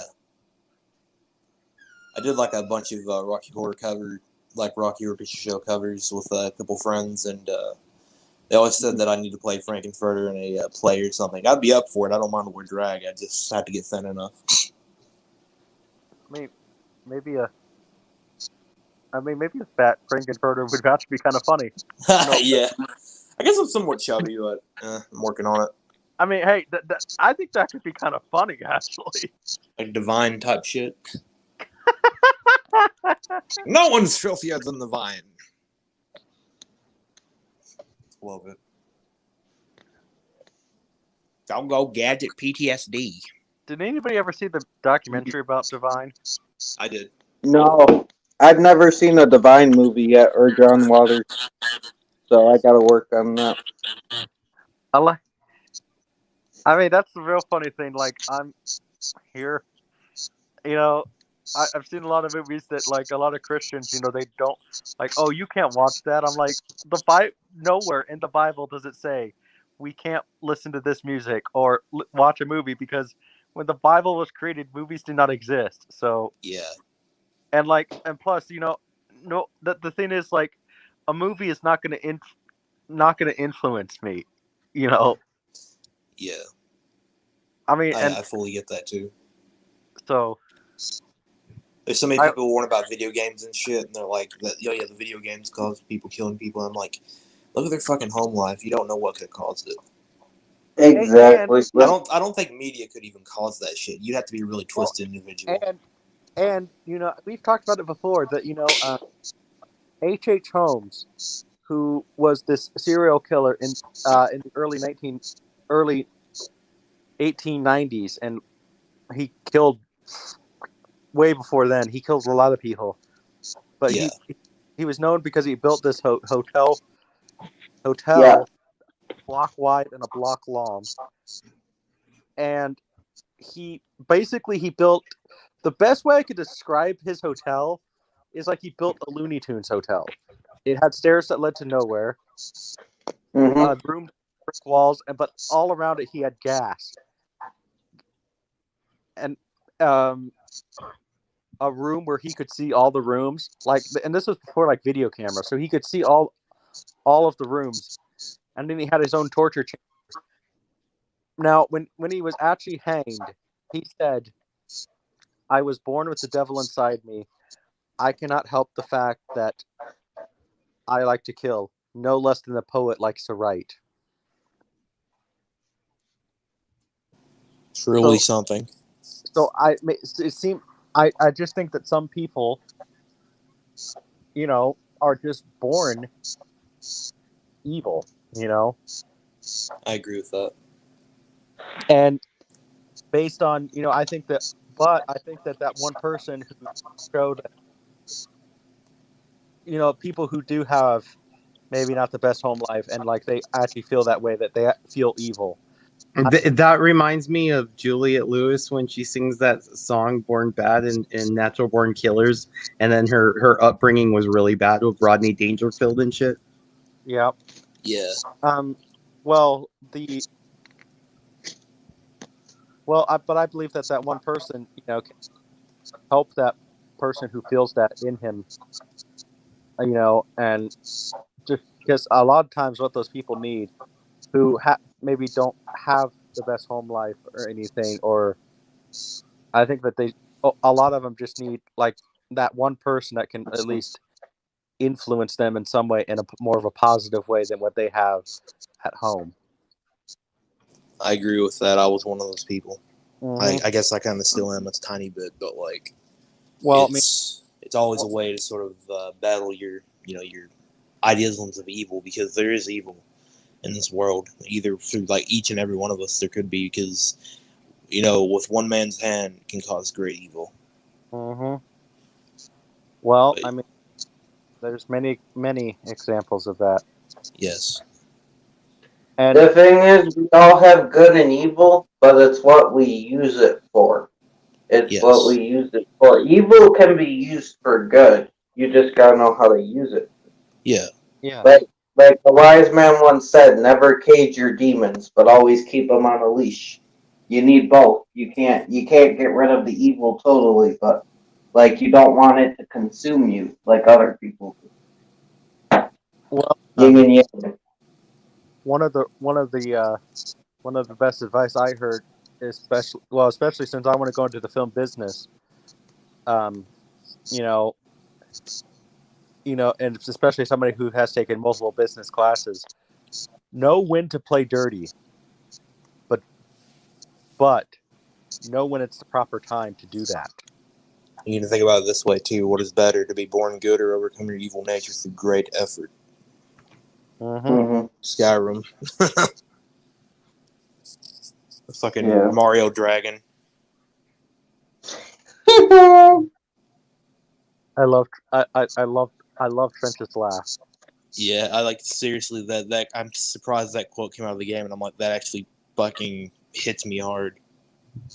Yeah. It's amazing how some of those quotes in video games, like I remember Wake one. the fuck up, samurai! A city's gonna be on fire. I remember one of them. Like I think we were playing. It was one of the early Call of Duty games, like the World War II ones, which were the better games. Yeah. One of them, it was, I was just fooling around, because I wasn't taking the game seriously. But I got one very interesting quote. When the pin is pulled, Mr. Grenade is no longer our friend. That's great. Because I think the game obviously figured out what I was doing. I was just having fun being stupid, Yeah, that's what I do in stuff like Fallout and stuff, because I've been playing a shit ton of New Vegas recently. Fallout.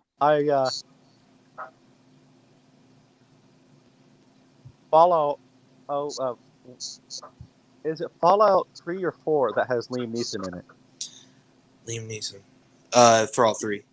Yeah. I think, because he plays the father, I think. Right. We got that game, and I remember I blew up the bomb really early. Yeah. And killed everybody in Megaton. and then I killed Mr. Tenpenny really early. Oh hell yeah. And I didn't even really. And then, like, once you kill him, that one guy, what's his name? who wants you to launch the bomb. Once you kill him, I don't know if you ever tried that to kill him, Mr. Tenpenny, in Fallout 3. Yeah, like I did a couple missions with that. I mean, there's this guy you can walk into with like the bar and Megaton, and like he's sitting there in a corner. He's like, "Hey, what's up?" You walk over to him and you talk to him, and he's like, "I got a proposition for you. Set off this fucking bomb and kill everybody." So, like, okay. And he gives you money for it, so. Yeah, and he gives you money, and you're supposed to set the bomb up. Then you got to go all the way to Tenpenny Tower. They stand up there, and they want you to push the button. So it's basically you're doing. And so you do it, and then it blows up, or you can either just kill the both of them right there, and basically crisis averted. Well, what I ended up doing was I launched the bomb, but then I took the bat to Mr. Tenpenny's head and bashed his, and then just bashed his skull in. And I think it's funny they made Mr. House in New Vegas look kind of like Walt Disney. Oh. Okay. I don't know. I just looked at it and I was like, looks like Walt Disney. I mean, I'd rather make him look like Bob Iger than Walt Disney. Yeah. Because Bob Iger is more evil one. Yeah. Walt. Okay, as we said before, Walt might have had his dark sides, but in the end, I think Walt Disney was a good man. Yeah, I mean, I would have a drink with him. Because like, but Bob Iger is evil. Yeah. Because I think were you here when I've talked about like all the stuff Bob Iger? Oh yeah, I heard. Yeah, he's done a lot of stuff that it just is like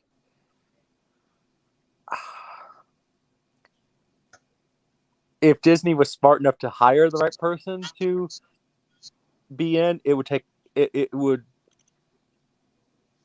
at least maybe it would take a few years to repair what Bob Iger has done. Like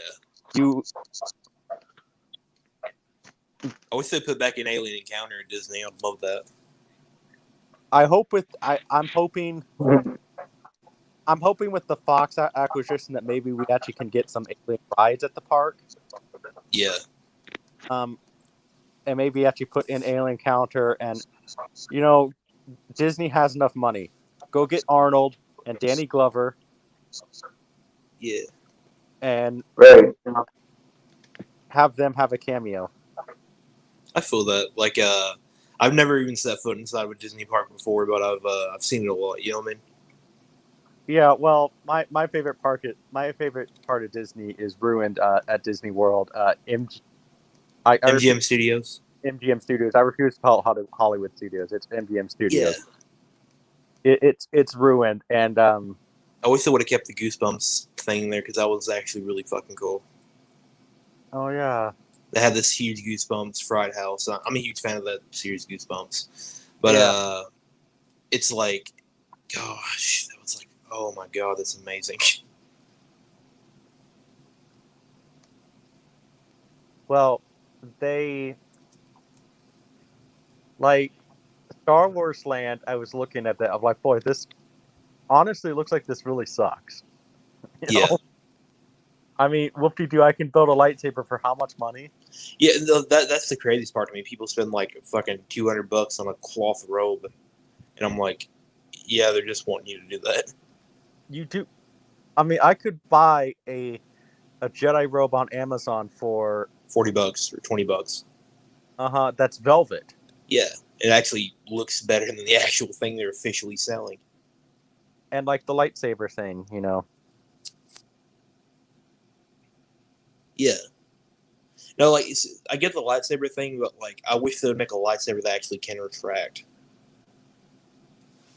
or it doesn't have to be pushed in. You can just push the button and it just comes right out, like an automated or something. Yeah, and then they have like one at MGM Studios, and when I saw this, I was just like, "This looks stupid." I mean, they had Toy Story Land now at MGM Studio. Yeah. And I saw that. I'm like, that's it. Okay.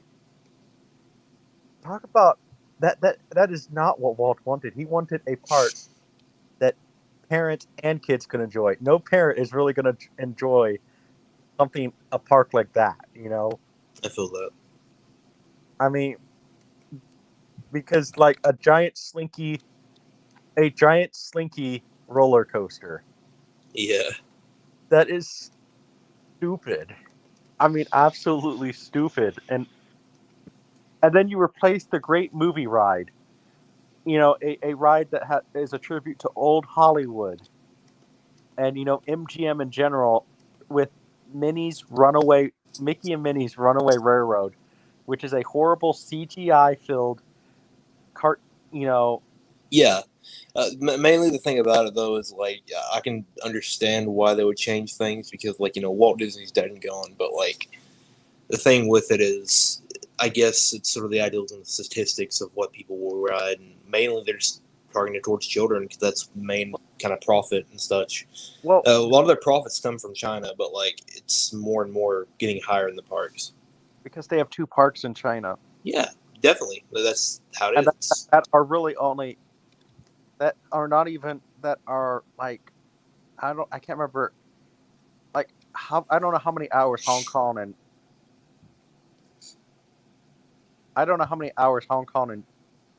Shanghai are apart from each other, but it's not that far apart from one another. Yeah. I mean, it's like, I think for me, it would be like, I'm pretty sure for me, it would be like going past Omaha. Like, that's only like maybe about 3 hours away. If that, you know, it's just amazing that,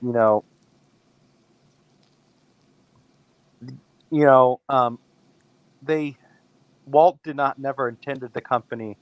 I mean, when Walt made Disneyland, he was like in the red as far as bankruptcy go. Yeah. Like,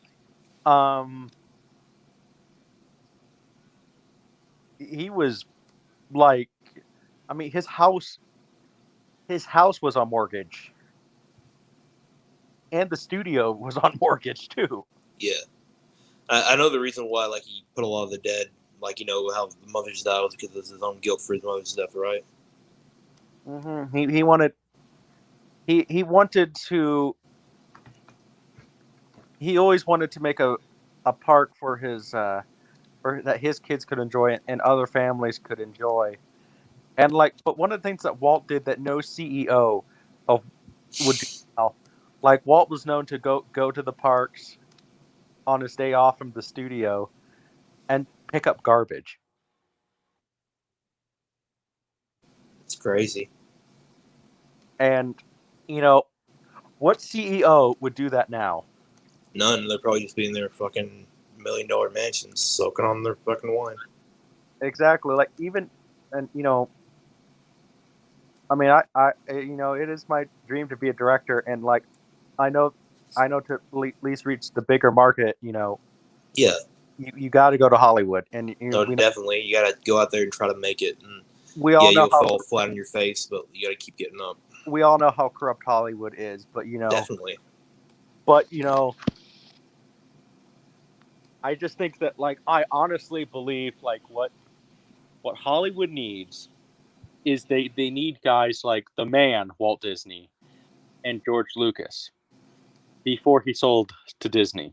I mean, like, I get it with like things, but like I feel like there could be ideas of folks there, but like mainly in the ways of how what we think things, the ways we need these things. And I agree with you because we do need more kind of ideas and not less kind of more cash grabs that have no solitary feeling or even just no human things. Nothing that's just created by a simple AI system, which basically, if we've heard of Space Jam 2, basically that's what Hollywood is going in that direction. Mm-hmm. Well, nostalgia is ruining movies. It is. I fully agree with you. Because, honestly, like, you sit there and focus on something that, nostalgia, eventually, like, people get, people aren't going to be interested in it because They're people gonna get sick of it. Because people want good classic storytelling again. That's what they want. Yeah. But the saddest part is, though, whenever you, and this is the truth right here, the saddest thing about it, though, is you have a good idea that actually seems very seamless and flawless. As soon as you get that together, and as soon as you give it to the people who are actually going to help you make this, they will always stick their fingers in it. Well, that's why you start out in the independent circuit. Yes. And make Hollywood come to you. Right. That's exactly what I was thinking, man. Like the sad you thing bust about it, though, Harmony Korine. Well, even Hollywood didn't even come to him. You just establish a cult following, independent style, man. That's what I'm talking about. It's harder that way, but if your movies are good enough, people will come to you, man. Exactly. So that's my thing is that make Hollywood come to you, and if they keep offering you stuff, basically take the Orson Welles approach. No, I want full control. And eventually, if they keep liking your stuff, they will come to you. So.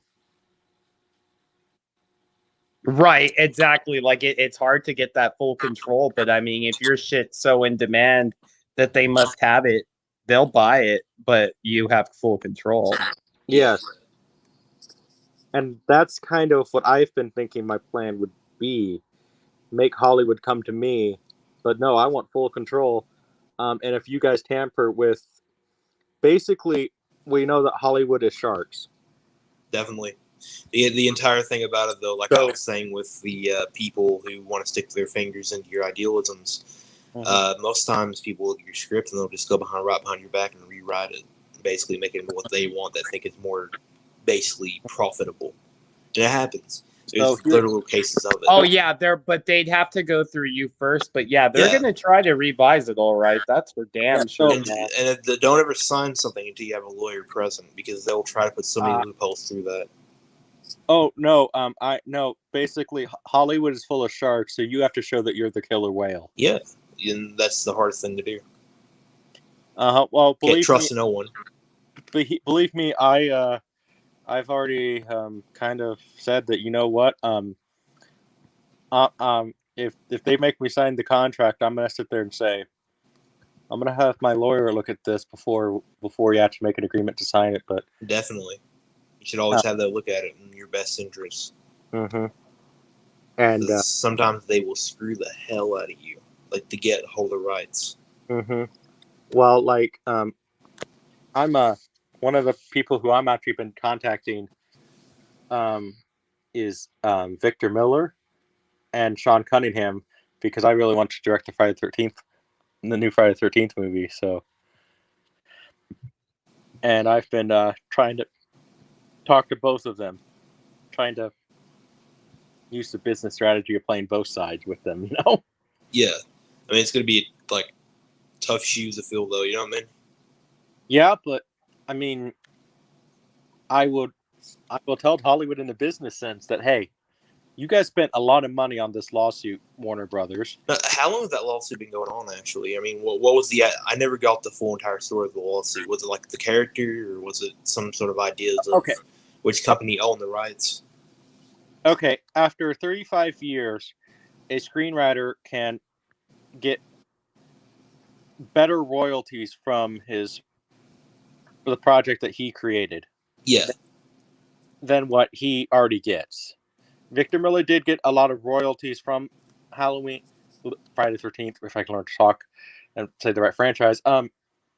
He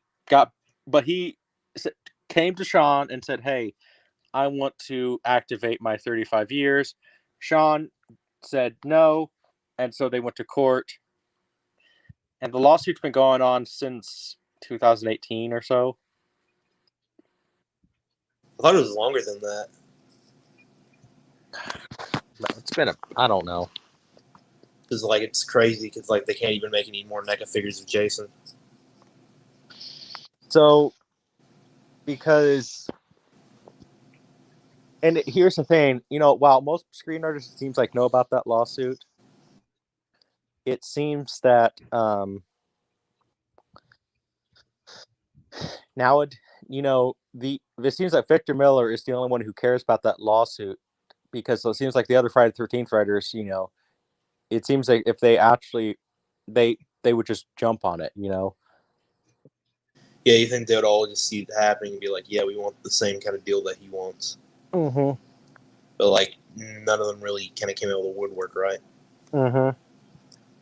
And the sad part of it is, both these guys are in their early 80s. So the chances that one of them actually dies, very high. Yeah, exactly. Before the lawsuit's even finished, and so it's just worthless. It's just basically pointless lawsuit. Exactly, and so I would point out to the studio that you guys spent so much money on this lawsuit that you guys would be looking for a cheap director. Yeah, and I can shoot this movie for half the money of what Halloween 2018 cost. How would you direct it, if you don't mind me asking? Grindhouse style. Oh, hell yeah. I mean, honestly, what I'd probably do is just buy a really cheap... Honestly, what I'd probably do is just buy a really cheap camera on, like, Amazon. Yeah. I don't need a 4K camera to shoot Friday the 13th. Would you try to get, like, Kane Hodder or somebody to come? No. Because the guy... Jason needs to be intimidating again, because Jason... not like you seem to really respect horror, but like I'm saying, like some of the younger generation, they look at Jason as a joke. I see that. Like a lot of things are jokes. You need to make these kids sit there when they see Jason Voorhees, they piss their pants. That's how I used to be. Like I used to piss my pants at the even thought about that, because that's a horrifying idea. Mm-hmm. No, seriously, think if you're actually somebody who survived a supernatural thing like that, you're going to always be looking over your shoulder because, you could come back. And that's what I found was always horrifying. So there's this actor. He's a bodybuilder. Now, he's 7'2". So you see a guy coming at you who's 7'2" with this huge machete. And like I would just tell this guy to be just brutal, with it.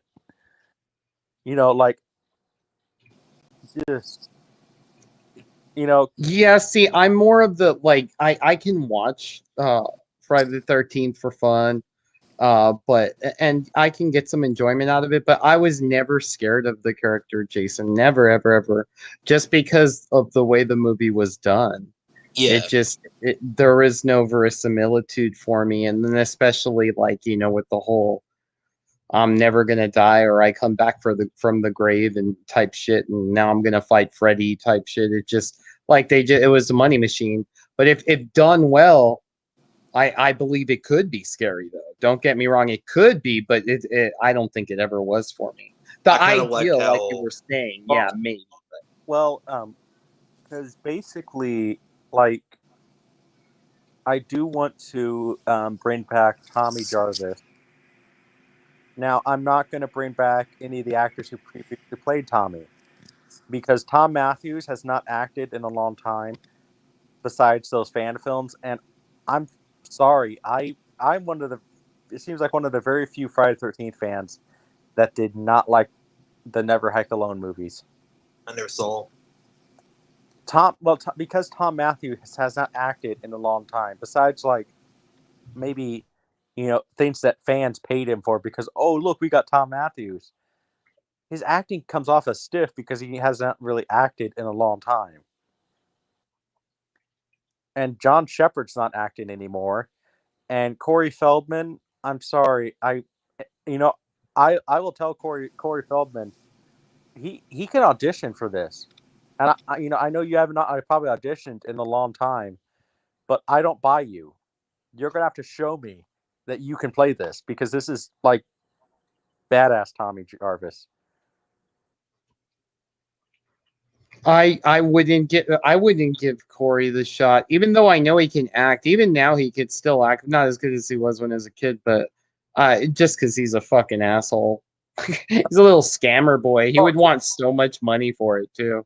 Well, here's the thing. I will sit there and I will sit there and do this with Cory. You know, like just so he can't sit there and bitch on the internet that they didn't ask me. I would ask him, but I would tell him he's gonna have to audition, and if he chooses not to, then that's on him. You know what I mean? Yeah, I mean, I guess yeah, I would give him a go, but I'd love to ask him and say, hey, Cory, you just didn't fit the bill, man. Peace. Yeah. I mean, and like my choice is Thomas Jane to play Tommy. So there you go. Yeah, I mean, I think I mean, if you're gonna do some like that shit, fuck it, dude. Total new cast, like nobody from the OGs, dude. Just total, just like the way the zombie did the fucking Halloween and shit, man. You know. No, did he bring somebody back? There wasn't anybody in the OGs, were there? In the maybe like a small cameo, but I don't. Wait, no, Daniel Harris. Oh yeah, well no, I would just go totally OG then. Fuck it. Yeah, I would too, and because I would even point out to Sue that I could. Okay, Halloween 2018 cost about $10 million. I could shoot this for $5 million or less. Well, yeah, especially if you go Grindhouse and fuck the 4K and just do it like gritty. I think you could even do it for less, dude. Like, I mean, not too much less, maybe like 4 million, but like and done proper. Well, but I think especially if you don't have to pay actors, dude, like big name actors, just good actors. I would probably do one thing in particular. I would hire like at least a I would tell the studio what we need to do is at least hire a big name. Like, I'm not saying get her specifically, but a Selena Gomez type to draw people in, and then we pull a psycho on them. Yeah, there you go. I'm down with that. I was thinking Nick Cage. I hate Nick Cage, but you could give him no lines and just kill him off as the first kill, like first minute of the movie. That would be great. I mean, I would say more someone younger, like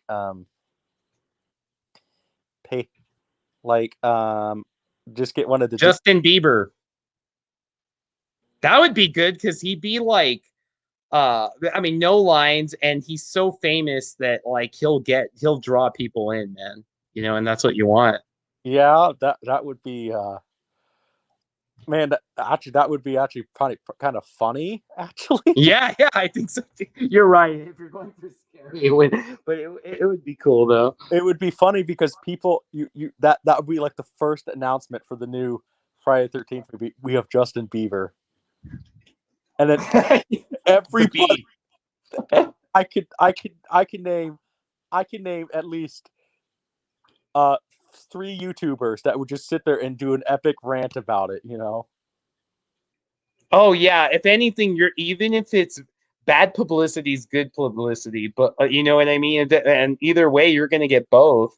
Yeah, well, like I don't know if you're familiar with him much, but Rambo Rap for Life.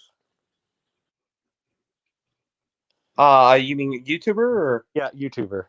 I haven't seen him. Okay, Nate, the horror boy knows who he is, but he does. I know who that is. Yeah, Rambo Rap for Life does a lot of like rant videos, but he would be the type that would sit there and just do this over the top, but rant, or at least he would used to. But now he gets like on the point, like where like Hollywood's run out of ideas. This is stupid. If you got Justin Bieber, but then you sit there pull that where he has no lines, and then he just gets killed off within the first 20 minutes. You know. Yeah, exactly. That'd be perfect, man. But you focus the entire marketing on that. You have this specific person, you know. That's true. I mean, with that type of clout, man, and his just type of celebrity, he's very polarizing. He's kind of like Trump in that sense, you know, not like politically or anything, but with how polarizing a figure he is and like how famous he is, and just to be able to kill him off, that'd be great, dude. Yeah, but let's see. Justin Bieber is 27 now. Let's just see if he makes it. Yeah, that's true. But at the same token, you could portray him as much younger, though. Oh, but no, I'm saying let's see if he actually makes it because 27 Club. So. Oh, I see what you're. Yeah, but only the good musicians die at 27.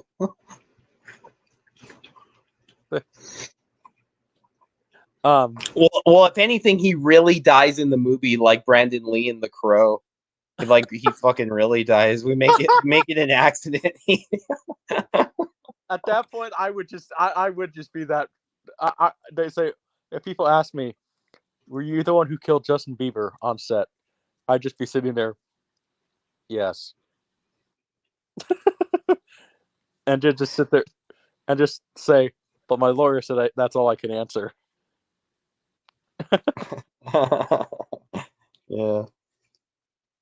No, that'd be cool. There's this dude that I have a friend that, well, they're both YouTubers and stuff, but his name's this guy's not my friend, but he's like he took the liberty of writing like Crystal Lake books, and he's like this morbidly obese dude named William Pattison. I don't know if you've heard of him, but he's written like books that are on, like literally on Crystal Lake, and a whole bunch of Friday the 13th lore and shit like that.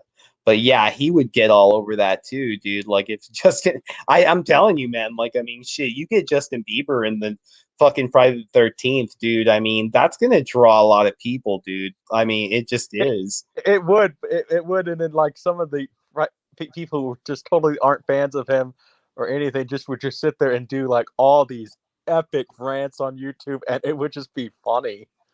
Yeah, well, but not only that, like I mean, like I'm saying, publicity like a motherfucker, Oh yeah, I mean, and then you just pull the Janet Leigh and just kill him off in the first 20 minutes of the movie, Yeah, and then even if you got somebody like Selena Gomez too, shit, that'd be great. Both of them, fuck it, dude. I mean, I'm sure that they would love the opportunity to be in a Friday the 13th movie, dude. Well, one person who I was more thinking of too is she's kind of gotten away from the Disney stuff, but Debbie Ryan. Who's she? What did she do? She was she was her Disney stuff was Jessie, and she did that TV show on Netflix, Insatiable. Oh, I've never seen either of those, Mel. She was in Sweet Life on Deck. Wow, just a chick that went under my radar, I guess, bro. And honestly, like she's hot. She's really hot. But one of the things I want to do that was really different with Friday the 13th, I wanted to do it would be really different. It was I wanted to make the promiscuous girl the lead. Like that incredibly hot cheerleader in high school, Because like I'm getting tired of that trope in horror. It's always the goody girl who's the final girl, Yeah, make the slutty girl the lead. Yeah, I mean, and like the joke that I came up with, so people can't call her a Mary Sue. That's her name. There you go. Yeah, I could see that. All right. So that was the joke of it, that people sit there saying she's a Mary Sue, and but like, yeah, that's her name, Because like the only way to do that is like she has sex, and then she, like, I don't know, like goes to the bathroom or something, or she goes into put her robe on or something, and then she sees somebody get killed, Like that's the only way I could think to do it, to show that she's the promiscuous girl, So because I couldn't think of another way to do that, because she could say she's promiscuous, but you kind of need to show that she's the slutty girl, But you kind of gave me an idea with that. Like, as far as like Jason is concerned, you could literally, hey Trench, glad you're back. Like you could make him a rapist. And that would make him scarier, dude. Especially with the 7'2" guy that you're talking about. Well, Jason, that's the thing is, so Jason doesn't. I don't know if Jason. I don't know. That's not in Jason's character to have sex with somebody. So, I mean, hey, Trench. But that's what I mean. So, It's your take. It's your take, dude. You could do what you want, man. You Yeah. know. well, So in Friday 3, they tried to pull that shit that Jason tried to rape Chris in the forest. But I call bullshit on that. But Yeah. Well, Trench, what do you think about that idea? What he just came up with about having I didn't hear it. What you say, Paul? Oh yeah, tell him who you want to get to draw in more people for just the Beeb. Get Justin Bieber. Don't give him any lines and just kill him off in the first few minutes of the movie.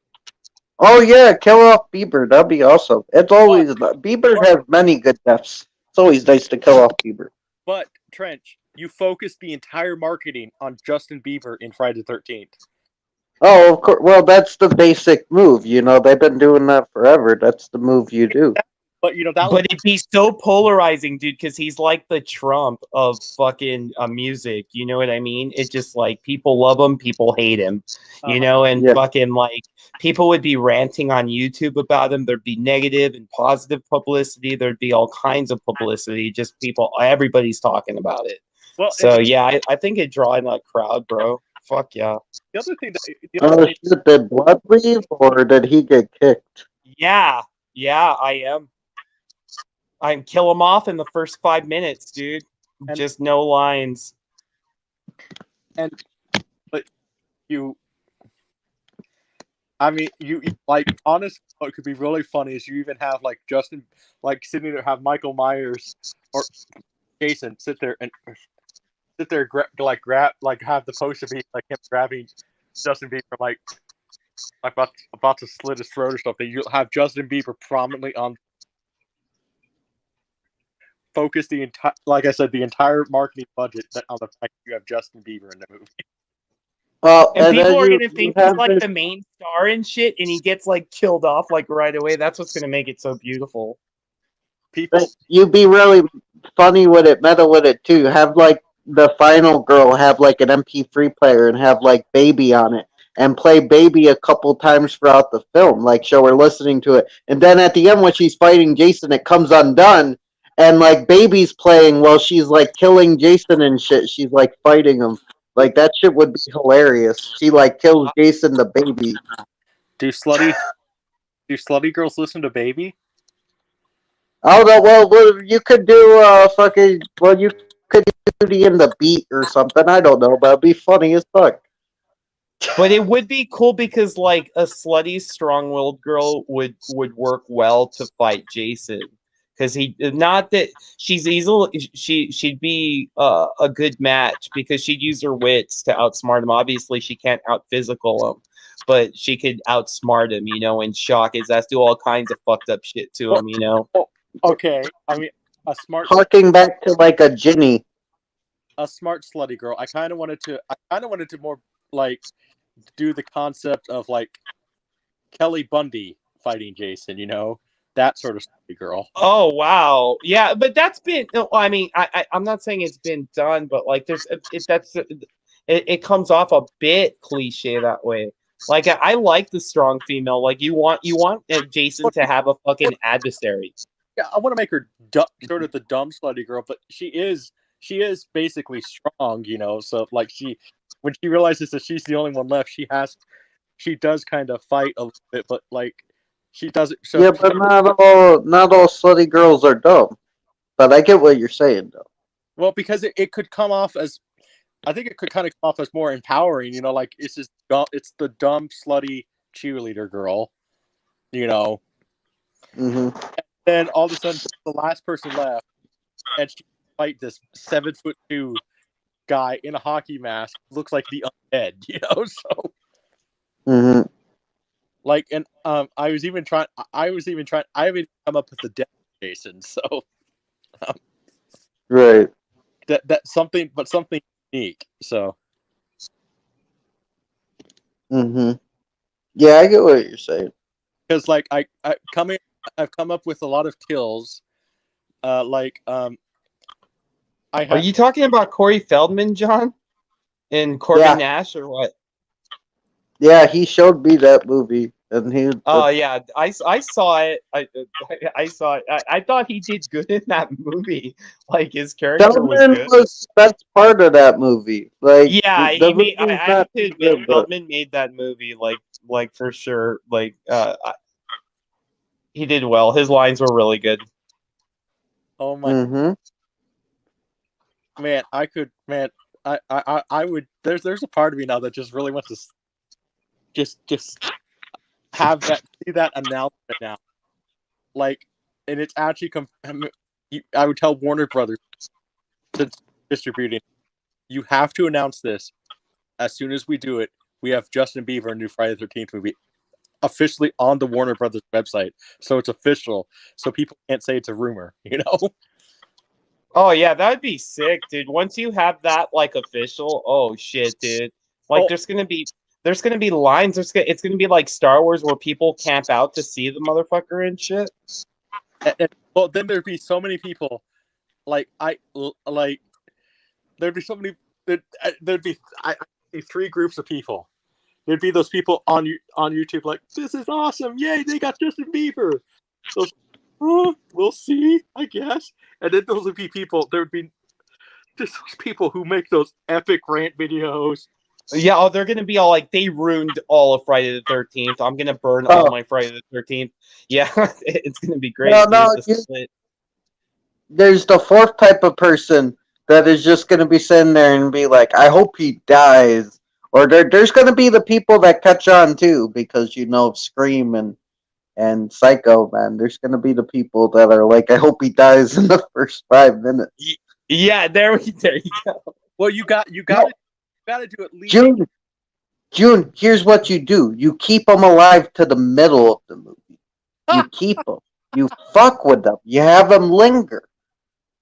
If you put them up in the first 5 minutes, that's done. You make them a mute. Like if he's gonna be in there that long, he's got to be mute, dude. Because I don't want to hear. Dude, have him make it till the end of the movie to fuck with people, and just like right at the end, he gets murdered in like a great fashion. Like he gets the best fucking death in the movie. I have it. So he doesn't talk. What if you sit there and say, like you make Justin Bieber, like he can't talk, so he has one of those how you doing? Yeah, dude, people will watch that. He's like a fucking Stephen Hawking. He's in the wheelchair with the little spell box, and that he's playing himself, and he's like, I had an unfortunate bee accident, and then he's sitting there, and they like bring him up, and they like, we have Justin Bieber, and everybody's excited, and he comes out and starts doing baby on the spell box, like baby. Oh. No, I don't know what it's called. I'm like, there's a little device that you sit there, you press through your throat, and they make you talk. Oh yeah, that'd be funnier because it's like that. You don't always die from tobacco commercial. Yeah, so like you make Justin Bieber like, I don't know. You could say like maybe he was a kid who got cancer or something. Or even like have like early on in the movie, Jason chop off his tongue to where he just can't talk, but he lives, and then he kills him later. Well, what could be really funny is like that. What could be really funny about like, yeah, he cuts the tongue, sits there. He's like trying to sit there and warn people about, and they're just like, dude, what is wrong with you? Did you get? Like they just start making fun of him, like because he starts all these like random like playing charades, and they just don't get it, Yeah. No, there's a lot you could do with a character like that, dude. Definitely, man. There's so much you could do. Oh my! I mean, I was more trying to think of a female lead, but getting for that part, but Justin Bieber, I'm just really liking that idea because people just Because, like, if you get like a Gomez, some people are good, but most people will be cool with Gomez. She's not controversial like that. Same with like like your But Debbie she's Ryans not or as your Duff famous Camerons. either. She's not as No, famous.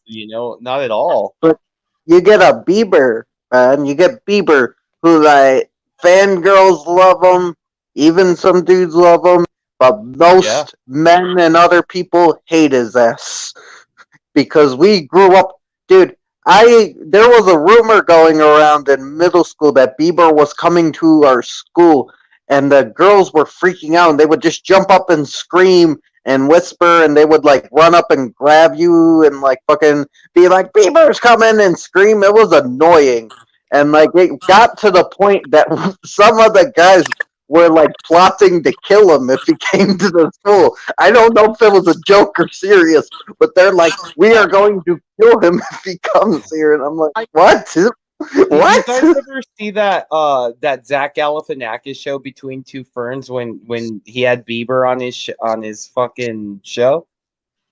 No. It's on YouTube, dude. It's like 5 minutes. Like Zach Galifianakis like scolds him and fucking takes off his belt and starts spanking him. That shit's fun. Not in a sexual way either. It sounds it, but no, but in a fucking a disciplinary way. No, Jesus. Does anybody? This was back when I was in high school. There was a rumor going on around that Justin Bieber was going to play Marty McFly, and Zach Efron was going to play Biff, and then Jim Carrey was going to play Doc. Oh no, that would have been a shit show. Well, Jim Carrey as Doc wouldn't be that bad. Not that he would do a better job than Christopher Lloyd, but I can see that. Yeah, be okay. But I'm just saying, like, even Zach Efron as Biff is just not like I like Zach Efron a lot, but not as Biff. And then you get Bieber and like Marty, like that's sacrilegious. Yeah, like Zach Efron's one thing, but fucking Bieber as Marty is sacrilegious as fuck. Yeah, I agree with you there. That's why the only one I was jiving with was Jim Carrey. He could pull off crazy like that crazy scientist guy. There was a girl in my high school who was a senior, might I add, when Bieber was big. Because Bieber came out like when I was 17, something like that. And she was really into Bieber, and I can't say I really liked this girl, but I thought she was good looking, kind of one of those type of girls. So I was always kind of the funny thing is I knew her mom was actually a para, so she kind of caught on to what I would do. I was kind of a dick to her. But her mom immediately caught on. She says, I think he likes you. Because she even said that. It's like, do you like my daughter? Like, she's I mean, I was being kind of a dick, even to the mom a little bit. I said, she's all right. I feel better. But, I put it this way. She even, I even gave her up. My friend asked to take her to prom, and I said, "Ed." I was a gentleman about it. Then I ended up going to prom by myself. So. Oh wow, you went solo? Uh-huh. I skipped the prom altogether. That takes a lot of balls to go solo. I just did fuck prom.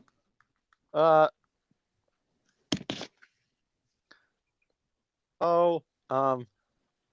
only really liked. I mean, I just kind of said, well, you I'm gonna probably regret if I don't go to prom, so I'm just gonna go solo. But the teacher did not write. He did not introduce me properly because he didn't want to get fired on what I wrote when he wanted to introduce me. I was gonna say Ty Nyberg and his right hand. But he said I can't say this. They announce people that go to prom? They did with mine. Wow. Well, I never went, so I wouldn't know. So Yeah, but I would imagine that would be like kind of like putting you on the. I know you were making a joke of it, but I mean that's pretty harsh because like, what if you do go to prom alone?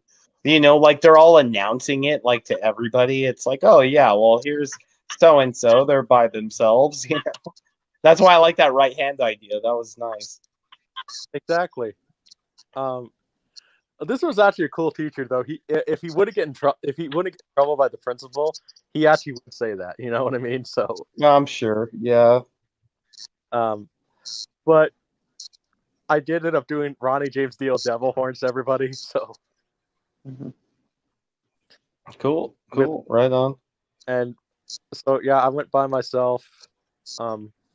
Mainly because like no girls wanted to go with me. So I wasn't very popular in high school. It wasn't until I didn't blossom until after high school.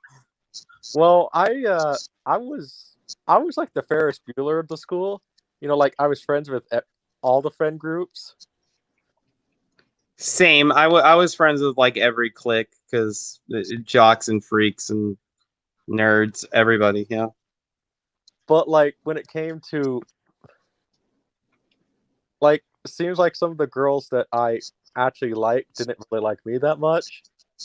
So, because I had no problem, I asked girls to prom, they just told me no. So,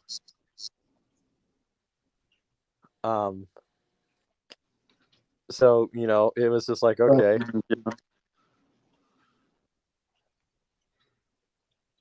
Right on. Yeah, I never even asked.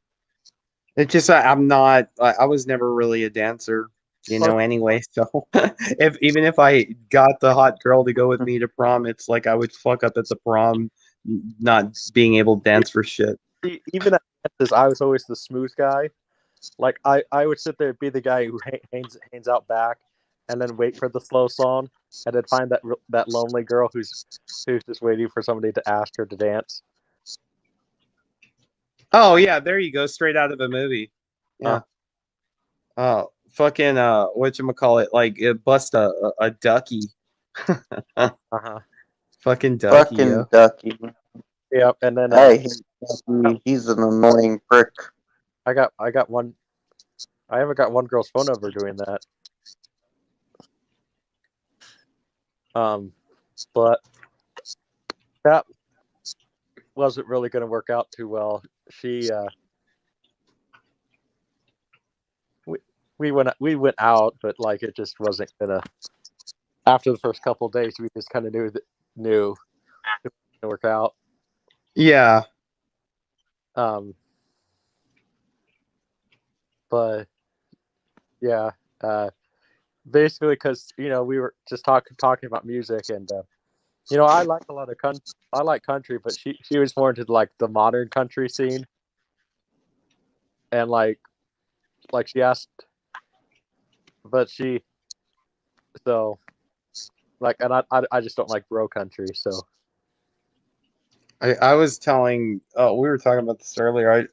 Not really in the country, but I like Willie Nelson. I like Johnny Cash. I like some of his stuff. I don't consider. I guess he can be construed as country, but I don't know. Like he kind of had some other genres going on, like rockabilly and a little bit of folk. Yeah, well, I like more of that outlaw country style. The Willie Nelson, Johnny Cash, Waylon Jennings, George Jones. You know, I actually saw Waylon Jennings live with Bob Dylan.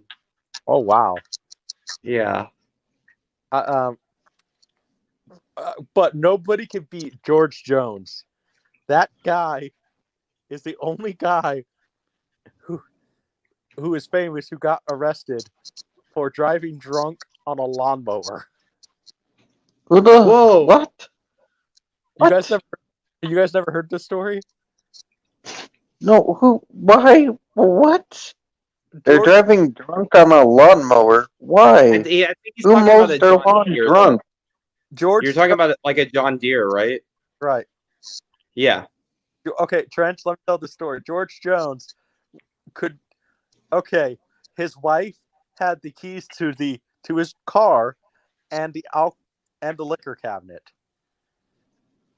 His wife took the keys because he was on a court order not to have more booze. So then he sits there, wait a minute, my lawnmower, I need more beer. So he gets on his John Deere lawnmower and drives to the liquor store, and they could tell he was hammered, and he was on a court order not to drink. But somehow he found alcohol in his house, but he needed more beer, so he drives to the liquor store on the lawnmower and doesn't even make it to the liquor store because his house, there was no back roads. He had to take the highway. Oh no! And he gets it. And the real funny thing is, he got into a police chase on the lawnmower for a little bit. Wait, there was this drunk dude driving away from the cops on a lawnmower. Yes. How the fuck did I not know about this? Sounds amazing. And it's a famous country singer. It's George Jones. I'd never heard of him.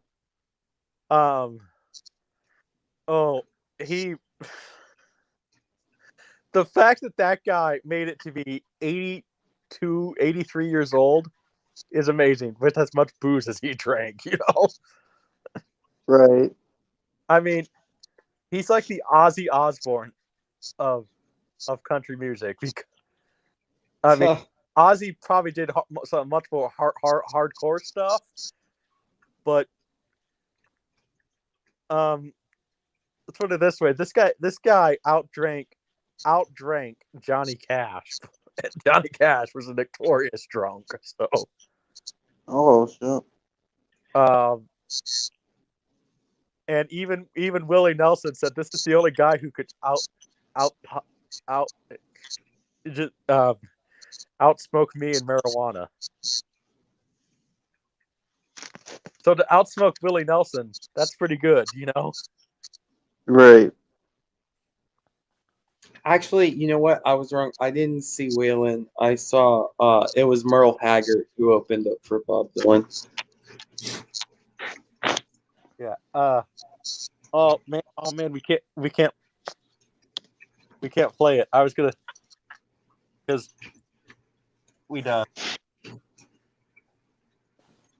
it's copyright. He wrote a song about it. Is the funny thing. Oh, of course he did.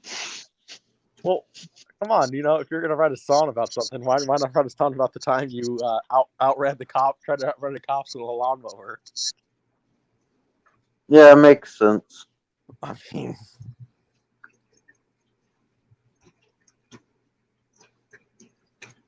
so, but yes, I just thought that was just so amazing, you know. And I remember hearing that on Most Shocking Things in Music, VH1.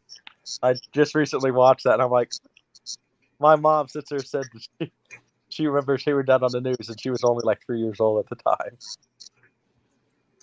Because she remembers my grandpa just rolling laughing. I mean, you have to laugh at something like that. A drunk guy trying to get to a police station on a lawnmower. But like this was one of like, and when I say lawnmower, this was like one of the early prototypes for French. Do you know what a grasshopper mower is? No, is it shaped like a grasshopper? No, it's like a zero. It's like, do you know this? If I say zero turn mower, do you know what I'm talking about? No, I don't know anything about cars or lawnmowers. All I know is I push them and the lawn gets cut. Okay, this is a rider mower, but it has the big blades on front, and you can. Although my brother does the mowing of the lawn, I do the shoveling in the winter.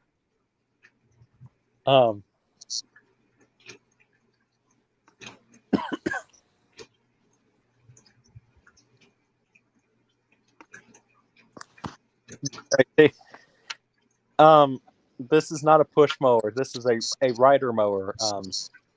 Oh yeah, I've seen those. I know what those are. Yeah, but this is one that has a.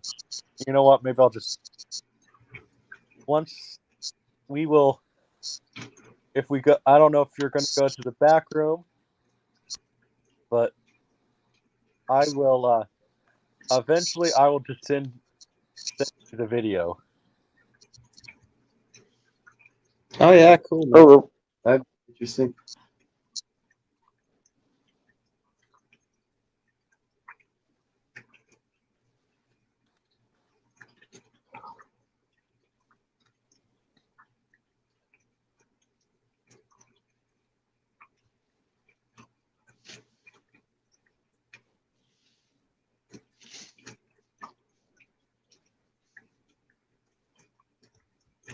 Apparently, they sell the lawnmower at a pawn shop, oh shit. and they didn't get much for it.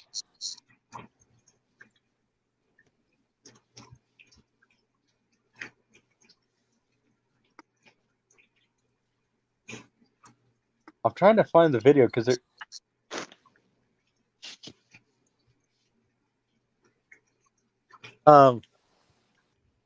But yeah, that's a very interesting little thing.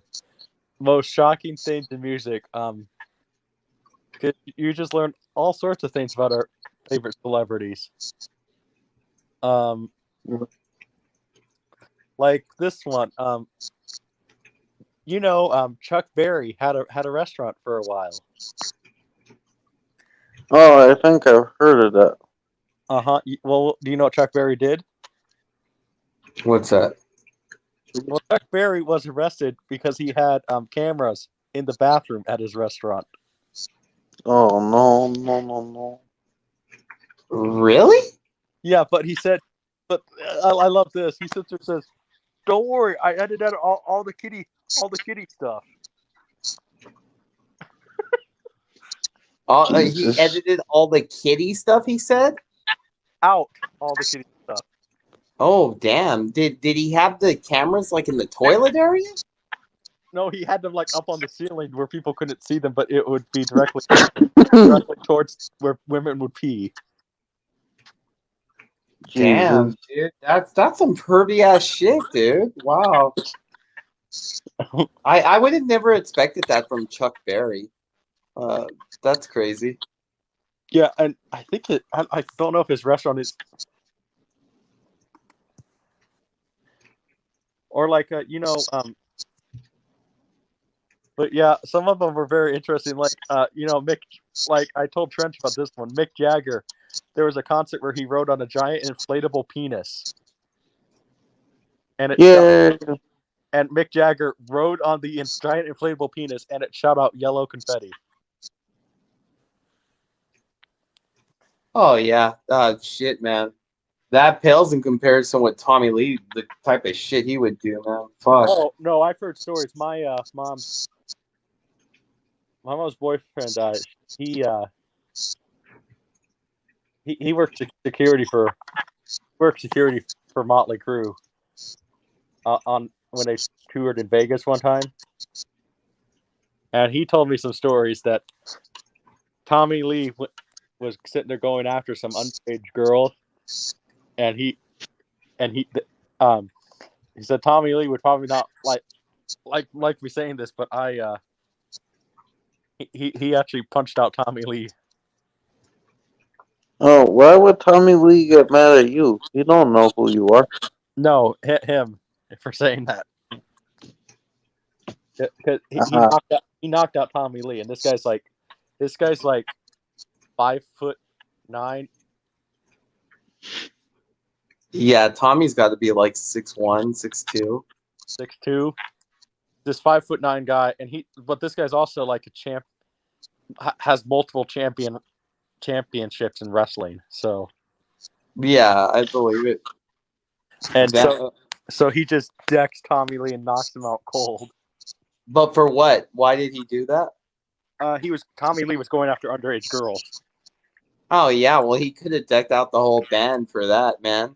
I mean, they have a song that's like of girls, where it's like The lyric was like, "She's only 15, and she's the reason why I can't sleep." That's the way the song starts. So, like, yeah, that fucking band is Well, crazy. Literally.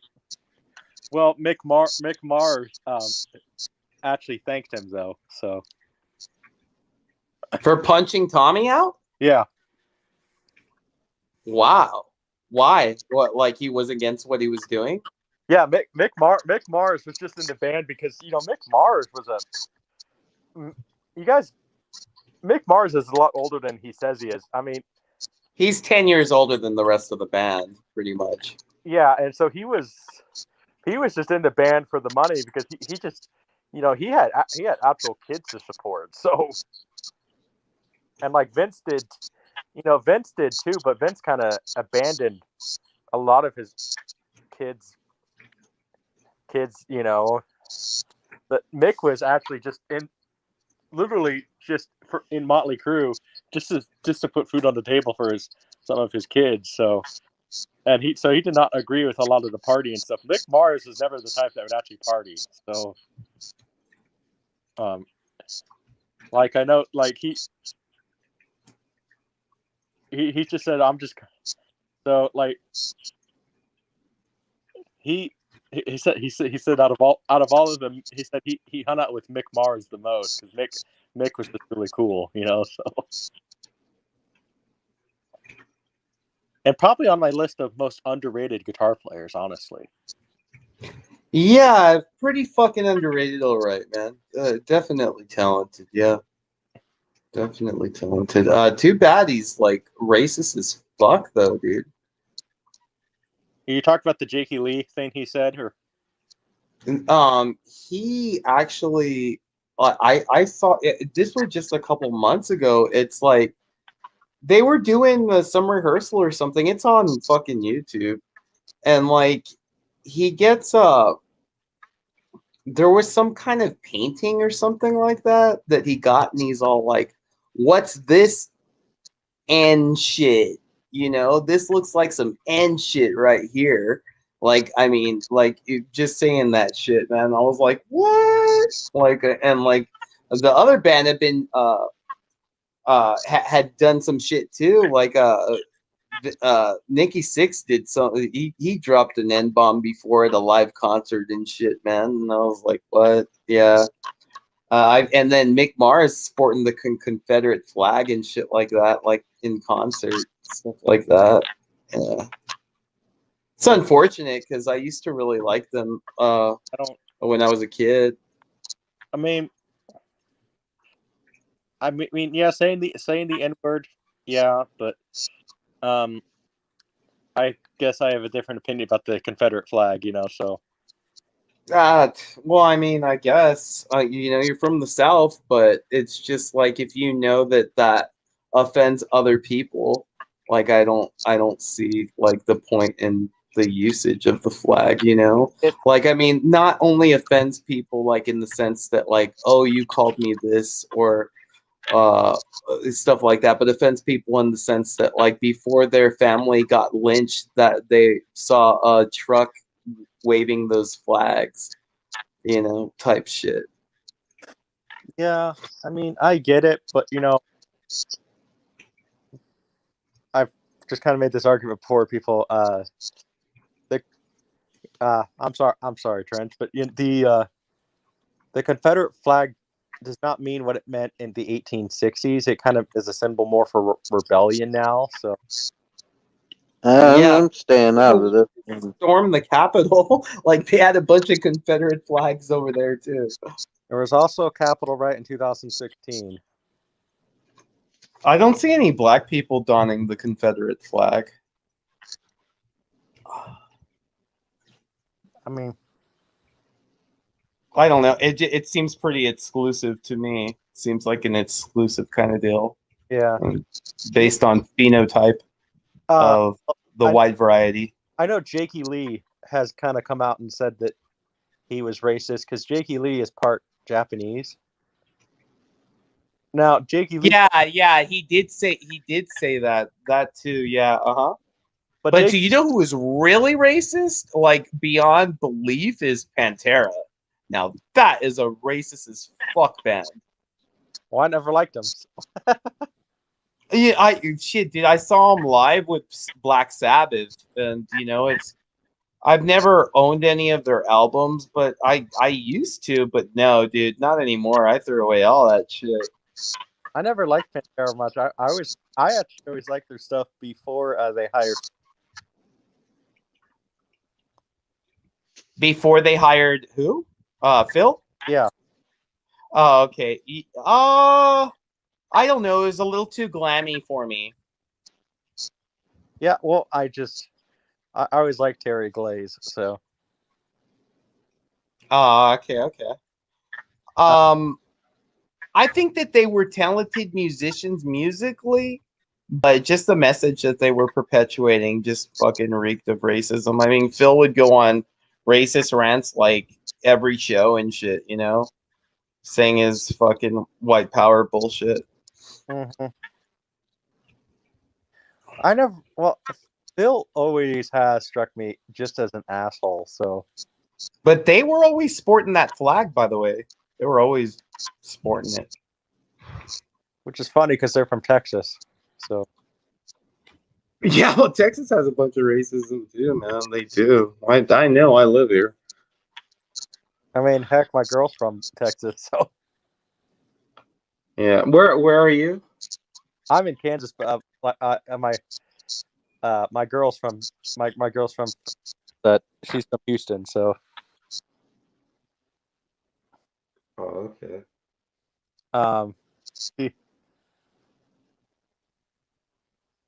Yeah, she's told me a lot of stories about Texas, how it's overall a good state, but there is a lot of bad people, and then she says especially near Austin, so.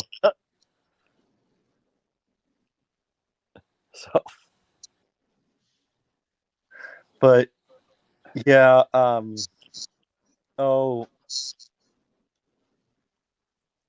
he one of the real funny things, my mom's boyfriend even did he was head of security for Van Halen during the Women and Children first tour, and he was the guy who had to separate the green M&Ms. Have you guys heard this story before? No.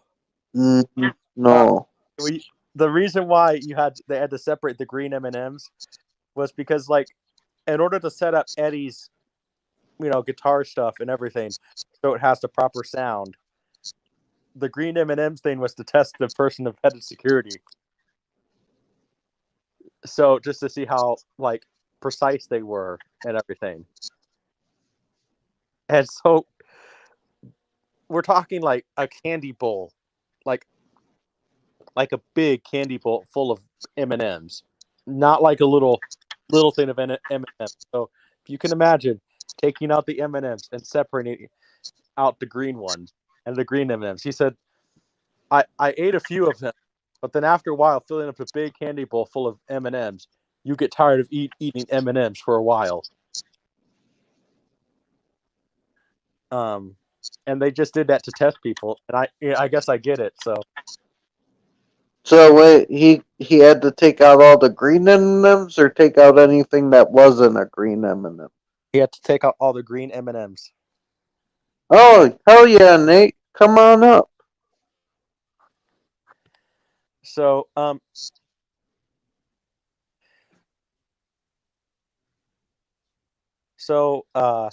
Paul. Yeah. Have you heard much of Jakey Lee's new band? No, not his new one. No. What is his new band again? Or it's called Red Dragon Cartel. The biggest problem with his new band, okay, even it doesn't, any band, it doesn't matter how good the musicians are. If your lead singer sucks, your band sucks. I agree with you there. And Jakey Lee. That's why I never like Rush. Yeah. Jakey Lee's lead singer really sucks. Like, it's I can't even put my finger on it. Like it's just like his voice just doesn't fit like what the rest of the band, you know. You're gonna have to listen to it. Just check out Red Dragon Cartel. And Yeah, sure, man, sure. And- Yeah, go ahead.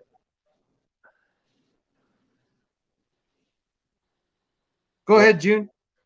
Yeah, but the thing is though, like Jakey Lee's in an odd position. You need somebody who could sing Ozzy, and then I don't know how familiar you are with like Badlands, but you need somebody who can sing Ray Gillen.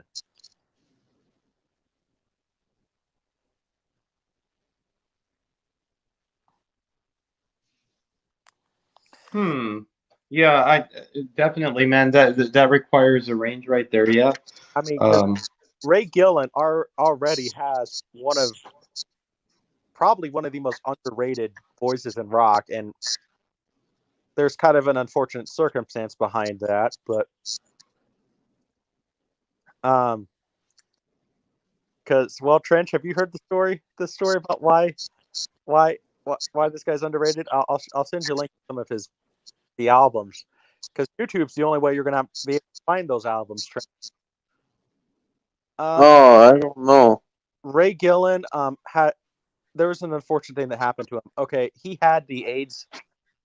He got the AIDS virus, but he did not know that he had the AIDS virus before it was too late, and so he accidentally infected some women. So, you know, it's like it is sad, but like he did not know he had the virus, you know. So, and then the women sued the the record company, and they have had a mutual agreement that those albums will never be on any physical media after only on CD and cassette. So no reissues or anything. I mean, I don't necessarily agree with that because I mean, it was kind of an accident, you know. Like he did not know he was sick until it was the very end. So, who's your favorite singer, man? Do you have one? My favorite lead singer? Gosh,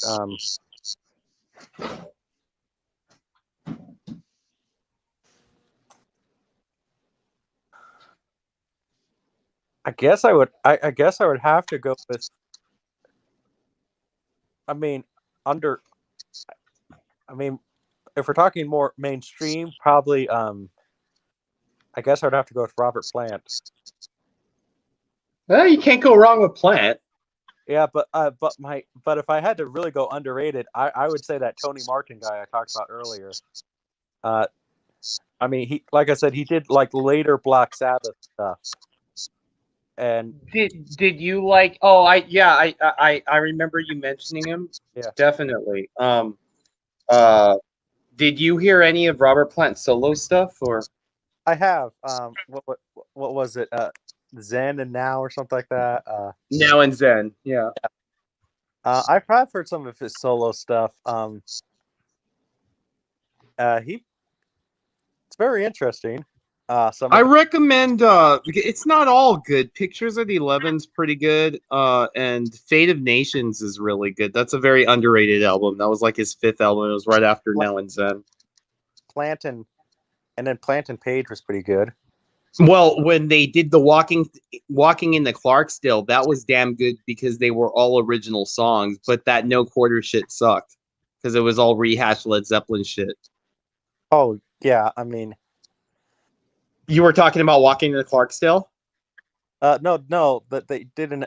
Shortly after, like right before he did, Jimmy Page did Coverdale and Page. He did Plant and Page. Yeah. Well, see, because Plant and Page did 2 projects together. One was No Quarter, where they came up with maybe 1 or 2 songs, but the rest was just like Led Zeppelin stuff with like different percussion, like a Middle Eastern percussion. And then they did a totally fucking badass album called Walking in the Clarksdale. I Yeah. recommend that album. It's so good, man. I might have heard that. So Oh, you got to hear that, man. It's fucking beautiful, man. Every song's original and fucking a gift, man. It's really good.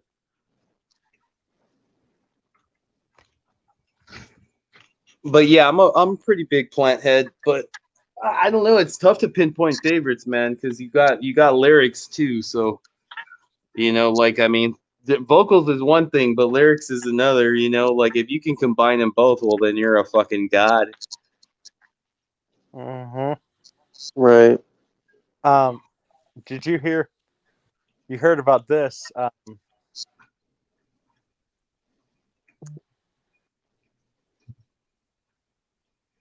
There was a for Virgin Airlines.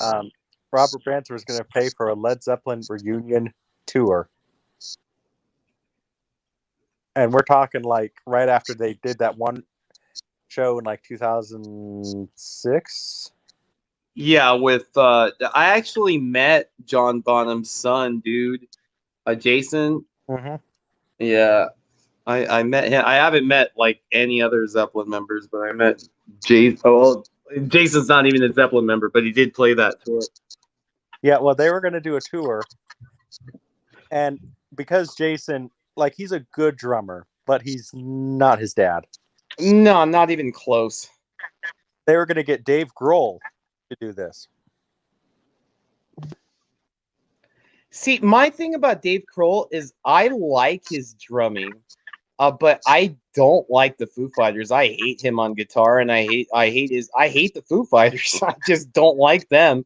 I liked him in Nirvana, but I still prefer as a drummer. I still prefer Dale Crover, who was the original. Well, he's the drummer of the Melvins, which is like Nirvana's idols, but he's also he was the drummer for Nirvana on their first album, Dale Crover. Thought that was Chad Channing on Bleach. No, it's Dale Crover.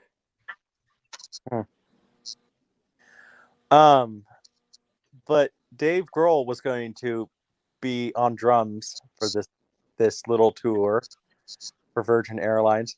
Robert Plant. Now each member was going to get paid $800 million. Robert Plant sends it back to Richard Branson shredded. And so then they were going to hire new lead singers. This is when you had Sammy Hagar audition, Steven Tyler. But Led Zeppelin actually picked a lead singer to go on tour with them. And it was not Robert Plant. They picked Miles Kennedy. Wow. Actually, they were both the drummers. Now that I'm looking at it, they were both the drummers on that. They're both credited as the drums on that album. Yeah, because I have Bleach on vinyl. It's credited as Chad Channing. So Yeah. Dale helped write what songs? Floyd the Barber, Paper Cuts, Downer. Mm-hmm. Yeah, so yeah, I guess mainly, I guess a majority was Channing right there, but I really like Dale Crover as a drummer, man. I've seen him live with the Melvins, and the Melvins were that's one band that I didn't get into until later on in life, like after high school and shit. But damn, dude, what a fucking band right there. Oh yeah, very sludgy. Like it. But yeah, they that was more interesting. That I always thought that was interesting because, like, man, and because Jimmy Page has really bad arthritis, they even hired this young guitar player to like fill in. Like if Jimmy Page is starting to feel like pains in his fingers, he has to just like give a signal and everything. Like they had this entire tour planned out. Like in case, like I said, Jimmy Page's fingers start hurting, because he can still play guitar, but like not as well as he used to. If they start hurting, he was just gonna wave and bring in this young guy. So, I mean, it's Led Zeppelin, so I assume that tour would go over pretty well. But like, how would people feel about seeing Miles Kennedy? And this is like, 2008, Miles Kennedy. Like, how would people feel about him joining Led Zeppelin? You know, it's the thing. You know, like I think he could have pulled it off. So I think it was right for them to just like say, "Hey, we lost Bonham. It's over." You know, like I think it was kind of right to do that. You know, like I mean, as talented as each individual was in that band, I mean, I think the one's gone. It's time to go, man. yeah, and I mean that's the thing is, but I can't even think of a drummer that could replace Bonham at that time. I mean, No, that's my point, man. Yeah, I mean, think- once Bottom's gone, it's over, man. well, because that guy, I mean, arguably, besides like Keith Moon, he's like the best drummer of all time. So I would even say he's better than Keith. But like people can argue their favorite guitarist, singers, fucking bassists, but drummers, I'm gonna have to go with Bottom, man. He was insane. Like he'd be doing a 3-hour set, and in the middle of it, he'd do a fucking 30-minute drum solo till his hands were bleeding, and while the rest of the band took a break, and then they came back on, and he'd still stay on for the rest of the set. He was an insane fucker, dude. well, he's the only rock star that I know of that actually overdosed on bananas. Oh, that's that guy. Yeah, yeah. Have you heard The the story, Paul? banana overdose man. Have you heard this story, Paul? No. Okay, so they sent a fruit basket to Led Zeppelin, and so, John Bonham ate 32 bananas, and that's how much they counted him eating. And he overdosed on the potassium. Yeah, but he just ate them in one go, or Yeah. what? Yeah, he just kept Wow, on. who the fuck does that, dude? I don't even know if I could eat 2 bananas. I mean, to be fair, knowing John Bonham, there was probably other stuff that he was doing too, like probably drinking. And what they actually said is, this is the concert. I'm sure you heard about this concert. This is a concert where he passed out on stage, and they had to end the show because John Bonham passed out on. And when they did the autopsy, that's what came up immediately. Potassium. Too much potassium.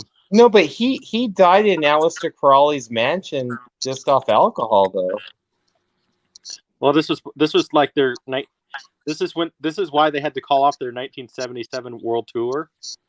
Oh, okay. Because John Bonham passed out live on stage. Oh, I believe that. I thought you were alluding to like that. That wasn't like no cause of death. He OD'd on potassium and then he was okay. Yeah, he just kind of took some rest and he did it, and then he sit there and was sitting there telling like Jimmy Page and the guys, "We got to continue the show." Like that, like literally after he gets out of the hospital, he wants to continue the show.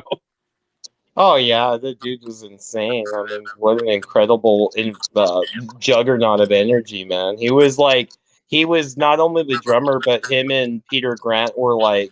Peter Grant, by the way, was a fucking genius. He strong-armed people. You were talking about like strong-arming Hollywood. He would strong-arm auditoriums. They'd be all like, "Okay, guys, you could come play here, but we're taking 50%." And like Peter Grant would be all like, 10. You're taking 10%. They're all like, "Well, we'll take 40%. We're taking 10 or we don't fucking play. Take it or leave it." They're all, "Okay, sir, we'll take 10." That's why they had their own fucking plane and shit. They were rich as fuck. They got tons of royalties. Oh, and and Peter Grant was a huge man. So, well, him and Bonham is security. That's what I'm saying. So they were like the security bodyguards of the fucking band, dude. They would fucking roughhouse people and shit.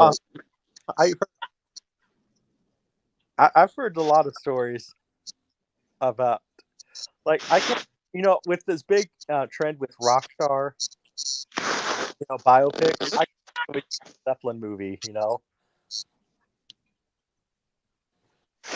A Duckling movie?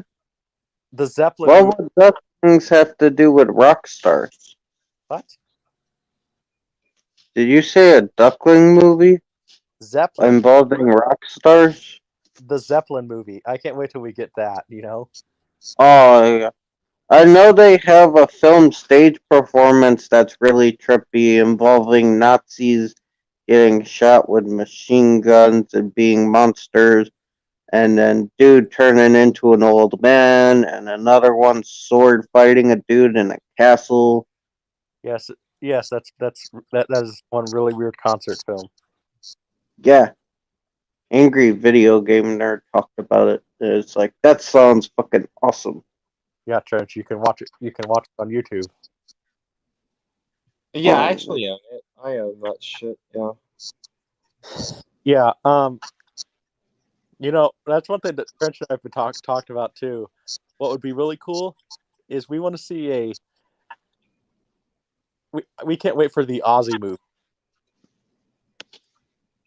Yeah, but see, both these movies, it would be really tough to cast because, like The Doors, for example, they did a kick-ass job with like Val Kilmer as Jim. Like he even pulled the remaining doors that like he that was his voice. You know, he made him think that his voice was Jim's in a recording. Like he really fooled them. So it'd be hard to like get a Robert Plant. They wouldn't have it. They wouldn't have him really singing. It would have to be Robert Plant singing.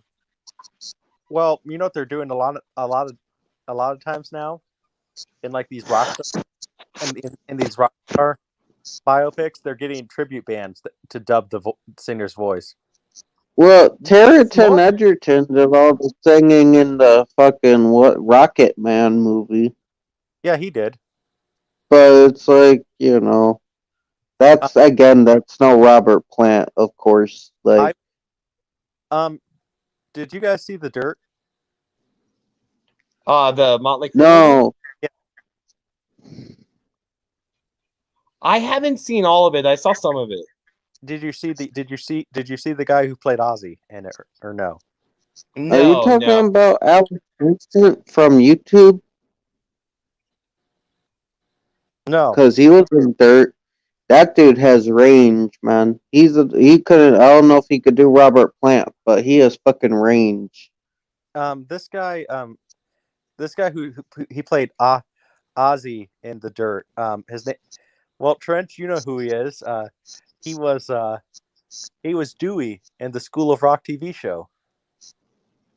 Oh, that mode. You know, I got range myself, but one thing that would put my voice out of whack is trying to do Robert Plant, Freddie Mercury, or the other cat that you just mentioned with the falsetto, dude. Oh, Ozzy. Right. Dude, all those guys are fucking very, very difficult to replicate, man. Or fucking Carl Anderson. That's another one. Art can do Yo, fuck Carl Anderson. Art, who was here earlier, could do a pretty good Ozzy impression. Oh, yeah, he kills it. I bet, but not singing, just like his talking, right? I mean, we haven't asked him to do the singing yet. I mean, yeah, shit. That would be rather impressive. But even just an impression is good. That's cool. But no, there's like so many stories about Ozzy that that you could almost make it into like a Netflix series, you know? You could make it. There's so many stories. You could literally make a fucking soap opera about. I mean, it never ends. Like one of my favorite ones, the time he accidentally got a priest high. Yay! Did you hear about that one, Paul? No. How do you accidentally get a priest high? So a priest came to his door because it's Ozzy. I guess he wanted to bless him or something because Ozzy's satanic. But the priest accidentally ate I think it was it wasn't like weed brownies, but I want to say it was like Quaalude brownies or something like that. Wow, yeah, that's hardcore because they don't even have those anymore, man. And so the priest sits there and eats the brownies, and the priest just passes out. And so Ozzy, who can't even drive, drives the priest to the hospital, picks up the priest, and just drives away and leaves the priest there.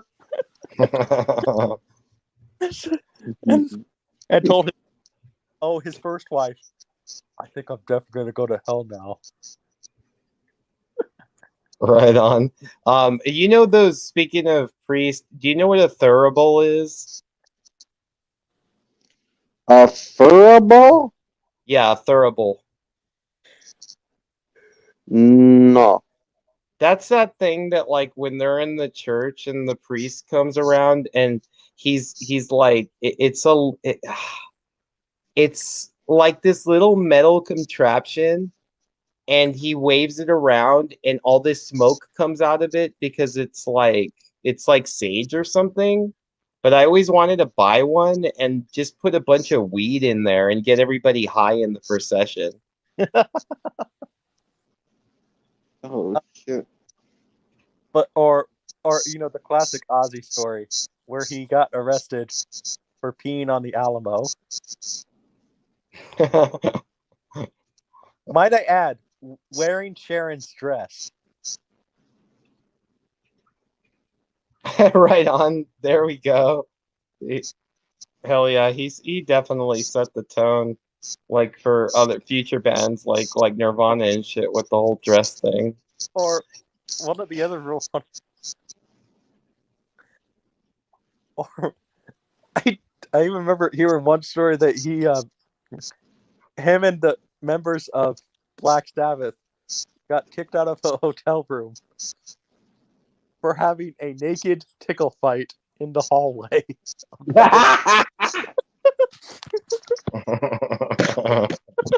That's fucking legendary. Naked tickle Everybody should have naked tickle fights. I mean,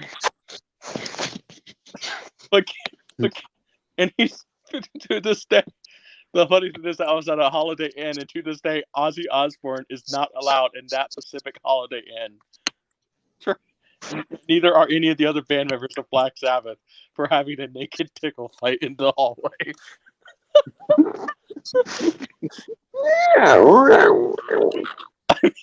What was that, Trench?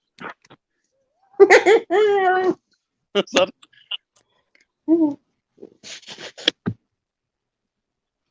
There was some dude, he owned like a collectible store. He's already dead, unfortunately. He was a pretty cool cat. But he had like a bunch of collectibles, and like I got one Led Zeppelin, like Led Zeppelin 1 3D, like of the Zeppelin crashing. I gave it to a buddy of mine though.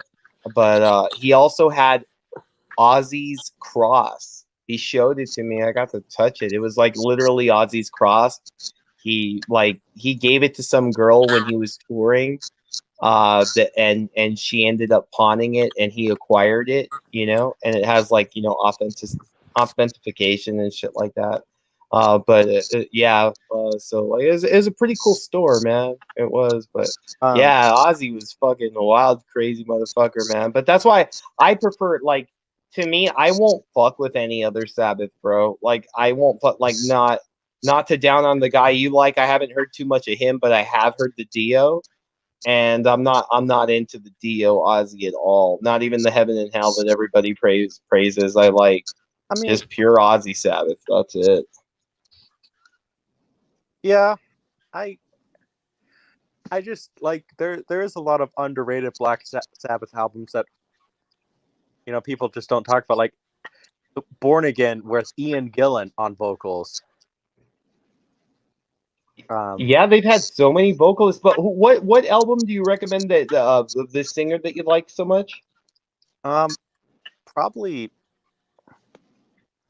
honestly just start out with Eternal Idol. So, okay, first album he did, and go from there because it's Headless Cross, then Cross Purposes, and Forbidden. So, because I like Dio and Rainbow, but I didn't like him at all in Sabbath. Yeah. Well, the thing about Tony Martin, this guy could sing. He could sing the Ozzy stuff, he could sing the Dio stuff and do a really good job with it. So that's very rare to find. So Yeah, they're definitely way different singers for sure. But that's cool. and I love Dio's solo stuff. So I love them in Rainbow, like with Richie Blackmore and shit from the Purple. Yeah, Richie Blackmore actually in 2015 he reformed Rainbow. Oh shit. And I'm pretty sure this was just I'm 100% sure that this was just Richie Blackmore talking out of his ass like sometimes he does. But he said that this new lead singer that I found, he's like a mixture of Ronnie James Dio and Freddie Mercury. Like, I've heard this guy before. He's a good singer, but I wouldn't go that far with him, so. Yeah, that's pretty fucking out there, to compare someone to. Yeah. Oh, and Trench, I found an Ozzy tribute show that you might like. Okay. Have you ever heard of Little Ozzy? Little Ozzy? Is it like dwarves? It's this dwarf who sings Ozzy Osbourne stuff. That'd be awesome. He's like a mini me Ozzy? Yes. Whoa. And he sings Ozzy stuff, but the real funny thing is they showed him to Ozzy and he sits there. Ozzy sits there. Ozzy was just ripping on Ronnie like he always says. He says, "Ronnie, is that you? I thought you were dead." Oh, shit. Wow. Wow. I can't believe you actually did that. That's fucked up. Because Ozzy and Dio had quite the rivalry, which of course I would imagine, yeah. Because he even had a dwarf on tour with him in the Randy Rhoads days. He even had a dwarf named Ronnie that would go on tour with him. That's fucking funny. That's bad, dude. I've seen Sabbath twice, man, and both times original members of good shit like fucking Bill Ward. Oh, so Tony. Bill Ward before Sharon fired him. Yeah, exactly. What did you think of 13? I mean, it's tough, man. It's tough getting past their older stuff, it was good, but I mean, it doesn't rival early stuff, man. See, there's a difference between Ozzy Sabbath and Ozzy solo stuff. I kind of felt it sounded more like an Ozzy solo album. I can see that there was definitely showcasing of vocals there. Yeah. I like Master of Reality probably is my favorite Sabbath. I gotta go Volume 4. I like Volume 4 too. That's a close second, dude. Yeah. If we're talking just the Ozzy stuff, so. But what are you saying that your favorite album is not Ozzy or? Probably Headless Cross. Oh wow. Mainly just because I'm such a huge fan of this Tony Martin guy. I mean, he's just one of those such underrated singers in rock, and let's put it this way: I've told people before, if I would be okay with it if tomorrow they announced that the lawsuit stuff with Soundgarden was settled and they announced this guy as their new lead singer for Soundgarden because he's that good. I mean, he can. I mean, and honestly, there'd probably be some people who Soundgarden fans who would say that he's better than Chris Cornell because the dude's in his early 60s and he can still sing just as good as he could in the 80s, which not many rock stars can say that. That's true. Right on, dude. That's pretty cool. That's high praise right there. Mm-hmm. And because people in the early, when Soundgarden first came out, they kind of compared them to Black Sabbath, actually. So Ooh, I don't see that comparison at all. No, I never saw it, but like, I think they more meant their early albums, not like Black Hole Sun days. So It's just like I never got a band that named their fucking album Bad Motor Finger. Like, just say motherfucker, you know? Uh, I don't know. I just too. I like the guitar in that but I didn't get too much into. I didn't like Cornell's uh solo band either. The Audio Slave or whatever, Audio Slave. I didn't get into that. I do like the one he did for Casino Royale. You Know My Name. I never heard that. Maybe hold on. I did see the movie. I just don't remember. I saw it because of the pokers and Jeffrey Wright. I'm not a Bond fan because I always wanted Idris Elba to play Bond. I'm just tired of like all these white dudes playing Bond. I think Idris would be a pimp as Bond. I got a better spy role for Idris Elba actually. Are you familiar with this is a whole series. You might be familiar with one in particular. Did you ever see Tinker Tailor Soldier Spy? Yeah, I've seen every Gary Oldman movie there is, yes. Okay, well, Tinker Tailor Soldier Spy is a series of books. That's like the 4th or 5th book in the series. I think that Idris Elba would be better as that guy versus James Bond. Have him play George Smiley. Wow, that's an original idea right there. Because have him play George Smiley, because honestly, that could bring him more acting range to actually play something like that versus James Bond. Because he would just have to play, James Bond, I mean, really doesn't require the best acting talent, really. I mean, you just have to look good in the tux and play cool and be a charmer to women. But if you play George Smiley, and you start out with the first book, and if it's successful, you move on for the other books. And you would get people who aren't necessarily a fan of, cast. You could argue if they're racist or not, but casting a black guy as James Bond when it's an ongoing series, you would kind of please those people in a way because this is a fresh new start with the new series and everything. So, well, that's one of my contentions. Is like, yeah, just like we're gonna hire white lead roles, but the other one is like I really think he would destroy them all acting wise too. I think he could add some new dimensions to Bond, and then plus he looks good in the tux and he's all fucking buff. So I think he would do some justice to the role. He's really fucking good actor. Yeah, but if you read those books, like those are like actual spy thriller books versus the James Bond. Even the books, yes, they're spy thrillers, but a lot of them are more action based. These are like actual espionage and. Yeah, I could see that. I could see him playing like a Sherlock Holmes role or something like that. Or no, I don't mean Idris, Gary Oldman, because I was thinking Tinker Tailor, because I saw Tinker Tailor, and I was thinking Gary Oldman. I think he'd make a good Sherlock Holmes. I could see it. But yeah, Idris Elba, if you actually read those books, he would be. He would definitely do a very good job in that role, and I could honestly see Idris Elba more as that character than James Bond, because it would basically just be Idris Elba, in those style of glasses, but playing like a very smart, intelligent type of spy versus James Bond.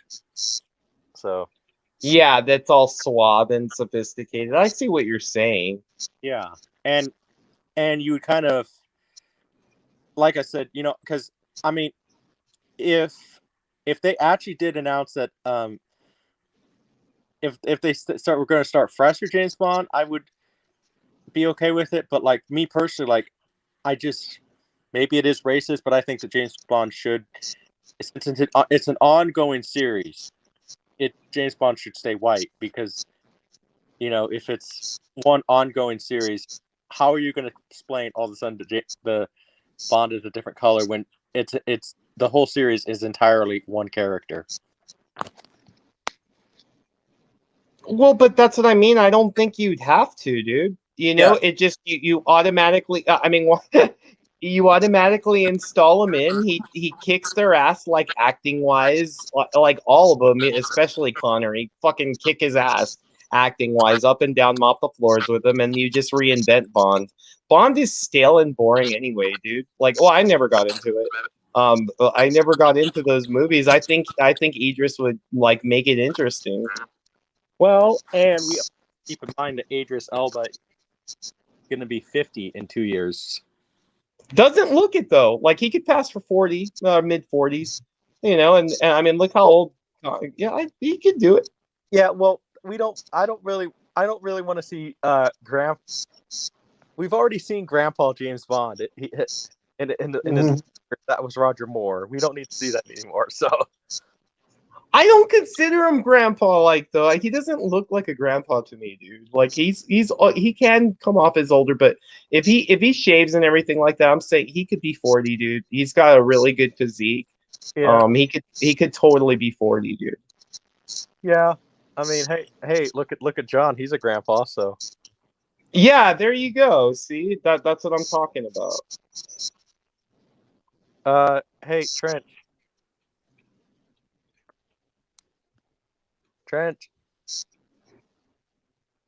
He probably just took off somewhere real quick. I was gonna let him know. Private chat. So. But yeah, though, but because there's a series of like 7-8 books that, so in. I like where you're coming from with that idea, but see, my only problem with that idea is that, like, it doesn't have the clout that Bond does. You know, like, it would be controversial just in the same way, like, Bieber would be fucking controversial doing the Friday the 13th, you know? It'd be like, what the hell, a lot of people would be like you and be all like, yeah, well, fucking Bond is supposed to be white. And then other people would be all like, well, why not? Let's see what this guy can add to the fucking table, you know? So I know, even though you probably wouldn't think he'd be a good fit for Bond, I know you would at least check him out, fucking, trying it, you know? So I would even suggest, why not have Idris Elba play, like do a buddy movie, like have James Bond team up with another 00 and have it be 008 or something, you know? I don't know, but I don't think that's my point. I don't think he just has to. I mean, I don't think Bond has to be white. That's the point. I think they can change the flavor right there, man. Like spice it up a bit. Because, like I said, I've seen like the old ones, like even like Octopussy, and I've seen the old ones, Goldfinger, Casino Royale. I mean, I don't like a single James Bond movie. It's kind of like Mission Impossible. I fucking hate Mission Impossible. I hate those fucking movies. I hate Tom Cruise. There's a couple Cruise movies I like, but it's because of the director, you know? Like, I like that. I guess I don't really like Tom Cruise that much either, but I like some of the Mission Impossible movies. I appreciate the fact, like, the dude puts his life on the line for our entertainment, you know, so. I wish his life would end. But anyway, I mean, he's not my worst actor or anything like that. I mean, he was good in Rain Man. He was good in a couple flicks. I mean, he's not like, I don't hate his guts or anything. I hate his guts like out of as being Scientology boy and shit. That the face of Scientology and shit. Yeah, basically, because basically, he worships aliens. Yeah, I don't even think he does, dude. I think it's just like a big ass pyramid scheme, and he just like getting a bunch of money, because that's what Scientology is. Like, you can't go clear unless like you've donated like your whole life savings and you're net born and shit like that, you know? Have you heard Nicole Kidman talk about Tom Cruise? Not recently.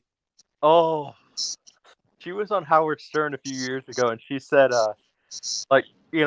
Howard Stern was basically asking like a whole bunch of stuff about Tom Cruise and Keith Urban and stuff, like who has the bigger dick and everything and stuff like that. And she says, probably the man from down under, like me. And she said, there's a reason why he couldn't get me pregnant. Like she was just dogging on Tom Cruise, and you can't find that interview now because I think Tom Cruise. Oh wow, that sucks. Well, Tom Cruise got angry with her. Yeah, I wish I wish you could. That piqued my interest too. I was like, okay, that sounds like a good interview. Well, and she sits there, and he like she was very open with like she said is so like you can't even see the kids anymore that you adopted. Is that right? And she said, I can see them, but it has to be with a Scientology member, and I never agreed to that because they're my children that we adopted together. Yeah, like it's tough for me. Like with Mission Impossible, it's tough for me to like action movies. Like I do like some, but they're far and few between. I'm real finicky when it comes to action movies because I don't really like action movies. I love Die Hard. I loved, classics like that. I love Rambo, shit like that. But I consider Rambo more of a drama than a fucking action movie. Total drama, man. But the social commentary, loved it. But like with Mission Impossible, it's just like explosions and fucking. It's kind of like Fast and Furious, like just superfluous CGI shit. I don't like CGI. I mean, sometimes it's done well. Like I like it sometimes if done well and used intermittently. But it's really taking away from just like acting in general. They're relying too much on it, and the quality of acting is diminishing. Mm-hmm. No, I agree. We need to go back to actual like set building and like actually seeing. Yeah, definitely, man, definitely. Because I agree. Well, like Ian McKellen said that one of the reasons why he feels Hobbit movies were not up to par with Lord of the Rings is because a lot of it was just green screen work, and he felt like he couldn't really act just in front of green. So, yeah, I'm surprised he is quite the thespian. I'm surprised. Oh, I guess he just did it for the paycheck then, because he's getting paid Uber bucks. So he is a good actor. Yeah, and I'm one of the Tolkien fans that like our Hobbit movies aren't like they aren't good, but like I'm a Tolkien fan that will defend those movies. So because those movies suffer from a lot of studio interference. I'm like what's his name, Jeff in Clerks 2, just like I'm a Star Wars guy, man. I can't do the Lord of the Rings because it's just it's too much walking and just I can't do it, man. Like I can't do Lord of the Rings. Hobbit's a little bit better, I think. Lord of the Rings, I actually own them because somebody left them at my place, so I have all of them, but I don't ever watch them. Are they the extended cut? Yeah, it's like the nice ones, dude. Like the box sets, yeah, the extended cuts. They come in a nice packaging and everything like that. Yeah. Well, Trench and I, for the 20th anniversary, we're going to do the Lord of the Rings extended marathon. Since Warner Brothers probably won't do anything, it's 20 hours. We're going to watch all the extended versions. Oh shit! I know Trench, and that would be December 20th. So. Oh, right on, dude. I know Trench. That they are on HBO Max at that time. Oh, hold on. I think Trent is trying to talk. Hello? Oh, Nate's in the back. Hey guys, what's up? What's up, man? Hey, Nate. Hey, Hey, you guys been? Cool. all right. Cool. How That's about good. you, man? Hey, bro. I'm not bad, man. Just hanging in there. Had a pretty fun day. Wait. Ate some Mexican food earlier, so I went to El Vaquero with some family. So Uh-oh. What'd you yeah, have? I had a they call it a grande burrito. It's this giant burrito with chicken and queso and everything. It was really Wait, delicious, wait, man. wait. You ate grande? No, That's what I was about to say. he's a sponsor though. They have a picture of him up on the wall and everything. I'm just joking. Hell yeah. Nate, you should have totally just emailed him sitting there saying, "Hey, John, I'm eating you." That probably would freak him out. I- I know every time I get a nacho Bel Grande, I'm like, in memory of John Grande, I will eat this Bel Grande. Oh, hey, I didn't notice you were in the back the whole time. My bad, dude. No, you're fine. I just got back there. I was playing the Batman. You guys ever hear about that Batman Telltale game that they made a long time ago? Or not a long time Yeah. ago, but Yeah, Telltale is my favorite video game company. So yeah, I've got like 3 of their games right now I'm playing, so I'm playing the Batman one. Cool. They look like fun. I'm trying to build up my my game Hey, repertoire. I wish Telltale. I wish they did not go bankrupt. So, Yeah, dude, I didn't even see that coming, bro. but then I hear that they're back, but like, or something like that. I'm not sure. They sold their rights to another company, so they can make more of these Telltale games, but it won't be the original crew. It'll just be a new crew. I don't care. As long as they make games like that, I'm fine with it. Yeah, no, I mean, Telltale, like I said, was my favorite video game company, honestly, next to Rare. Rare is good too. I mean, like Activision, Midway. I would say Capcom is my favorite. I've played more Capcom games than anything else.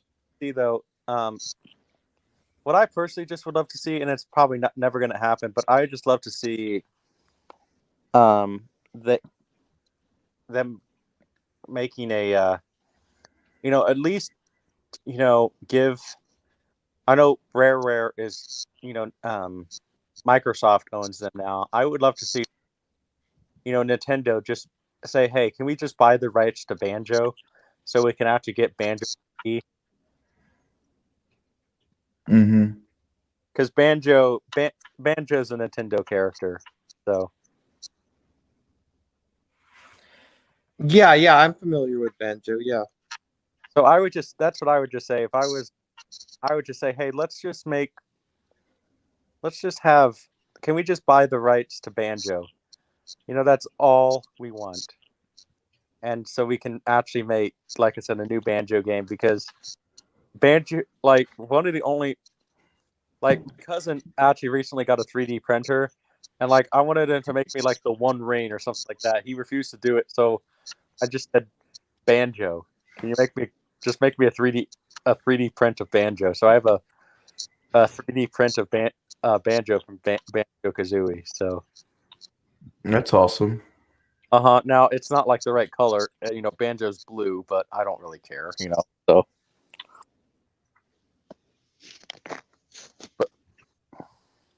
Stay frosty, Trini.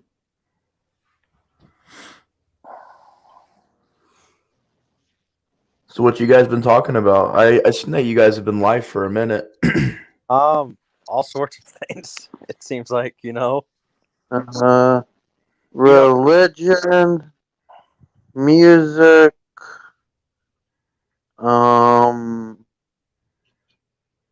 things. I mean, Nate, you know how it is when you go live and you talk to people. You start one conversation, that leads into another conversation, that leads into another conversation, that leads into another conversation, and so on. Oh, panda massages. That was a thing. Panda massages? Yeah. Are the pandas? What are Trench? So what are they? do the pandas still have their black and white fur, or are you stripping the pandas and giving them a massage, or what? No, pandas are giving you a massage. I don't know if I trust a panda to give you a massage. I don't know. That was Sasha's idea.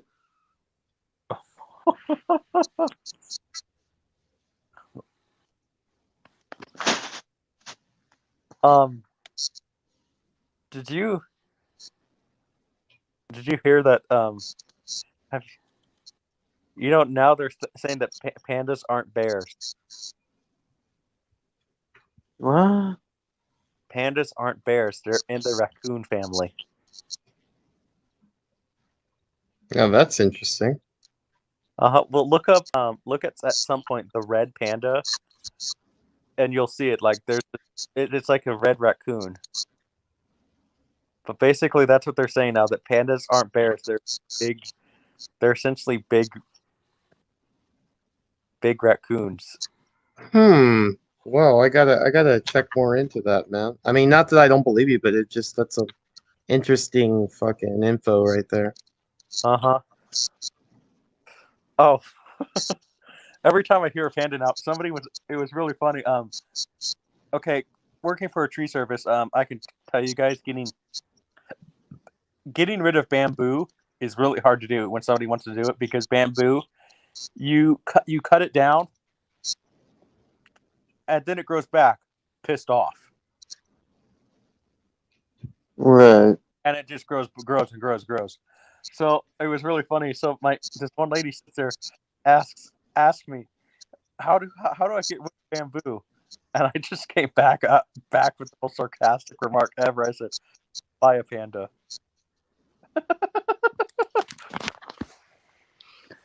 Either that, or I said, buy a panda, or chop the bamboo down and give it to the zoo, and donate it to the pandas.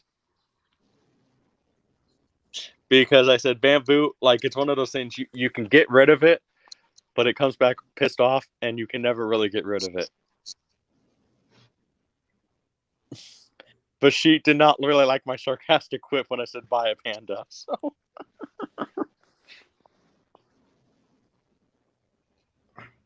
Right.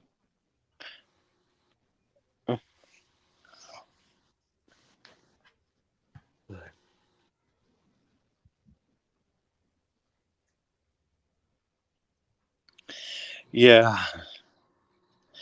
Well, Trent, are you just going to go for the full 12 hours? I don't know what's happening. You got this, man. You're already over 80% of the way there. Yep. I'll stay with you. What have you been up to, Nate? Well, I filmed a little bit of wrestling today, so we did that for a while. Nice. And then You filmed Sunday Brutality yet, or? No, that's probably gonna be oh no, yeah, we did film that actually. Yeah, we got that done. We got like 3 or 4 shows of that already done, and then we filmed more this weekend. And we weren't able to get everything done because not everybody could show up. And so like next weekend we gotta do basically pickup shots, whatever. Not really pickup shots, but like just finish whatever we have in the script. And then I'm gonna try and get everything ready for my not my TV show, but my web series soon. Get that all started up. I don't know. Cool. That's why I might be taking a break from the whole wrestling thing once I get done with some storylines, because I want to take a break and do some of my show, and then I'll go back to it probably once I get done with the show. Are you gonna finish up this season, or you just gonna? Oh, okay. Oh. Yep. Oh, so Nate, one thing we also discussed. Remember how I've been saying, okay, in order to appeal to Friday the 13th, non-Friday the 13th, we need to get a really huge star. Yeah. I think we decided on somebody. Very controversial pick, but a lot of people would be making a lot of videos about it on YouTube. Does anybody want to tell who we picked to be in the Friday the 13th movie? Go ahead, man. You got the floor. We picked Justin Bieber. What the? And we're gonna turn him into Stephen Hawking.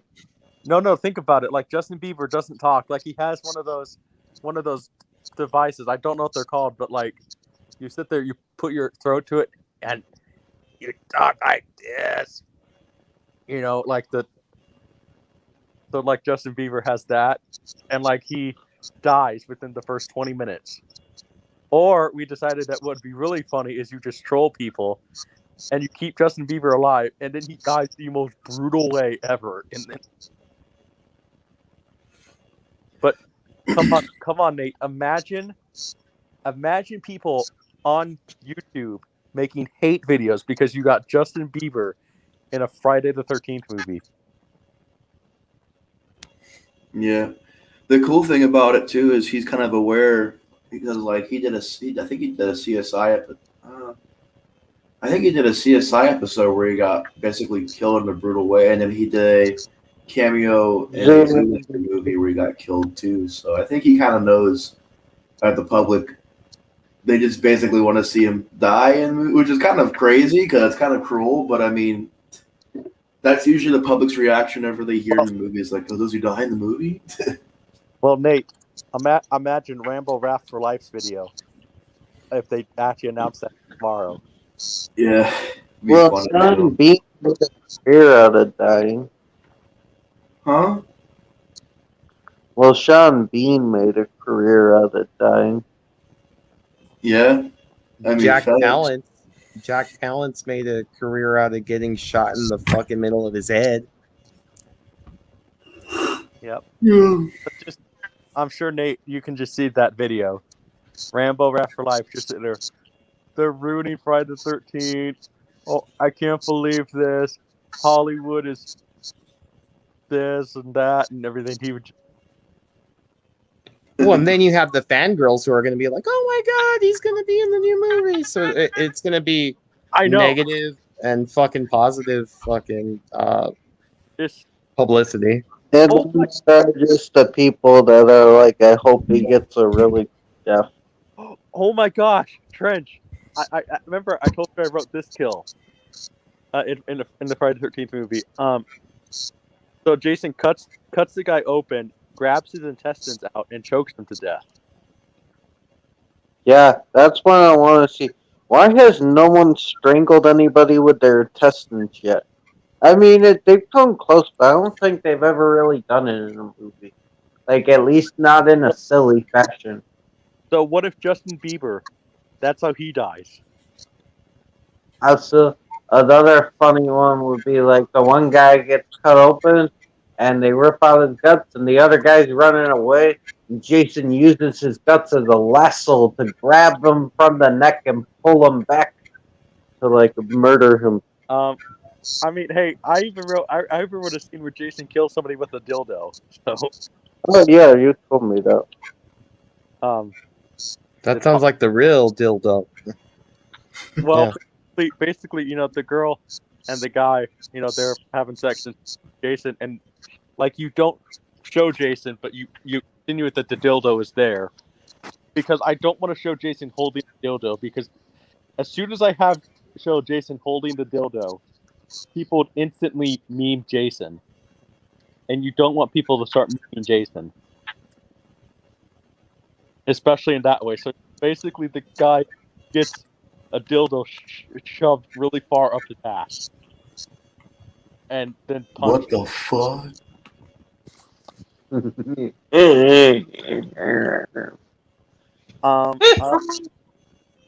I also wrote one where Why not a chainsaw up the ass though? That'd be good.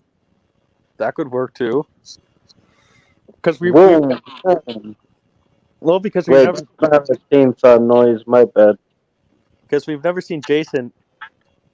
We've seen chainsaws in Fridays, but we've never seen Jason with a chainsaw. Closest we got was like that weird weed whacker. Oh, my bad, Nate. It's especially made weed whacker for cutting really tough weeds. Yeah, so maybe just put a chainsaw up the ass. Oh my gosh! I mean, that's how you people. That's how you know when people sit there might think that the director's not fully sane if he does something like that. So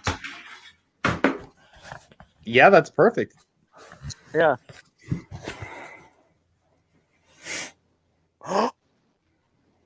How about this? You could do this one. What if the chainsaw? You instead of the chainsaw right at the ass, you could maybe make it where the girl gets the girl. Put the chainsaw up her pussy.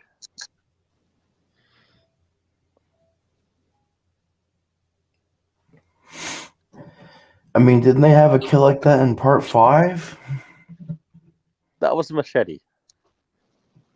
Wait, who got stabbed in the vagina though? Violet. No, she got stabbed in the stomach. She got the goth girl. She got stabbed in the pussy. Oh, I thought she got stabbed in the stomach. She got stabbed in the pussy. Yeah.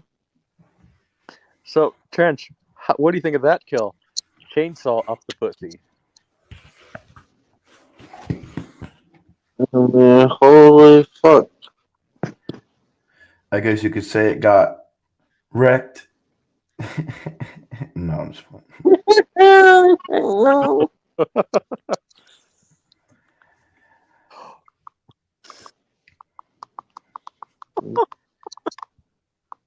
You could even have Thomas Jane, Tommy Jarvis sit there, went like investigating that, and he sits there says, "Well, I guess you got."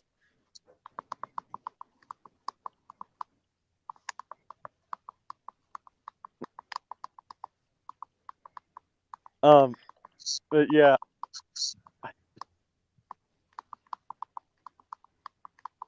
And like I said, Nate, I'd probably shoot this grindhouse style, probably just by a cheap camera off of Amazon, like one no less than $100, you know, because you don't need 4K to shoot Friday. No, I don't think it would look good. I mean, it probably would look good in 4K, but I'd like to see it shot differently. But Grindhouse. I wouldn't mind it. I kind of don't want to see it. I'm kind of alone in this, but I don't want to see a zombie Jason come back. I want to see a human Jason come back. I'm down with that, dude. But you know what would be a kind of cool take, since you don't want to go the 4K route? It just go completely antithesis. Go Grindhouse, but like black and white Grindhouse. That'd be sick. That's what I was thinking, bro. I would want to see a black and white Jason movie. Fuck yeah. What I might do, you see, I mean, that would be dope. It would be really cool. And plus, actually, with black and white, you can get a lot more. You can actually get away with a lot more violent. I think so too.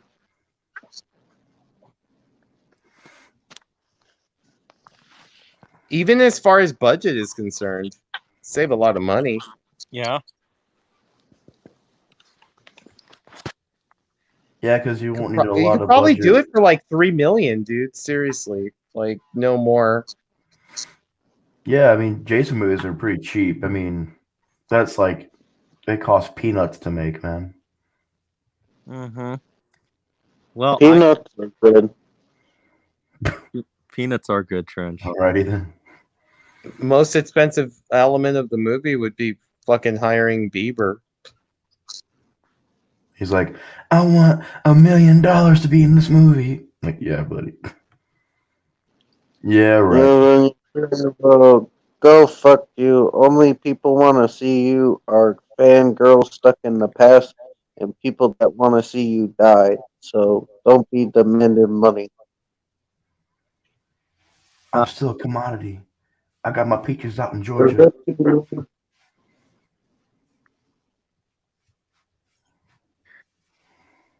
You know, it is really funny that I've been saying get a Selena Gomez type, and considering Justin Bieber and Selena Gomez dated. Asian Bond would be cool, man. Seriously. But who? Who's the actor? I don't know. I don't know why I'd like to see Miranda Cosgrove try out a Friday the 13th movie. I think she would be good too. She'd be like one of the good leads. As long as please Miranda Cosgrove get naked in the movie too. Oh Jesus! No, people want to see Miranda Cosgrove naked. How do you know this? I he think wants you want to to see see her Miranda naked. Cosgrove naked. There's got to be more people like him. Because Miranda Cosgrove is a beautiful woman, and straight males love to see beautiful women naked.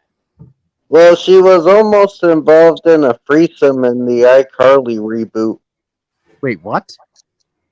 Oh, there's a clip in the iCarly reboot where her and Freddie are like in a bed. They're not having sex. They're just laying down in a bed, and because it's comfortable. And then another chick walks in, and this like weird confetti goes off, and sex music starts playing because of the hotel. And then the chick thinks that's as a sign that they want to have a threesome with her, so she tries to like crawl in bed with them and have sex with them, but they back off. I've never seen the iCarly reboot, so I've seen clips of it. I don't watched it, but I'm keeping track of what's happening, and it looks insane. yeah. Freddie has a child. Okay. Oh, you know who people also would love to see get killed in a Friday the 13th movie? And I don't like her, but I would love to see her get killed in one. And Trench, you especially know who she is, because this is your generation. Who? Ariana Grande. Oh, okay. Yeah, I would love to see her get killed in one. And she's so tiny that the 7'2" Jason could just sit there and throw her and break her back. Oh my goodness gracious! She could do it because she's already done that Scream Queens where she got killed. So you have Jason break her back, and as she's crawling there, you just have Jason then grab her neck and snap her neck. Ty, how do you think of these things in such great detail? It's a gift. The gift, the murder. Dun, dun, dun. I mean, it's sometimes you just gotta, you gotta think of you gotta have kills in a slasher movie be memorable. Sometimes you just gotta think, okay, what will be the most memorable kill? Sometimes you just gotta think of creative ways to kill a bitch. Yep, especially a communist like Ariana Grande. Sorry, Trent. Did you just say a Tommy? Like communist? What? A Tomminess? Commie. Oh, wait, Ariana Grande is a communist? She hates America. She does? I thought she just licks donuts and leaves them there for other people to eat. Wait, what the hell? You didn't see it where she was like licking donuts at the donut shop, and then she didn't buy them. Man, why do all those actors and actresses just go crazy after they're done with the spotlight?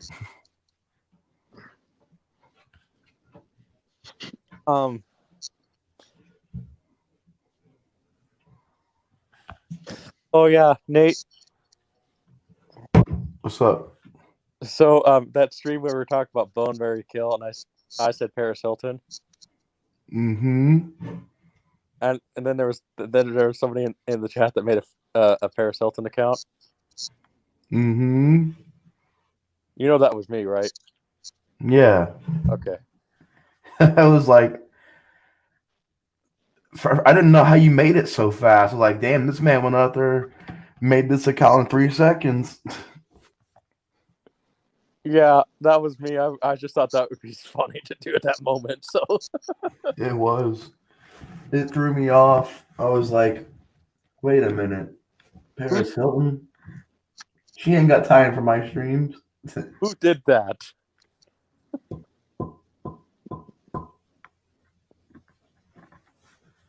Uh, Actually, it's fairly simple to do. All you have to do is sit there and make a new email address and all that stuff, and it's fairly easy to do. Mm-hmm. But yeah, I mean, I actually even had a pretty good. The real funny thing is, I actually sent.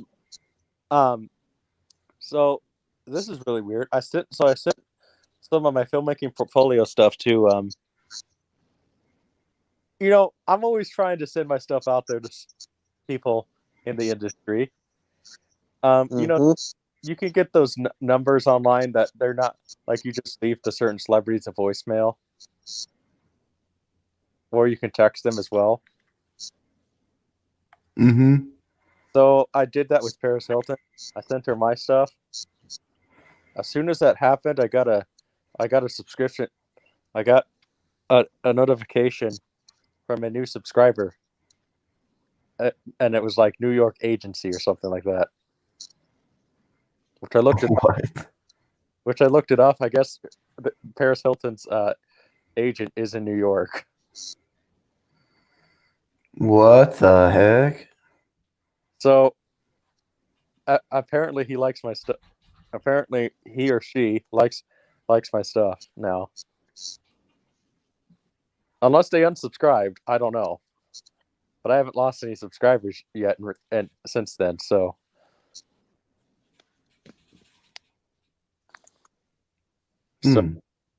that was interesting. Because I had a pretty cool idea for one of my favorite guilty pleasure shows. I had an idea for the movie. One of my favorite guilty pleasure shows is The Simple Life, because at the end of the day, that show is just about two best friends goofing on each other. And I had an idea, like, why don't they just make a movie and about the thing about those movies is the Simple Life movie. You could just go straight to DVD with it, and that could be like an entire straight to DVD franchise. Yeah, because you could shoot those movies for I mean, honestly, I don't even see them costing $1 million. No, I mean, you can make them for really cheap. Yeah, and so all it would be is two rich girls going on a farm, two rich girls going on a farm in the first one, and then the second one is the second season is road trip. Basically, the idea I had was to make an adaptation of each season, and once you get to the fifth movie, then you just start brainstorming an idea. But you could shoot those movies dirt cheap, not even for $1 million. Maybe $500,000. Yeah. But because all you need is two incredibly hot women to just have them goof on each other. Because growing up on a farm, I could write some funny farm situations for them. Some of which has happened to me on a farm. So What the fuck?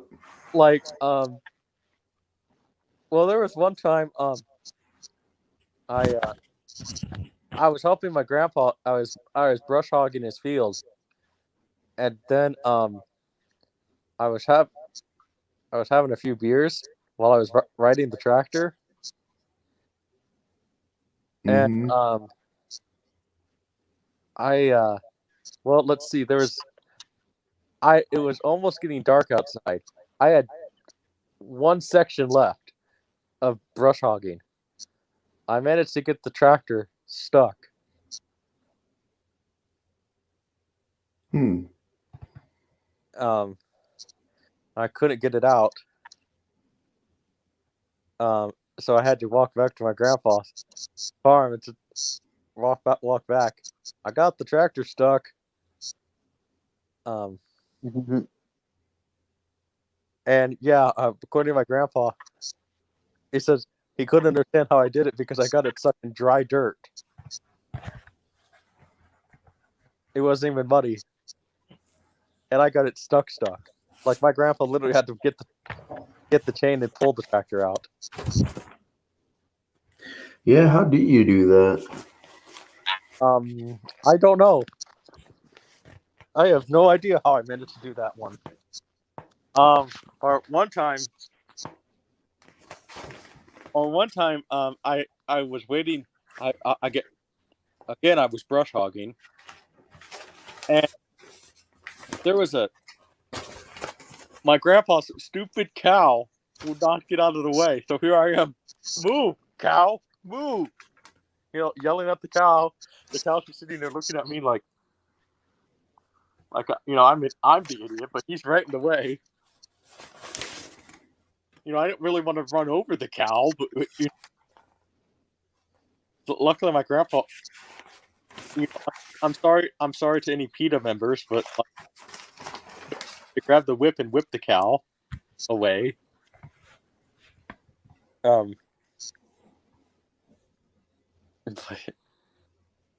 Or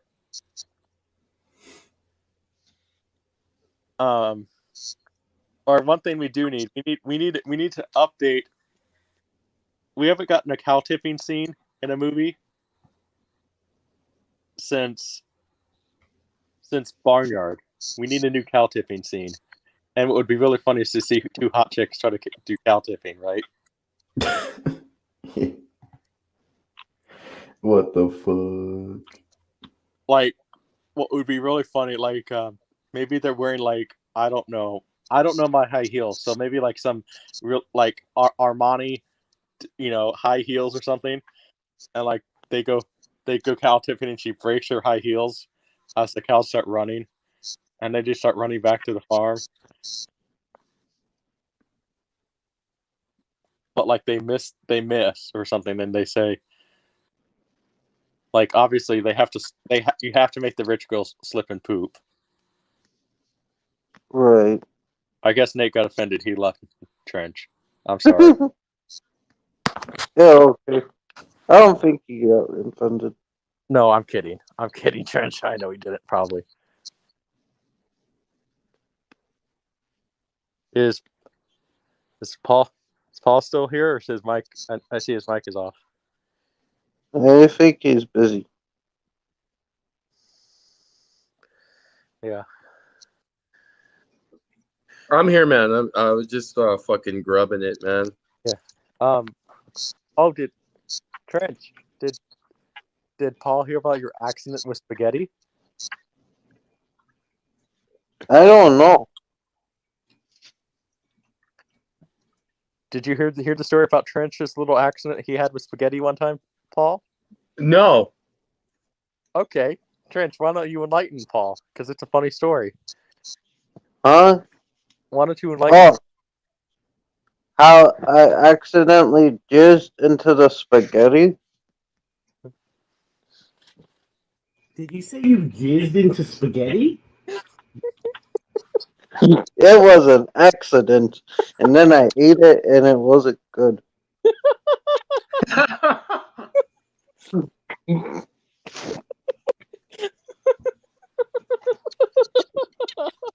Some things are not meant to be multi-tasked. Trench, I'm gonna steal that, okay? A character jizzes into spaghetti.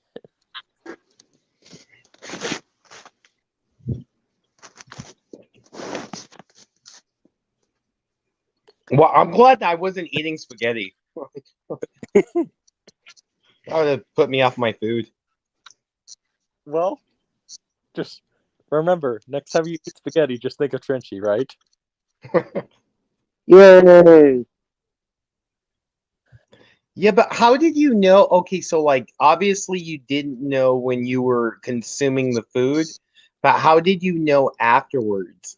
Like in other words, like was there? Because I've never tasted jizz, so like what? Yeah, what did it taste like? It was very like salty, and then the noodles were like sticky. Some of them, I didn't know why.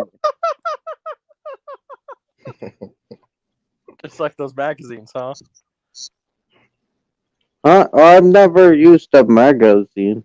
No, they're sticky like the like Grandpa's old magazines, right? Oh, I never. Maybe. But yeah, but at least Trench was doing it to somebody worthwhile. He says it was Jessica Alba, so Oh, right on. Yeah, that's good spank bank material any day. Yeah. mhm. Even though Jessica Alba has it in her contract that she can't get naked. Well, she wasn't naked. We've been over. I know, but like I'm like, you always get me curious about like which movie it is. Like at some point, I think we're just gonna go over Jessica Alba's entire filmography to see if you remember. Idle Hands was pretty. She looked really good in Idle Hands. Oh yeah, she did. Yeah. I hope it was a movie she was underage, but I was underage when I did it too, so I guess it's cool. Oh, I didn't know about that, but she also looked really good in Sin City, too. Hi. Oh Nate. yeah. Hi, Nate. And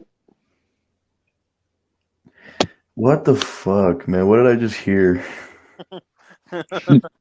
What do you think you just heard? Someone had confetti in their spaghetti. oh yeah, we talked about this before. Trench jizzed in his spaghetti. I guess he wanted that extra protein or something. I guess so. No, it was an accident. I do not fuck other food.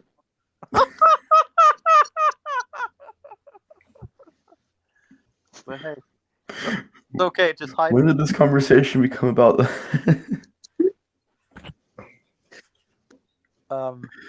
Trenchy, bro. But Trench, this is coming from the same guy who drank lube. Oh yeah, but it was really tasty. Oh, and Andrew said it was minty lube. Yeah, they told me to stop, but I kept going. You wait? Did you tell me to stop, or were people telling you to stop? Oh, people. No, not my mental brain. What?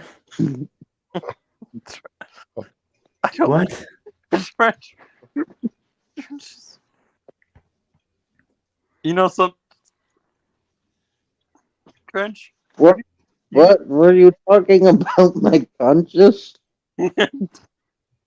No, but I just think that you need to just write down all these stupid little stories that happen in your life, and then like write a book. You know.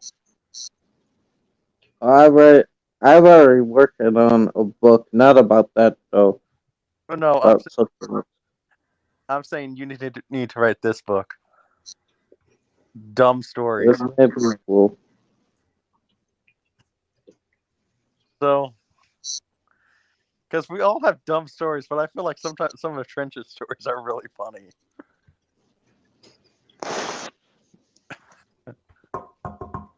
Like, how many people could sit there and say they jizzed in spaghetti? Candidly, No. yeah, exactly. Wow. Or finding a potato chip in his armpit hair 3 months later. Fuck this shit. I'm out. Well, talking to Cory, we think it might be a different potato chip. But who knows? Trench. I did lose the first one. Trench, no, the 3 months later story makes it more funnier, you know? Yeah. And gross and funny, just that grossly funny way. And then you just need to add that you ate it then, you know? Oh, I didn't eat it though. Oh, that would have been I good. did wake up with pizza under my pillow once, and I ate that. But I was a child. Oh, no, Trench. I'm saying for the sake of the book, you just write that in. I lost a potato chip, and then 3 months later, I found the potato chip in my armpit hair, and then I ate it. Well, that did happen. Besides the eating part. But Trench, you understand how and then I ate it is much more funnier than and then I just threw it away. Yeah, that when makes sense. when I was in middle school, I had a skateboarding accident, and I scraped my arm and it scabbed up. And I was peeling my scab one day, and it was a big long piece of scab. And I was with my buddy. He didn't notice what I was doing. And so when I finally peeled it off, I said, "Hey man, you want some beef jerky?" And he was like, "Yeah, sure." So I gave him my scab, and he fucking ate it. And then like I waited till he was done, and then I said, "Hey dude, that was my scab." And fucking, he just like instantly puked, and it was so great. Like I was just there laughing. I was like, "How?" No, I asked him how it tasted first. I was like, "How did it taste?" It's a little bit salty, but it was good. Yeah, that was cool. Scabs taste good. Yay! What the yay?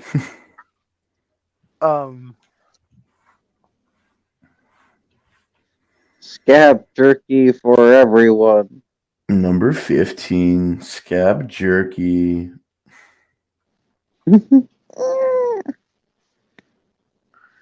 So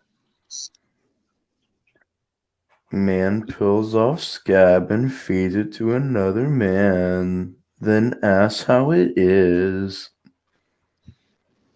Ian was talking about watermelon beef jerky earlier. That sounds fucking good. I've never even heard of that before. That sounds delectable.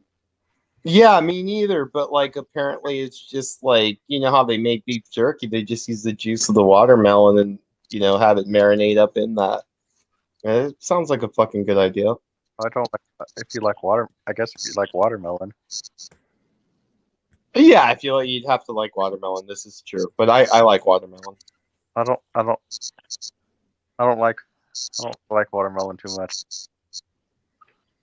Well, you get something you like kiwi or something. Kiwi's pretty good. Yeah, I prefer kiwi to watermelon. I don't even like cantaloupe. I don't like cantaloupe, but I dig on some watermelon. And I think I more have a texture issue with like that stuff. So.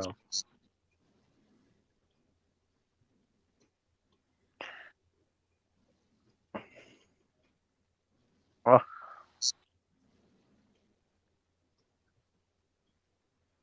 So Trench. Yeah. You agree with me about the Grown-ups movie. They're not great movies, but they're fun movies, you know. Oh yeah, I enjoy the grown-up movies. Well, I never feel bad while watching them. Those are all funny They're guys. feel good. I'm a pretty big fan of David Spade. Oh, David Spade, though. The thing is that they're not. I don't find the movies funny, but they're feel good movies. Like I can't feel bad while watching them.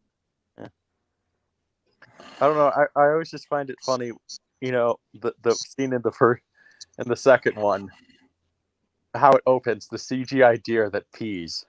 I don't know. Yeah, the fucking deer.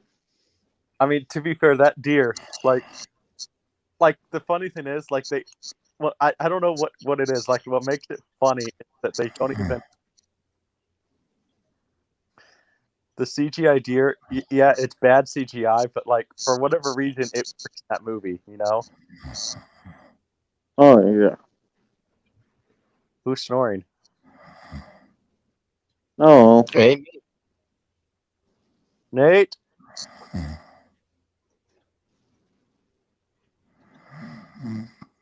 that's funny. He comes back here and starts snoring. That's funny. You know, that script was like a late '90s script, and Chris Farley was the part.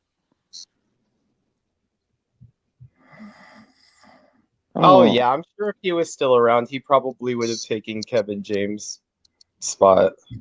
And you know, after reading this, there's that movie I Now Pronounce You Chuck and Larry. That was originally meant for Chris Farley and Adam Sandler. Wait, so Farley was essentially supposed to be Adam's best friend instead of like Kevin James. Like if he got all those roles, essentially he would take up the Kevin James spot of being like Chandler's right hand man. Pretty Well, much. Kevin James wouldn't even act if Chris Farley was still around, pretty much.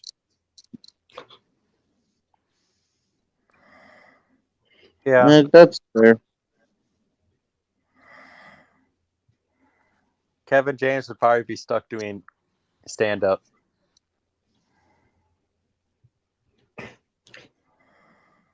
I've heard from different people that he's a real asshole in real life. I mean, I don't know. He doesn't seem like that to me, but like other people have said so. I've heard that too. Even his own brother, who's famous, said that he's an so. His brother. He was on King of Queens with him. He's been on LeBron. Yeah, right. Wait, how the fuck is LeBron James related to Kevin Smith? Kevin James. I mean Kevin James. Oops. Sorry, Kevin Smith. Thanks. Yeah, Well, I like Kevin like James. hate LeBron James. His brother's name is Gary Valentine. Is that the dude from King of Queens? He's in King of Queens, isn't he? Yeah. Yeah. I knew. I didn't know that was his brother. Yeah, even his own brother said that he's an asshole. So I think I told Trenchy this, but you know that chick from The Big Bang Theory, like the blonde. You know who she is, right? Kaylee Cuoco. Yeah, but do you know who's her dad? I might have heard before.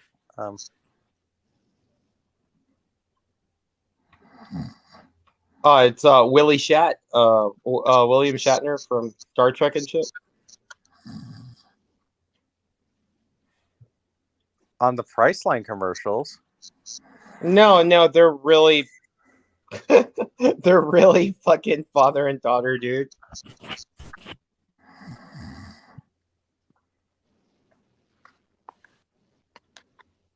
Yeah, that's Captain Kirk's daughter, man.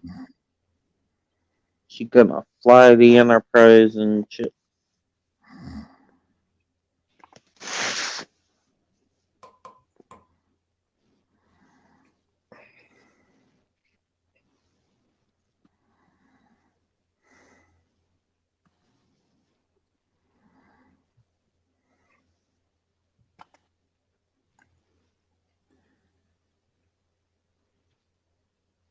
I've done that too. I'm guilty of busting a Nate. I think we all have, just fallen asleep during a stream. I've done this shit, especially if we're watching Halloween. You can guarantee I'm gonna fucking fall asleep. Like I just fucking down like 20 Quaaludes and shit. Wait, what did you say? Nation. What time is it? 5 a.m. Well, it's different for all of us. Where you live in, I'll tell you. 6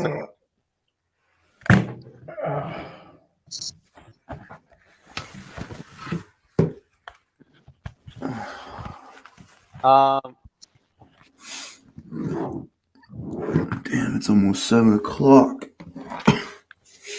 Damn, East Coast, huh? Jesus. Yeah, I'm the night owl. Hoo.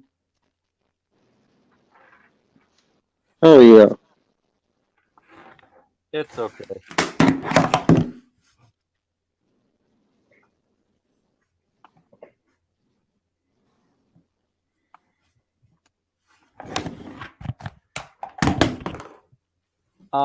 Yeah, they're not related. What, did you look it up? Yes.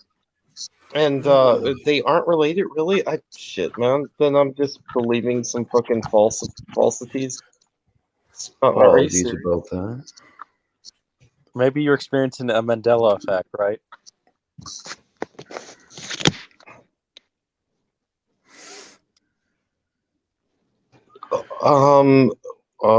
Let's see. I guess it's just the commercial?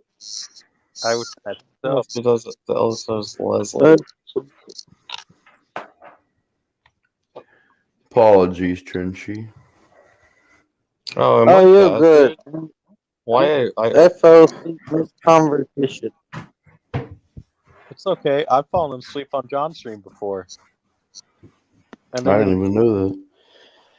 and then he made me leave. And then he kicked me out. I think I might have done that, and then we've all watched Halloween a couple times, like me, John, Trench, and I've fallen asleep twice. But for one of them, I stayed awake. But I'll never need a sleeping pill ever again. That's all I got to do is just get the movie Halloween. Boom, crash out like a little baby. Yeah, Halloween's a good movie to fall asleep to. Agreed. Well, it's also good to fall asleep too. Is Lord of the Rings. Yeah. That's why, like, for the 20-hour stream that Trench and I are going to do, I'm going to need a lot of Dr. Pepper.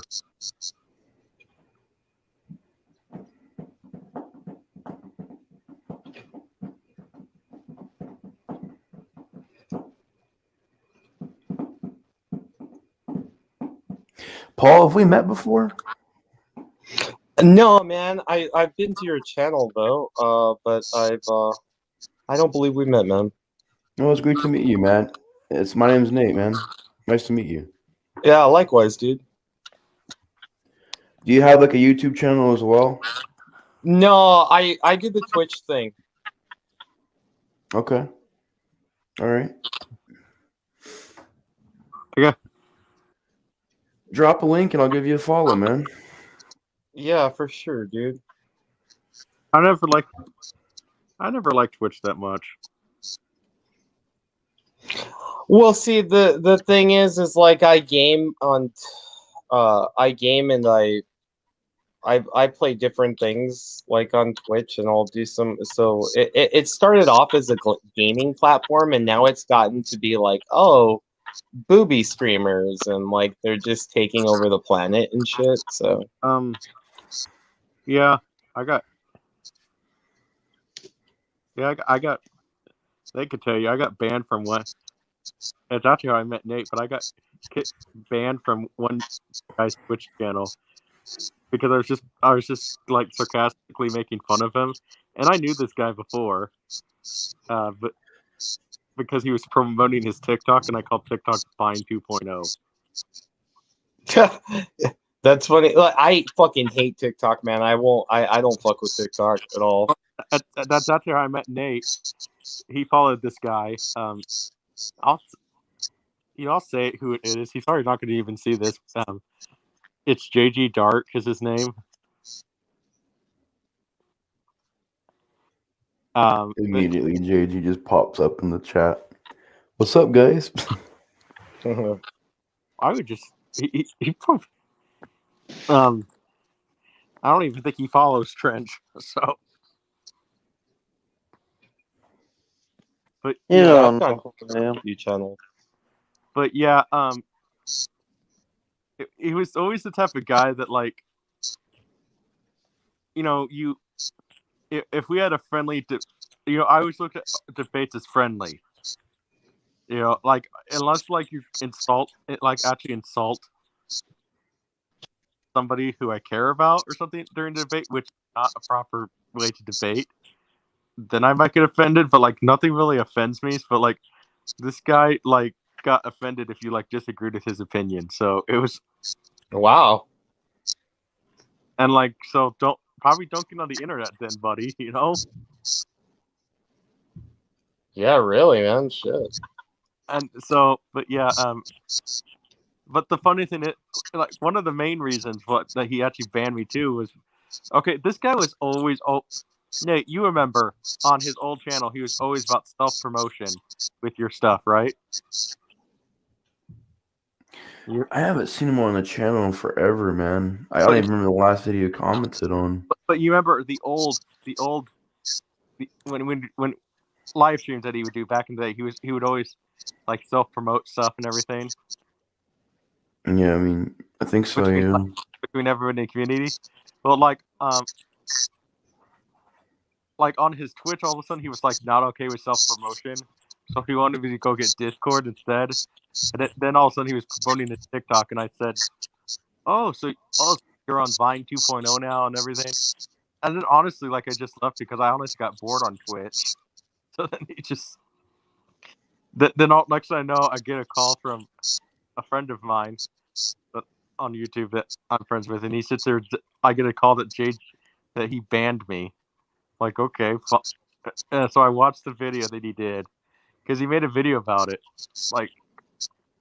Like okay, and he compared me when I called TikTok Vine 2.0 after I said that whole thing about the self promotion thing,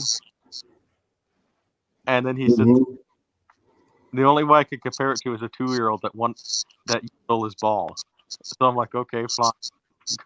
I just more thought it was funny, dude. Like, okay, how many people call TikTok Vine 2.0? You know, so. But yeah, it's all just because, you know, like I only knew him from his YouTube days, so, and he was all about self promotion there, so I thought Twitch wasn't any different. So, but he's just gotten really. I've noticed that because he makes a lot of. I found out because I know this for a fact. I did find this out that he quit his job working at working at Chili's to because he was because he made more money on Twitch than How the hell did you guys find out he worked at Chili's? Lycaden. I thought like I swore he like worked an office job or something like that. No, he worked at Chili's. He's a busboy. What the hell? How did y'all find that out? Did you guys just literally ask him? Lycaden. What's that? I googled him. You googled him and it pulled up Chili's? Yeah, it's like just Google Jason Gray, Philadelphia, Pennsylvania. He'll have a better time Googling Sacha Gray, though. Exactly. And I don't even way like better Sacha. time. I don't even like Sacha Gray that much. I think there's better. Me neither, but I think there's better porn stars. She streams on Twitch, man. And she's like trying to lead the clean life now.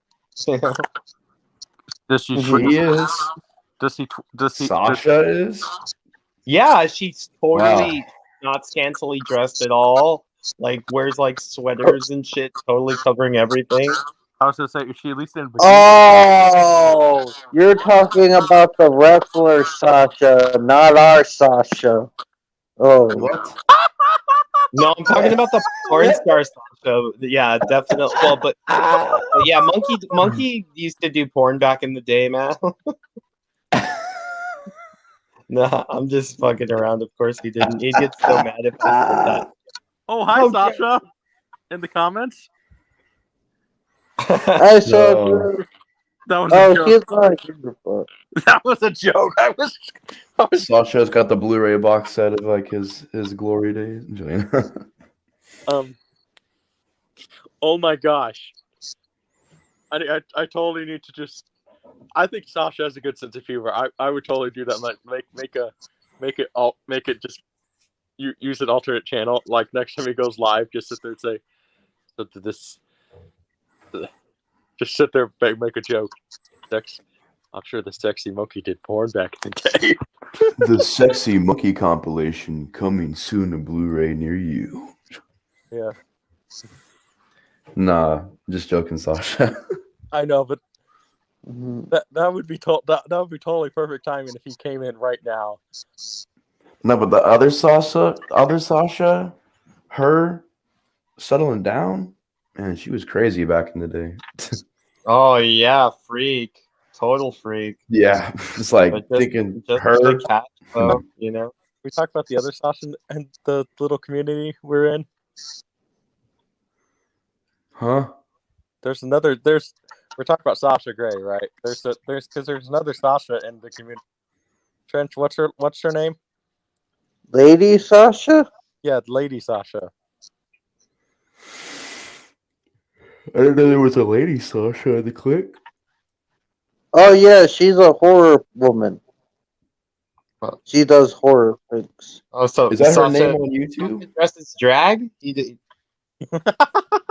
No, it's not Sasha in drag. I mean, if he wants to do that, he can. Why do I have that image now in my head? You can just picture the wig and everything, yeah. Yeah, and then Sasha is a sweet transvestite from transsexual Transylvania. Dun, dun, dun.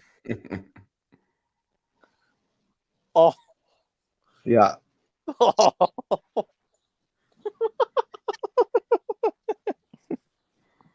I just have that image now in my head of Sasha dressed as Frankenfurter. Han's very scared of Imogen Head now. Yeah, Trench, are you picturing that, or am I the only one picturing it? I think Sasha could do it.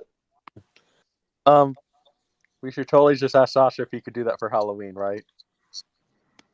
Yeah, Hell that yeah. would rock. Yeah. Well, they wanted me to be the monster. They wanted me to be, I forget his name, Eddie. the monster. And so I have golden shorts. Eddie. No, the other one. I forget his name. Not Meatloaf? Not Meatloaf. Or Adam Lambert?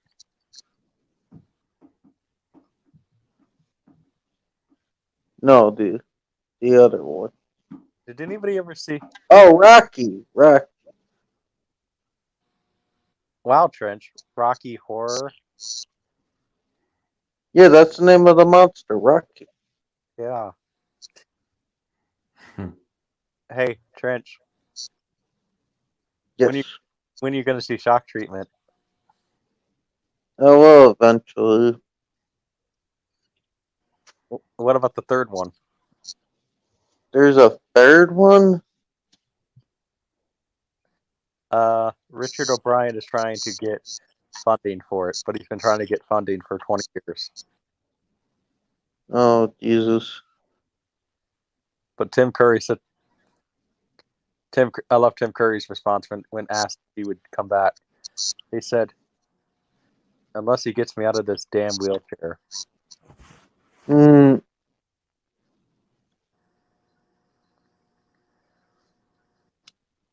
I'm surprised though, like Tim Curry, he's still, he's what a trooper. He speaks fine.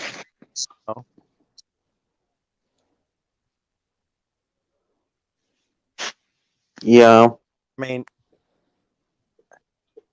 the only thing is like he can't walk, so it's just sad, but at least he can still speak, so. What's wrong with him? He had a stroke. Oh fuck, that sucks.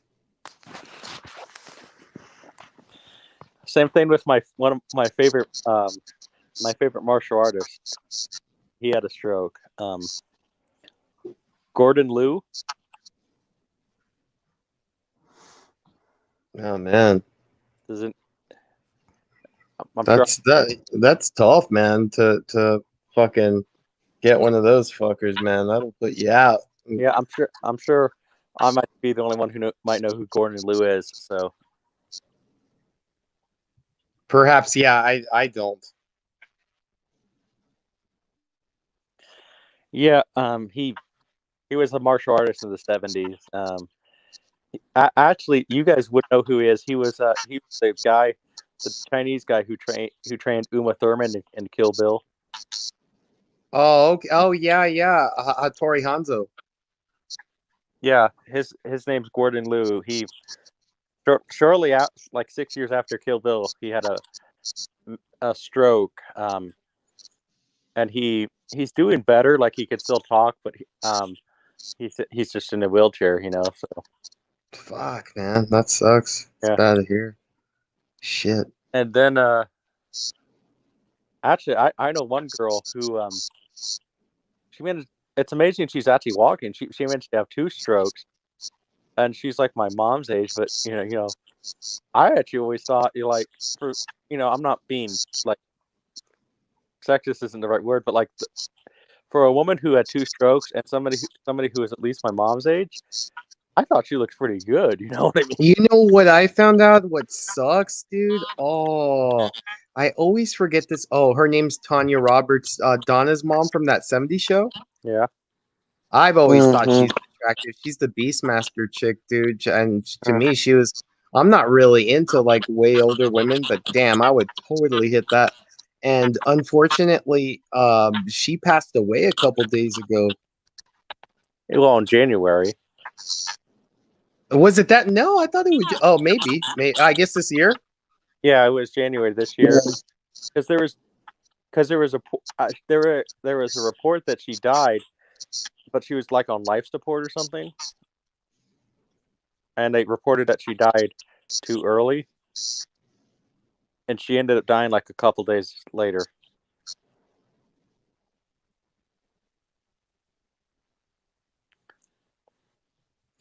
Ah. But yeah, Tanya Roberts was good looking. Oh hell yeah. She was a pretty good Bond girl too. Yeah, she was. And she had her own movie, Sheena.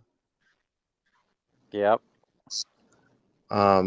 Yeah, she was fucking hot. But I thought she was hot even in her older age, man. I mean, Jesus, she still looked good. Yeah. Well, one of my mom's, I'm not even kidding, like one of my mom's friends, like she always asks about me, and she's like 10 years older than my mom. She always asks about me every time like she's with my mom, and like I know she wanted to dance with me while her boyfriend was there, but I turned her down because boyfriend was there, but now she's single. You didn't feel like getting your ass kicked. No. Yeah, well, I could have taken this guy, honest. I believe it. I'm just fucking around. But yeah, well, but now she's single, and it was really funny. Like she was all worried because there was this girl that she was looking at. Hey, Nate. There was this girl who she was looking at that she thought was the other woman, but it was so obvious that this profile was like, and we were trying to tell her that that's a fake profile. He probably just thought. He probably just saw the woman on Facebook in a bikini and clicked on it, but that's a fake profile. And that's when I just sat there and told her, you know what? You look way better than that Barbie there.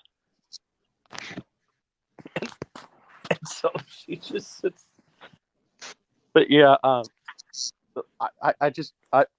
thing is, like, I don't know if I would actually like. If I wasn't with my girl, I don't even know if I would do anything because it's my mom's friend. So it'd be like really awkward, I mean, I'm not gonna say I've never been with an older woman, but I haven't been with like an older woman like 20 years older plus. No, I Well, don't think I could. Well, unless it was like Tanya Roberts or something. I guess there's some exceptions. well, yeah, she'd be like 29 years older than me because my mom had me when she was 19. So Oh wow, 30 years. You got a round right there. 30 fucking years older. I couldn't do it. I could not do that. I mean, No way.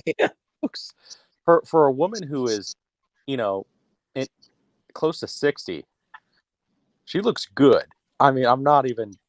There are some, like 1 in a million exceptions and shit. There definitely, dude. Especially if we're talking about Asians. Because Asians, you get 60-year-old lady looks 23. I'm not quite sure what she is, but I'm pretty sure she might be. She definitely has like maybe some Italian in her, what I would say. I don't know. I could just see Italian maybe. But yeah. What I actually found. Let's put it this way: when I actually found out that she was 10 years older than my mom, I was actually surprised. I thought she was at least like a few years older than my mom, but not 10, like close to retirement age, you know. But yeah, it was just like it would be for me. Like it would be really, even if I wasn't dating my girl, it would be really awkward because like, what if we do start dating? It would be kind of awkward for my mom, and then especially if we break up, you know. You know what I mean? But wouldn't it be weird, like dating somebody that could be like your mother? Like, I mean, like people would mistake you for her son. I mean, I think you at that point you just don't make it. You make it obvious you're Public? You don't make it public, yeah. well, or either that, or if you are out in public, you kind of make it obvious that you guys are in a relationship. Like you hold hands, grab ass, you know. You know what I mean? Because especially with the way I look, I don't think anybody's going to call child services on me. Because I look, people have even. I'm actually kind of used to it because with me having the beard that I do, and my mom looks a lot younger than she is. People have like confused me and my people have thought that I was like my mom's brother or something. Okay, I was hoping you'd say brother because what if like I thought you were gonna say like people have confused and thought I was her father, and now that would be fucking crazy. I've gotten brother and boyfriend before, so. Oh wow. Because the beard adds about 10 years. 10 years, so yeah, same with me. I got a beard right now, and but I've never gotten confused for that though, man. I would like if somebody actually did, I would take that pretty hard, bro. Like I wouldn't be able to fucking let that slide off quite so easily. I'd be, oh fuck, I guess I'm never wearing a beard anymore. Well, I just more or less like when they said something like that, I'd be like. It was more like, I'm her son. Just say it in the most like, just say it in the most deadpan like voice ever, you know. I'm her son, and then you just leave it at that, and then people turn red, you know. Turn it on them, make them feel stupid after saying something like that, you know.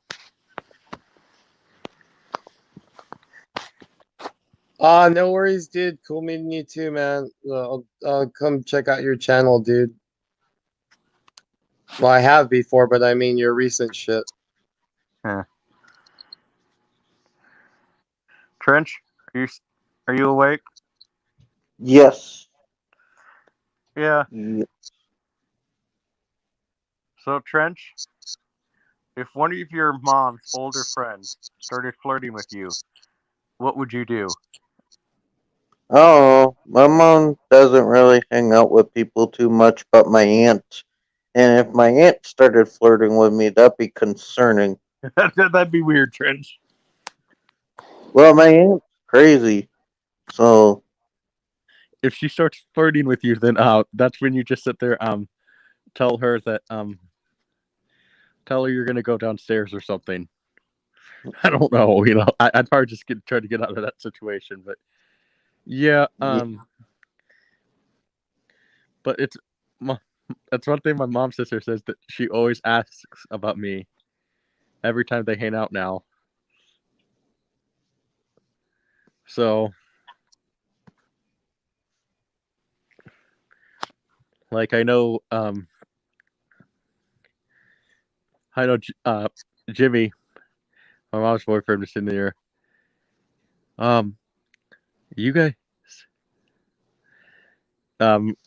was teasing my mom, asking if we should take her to the concert we're going to on the 29th. We're going to be seeing Joan Jett and Cheap Trick. So I've seen Joan Jett twice. I've met Joan Jett, dude. I actually had a buddy who met Joan Jett.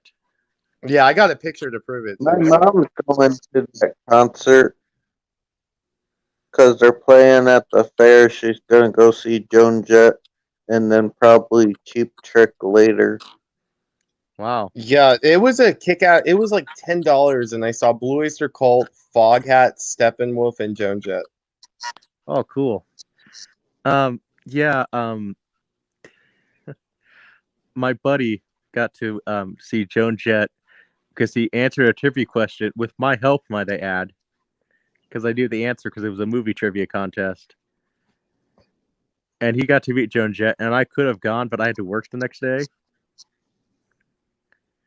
And he met Joan Jett, but then he decided to flirt with Joan Jett. Mm-hmm. And I'm like, well, how'd that work out for you? I said, I don't know. She wasn't too interested. I said, well, dude, you know why that is, right? She said, no. I said, Joan Jett is gay. Mm-hmm. And he had no idea that Joan Jett was gay. Well, I mean, I'm pretty sure she's dated guys too, but yeah, she's pretty gay. Yeah. Well, and then he started arguing with me that Joan Jett is not gay. I'm like, dude. Crimson and Clover, even though she didn't write it, is not exactly a song about, guys. I like her version. It's pretty good. You could tell by her badass demeanor, and like she just can come off as just like hardcore liberated lesbian and shit, But I love her music though. I think she's fucking great. I love Joan Jett. In high school, people always ask me my favorite band. I would say Joan Jett and the Blackhearts. So wow, I would never go that far, but like I respect anybody who says that though, dude. Like I'm talking high school. So yeah, but like it was shit, dude. High school, I was a fucking little freak. So yeah. But now my favorite band's Floyd. So right, I'm like, see, I still like Floyd, but I'm so burnt out on them, dude, because like I've been listening to them since I was a kid, and so like I hardly ever hear them. But I don't get me wrong, but I still like them. And same with Zeppelin. Zeppelin used to be my favorite band, but not anymore. What'd you think of the Endless River? The Endless River? Mm-hmm. Pink Floyd's last album they did. Yeah, that's why it didn't sound familiar. I'm just like, I'm familiar with all their material. I pretty much just kept up to them up until the tour that I went to, which was the Division Bell. They did the Division Bell. I saw the tour, and I've pretty much mentally consumed everything from Division Bell down. But how is this Endless River? Did you like it? I really liked it. It's the only album they did after Division Bell. So. Oh, okay. But Endless River is really good. It's entirely instrumental except for the last song. Oh, okay. Hence the name. Yeah. All right. And it is really good. What they did is they took outtakes from Rick Wright because they were working on a new album, but then David Gilmour ended up having like I think 7, 8 kids. Jesus. He said he was quite. He said he made a joke that I guess just blessed later in life with a magic cock, and so that's one of the reasons why Pink Floyd broke up. And Interesting. And so then they said that this is probably their last album. But then Roger Waters said, no, it won't be.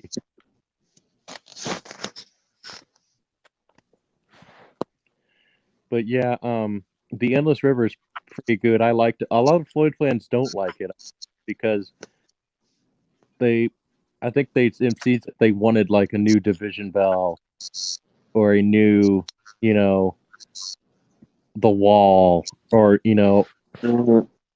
but it's very experimental. Cool. I'll check it out. Have you seen Live in Pompeii? Uh-huh. Yeah. Mm-hmm. Cool. I prefer it to The Wall. Like because for one thing, I just like seeing them live. It's Stonehenge, and then like fucking David Gilmour had his dog singing. So like I'll take that. Oh yeah. If you like Floyd, check out this one band, Riverside.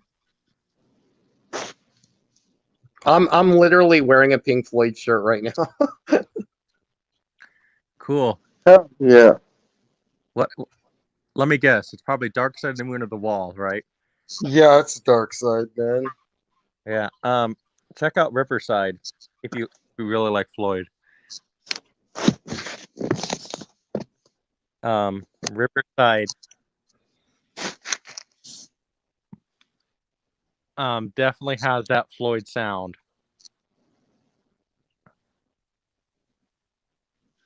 And because Riverside's a common name, I might want to just type in Riverside Band. Yeah, I get you. I got you. But yeah, they have a definite Floyd sound. I mean, it's definitely really good. I really enjoy Riverside. They're like one of my favorite new bands. Well, like lately, like I said, I mean, still, we'll throw on Floyd once in a while, but lately, I've just been getting into a lot of like female fronted bands and stuff like that. Speaking of Joan Jett, so Lita Ford. And back in the day, I used to hear Lita too, but newer stuff. Like I was showing Trenchy the other day, this Japanese band. They're all girls. They're called Bleach. Really cool. They don't sing a word of English, but they fucking rock. All of them are technical as fuck and like talented as fuck, and they fucking rock. And so I hear a lot of underground shit, man. Like I don't get too mainstream nowadays in my music listening, but occasionally I'll go back to the classics. Well, no, I really do try to go outside because modern rock kind of sucks. But I really do try to go outside to listen to some good rock music. Like, well, 6 a.m. is really good. Are you talking about the Nikki Sixx project? No, 6 a.m. SIXX a.m. Yeah, 6 a.m. Nikki Sixx. Who's Nikki Sixx? Nikki Sixx is the bassist for Motley Crue. Oh, I didn't know that. All I know is 6 a.m. is his second is another band that he created. Yeah, it's help me out. Who's all in it? It's the guy in Guns N' Roses who has all the tattoos. DJ Ashcroft or something like that. It's not Duff. I think I know who you're talking about. You're right. Yeah, DJ that other dude with all the tats, like you said, not Izzy Stradlin. No. It's DJ Ashba, I think, or something like that. Yeah. Because it's 6. Well, there was a lot of people in Guns N' Roses, dude. Like even Buckethead was taking Slash's part for a while. Oh well, Buckethead was going to be originally going to do the Chinese Democracy album, but there was some weird stuff on there. Like I guess Axel, why Buckethead was actually fired from Guns N' Roses. I guess Axel walked in on Buckethead watching porn, but Axel never officially said what it was, but like apparently it was porn that really weirded Axel out, so he fired him. Wow. Okay. So I don't know what porn Buckethead's is into to weird out Axl Rose. Yeah, that's interesting, man. Sure, where'd you hear that one? It was like on this YouTube channel about like Jamaica the Chinese Democracy, I mean, wow. That's interesting, man. And then they easy come, easy go, I guess. They hired Bumblefoot. Which right on. Which he's a very underrated guitar player. I always liked Bumblefoot, Does he have really big feet? I don't know, Trench. I never looked at his feet. Oh. But one of the real like funny and sad things about Bumblefoot is like after he left Roses, he got in a really bad car accident, and his got really bad head trauma, and he said that it was really weird. Like certain foods that I liked, I don't like anymore, and then certain foods I didn't like, I like them now. And then he said my taste, and then he said the really bad part, I didn't find my wife attractive anymore. But now they kind of worked it out where, yeah, she's attractive again. But it's all because of his head trauma that he experienced in the car accident. Have you ever heard Praxis before? Like Buckethead's in that. It's pretty good. Yeah. I've heard a lot of Buckethead Praxis, but I have not listened to all of Buckethead's albums because he's done 20 some albums or something like that. Yeah, pretty prolific. Yeah, he's a trip. He is. I asked, just for fun, I asked somebody. Now, I don't want it to happen, but the thing is, Alex Van Halen he owns the name for Van Halen. I remember asking that online. If Alex Van Halen decided to tour as Van Halen, who should replace Eddie? Now, I'm not replace Eddie, but somebody actually suggested that Buckethead. I mean, don't get me wrong. I think Buckethead's a great guitarist, but it's just that's just one of it's kind of like Bon. I think Eddie's irreplaceable, man. But I guess technically, maybe who could do I don't know, dude. That'd be tough. Maybe there's this girl on YouTube. Maybe Steve Vai could. Steve Vai. Yeah. I mean, have you ever seen the fucking movie Crossroads? Yeah. Not the Britney Spears one. Yeah, you're talking about the one with Ralph Macchio and. There you go. Yeah, where Eddie Steve Vai fucking plays the Satan, like the guitarist, fucking symbolic, but he does both Ralph Macchio's parts and his own.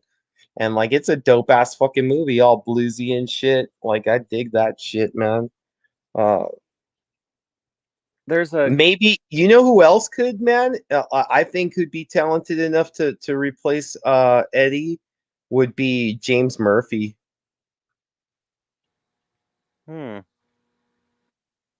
Yeah. Yeah, have you ever heard his solo shit, dude? It's fucking insane. Yeah. Or you ever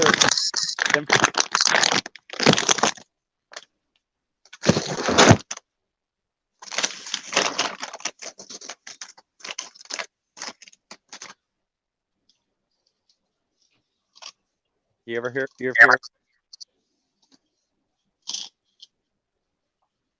Hello? Yeah, I'm here. You ever hear of Symphony X? Who? Symphony X. No, I'm thinking of just Tiffany. Oh, not Tiffany X. No. Symphony X. Oh, Symphony. Yeah. Michael. Yes, he picked this as his name. Michael Romeo is quite a prolific guitar player. Or I can never pronounce his name, but one guitar player. He played for this played for the guy, like his name is Jorn Land, but this guy's name is also Jorn, but this Jorn Land, he sounds like Ronnie James Dio, but like Jorn is a really, this guy is a really great guitar player. I'm gonna find it, but either that or there's this one girl on YouTube who honestly could do it. She mainly does like shredding covers, but like she's really good. Well, that's pretty much what we're talking about here. If she can do the covers to a T, she could definitely do it. This is her name is Sophia Lloyd.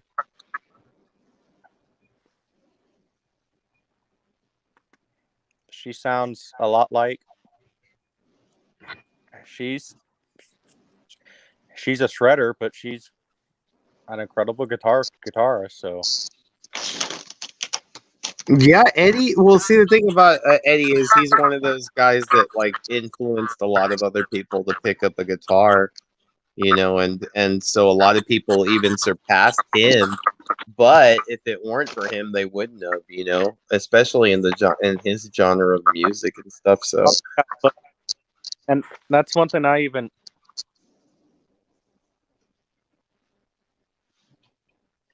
It's one thing I was even saying,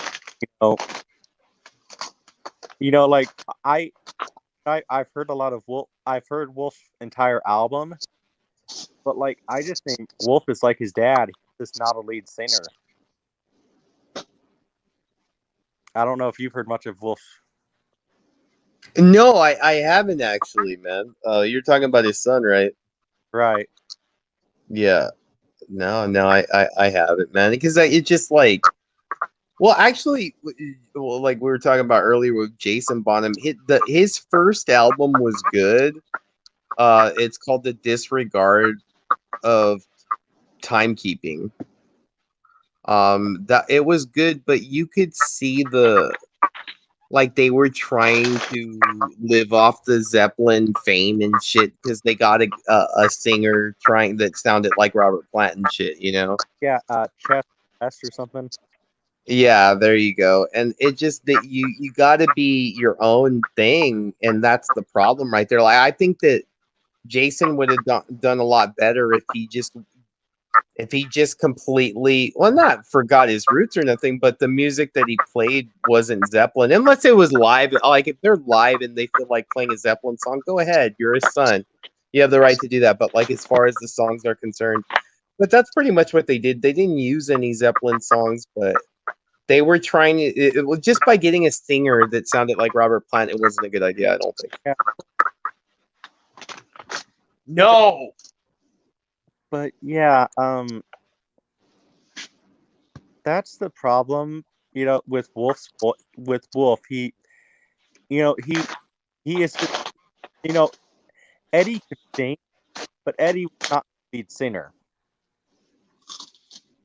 And like Wolf is just like not a lead singer. Like I think it could be beneficial for Wolf, to hire a lead. But the big problem is like he's Eddie Van Halen's son, and a lot of people are afraid to tell him that, But like I knew Wolf I knew that Wolf Van Halen fans there was something wrong with them when they said that I don't know what I'm talking about, And then like one of the comments is that Wolf Van Halen sounds like Roger Daltrey.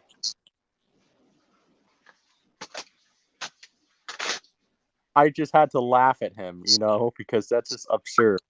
He does not sound like Roger Daltrey. No. I mean, he sounds like one of those. Honestly, what Wolf sounds like is he sounds like one of those like 90s grunge bands that are really trying really hard to put on the Kurt Cobain voice. That's what he sounds like. More people emulating Lane like with the whole yeah, like fucking Goat Boy and shit. And that's not to diminish Lane. I love Lane, but I'm just talking about like the imitation of him got really fucking saturated in the market.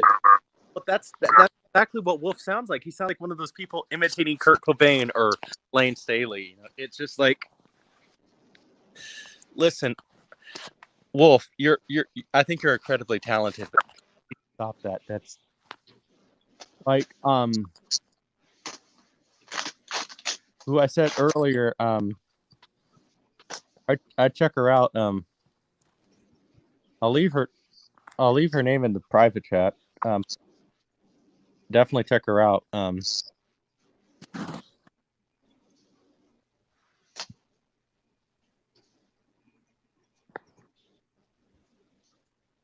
But okay, you're talking about the chick who does all these covers into it. That's real technical. Well, this one girl like sing. She is she's like one of those strikingly beautiful women, and she can sing. I mean, it takes a certain type of woman who could sing Iron Maiden and be really good at it and sing rock EO and even Whitesnake and sound really, really good. Like she's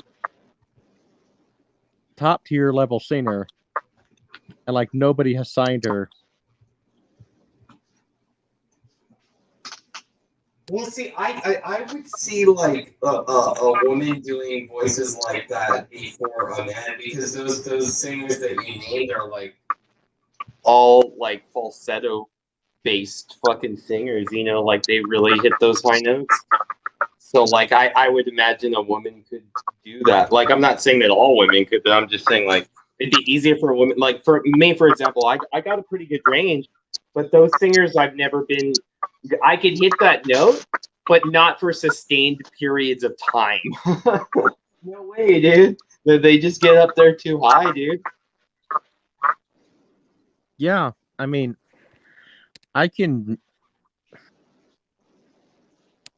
sing, but I'm not that great of a singer, nor guitar player. But yeah, this girl. I mean, if Wolf hired to be the lead singer, I mean, I think a lot of people, it would honestly more people into Wolf Van Halen, mainly because it's Eddie's son. But then he has a Kick as his lead singer.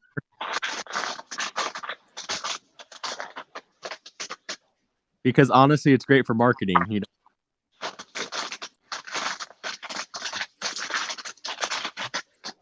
Yeah.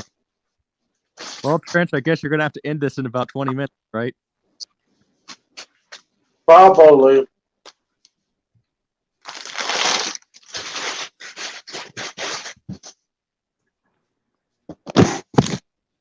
Yeah, I guess so. Look at Hey, Cory. Cory. Hey, Riddle. Look at Cory, 24-hour stream, right, Trench? No. I like Steppenwolf.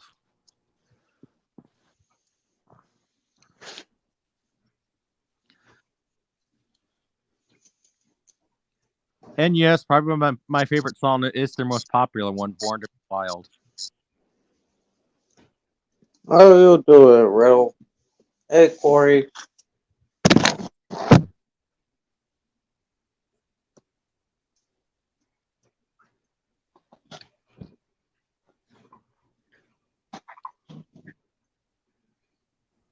Oh wow. Yeah, what's up, brother? What's up, Cory?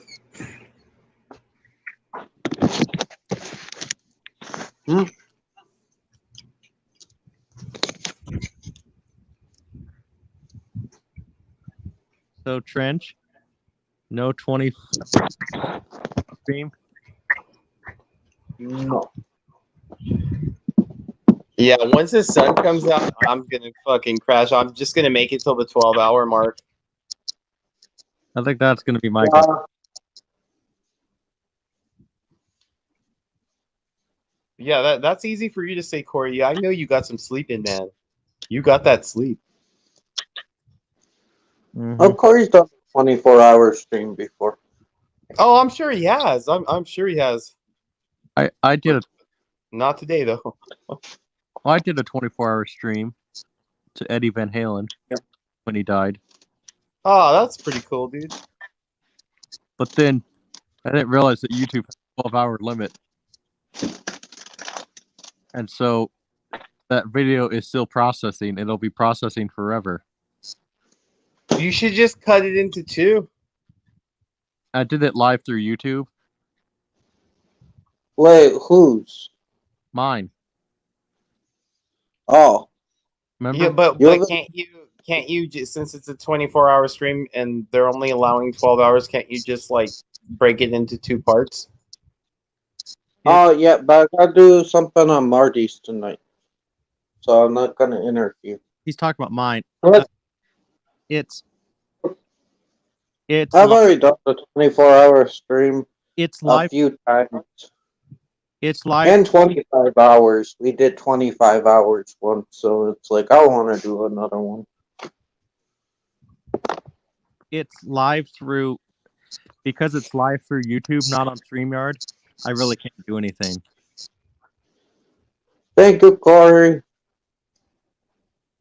No, I understand. Which kind of sucks because it was a tribute to Eddie Van Halen. Yeah. Because, I don't cry at many celebrity deaths except for like Robin Williams, and Eddie, I cried over his death. So, No shame in that, man. No shame in that. I mean, because, we all that Eddie had cancer, but like I was really rooting that Eddie would beat it and everything, and. Yeah, I mean it's really unfortunate, dude. Like we've lost so many fucking exquisite musicians just in the last couple of years, man. I mean, Leslie West, Eddie Van Halen.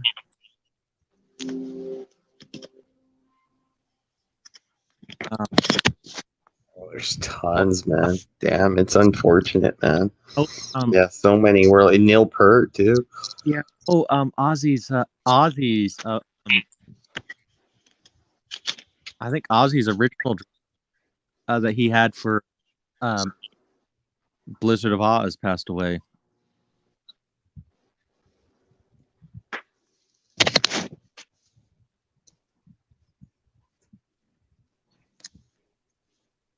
mean, just so many great ones. Yeah, and not just in the last couple of years. Shit, you get the last decade, forget about it, man. There's tons of them. It's unfortunate, man. Yeah, it's sad when when it's like a death in the family, man. When you lose somebody like that who is real influential in your life, even though you've never met them. Well, for me, I just remember Eddie. We grew up very poor, but my dad had Eddie's entire discography, at least at that time. And our I seem to remember like we had a storm or something, and like Dish Network back in the day would not work if there was a storm out. Oh yeah. So we listened to Eddie Van Halen's entire discography, and just like how Eddie inspired so many people to pick up a guitar, wanted the guitar for Christmas. And my dad got me a Walmart guitar, but it's still a guitar. So, Believe it or not, yeah, I mean, a great guitar is gonna sound amazing, but it's all about the guitars. You can have a cheap little ass fucking in other words, if Eddie Van Halen had a cheap little ass guitar and you had the best guitar in the world, or you would fucking rip us up, dude. He'd shred us. So it's not about the guitar, yeah, and I'm just, I mean, I'm an okay guitarist, but I am nowhere near Eddie Van Halen. I mainly just enjoy strumming. I can make myself sound good, but yeah, but yeah, when you get next to somebody like Eddie, he just makes you look all amateurish. That's at least with me. I mean, I don't even consider myself a good guitarist. I could play a few songs, but no, nothing compared to Eddie Van Halen. Nothing. I mean, I did see one kid who he was on one of the shows, The Voice or something like that. I was, or America's Got Talent, one of those ones. But he was playing guitar on acoustic, and he made the acoustic guitar sound like an electric guitar. So that's what Willie Nelson did, man, when I saw him live. Yeah. Oh yeah, man, he's fucking amazing. Like a one man band with the acoustic guitar. He sits and taps on it like a drum piece. Like he did an entire he played he was sitting there playing Beethoven on guitar.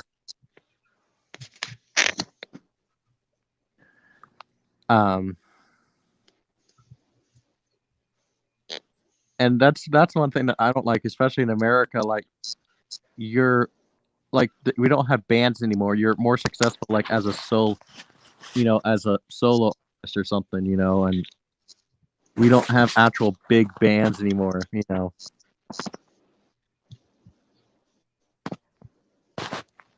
All the bands are not really they're known, but Breaking Benjamins and Skeleton stuff don't really get the credit they deserve.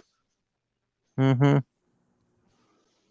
They're big, but they're not huge. I mean, I don't know. Avenged Sevenfold, man, is badass as fuck. They deserve more. Mm-hmm.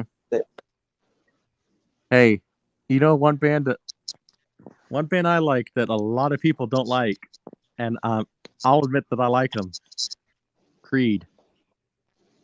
Creed is good.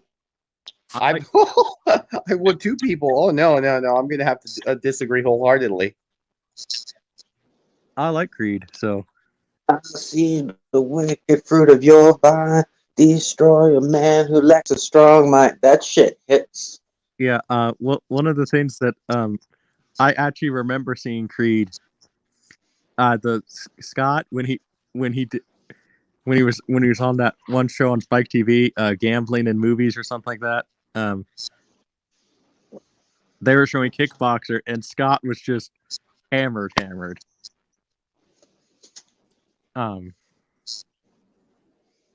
But yeah, I like Creed.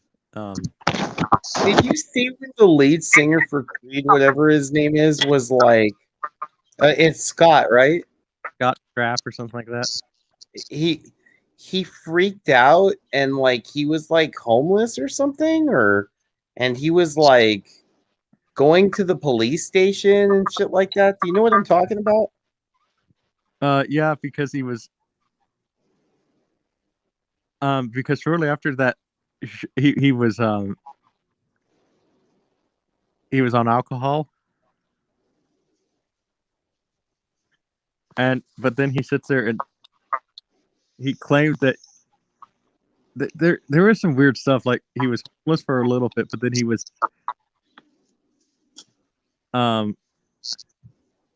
that he was complaining that aliens were coming to get him or something like.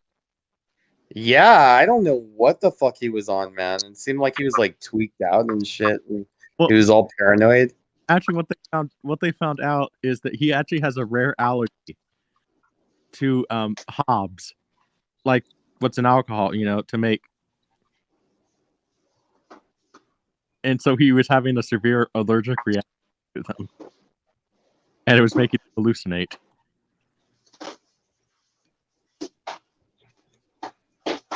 Like, I heard that allergy is extremely rare. Like, not a lot of people have that one. So he actually legitimately is allergic to alcohol, but he's allergic to Hobbs.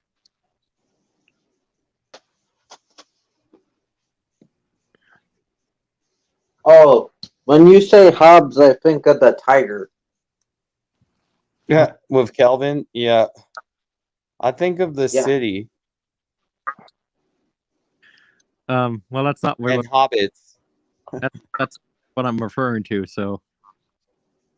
Gotta love the Hobbits. Yeah, I mean, like what beer's made out of. Samuel Adams has Hobbs in it. So. Oh, hops. Yeah. Like Michael Jordan's got hops. Yeah. Yeah. Scott Strapp was found out he was allergic to those. That sounds like a disease. Michael Jordan has hops. I guess he'll never live happily ever after. Oh, what's in the back? But yeah, Skillet is good. Oh, no one. Wait, so was it showing that someone was in the back and then no one was in the back? Yeah. Is Cory pulling a prank on us? No. Like, is Cory there? Oh, I'm going to go in the back and then leave.